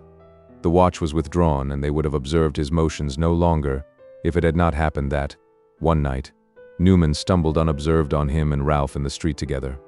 Following them, he discovered, to his surprise, that they repaired to various low lodging-houses and taverns kept by broken gamblers, to more than one of whom Ralph was known, and that they were in pursuit, so he found by inquiries when they had left, of an old woman, whose description exactly tallied with that of deaf Mrs. Sliderskew. Affairs now appearing to assume a more serious complexion, the watch was renewed with increased vigilance. An officer was procured, who took up his abode in the same tavern with Squeers, and by him and Frank Cheeryble the footsteps of the unconscious schoolmaster were dogged until he was safely housed in the lodging at Lambeth. Mr. Squeers having shifted his lodging, the officer shifted his, and lying concealed in the same street, and indeed in the opposite house, soon found that Mr. Squeers and Mrs. Sliderskew were in constant communication. In this state of things, Arthur Gride was appealed to. The robbery, partly owing to the inquisitiveness of the neighbors, and partly to his own grief and rage, had long ago become known, but he positively refused to give his sanction or yield any assistance to the old woman's capture, and was seized with such a panic at the idea of being called upon to give evidence against her, that he shut himself up close in his house and refused to hold communication with anybody. Upon this, the pursuers took counsel together, and coming so near the truth as to arrive at the conclusion that Gride and Ralph, with Squeers for their instrument, were negotiating for the recovery of some of the stolen papers which would not bear the light, and might possibly explain the hints relative to Madeline which Newman had overheard, resolved that Mrs. Sliderskew should be taken into custody before she had parted with them, and Squeers too, if anything suspicious could be attached to him. Accordingly, a search warrant being procured, and all prepared, Mr. Squeers's window was watched, until his light was put out, and the time arrived when, as had been previously ascertained, he usually visited Mrs. Sliderskew. This done, Frank Cheeryble and Newman stole upstairs to listen to their discourse, and to give the signal to the officer at the most favorable time. At what an opportune moment they arrived, how they listened, and what they heard, is already known to the reader. Mr. Squeers, still half stunned, was hurried off with a stolen deed in his possession, and Mrs. Sliderskew was apprehended likewise. The information being promptly carried to Snawley that Squeers was in custody, he was not told for what that worthy, first extorting a promise that he should be kept harmless, declared the whole tale concerning Smike to be a fiction and forgery, and implicated Ralph Nickleby to the fullest extent. As to Mr. Squeers, he had that morning undergone a private examination before a magistrate, and being unable to account satisfactorily for his possession of the deed or his companionship with Mrs. Sliderskew, had been, with her, remanded for a week. All these discoveries were now related to Ralph, circumstantially and in detail. Whatever impression they secretly produced, he suffered no sign of emotion to escape him, but sat perfectly still, not raising his frowning eyes from the ground, and covering his mouth with his hand. When the narrative was concluded, he raised his head hastily as if about to speak, but on Brother Charles resuming, fell into his old attitude again. "I told you this morning," said the old gentleman, laying his hand upon his brother's shoulder, "that I came to you in mercy. How far you may be implicated in this last transaction, or how far the person who is now in custody may criminate you, you best know. But justice must take its course against the parties implicated in the plot against this poor, unoffending, injured lad. It is not in my power, or in the power of my brother Ned, to save you from the consequences. The utmost we can do is to warn you in time, and to give you an opportunity of escaping them. We would not have an old man like you disgraced and punished by your near relation, nor would we have him forget, like you, all ties of blood and nature. We entreat you, brother Ned, you join me, I know, in this entreaty, and so, Tim Linkinwater, do you, although you pretend to be an obstinate dog, sir, and sit there frowning as if you didn't. We entreat you to retire from London, to take shelter in some place where you will be safe from the consequences of these wicked designs, and where you may have time, sir, to atone for them, and to become a better man. And do you think, returned Ralph, rising, and do you think you will so easily crush me? Do you think that 100 well-arranged plans, or 100 suborned witnesses, or 100 false curs at my heels, or 100 canting speeches full of oily words, will move me? I thank you for disclosing your schemes, which I am now prepared for. You have not the man to deal with that, you think. Try me, and remember that I spit upon your fair words and false dealings, and dare you, provoke you, taunt you to do to me the very worst you can." Thus they parted, for that time, but the worst had not come yet. Chapter 60. The dangers thicken and the worst is told. Instead of going home, Ralph threw himself into the first street cabriolet he could find, and directing the driver towards the police office of the district in which Mr. Squeers's misfortunes had occurred, alighted at a short distance from it, and discharging the man, went the rest of his way thither on foot. Inquiring for the object of his solicitude, He learnt that he had timed his visit well, for Mr. Squeers was, in fact, at that moment waiting for a hackney coach he had ordered, and in which he purposed proceeding to his week's retirement, like a gentleman. Demanding speech with the prisoner, he was ushered into a kind of waiting room in which, by reason of his scholastic profession and superior respectability, Mr. Squeers had been permitted to pass the day. Here, by the light of a guttering and blackened candle, he could barely discern the schoolmaster, fast asleep on a bench in a remote corner. An empty glass stood on a table before him, which, with his somnolent condition and a very strong smell of brandy and water, forewarned the visitor that Mr. Squeers had been seeking, in creature comforts, a temporary forgetfulness of his unpleasant situation. It was not a very easy matter to rouse him, so lethargic and heavy were his slumbers. Regaining his faculties by slow and faint glimmerings, he at length sat upright, and, displaying a very yellow face, a very red nose, and a very bristly beard, the joint effect of which was considerably heightened by a dirty white handkerchief, spotted with blood, drawn over the crown of his head and tied under his chin, stared ruefully at Ralph in silence, until his feelings found a vent in this pithy sentence. "I say, young fellow, you've been and done it now, you have." "What's the matter with your head?" asked Ralph. "Why, your informing kidnapping man has been and broke it," rejoined Squeers sulkily. "That's what's the matter with it. You've come at last, have you?" "Why have you not sent to me?" said Ralph. "How could I come till I knew what had befallen you?" "My family," hiccuped Mr. Squeers, raising his eye to the ceiling. "My daughter, as is at that age when all the sensibilities is a-coming out strong in blow, my son, as is the young Norval of private life, and the pride and ornament of a doting village, here's a shock for my family. The coat of arms of the Squeerses is tore, and their son is gone down into the ocean wave." "You have been drinking," said Ralph, "and have not yet slept yourself sober." "I haven't been drinking your health, my codger," replied Mr. Squeers, "so you have nothing to do with that." Ralph suppressed the indignation which the schoolmaster's altered and insolent manner awakened, and asked again why he had not sent to him. "What should I get by sending to you?" returned Squeers. "To be known to be in with you wouldn't do me a deal of good, and they won't take bail till they know something more of the case, so here am I hard and fast, and there are you, loose and comfortable." "And so must you be in a few days," retorted Ralph, with affected good humor. "They can't hurt you, man." "Why, I suppose they can't do much to me, if I explain how it was that I got into the good company of that there cadaverous old slider," replied Squeers viciously, "who I wish was dead and buried, and resurrected and dissected, and hung upon wires in a anatomical museum, before ever I'd had anything to do with her. This is what him with the powdered head says this morning, in so many words: 'Prisoner, as you have been found in company with this woman, as you were detected in possession of this document, as you were engaged with her in fraudulently destroying others, and can give no satisfactory account of yourself, I shall remand you for a week, in order that inquiries may be made, and evidence got. And meanwhile I can't take any bail for your appearance. Well then, what I say now is, that I can give a satisfactory account of myself. I can hand in the card of my establishment and say, I am the Wackford Squeers as is therein named, sir. I am the man as is guaranteed, by unimpeachable references, to be a out-and-outer in morals and uprightness of principle. Whatever is wrong in this business is no fault of mine. I had no evil design in it, sir. I was not aware that anything was wrong. I was merely employed by a friend, my friend Mr. Ralph Nickleby of Golden Square. Send for him, sir, and ask him what he has to say. He's the man, not me." "What document was it that you had?" asked Ralph, evading, for the moment, the point just raised. "What document? Why, the document," replied Squeers. "The Madeline what's-her-name one? It was a will. That's what it was." "Of what nature, whose will, when dated, how benefiting her, to what extent?"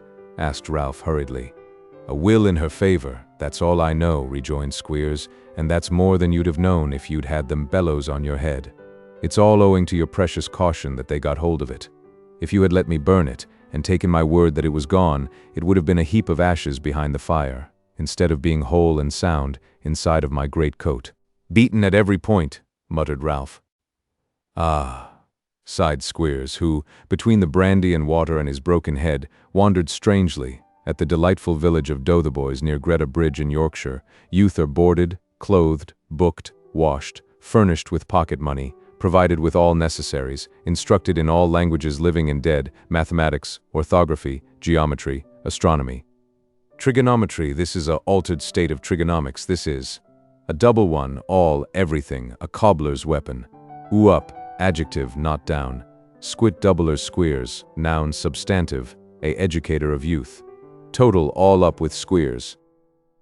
His running on in this way had afforded Ralph an opportunity of recovering his presence of mind, which at once suggested to him the necessity of removing, as far as possible, the schoolmaster's misgivings, and leading him to believe that his safety and best policy lay in the preservation of a rigid silence. "I tell you, once again," he said, "they can't hurt you. You shall have an action for false imprisonment and make a profit of this, yet. We will devise a story for you that should carry you through 20 times such a trivial scrape as this, and if they want security in £1,000 for your reappearance in case you should be called upon, you shall have it. All you have to do is to keep back the truth. You're a little fuddled tonight, and may not be able to see this as clearly as you would at another time, but this is what you must do, and you'll need all your senses about you, for a slip might be awkward." "Oh," said Squeers, who had looked cunningly at him, with his head stuck on one side, like an old raven. "That's what I'm to do, is it? Now then, just you hear a word or two from me.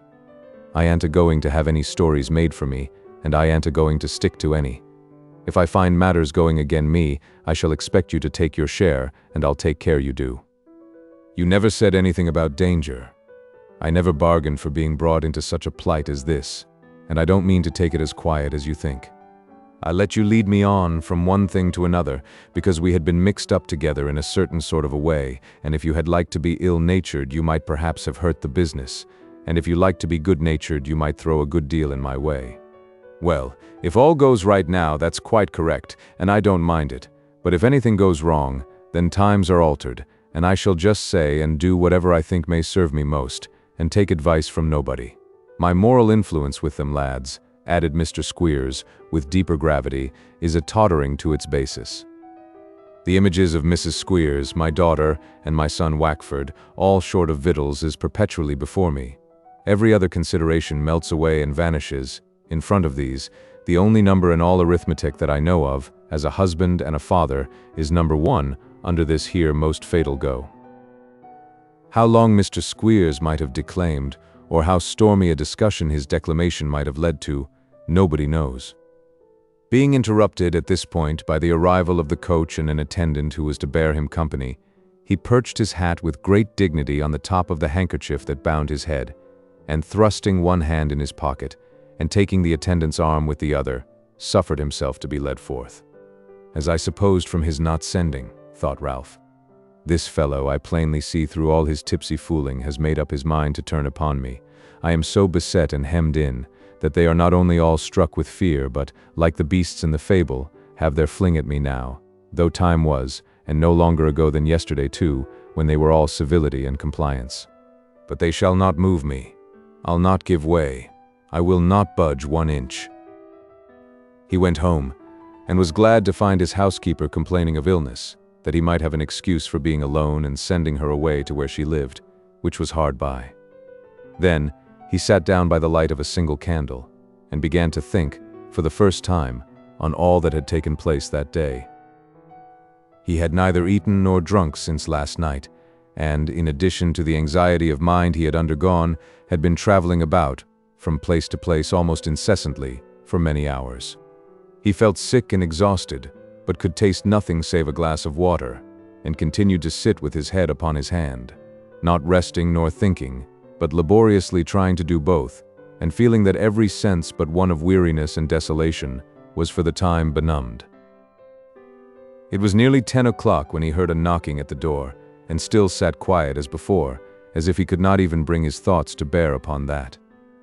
It had been often repeated, and he had, several times, heard a voice outside, saying there was a light in the window, meaning, as he knew, his own candle, before he could rouse himself and go downstairs. "Mr. Nickleby, there is terrible news for you, and I am sent to beg you will come with me directly," said a voice he seemed to recognize.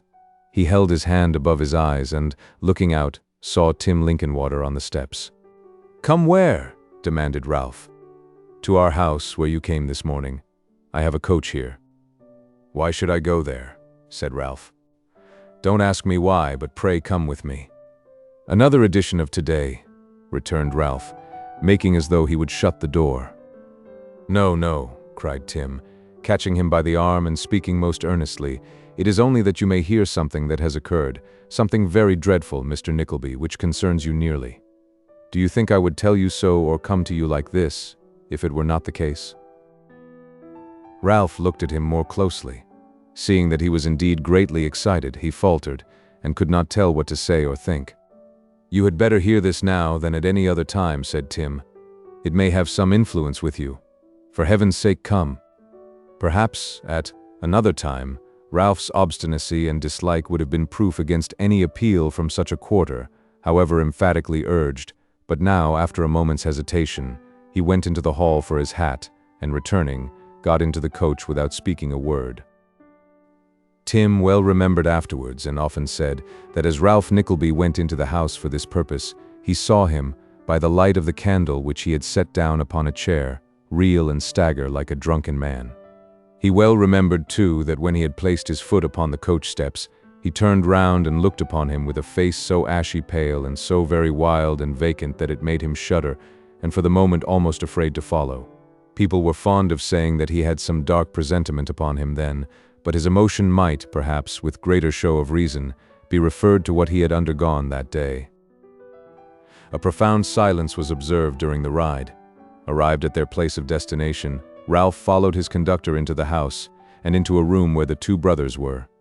He was so astounded, not to say awed, by something of a mute compassion for himself which was visible in their manner and in that of the old clerk, that he could scarcely speak. Having taken a seat, however, he contrived to say, though in broken words, What have you to say to me, more than has been said already?" The room was old and large, very imperfectly lighted, and terminated in a bay window, about which hung some heavy drapery. Casting his eyes in this direction as he spoke, he thought he made out the dusky figure of a man. He was confirmed in this impression by seeing that the object moved, as if uneasy under his scrutiny. "Who's that yonder?" he said. "One who has conveyed to us, within these 2 hours, the intelligence which caused our sending to you," replied Brother Charles. "Let him be, sir. Let him be for the present." "More riddles," said Ralph faintly. "Well, sir?" In turning his face towards the brothers, he was obliged to avert it from the window. But before either of them could speak, he had looked round again. It was evident that he was rendered restless and uncomfortable by the presence of the unseen person, for he repeated this action several times, and at length, as if in a nervous state which rendered him positively unable to turn away from the place, sat so as to have it opposite him, muttering as an excuse that he could not bear the light. The brothers conferred apart for a short time, their manner showing that they were agitated. Ralph glanced at them twice or thrice, and ultimately said, with a great effort to recover his self-possession, "Now, what is this? If I am brought from home at this time of night, let it be for something. What have you got to tell me?" After a short pause, he added, "Is my niece dead?" He had struck upon a key which rendered the task of commencement an easier one. Brother Charles turned, and said that it was a death of which they had to tell him, but that his niece was well. "You don't mean to tell me," said Ralph, as his eyes brightened, "that her brother's dead? No, that's too good. I'd not believe it, if you told me so. It would be too welcome news to be true." "Shame on you, you hardened and unnatural man," cried the other brother warmly. "Prepare yourself for intelligence which, if you have any human feeling in your breast, will make even you shrink and tremble. What if we tell you that a poor unfortunate boy, a child in everything but never having known one of those tender endearments, or one of those lightsome hours which make our childhood a time to be remembered like a happy dream through all our afterlife, a warm-hearted, harmless, affectionate creature, who never offended you, or did you wrong, but on whom you have vented the malice and hatred you have conceived for your nephew, and whom you have made an instrument for wreaking your bad passions upon him? What if we tell you that, sinking under your persecution, sir, and the misery and ill usage of a life short in years but long in suffering, this poor creature has gone to tell his sad tale where, for your part in it, you must surely answer? "If you tell me," said Ralph, "if you tell me that he is dead, I forgive you all else. If you tell me that he is dead, I am in your debt and bound to you for life. He is. I see it in your faces. Who triumphs now? Is this your dreadful news? This your terrible intelligence? You see how it moves me. You did well to send. I would have traveled 100 miles afoot, through mud, mire, and darkness, to hear this news just at this time." Even then, moved as he was by this savage joy, Ralph could see in the faces of the two brothers, mingling with their look of disgust and horror, something of that indefinable compassion for himself which he had noticed before.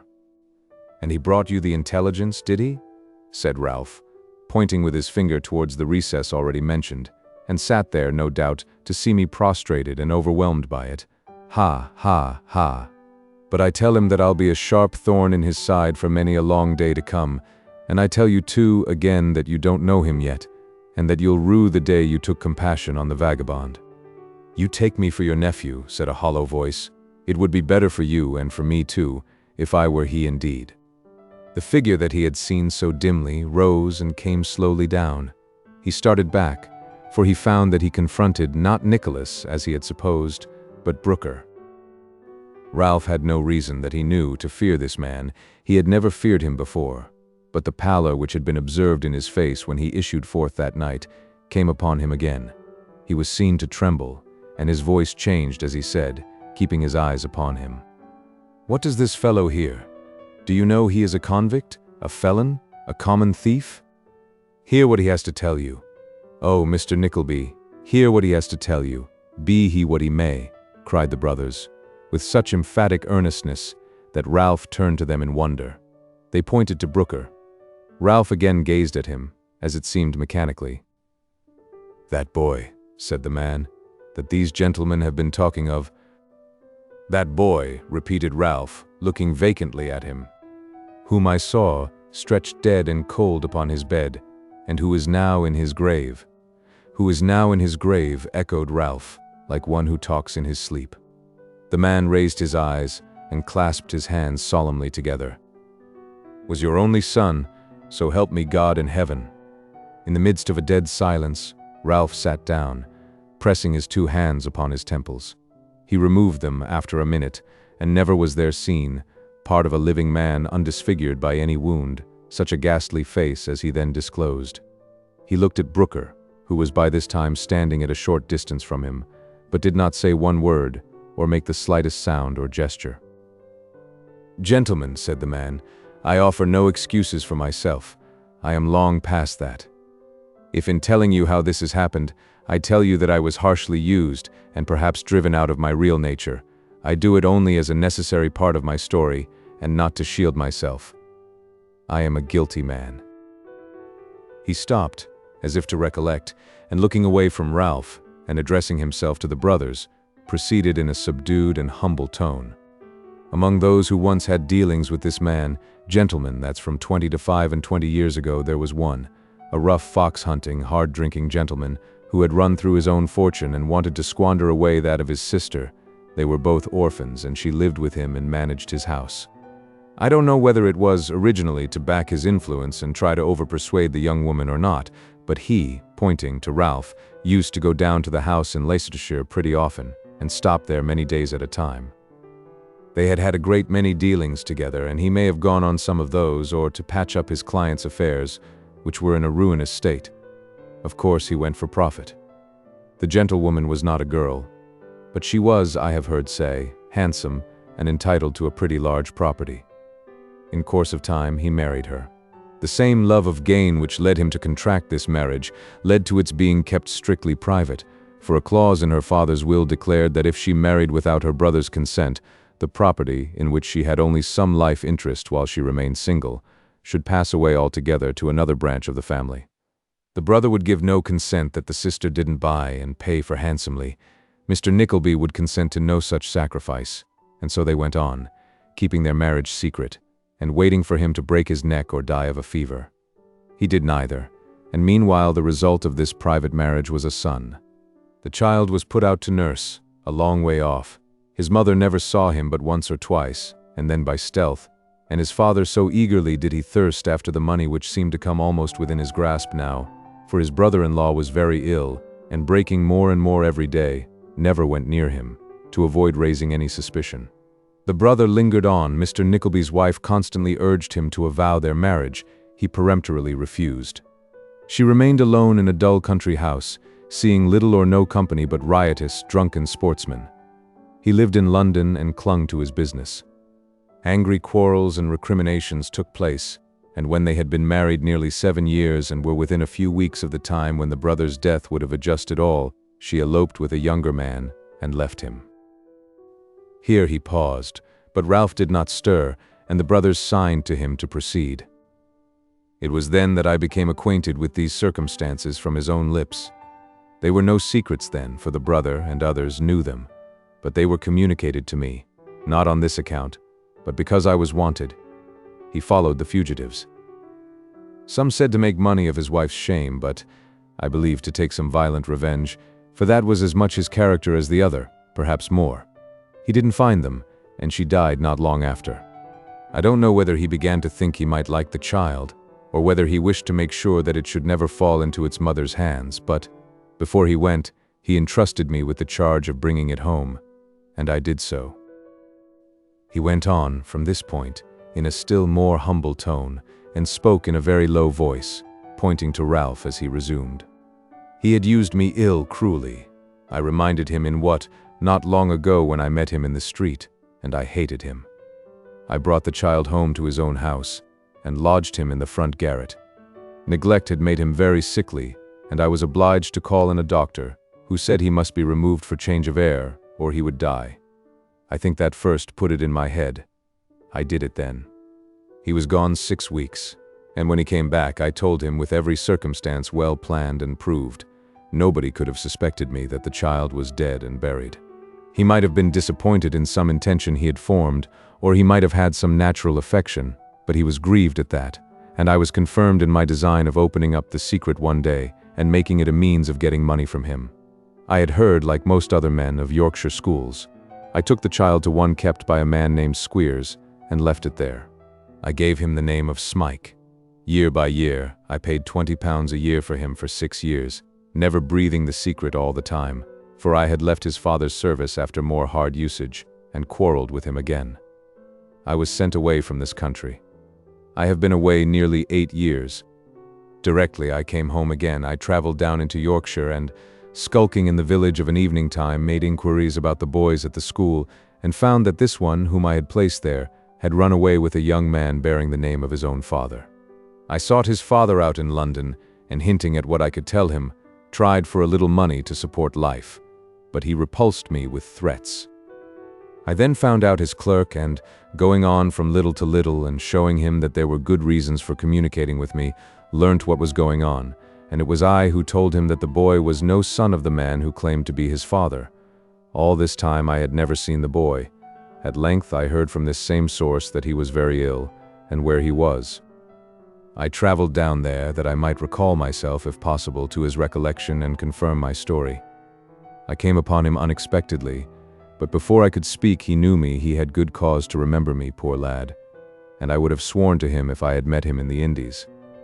I knew the piteous face I had seen in the little child. After a few days' indecision, I applied to the young gentleman in whose care he was, and I found that he was dead.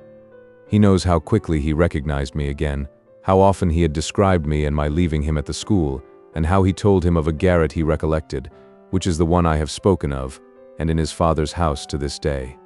This is my story. I demand to be brought face to face with the schoolmaster and put to any possible proof of any part of it, and I will show that it's too true, and that I have this guilt upon my soul."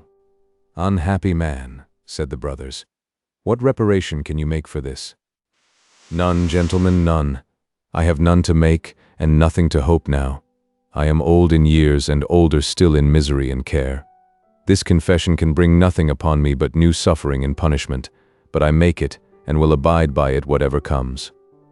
I have been made the instrument of working out this dreadful retribution upon the head of a man who, in the hot pursuit of his bad ends, has persecuted and hunted down his own child to death.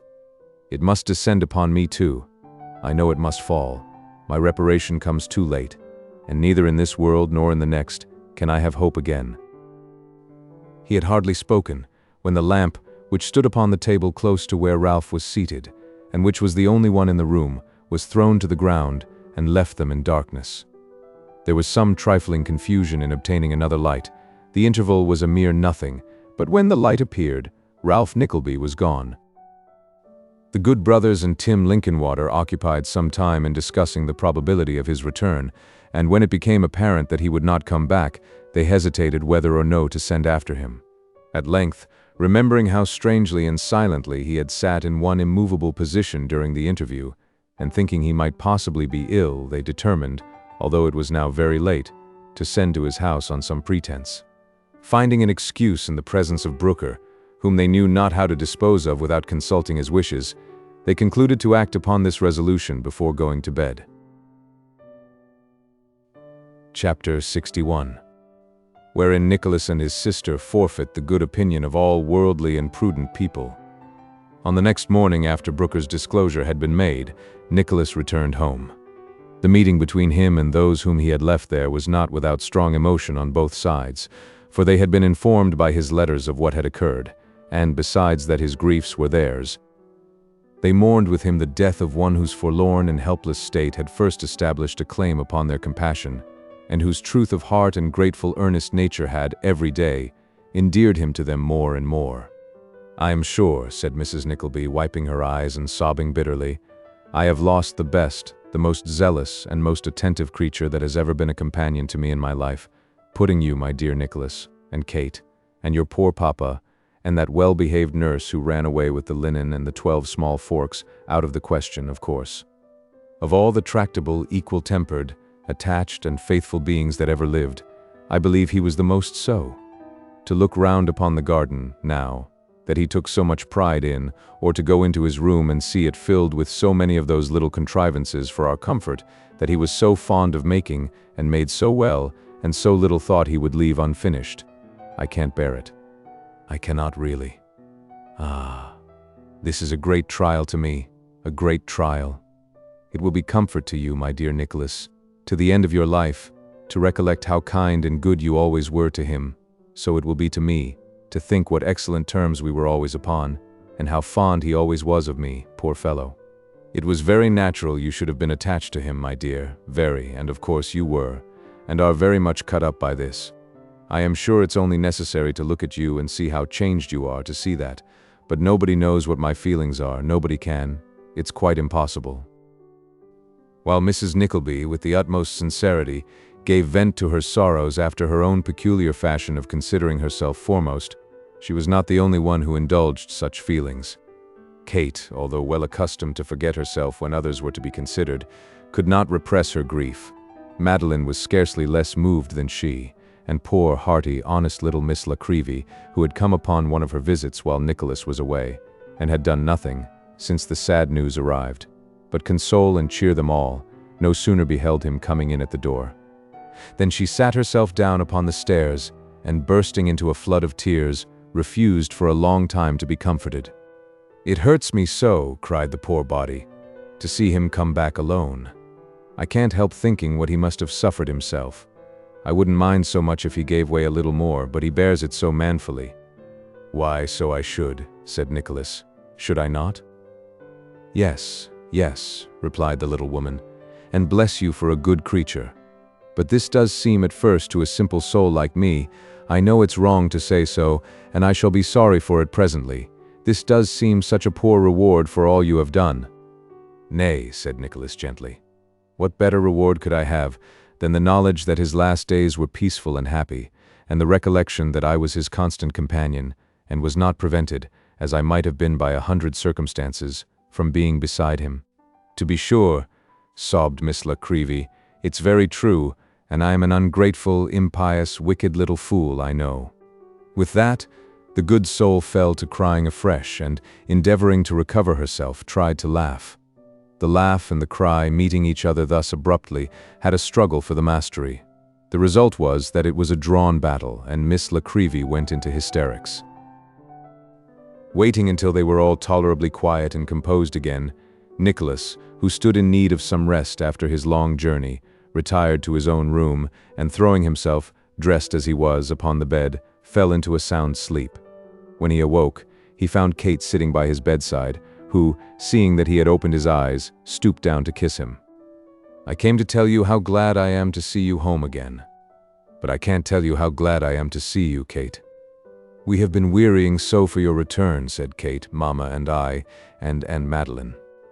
"You said in your last letter that she was quite well," said Nicholas, rather hastily, and coloring as he spoke. "Has nothing been said, since I have been away, about any future arrangements that the brothers have in contemplation for her?" "Oh, not a word," replied Kate. "I can't think of parting from her without sorrow, and surely, Nicholas, you don't wish it." Nicholas colored again, and, sitting down beside his sister on a little couch near the window, said, "No, Kate, no, I do not. I might strive to disguise my real feelings from anybody but you, but I will tell you that briefly and plainly, Kate, that I love her." Kate's eyes brightened, and she was going to make some reply, when Nicholas laid his hand upon her arm and went on, "Nobody must know this but you. She, last of all. Dear Nicholas, last of all, never, though never is a long day. Sometimes I try to think that the time may come when I may honestly tell her this, but it is so far off in such distant perspective, so many years must elapse before it comes, and when it does come, if ever, I shall be so unlike what I am now, and shall have so outlived my days of youth and romance, though not, I am sure, of love for her, that even I feel how visionary all such hopes must be, and try to crush them rudely myself and have the pain over, rather than suffer time to wither them and keep the disappointment in store. No, Kate, since I have been absent, I have had, in that poor fellow who is gone, perpetually before my eyes, another instance of the munificent liberality of these noble brothers. As far as in me lies, I will deserve it, and if I have wavered in my bounden duty to them before, I am now determined to discharge it rigidly, and to put further delays and temptations beyond my reach. Before you say another word, dear Nicholas, said Kate, turning pale, you must hear what I have to tell you. I came on purpose, but I had not the courage. What you say now gives me new heart, she faltered, and burst into tears. There was that in her manner which prepared Nicholas for what was coming. Kate tried to speak, but her tears prevented her. Come, you foolish girl, said Nicholas. Why, Kate, be a woman. I think I know what you would tell me. It concerns Mr. Frank, does it not? Kate sunk her head upon his shoulder and sobbed out, Yes. And he has offered you his hand, perhaps, since I have been away, said Nicholas. Is that it? Yes. Well, it is not so difficult, you see, to tell me after all. He offered you his hand? Which I refused, said Kate. Yes. And why? I told him, she said, in a trembling voice, all that I have since found you told Mama, and while I could not conceal from him, and cannot from you, that it was a pang and a great trial, I did so firmly, and begged him not to see me any more. That's my own brave Kate, said Nicholas, pressing her to his breast. I knew you would. He tried to alter my resolution, said Kate, and declared that be my decision what it might, he would not only inform his uncles of the step he had taken, but would communicate it to you also, directly you returned. I am afraid, she added, her momentary composure forsaking her. I am afraid I may not have said strongly enough how deeply I felt such disinterested love, and how earnestly I prayed for his future happiness. If you do talk together, I should like him to know that. And did you suppose, Kate, when you had made this sacrifice to what you knew was right and honorable, that I should shrink from mine? Said Nicholas tenderly. Oh no, not if your position had been the same, but it is the same, interrupted Nicholas. Madeline is not the near relation of our benefactors, but she is closely bound to them by ties as dear, and I was first entrusted with her history, specially because they reposed unbounded confidence in me and believed that I was as true as steel. How base would it be of me to take advantage of the circumstances which placed her here, or of the slight service I was happily able to render her, and to seek to engage her affections when the result must be, if I succeeded, that the brothers would be disappointed in their darling wish of establishing her as their own child, and that I must seem to hope to build my fortunes on their compassion for the young creature whom I had so meanly and unworthily entrapped, turning her very gratitude and warmth of heart to my own purpose and account, and trading in her misfortunes. I too, whose duty and pride and pleasure, Kate, it is to have other claims upon me which I will never forget, and who have the means of a comfortable and happy life already, and have no right to look beyond it. I have determined to remove this weight from my mind. I doubt whether I have not done wrong even now, and today I will, without reserve or equivocation, disclose my real reasons to Mr. Cheeryble, and implore him to take immediate measures for removing this young lady to the shelter of some other roof. Today? So very soon? I have thought of this for weeks, and why should I postpone it? If the scene through which I have just passed has taught me to reflect, and has awakened me to a more anxious and careful sense of duty, why should I wait until the impression has cooled? You would not dissuade me, Kate, now would you? You may grow rich, you know, said Kate. I may grow rich, repeated Nicholas, with a mournful smile, and I may grow old. But rich or poor, or old or young, we shall ever be the same to each other, and in that our comfort lies. What if we have but one home? It can never be a solitary one to you and me. What if we were to remain so true to these first impressions as to form no others? It is but one more link to the strong chain that binds us together. It seems but yesterday that we were playfellows, Kate, and it will seem but tomorrow when we are staid old people, looking back to these cares as we look back, now to those of our childish days, and recollecting with a melancholy pleasure that the time was when they could move us. Perhaps then, when we are quaint old folks and talk of the times when our step was lighter and our hair not gray, we may be even thankful for the trials that so endeared us to each other, and turned our lives into that current, down which we shall have glided so peacefully and calmly. And having caught some inkling of our story, the young people about us as young as you and I are now, Kate, may come to us for sympathy, and pour distresses which hope and inexperience could scarcely feel enough for, into the compassionate ears of the old bachelor brother and his maiden sister. Kate smiled through her tears as Nicholas drew this picture, but they were not tears of sorrow, although they continued to fall when he had ceased to speak. "Am I not right, Kate?" he said, after a short silence. Quite, dear brother, and I cannot tell you how happy I am that I have acted as you would have had me. You don't regret?" "No," said Kate timidly, tracing some pattern upon the ground with her little foot. "I don't regret having done what was honorable and right, of course, but I do regret that this should have ever happened. At least sometimes I regret it, and sometimes I don't know what I say. I am but a weak girl, Nicholas, and it has agitated me very much." It is no vaunt to affirm that if Nicholas had had £10,000 at the minute, he would, in his generous affection for the owner of the blushing cheek and downcast eye, have bestowed its utmost farthing, in perfect forgetfulness of himself, to secure her happiness. But all he could do was to comfort and console her by kind words, and words they were of such love and kindness, and cheerful encouragement, that poor Kate threw her arms about his neck, and declared she would weep no more. What man, thought Nicholas proudly, while on his way, soon afterwards, to the brother's house, would not be sufficiently rewarded for any sacrifice of fortune by the possession of such a heart as Kate's, which, but that heart's way light, and gold and silver heavy, is beyond all praise? Frank has money, and wants no more. Where would it buy him such a treasure as Kate? And yet, in unequal marriages, the rich party is always supposed to make a great sacrifice, and the other to get a good bargain. But I am thinking like a lover, or like an ass, which I suppose is pretty nearly the same. Checking thoughts so little adapted to the business on which he was bound, by such self-reproofs as this and many others no less sturdy, he proceeded on his way and presented himself before Tim Linkinwater. "Ah, Mr. Nickleby," cried Tim. "God bless you, how do you do? Well, say you're quite well and never better. Do now." "Quite," said Nicholas, shaking him by both hands. "Ah," said Tim, "you look tired, though, now I come to look at you. Hark, there he is, do you hear him? That was Dick, the blackbird.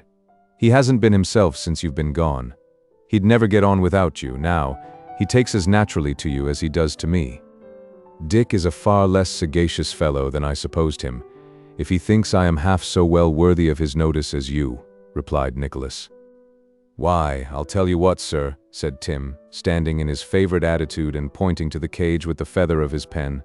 "It's a very extraordinary thing about that bird, that the only people he ever takes the smallest notice of are Mr. Charles and Mr. Ned and you and me." Here, Tim stopped and glanced anxiously at Nicholas. Then unexpectedly catching his eye repeated, "And you and me, sir, and you and me." And then he glanced at Nicholas again and squeezing his hand said, "I am a bad one at putting off anything I am interested in. I didn't mean to ask you, but I should like to hear a few particulars about that poor boy. Did he mention Cheeryble Brothers at all?" "Yes," said Nicholas, "many and many a time." "That was right of him," returned Tim, wiping his eyes. "That was very right of him." "And he mentioned your name a score of times," said Nicholas, "and often bade me carry back his love to Mr. Linkinwater." "No, no, did he though?" rejoined Tim, sobbing outright. "Poor fellow, I wish we could have had him buried in town. There isn't such a burying ground in all London as that little one on the other side of the square. There are counting houses all round it, and if you go in there, on a fine day, you can see the books and safes through the open windows. And he sent his love to me, did he? I didn't expect he would have thought of me. Poor fellow, his love too."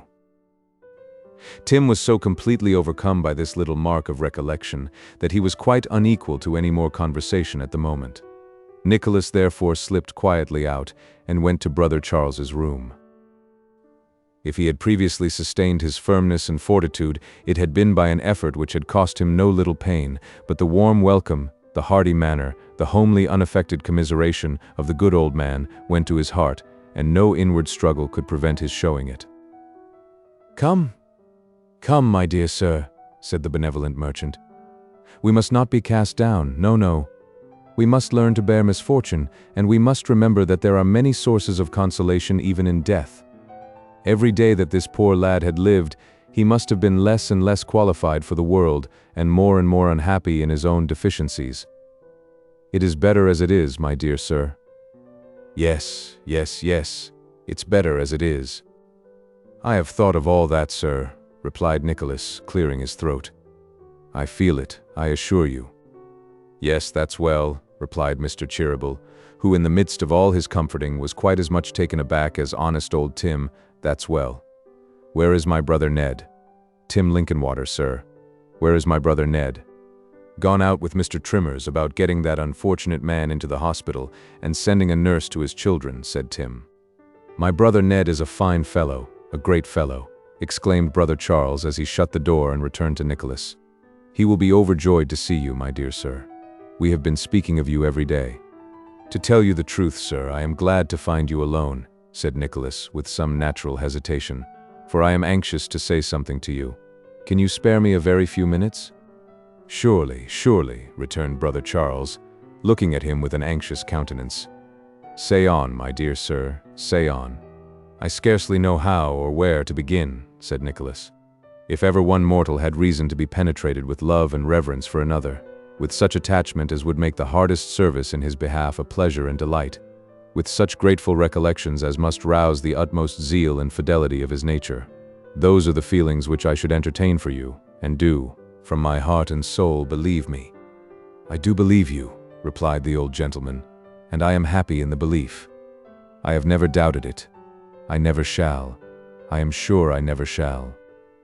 "Your telling me that so kindly," said Nicholas, "emboldens me to proceed. When you first took me into your confidence and dispatched me on those missions to Miss Bray, I should have told you that I had seen her long before, that her beauty had made an impression upon me which I could not efface, and that I had fruitlessly endeavored to trace her and become acquainted with her history. I did not tell you so because I vainly thought I could conquer my weaker feelings and render every consideration subservient to my duty to you." "Mr. Nickleby," said Brother Charles, "you did not violate the confidence I placed in you or take an unworthy advantage of it. I am sure you did not." "I did not," said Nicholas firmly. "Although I found that the necessity for self-command and restraint became every day more imperious, and the difficulty greater, I never for one instant spoke or looked but as I would have done had you been by. I never for one moment deserted my trust, nor have I to this instant. But I find that constant association and companionship with this sweet girl is fatal to my peace of mind, and may prove destructive to the resolutions I made in the beginning, and up to this time have faithfully kept. In short, sir, I cannot trust myself, and I implore and beseech you to remove this young lady from under the charge of my mother and sister without delay.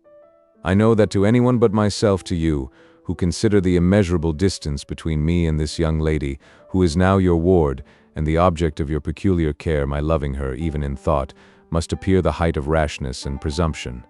I know it is so, but who can see her as I have seen, who can know what her life has been, and not love her? I have no excuse but that, and as I cannot fly from this temptation, and cannot repress this passion, with its object constantly before me, what can I do but pray and beseech you to remove it, and to leave me to forget her? Mr. Nickleby, said the old man, after a short silence, you can do no more. I was wrong to expose a young man like you to this trial. I might have foreseen what would happen. Thank you, sir. Thank you. Madeline shall be removed.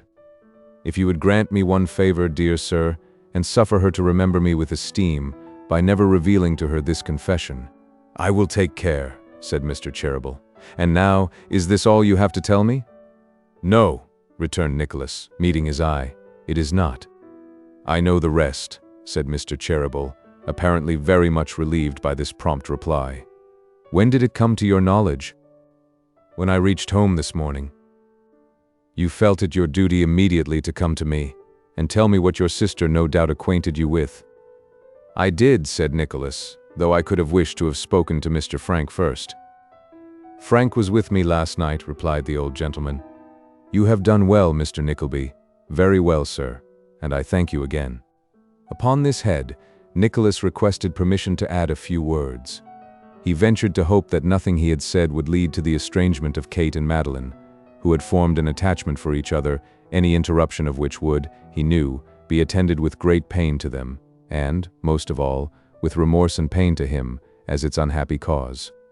When these things were all forgotten, he hoped that Frank and he might still be warm friends, and that no word or thought of his humble home, or of her who was well contented to remain there and share his quiet fortunes, would ever again disturb the harmony between them.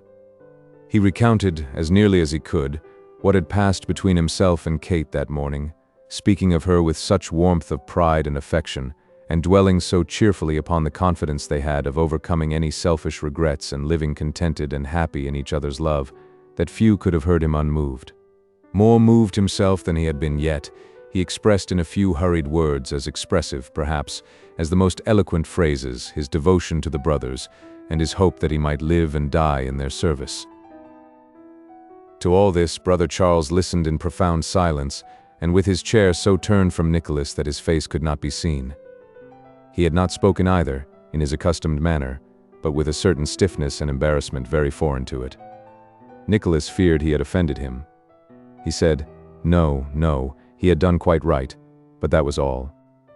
Frank is a heedless, foolish fellow, he said after Nicholas had paused for some time. A very heedless, foolish fellow. I will take care that this is brought to a close without delay. Let us say no more upon the subject. It's a very painful one to me. Come to me in half an hour. I have strange things to tell you, my dear sir, and your uncle has appointed this afternoon for your waiting upon him with me. Waiting upon him? With you, sir? Cried Nicholas. Aye, with me, replied the old gentleman. Return to me in half an hour and I'll tell you more.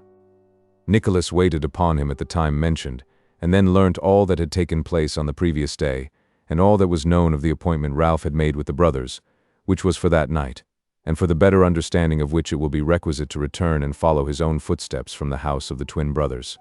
Therefore we leave Nicholas somewhat reassured by the restored kindness of their manner towards him, and yet sensible that it was different from what it had been, though he scarcely knew in what respect, so he was full of uneasiness, uncertainty, and disquiet. Chapter 62. Ralph makes one last appointment and keeps it. Creeping from the house, and slinking off like a thief, groping with his hands, when first he got into the street, as if he were a blind man, and looking often over his shoulder while he hurried away, as though he were followed in imagination or reality by someone anxious to question or detain him. Ralph Nickleby left the city behind him, and took the road to his own home. The night was dark, and a cold wind blew, driving the clouds furiously and fast before it. There was one black, gloomy mass that seemed to follow him, not hurrying in the wild chase with the others, but lingering sullenly behind and gliding darkly and stealthily on. He often looked back at this and, more than once, stopped to let it pass over, but somehow, when he went forward again, it was still behind him, coming mournfully and slowly up, like a shadowy funeral train. He had to pass a poor, mean burial ground, a dismal place, raised a few feet above the level of the street, and parted from it by a low parapet wall and an iron railing, a rank, unwholesome, rotten spot, where the very grass and weeds seemed, in their fruzy growth, to tell that they had sprung from paupers' bodies, and had struck their roots in the graves of men, sodden, while alive, in steaming courts and drunken hungry dens. And here, in truth, they lay, parted from the living by a little earth, and a board or two lay thick and close, corrupting in body as they had in mind, a dense and squalid crowd. Here they lay, cheek by jowl with life, no deeper down than the feet of the throng that passed there every day, and piled high as their throats. Here they lay, a grisly family, all these dear departed brothers and sisters of the ruddy clergyman who did his task so speedily when they were hidden in the ground. As he passed here, Ralph called to mind that he had been one of a jury long before on the body of a man who had cut his throat, and that he was buried in this place. He could not tell how he came to recollect it now, when he had so often passed and never thought about him, or how it was that he felt an interest in the circumstance. But he did both, and stopping and clasping the iron railings with his hands, looked eagerly in, wondering which might be his grave. While he was thus engaged, there came towards him, with noise of shouts and singing, some fellows full of drink, followed by others, who were remonstrating with them and urging them to go home in quiet. They were in high good humor, and one of them, a little weazen, hump-backed man, began to dance. He was a grotesque, fantastic figure, and the few bystanders laughed. Ralph himself was moved to mirth, and echoed the laugh of one who stood near and who looked round in his face. When they had passed on, and he was left alone again, he resumed his speculation with a new kind of interest, for he recollected that the last person who had seen the suicide alive had left him very merry, and he remembered how strange he and the other jurors had thought that at the time. He could not fix upon the spot among such a heap of graves, but he conjured up a strong and vivid idea of the man himself, and how he looked, and what had led him to do it, all of which he recalled with ease. By dint of dwelling upon this theme, he carried the impression with him when he went away, as he remembered, when a child, to have had frequently before him the figure of some goblin he had once seen chalked upon a door. But as he drew nearer and nearer home, he forgot it again, and began to think how very dull and solitary the house would be inside. This feeling became so strong at last that when he reached his own door he could hardly make up his mind to turn the key and open it. When he had done that and gone into the passage, he felt as though to shut it again would be to shut out the world. But he let it go, and it closed with a loud noise. There was no light. How very dreary, cold, and still it was. Shivering from head to foot, he made his way upstairs into the room where he had been last disturbed. He had made a kind of compact with himself that he would not think of what had happened until he got home. He was at home now, and suffered himself to consider it. His own child, his own child. He never doubted the tale, he felt it was true, knew it as well now as if he had been privy to it all along. His own child, and dead too. Dying beside Nicholas, loving him and looking upon him as something like an angel. That was the worst. They had all turned from him and deserted him in his very first need. Even money could not buy them now. Everything must come out, and everybody must know all. Here was the young lord dead, his companion abroad and beyond his reach, £10,000 gone at one blow, his plot with Gride overset at the very moment of triumph, his after-schemes discovered, himself in danger, the object of his persecution and Nicholas's love, his own wretched boy, everything crumbled and fallen upon him, and he beaten down beneath the ruins and groveling in the dust. If he had known his child to be alive, if no deceit had been ever practiced, and he had grown up beneath his eye, he might have been a careless, indifferent, rough, harsh father, like enough he felt that. But the thought would come that he might have been otherwise, and that his son might have been a comfort to him, and they two happy together. He began to think now that his supposed death and his wife's flight had had some share in making him the morose, hard man he was. He seemed to remember a time when he was not quite so rough and obdurate, and almost thought that he had first hated Nicholas because he was young and gallant, and perhaps like the stripling who had brought dishonor and loss of fortune on his head. But one tender thought, or one of natural regret, in his whirlwind of passion and remorse, was as a drop of calm water in a stormy, maddened sea.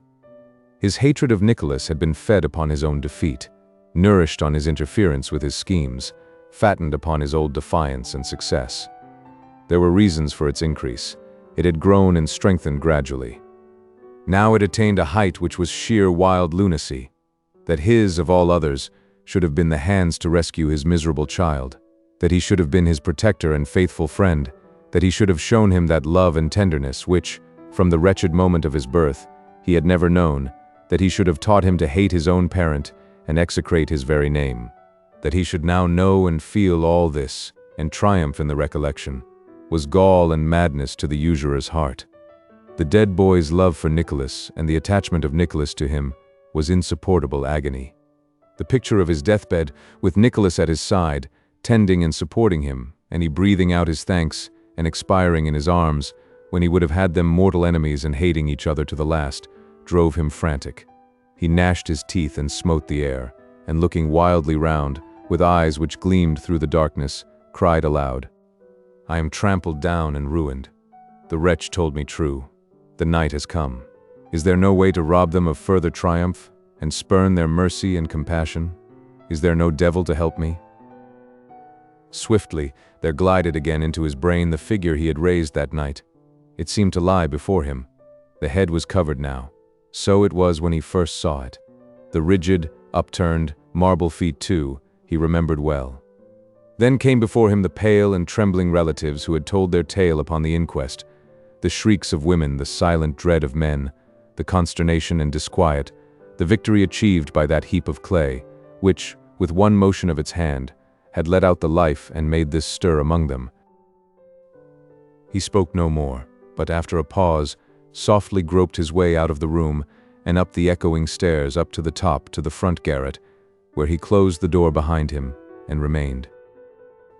It was a mere lumber room now, but it yet contained an old dismantled bedstead, the one on which his son had slept, for no other had ever been there. He avoided it hastily and sat down as far from it as he could. The weakened glare of the lights in the street below, shining through the window which had no blind or curtain to intercept it, was enough to show the character of the room, though not sufficient fully to reveal the various articles of lumber, old corded trunks and broken furniture, which were scattered about.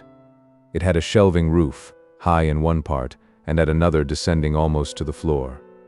It was towards the highest part that Ralph directed his eyes, and upon it he kept them fixed steadily for some minutes, when he rose, and dragging thither an old chest upon which he had been seated, mounted on it, and felt along the wall above his head with both hands. At length they touched a large iron hook, firmly driven into one of the beams. At that moment he was interrupted by a loud knocking at the door below.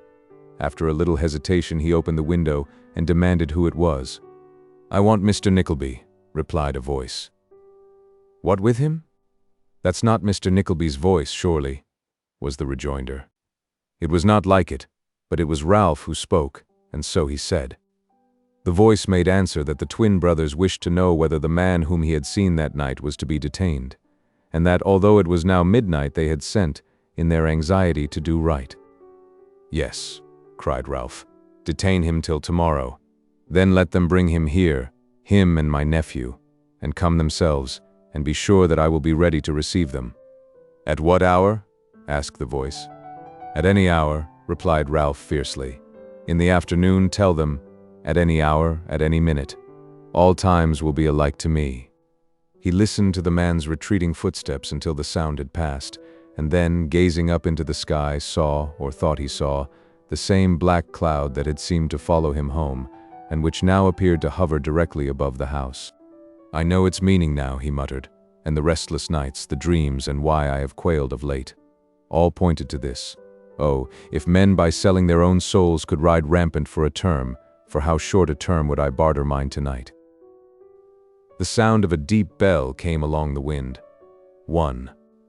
"Lie on," cried the usurer, "with your iron tongue, ring merrily for births that make expectants writhe, and marriages that are made in hell, and toll ruefully for the dead whose shoes are worn already. Call men to prayers who are godly because not found out, and ring chimes for the coming in of every year that brings this cursed world nearer to its end. No bell or book for me. Throw me on a dunghill and let me rot there, to infect the air. With a wild look around in which frenzy, hatred, and despair were horribly mingled, he shook his clenched hand at the sky above him, which was still dark and threatening, and closed the window. The rain and hail pattered against the glass. The chimneys quaked and rocked. The crazy casement rattled with the wind, as though an impatient hand inside were striving to burst it open. But no hand was there, and it opened no more. "How's this?" cried one. "The gentlemen say they can't make anybody hear and have been trying these 2 hours." "And yet he came home last night," said another, "for he spoke to somebody out of that window upstairs." They were a little knot of men, and, the window being mentioned, went out into the road to look up at it. This occasioned their observing that the house was still close shut, as the housekeeper had said she had left it on the previous night, and led to a great many suggestions, which terminated in 2 or 3 of the boldest getting round to the back, and so entering by a window, while the others remained outside in impatient expectation. They looked into all the rooms below, opening the shutters as they went, to admit the fading light, and still finding nobody, and everything quiet and in its place, doubted whether they should go farther. One man, however, remarking that they had not yet been into the garret, and that it was there he had been last seen, they agreed to look there too, and went up softly, for the mystery and silence made them timid.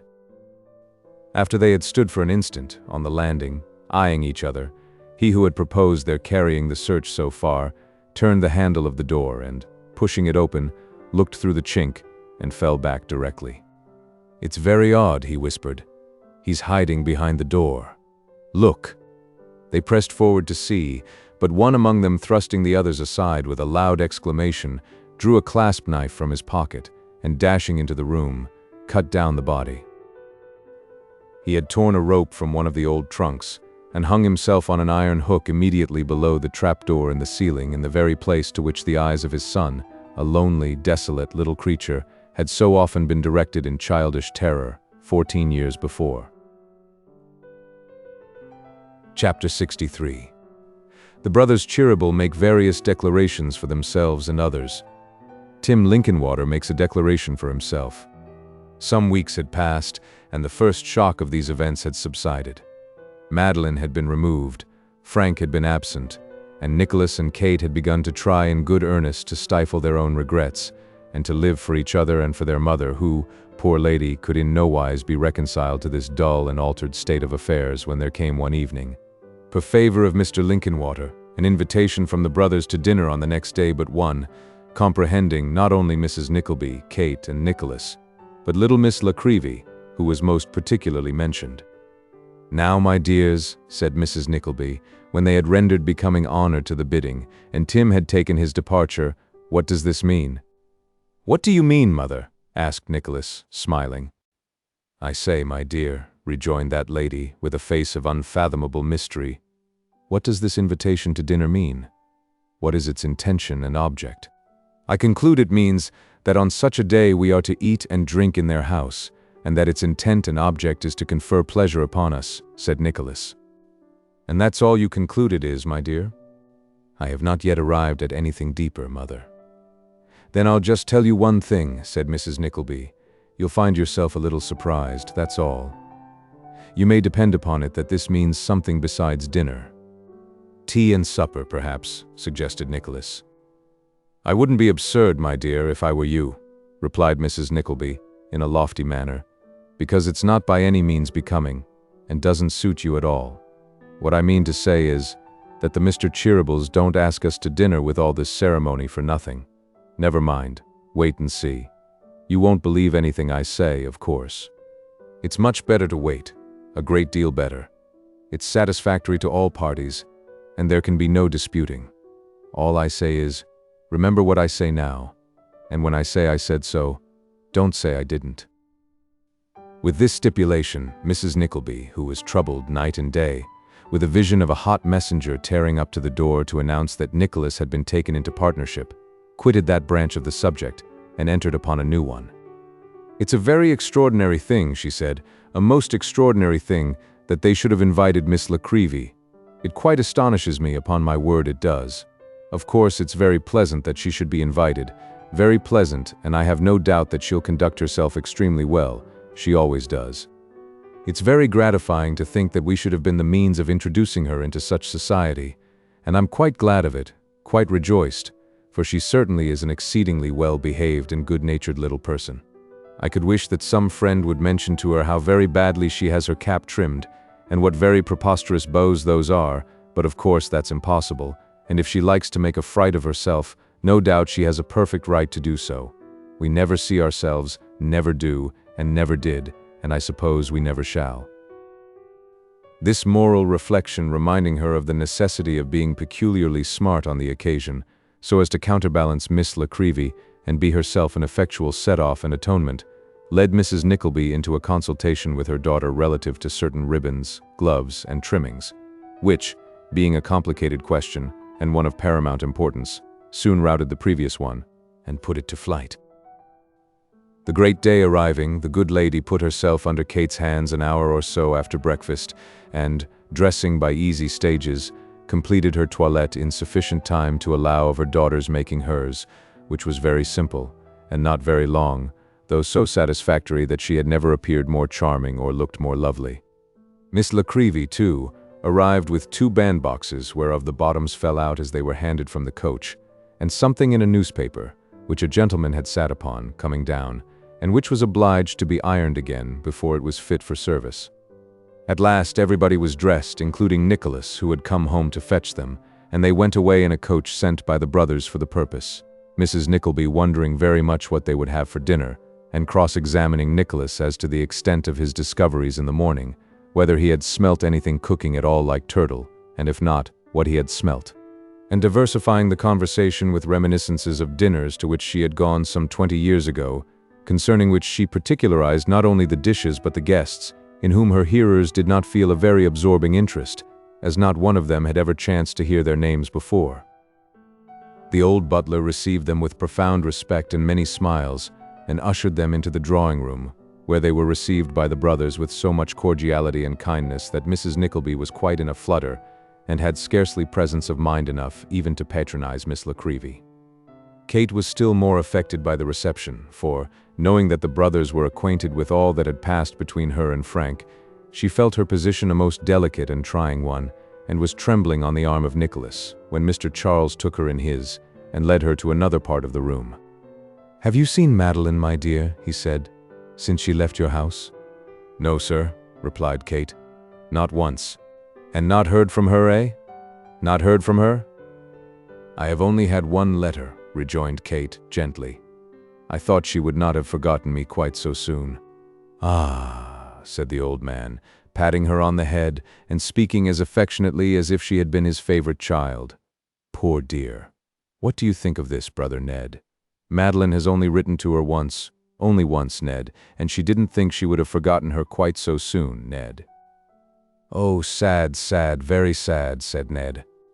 The brothers interchanged a glance, and looking at Kate for a little time without speaking, shook hands and nodded as if they were congratulating each other on something very delightful. "Well, well," said Brother Charles, "go into that room, my dear, that door yonder, and see if there's not a letter for you from her.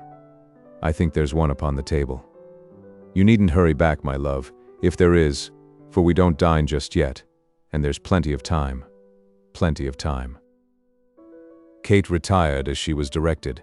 Brother Charles, having followed her graceful figure with his eyes, turned to Mrs. Nickleby and said, "We took the liberty of naming 1 hour before the real dinner time, ma'am, because we had a little business to speak about which would occupy the interval. Ned, my dear fellow, will you mention what we agreed upon?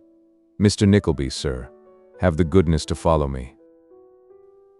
Without any further explanation, Mrs. Nickleby, Miss Nickleby, and Brother Ned were left alone together, and Nicholas followed Brother Charles into his private room, where, to his great astonishment, he encountered Frank, whom he supposed to be abroad. "Young men," said Mr. Cheeryble. "Shake hands." "I need no bidding to do that," said Nicholas, extending his. "Nor I," rejoined Frank, as he clasped it heartily. The old gentleman thought that two handsomer or finer young fellows could scarcely stand side by side than those on whom he looked with so much pleasure.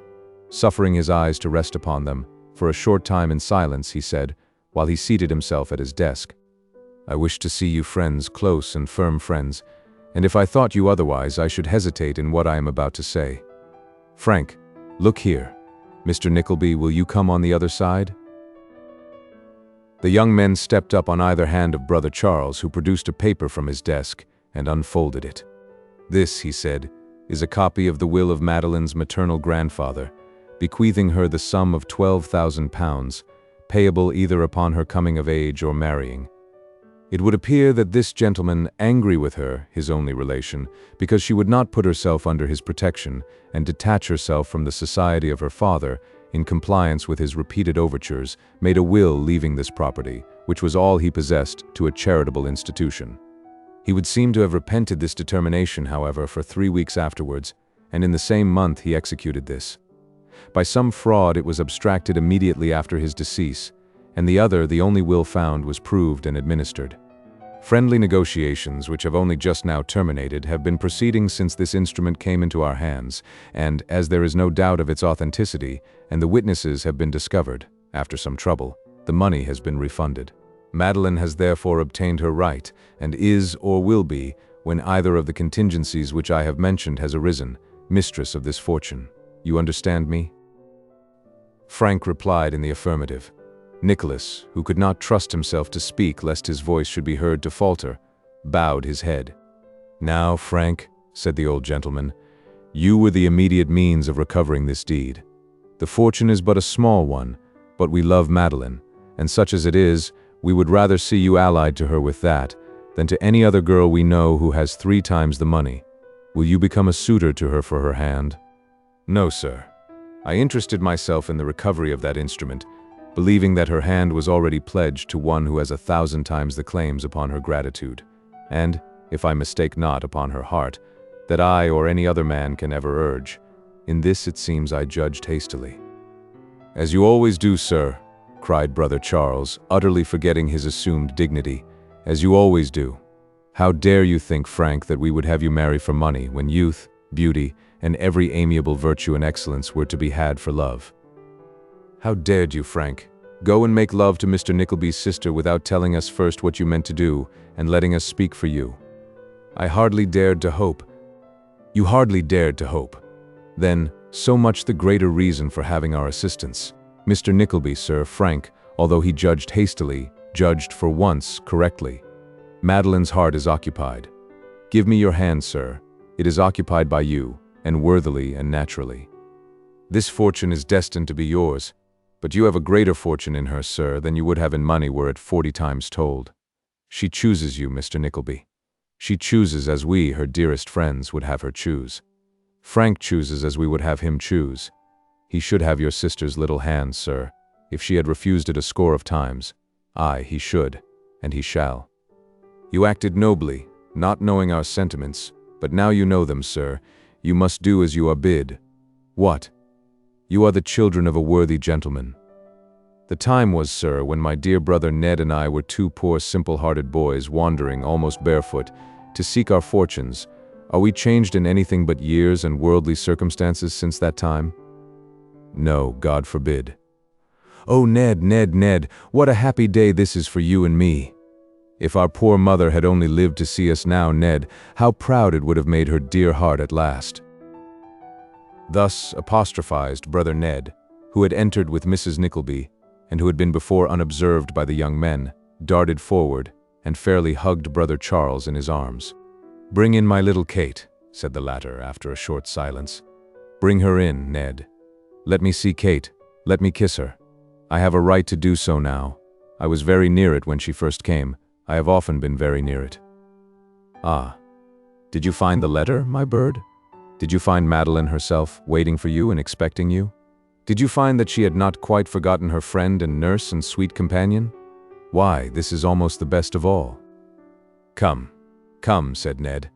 Frank will be jealous, and we shall have some cutting of throats before dinner. Then let him take her away, Ned. Let him take her away. Madeline's in the next room. Let all the lovers get out of the way and talk among themselves if they've anything to say. Turn 'em out, Ned, everyone." Brother Charles began the clearance by leading the blushing girl to the door and dismissing her with a kiss. Frank was not very slow to follow, and Nicholas had disappeared first of all. So there only remained Mrs. Nickleby and Miss Nickleby, who were both sobbing heartily, the two brothers and Tim Linkinwater, who now came in to shake hands with everybody, his round face all radiant and beaming with smiles. "Well, Tim Linkinwater, sir," said Brother Charles, who was always spokesman, "now the young folks are happy, sir." "You didn't keep 'em in suspense as long as you said you would, though," returned Tim archly.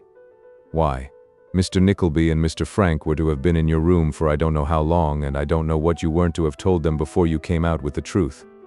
Now, did you ever know such a villain as this, Ned?" said the old gentleman. "Did you ever know such a villain as Tim Linkinwater? He accusing me of being impatient, and he the very man who has been wearying us morning, noon, and night, and torturing us for leave to go and tell him what was in store before our plans were half complete, or we had arranged a single thing. A treacherous dog." "So he is, Brother Charles," returned Ned. "Tim is a treacherous dog. Tim is not to be trusted. Tim is a wild young fellow. He wants gravity and steadiness. He must sow his wild oats, and then perhaps he'll become in time a respectable member of society." This being one of the standing jokes between the old fellows and Tim, they all three laughed very heartily, and might have laughed much longer, but that the brothers, seeing that Mrs. Nickleby was laboring to express her feelings, and was really overwhelmed by the happiness of the time, took her between them, and led her from the room under pretense of having to consult her on some most important arrangements. Now, Tim and Miss Nickleby had met very often, and had always been very chatty and pleasant together, had always been great friends, and consequently it was the most natural thing in the world that Tim, finding that she still sobbed, should endeavor to console her. As Miss Nickleby sat on a large, old-fashioned window seat, where there was ample room for two, it was also natural that Tim should sit down beside her, and as to Tim's being unusually spruce and particular in his attire that day, why, it was a high festival and a great occasion, and that was the most natural thing of all. Tim sat down beside Miss Nickleby, and, crossing one leg over the other so that his foot, he had very comely feet, and happened to be wearing the neatest shoes and black silk stockings possible, should come easily within the range of her eye, said in a soothing way, "Don't cry." "I must," rejoined Miss Nickleby. "No, don't," said Tim. "Please don't. Pray don't." "I am so happy," sobbed the little woman. "Then laugh," said Tim. "Do laugh." What in the world Tim was doing with his arm, it is impossible to conjecture, but he knocked his elbow against that part of the window which was quite on the other side of Miss Nickleby, and it is clear that it could have no business there. "Do laugh," said Tim, "or I'll cry." "Why should you cry?" asked Miss Nickleby, smiling. "Because I'm happy too," said Tim. "We are both happy, and I should like to do as you do. Surely, there never was a man who fidgeted as Tim must have done then, for he knocked the window again almost in the same place, and Miss Nickleby said she was sure he'd break it. "I knew," said Tim, "that you would be pleased with this scene." "It was very thoughtful and kind to remember me," returned Miss Nickleby. "Nothing could have delighted me half so much." Why on earth should Miss Nickleby and Tim Linkinwater have said all this in a whisper? It was no secret. And why should Tim Linkinwater have looked so hard at Miss Nickleby, and why should Miss Nickleby have looked so hard at the ground? "It's a pleasant thing," said Tim, "to people like us, who have passed all our lives in the world alone, to see young folks that we are fond of, brought together with so many years of happiness before them." "Ah!" cried the little woman with all her heart. "That it is! Although," pursued Tim, "although it makes one feel quite solitary and cast away. Now don't it?" Miss Nickleby said she didn't know. And why should she say she didn't know? Because she must have known whether it did or not. "It's almost enough to make us get married after all, isn't it?" said Tim. "Oh, nonsense," replied Miss Nickleby, laughing. "We are too old." "Not a bit," said Tim. "We are too old to be single. Why shouldn't we both be married instead of sitting through the long winter evenings by our solitary firesides? Why shouldn't we make one fireside of it and marry each other?" "Oh, Mr. Linkinwater, you're joking." "No, no, I am not. I am not indeed," said Tim. "I will if you will. Do, my dear. It would make people laugh so." "Let 'em laugh," cried Tim stoutly. "We have good tempers, I know, and we'll laugh too. Why, what hearty laughs we have had since we've known each other." "So we have," cried Miss La Creevy, giving way a little, as Tim thought.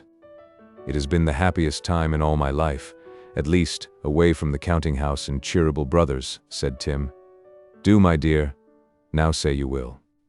"No, no, we mustn't think of it," returned Miss La Creevy. "What would the brothers say?" "Why, God bless your soul," cried Tim innocently. "You don't suppose I should think of such a thing without their knowing it? Why, they left us here on purpose." "I can never look 'em in the face again," exclaimed Miss La Creevy, faintly. "Come," said Tim, "let's be a comfortable couple. We shall live in the old house here, where I have been for 44 years. We shall go to the old church where I've been every Sunday morning, all through that time. We shall have all my old friends about us, Dick, the archway, the pump, the flower pots, and Mr. Frank's children, and Mr. Nickleby's children. That we shall seem like grandfather and grandmother too. Let's be a comfortable couple, and take care of each other. And if we should get deaf or lame or blind or bedridden, how glad we shall be that we have somebody we are fond of, always to talk to and sit with. Let's be a comfortable couple. Now do, my dear." 5 minutes after this honest and straightforward speech, little Miss La Creevy and Tim were talking as pleasantly as if they had been married for a score of years, and had never once quarreled all the time. And 5 minutes after that, when Miss La Creevy had bustled out to see if her eyes were red and put her hair to rights, Tim moved with a stately step towards the drawing-room, exclaiming as he went, "There ain't such another woman in all London. I know there ain't." By this time, the apoplectic butler was nearly in fits, in consequence of the unheard-of postponement of dinner. Nicholas, who had been engaged in a manner in which every reader may imagine for himself or herself, was hurrying downstairs in obedience to his angry summons, when he encountered a new surprise. On his way down, he overtook, in one of the passages, a stranger genteelly dressed in black, who was also moving towards the dining-room. As he was rather lame and walked slowly, Nicholas lingered behind, and was following him step by step, wondering who he was, when he suddenly turned round and caught him by both hands. "Newman Noggs!" cried Nicholas joyfully. "Ah, Newman, your own old faithful Newman. My dear boy, my dear Nick, I give you joy, health, happiness, every blessing. I can't bear it. It's too much, my dear boy. It makes a child of me." "Where have you been?" said Nicholas. "What have you been doing? How often have I inquired for you, and been told that I should hear before long." I know," returned Newman.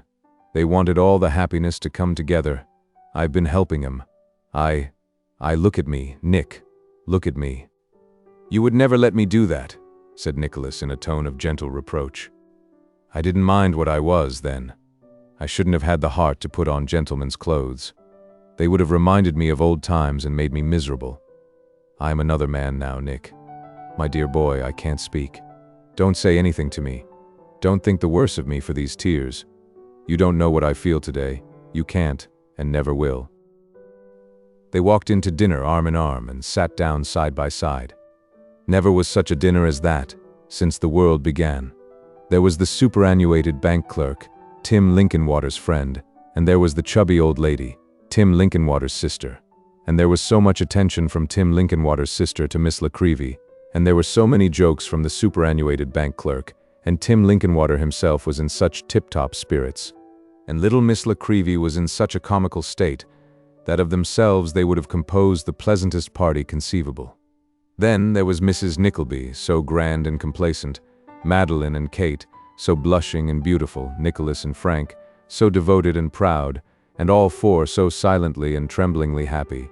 There was Newman so subdued yet so overjoyed, and there were the twin brothers so delighted and interchanging such looks, that the old servant stood transfixed behind his master's chair, and felt his eyes grow dim as they wandered round the table. When the first novelty of the meeting had worn off, and they began truly to feel how happy they were, the conversation became more general, and the harmony and pleasure, if possible, increased. The brothers were in a perfect ecstasy, and their insisting on saluting the ladies all round before they would permit them to retire gave occasion to the superannuated bank clerk to say so many good things that he quite outshone himself, and was looked upon as a prodigy of humor. "Kate, my dear," said Mrs. Nickleby, taking her daughter aside, as soon as they got upstairs, "you don't really mean to tell me that this is actually true about Miss Nickleby and Mr. Linkinwater?" "Indeed it is, Mamma." "Why, I never heard such a thing in my life," exclaimed Mrs. Nickleby. "Mr. Linkinwater is a most excellent creature," reasoned Kate, "and for his age quite young still." "For his age, my dear," returned Mrs. Nickleby, "yes, nobody says anything against him, except that I think he is the weakest and most foolish man I ever knew. It's her age I speak of, that he should have gone and offered himself to a woman who must be, half as old again as I am, and that she should have dared to accept him. It don't signify, Kate. I'm disgusted with her." Shaking her head very emphatically indeed, Mrs. Nickleby swept away, and all the evening, in the midst of the merriment and enjoyment that ensued, and in which with that exception she freely participated, conducted herself towards Miss Nickleby in a stately and distant manner, designed to mark her sense of the impropriety of her conduct, and to signify her extreme and cutting disapprobation of the misdemeanor she had so flagrantly committed.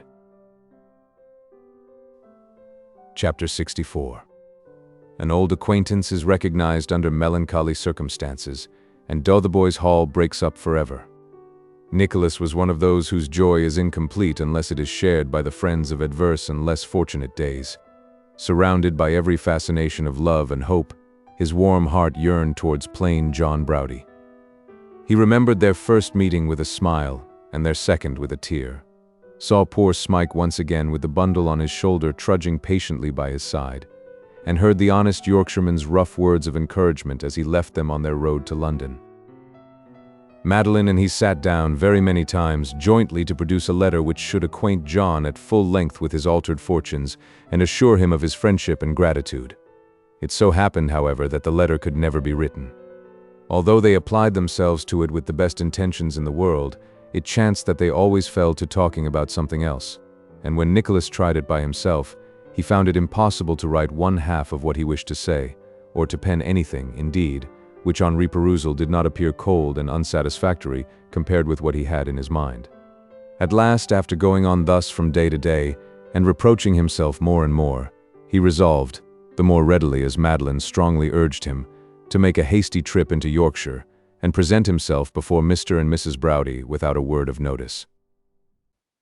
Thus it was that between 7 and 8 o'clock one evening, he and Kate found themselves in the Saracen's Head booking office, securing a place to Greta Bridge by the next morning's coach. They had to go westward, to procure some little necessaries for his journey, and as it was a fine night, they agreed to walk there, and ride home. The place they had just been in called up so many recollections, and Kate had so many anecdotes of Madeline, and Nicholas so many anecdotes of Frank, and each was so interested in what the other said, and both were so happy and confiding, and had so much to talk about, that it was not until they had plunged for a full half-hour into that labyrinth of streets which lies between Seven Dials and Soho, without emerging into any large thoroughfare, that Nicholas began to think it just possible they might have lost their way. The possibility was soon converted into a certainty, for, on looking about, and walking first to one end of the street and then to the other, he could find no landmark he could recognize, and was fain to turn back again in quest of some place at which he could seek a direction. It was a by-street, and there was nobody about, or in the few wretched shops they passed.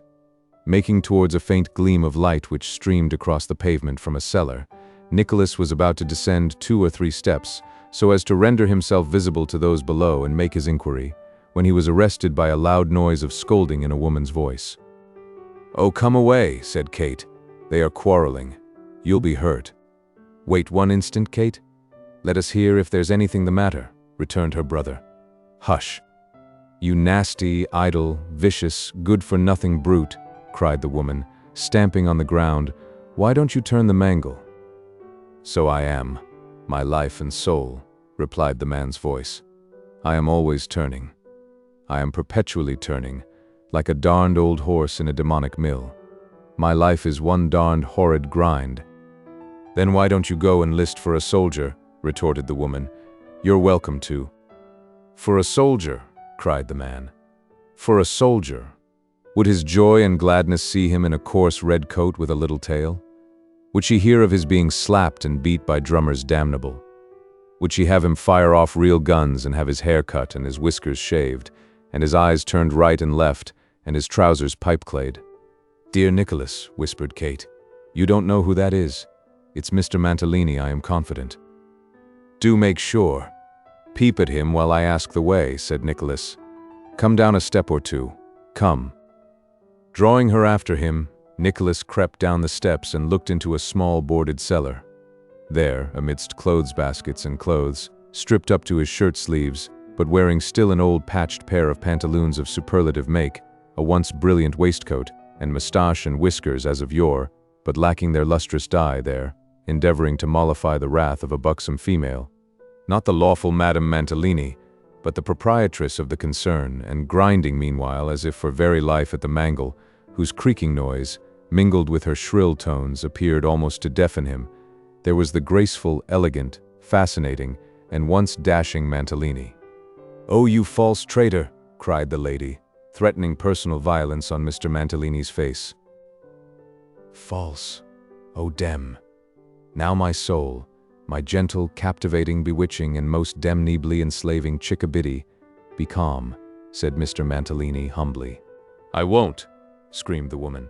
"I'll tear your eyes out." "Oh, what a damned savage lamb!" cried Mr. Mantalini. "You're never to be trusted," screamed the woman. "You were out all day yesterday and gallivanting somewhere, I know. You know you were. Isn't it enough that I paid £2.14 for you, and took you out of prison and let you live here like a gentleman, but must you go on like this, breaking my heart besides?" "I will never break its heart. I will be a good boy and never do so any more. I will never be naughty again. I beg its little pardon," said Mr. Mantalini, dropping the handle of the mangle and folding his palms together. "It is all up with its handsome friend. He has gone to the demnition bow-wows. It will have pity? It will not scratch and claw, but pet and comfort. Oh, damn it!" Very little affected, to judge from her action by this tender appeal, the lady was on the point of returning some angry reply, when Nicholas, raising his voice, asked his way to Piccadilly. Mr. Mantalini turned round, caught sight of Kate, and without another word, leapt at one bound into a bed which stood behind the door, and drew the counterpane over his face, kicking meanwhile convulsively. "Damn it!" he cried, in a suffocating voice. "It's little Nickleby.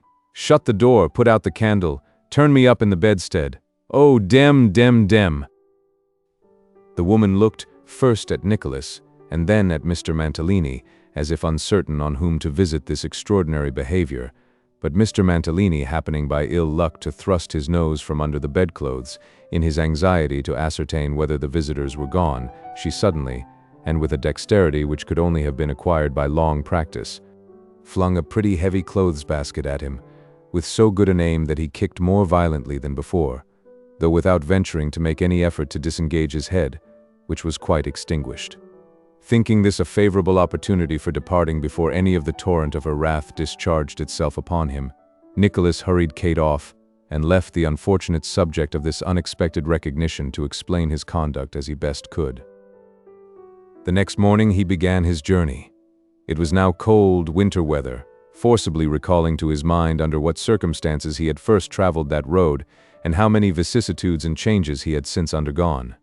He was alone inside the greater part of the way, and sometimes, when he had fallen into a doze and, rousing himself, looked out of the window, and recognized some place which he well remembered as having passed, either on his journey down, or in the long walk back with poor Smike, he could hardly believe but that all which had since happened had been a dream, and that they were still plodding wearily on towards London with the world before them.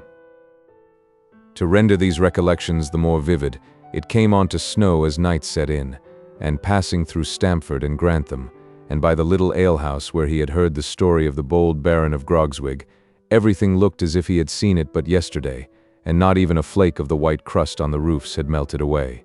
Encouraging the train of ideas which flocked upon him, he could almost persuade himself that he sat again outside the coach, with Squeers and the boys, that he heard their voices in the air, and that he felt again, but with a mingled sensation of pain and pleasure now, that old sinking of the heart, and longing after home.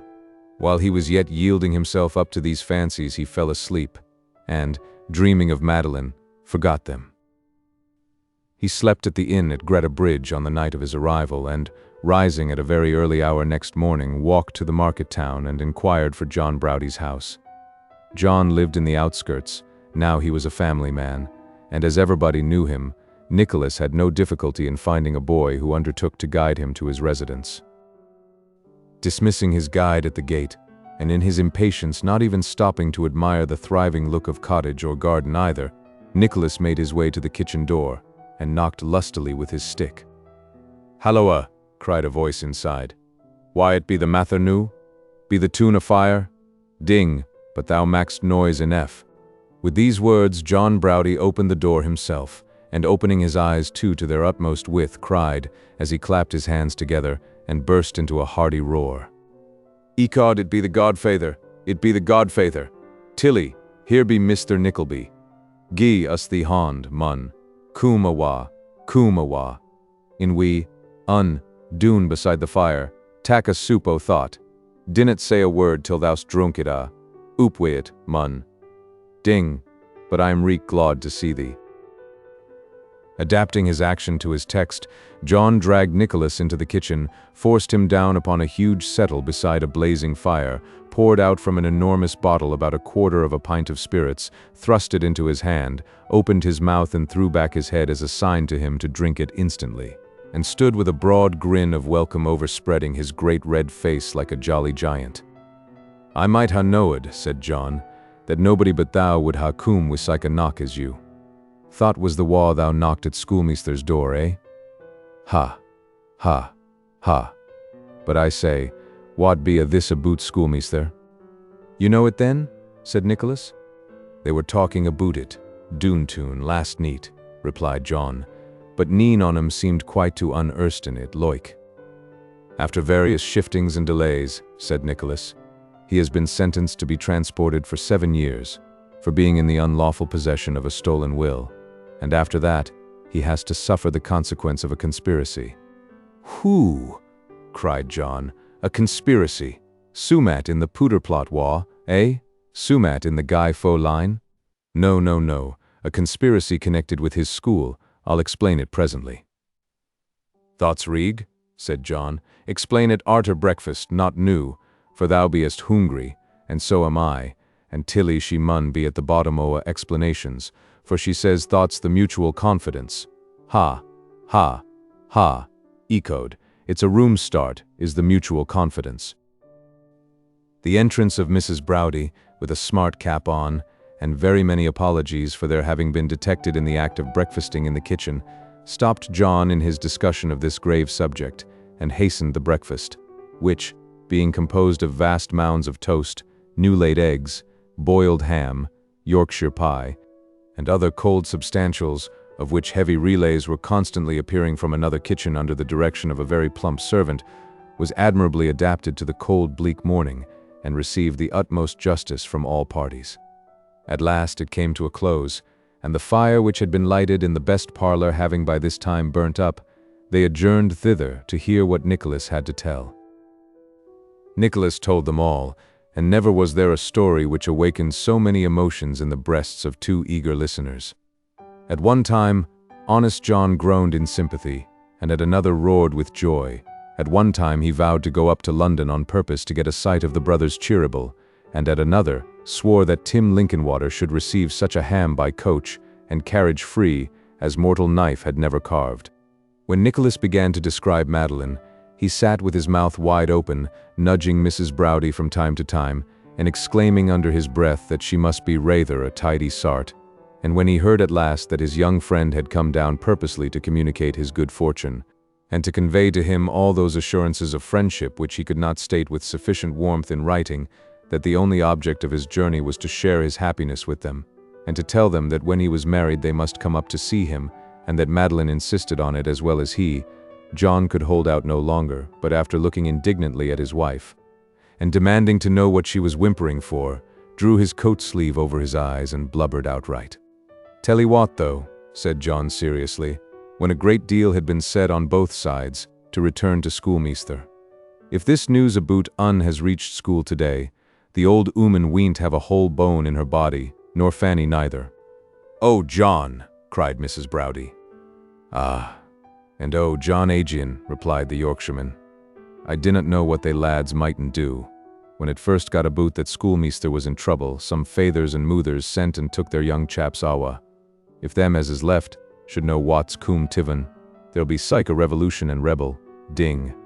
But I think they'll a gang daft, and spill bluid like wather." In fact, John Browdie's apprehensions were so strong that he determined to ride over to the school without delay, and invited Nicholas to accompany him, which, however, he declined, pleading that his presence might perhaps aggravate the bitterness of their adversity. "That's true," said John. "I should ne'er ha thought o' thought." "I must return tomorrow," said Nicholas, "but I mean to dine with you today, and if Mrs. Browdie can give me a bed—" "Bed," cried John.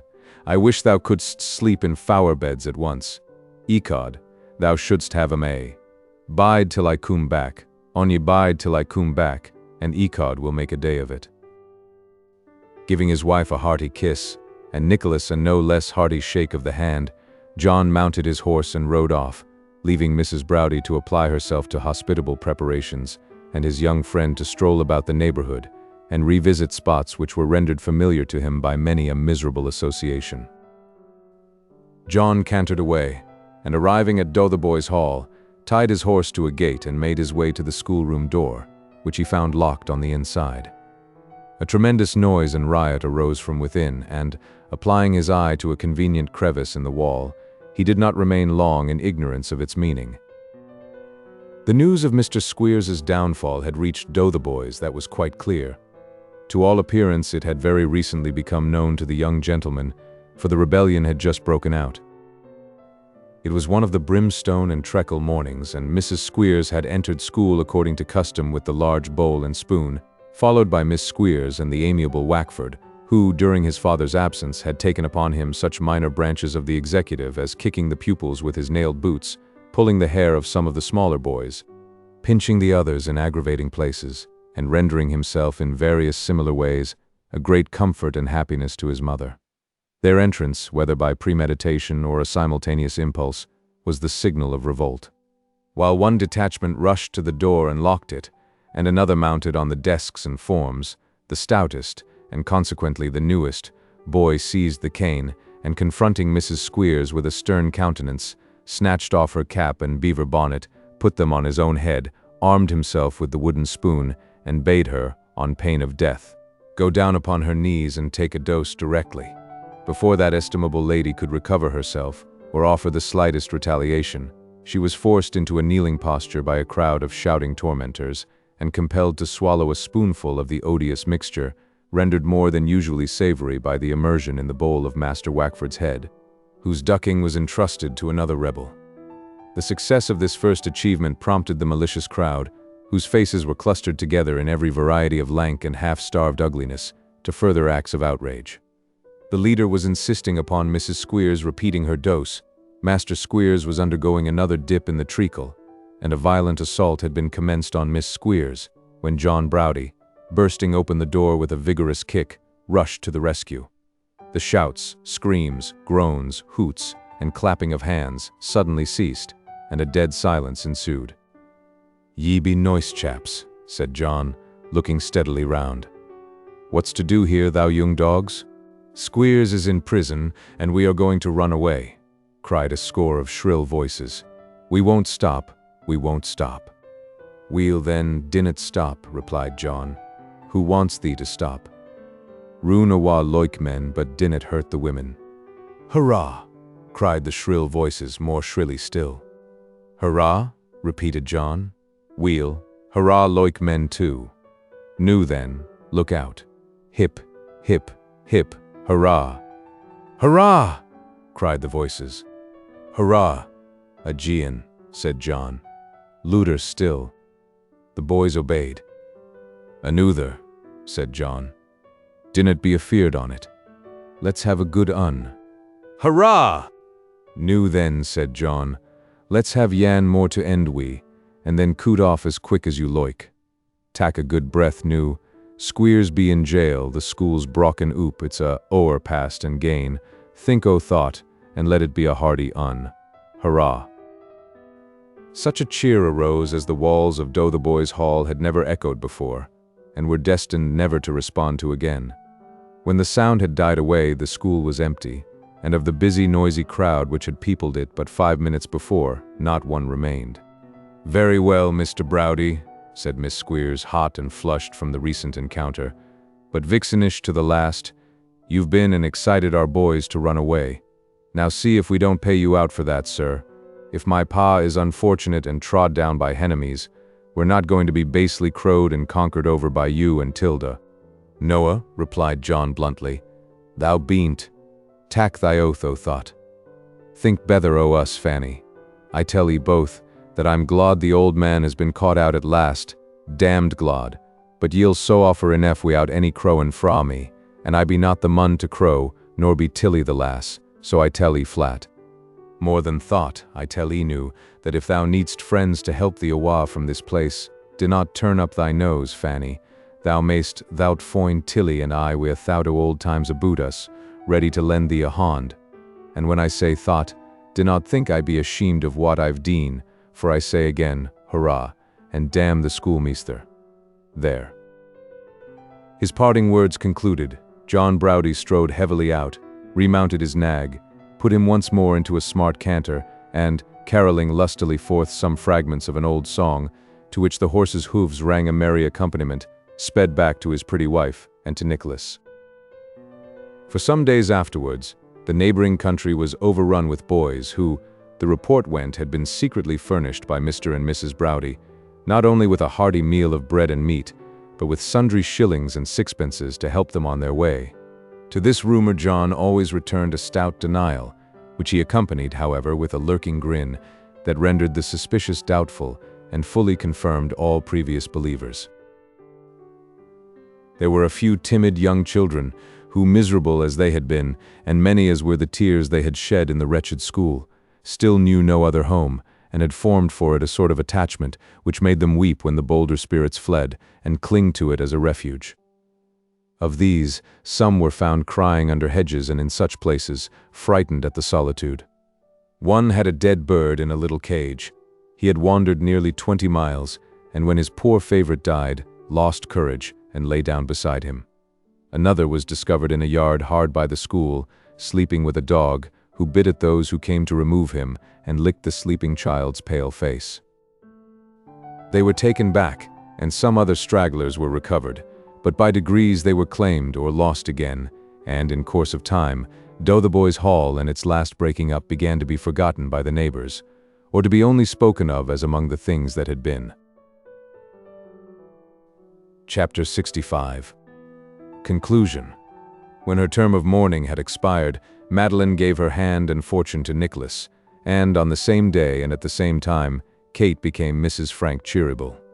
It was expected that Tim Linkinwater and Miss Nickleby would have made a third couple on the occasion, but they declined, and 2 or 3 weeks afterwards went out together one morning before breakfast, and coming back with merry faces, were found to have been quietly married that day. The money which Nicholas acquired in right of his wife he invested in the firm of Cheeryble Brothers, in which Frank had become a partner. Before many years elapsed, the business began to be carried on in the names of Cheeryble and Nickleby, so that Mrs. Nickleby's prophetic anticipations were realized at last. The twin brothers retired. Who needs to be told that they were happy? They were surrounded by happiness of their own creation, and lived but to increase it.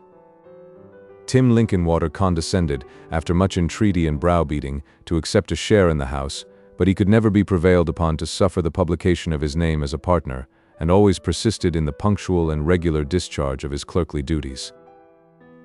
He and his wife lived in the old house, and occupied the very bedchamber in which he had slept for 44 years. As his wife grew older, she became even a more cheerful and light-hearted little creature, and it was a common saying among their friends that it was impossible to say which looked the happier, Tim as he sat calmly smiling in his elbow chair on one side of the fire, or his brisk little wife chatting and laughing and constantly bustling in and out of hers on the other. Dick the blackbird was removed from the counting house and promoted to a warm corner in the common sitting room. Beneath his cage hung 2 miniatures of Mrs. Linkinwater's execution, one representing herself and the other Tim, and both smiling very hard at all beholders.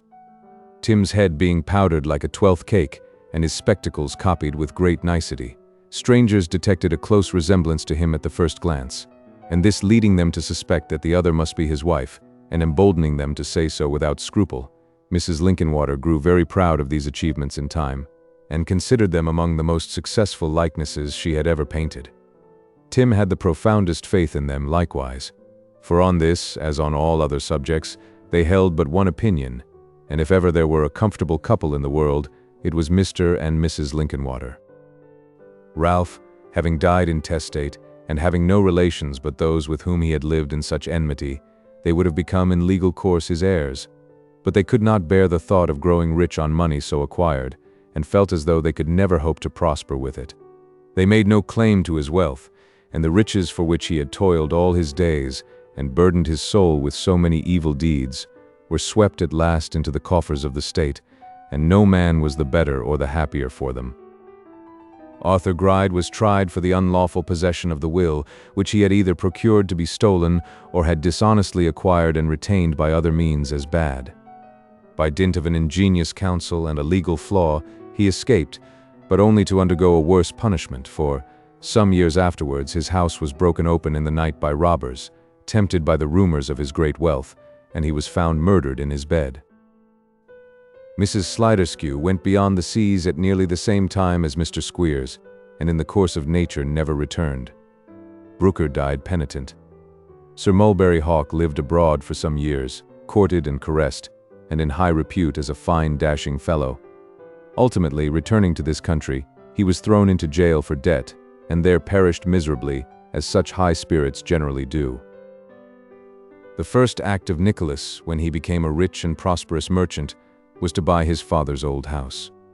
As time crept on, and there came gradually about him a group of lovely children, it was altered and enlarged, but none of the old rooms were ever pulled down, no old tree was ever rooted up, nothing with which there was any association of bygone times was ever removed or changed.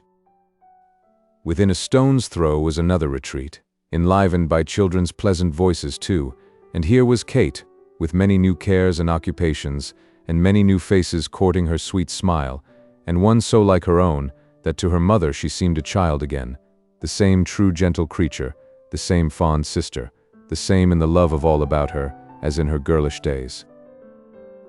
Mrs. Nickleby lived, sometimes with her daughter, and sometimes with her son, accompanying one or other of them to London at those periods when the cares of business obliged both families to reside there, and always preserving a great appearance of dignity, and relating her experiences especially on points connected with the management and bringing up of children, with much solemnity and importance. It was a very long time before she could be induced to receive Mrs. Linkinwater into favor, and it is even doubtful whether she ever thoroughly forgave her. There was one gray-haired, quiet, harmless gentleman who, winter and summer, lived in a little cottage hard by Nicholas's house, and, when he was not there, assumed the superintendence of affairs. His chief pleasure and delight was in the children, with whom he was a child himself, and master of the revels. The little people could do nothing without dear Newman Noggs. The grass was green above the dead boy's grave, and trodden by feet so small and light, that not a daisy drooped its head beneath their pressure. Through all the spring and summertime, garlands of fresh flowers, wreathed by infant hands, rested on the stone, and when the children came to change them lest they should wither and be pleasant to him no longer, their eyes filled with tears, and they spoke low and softly of their poor dead cousin. The end.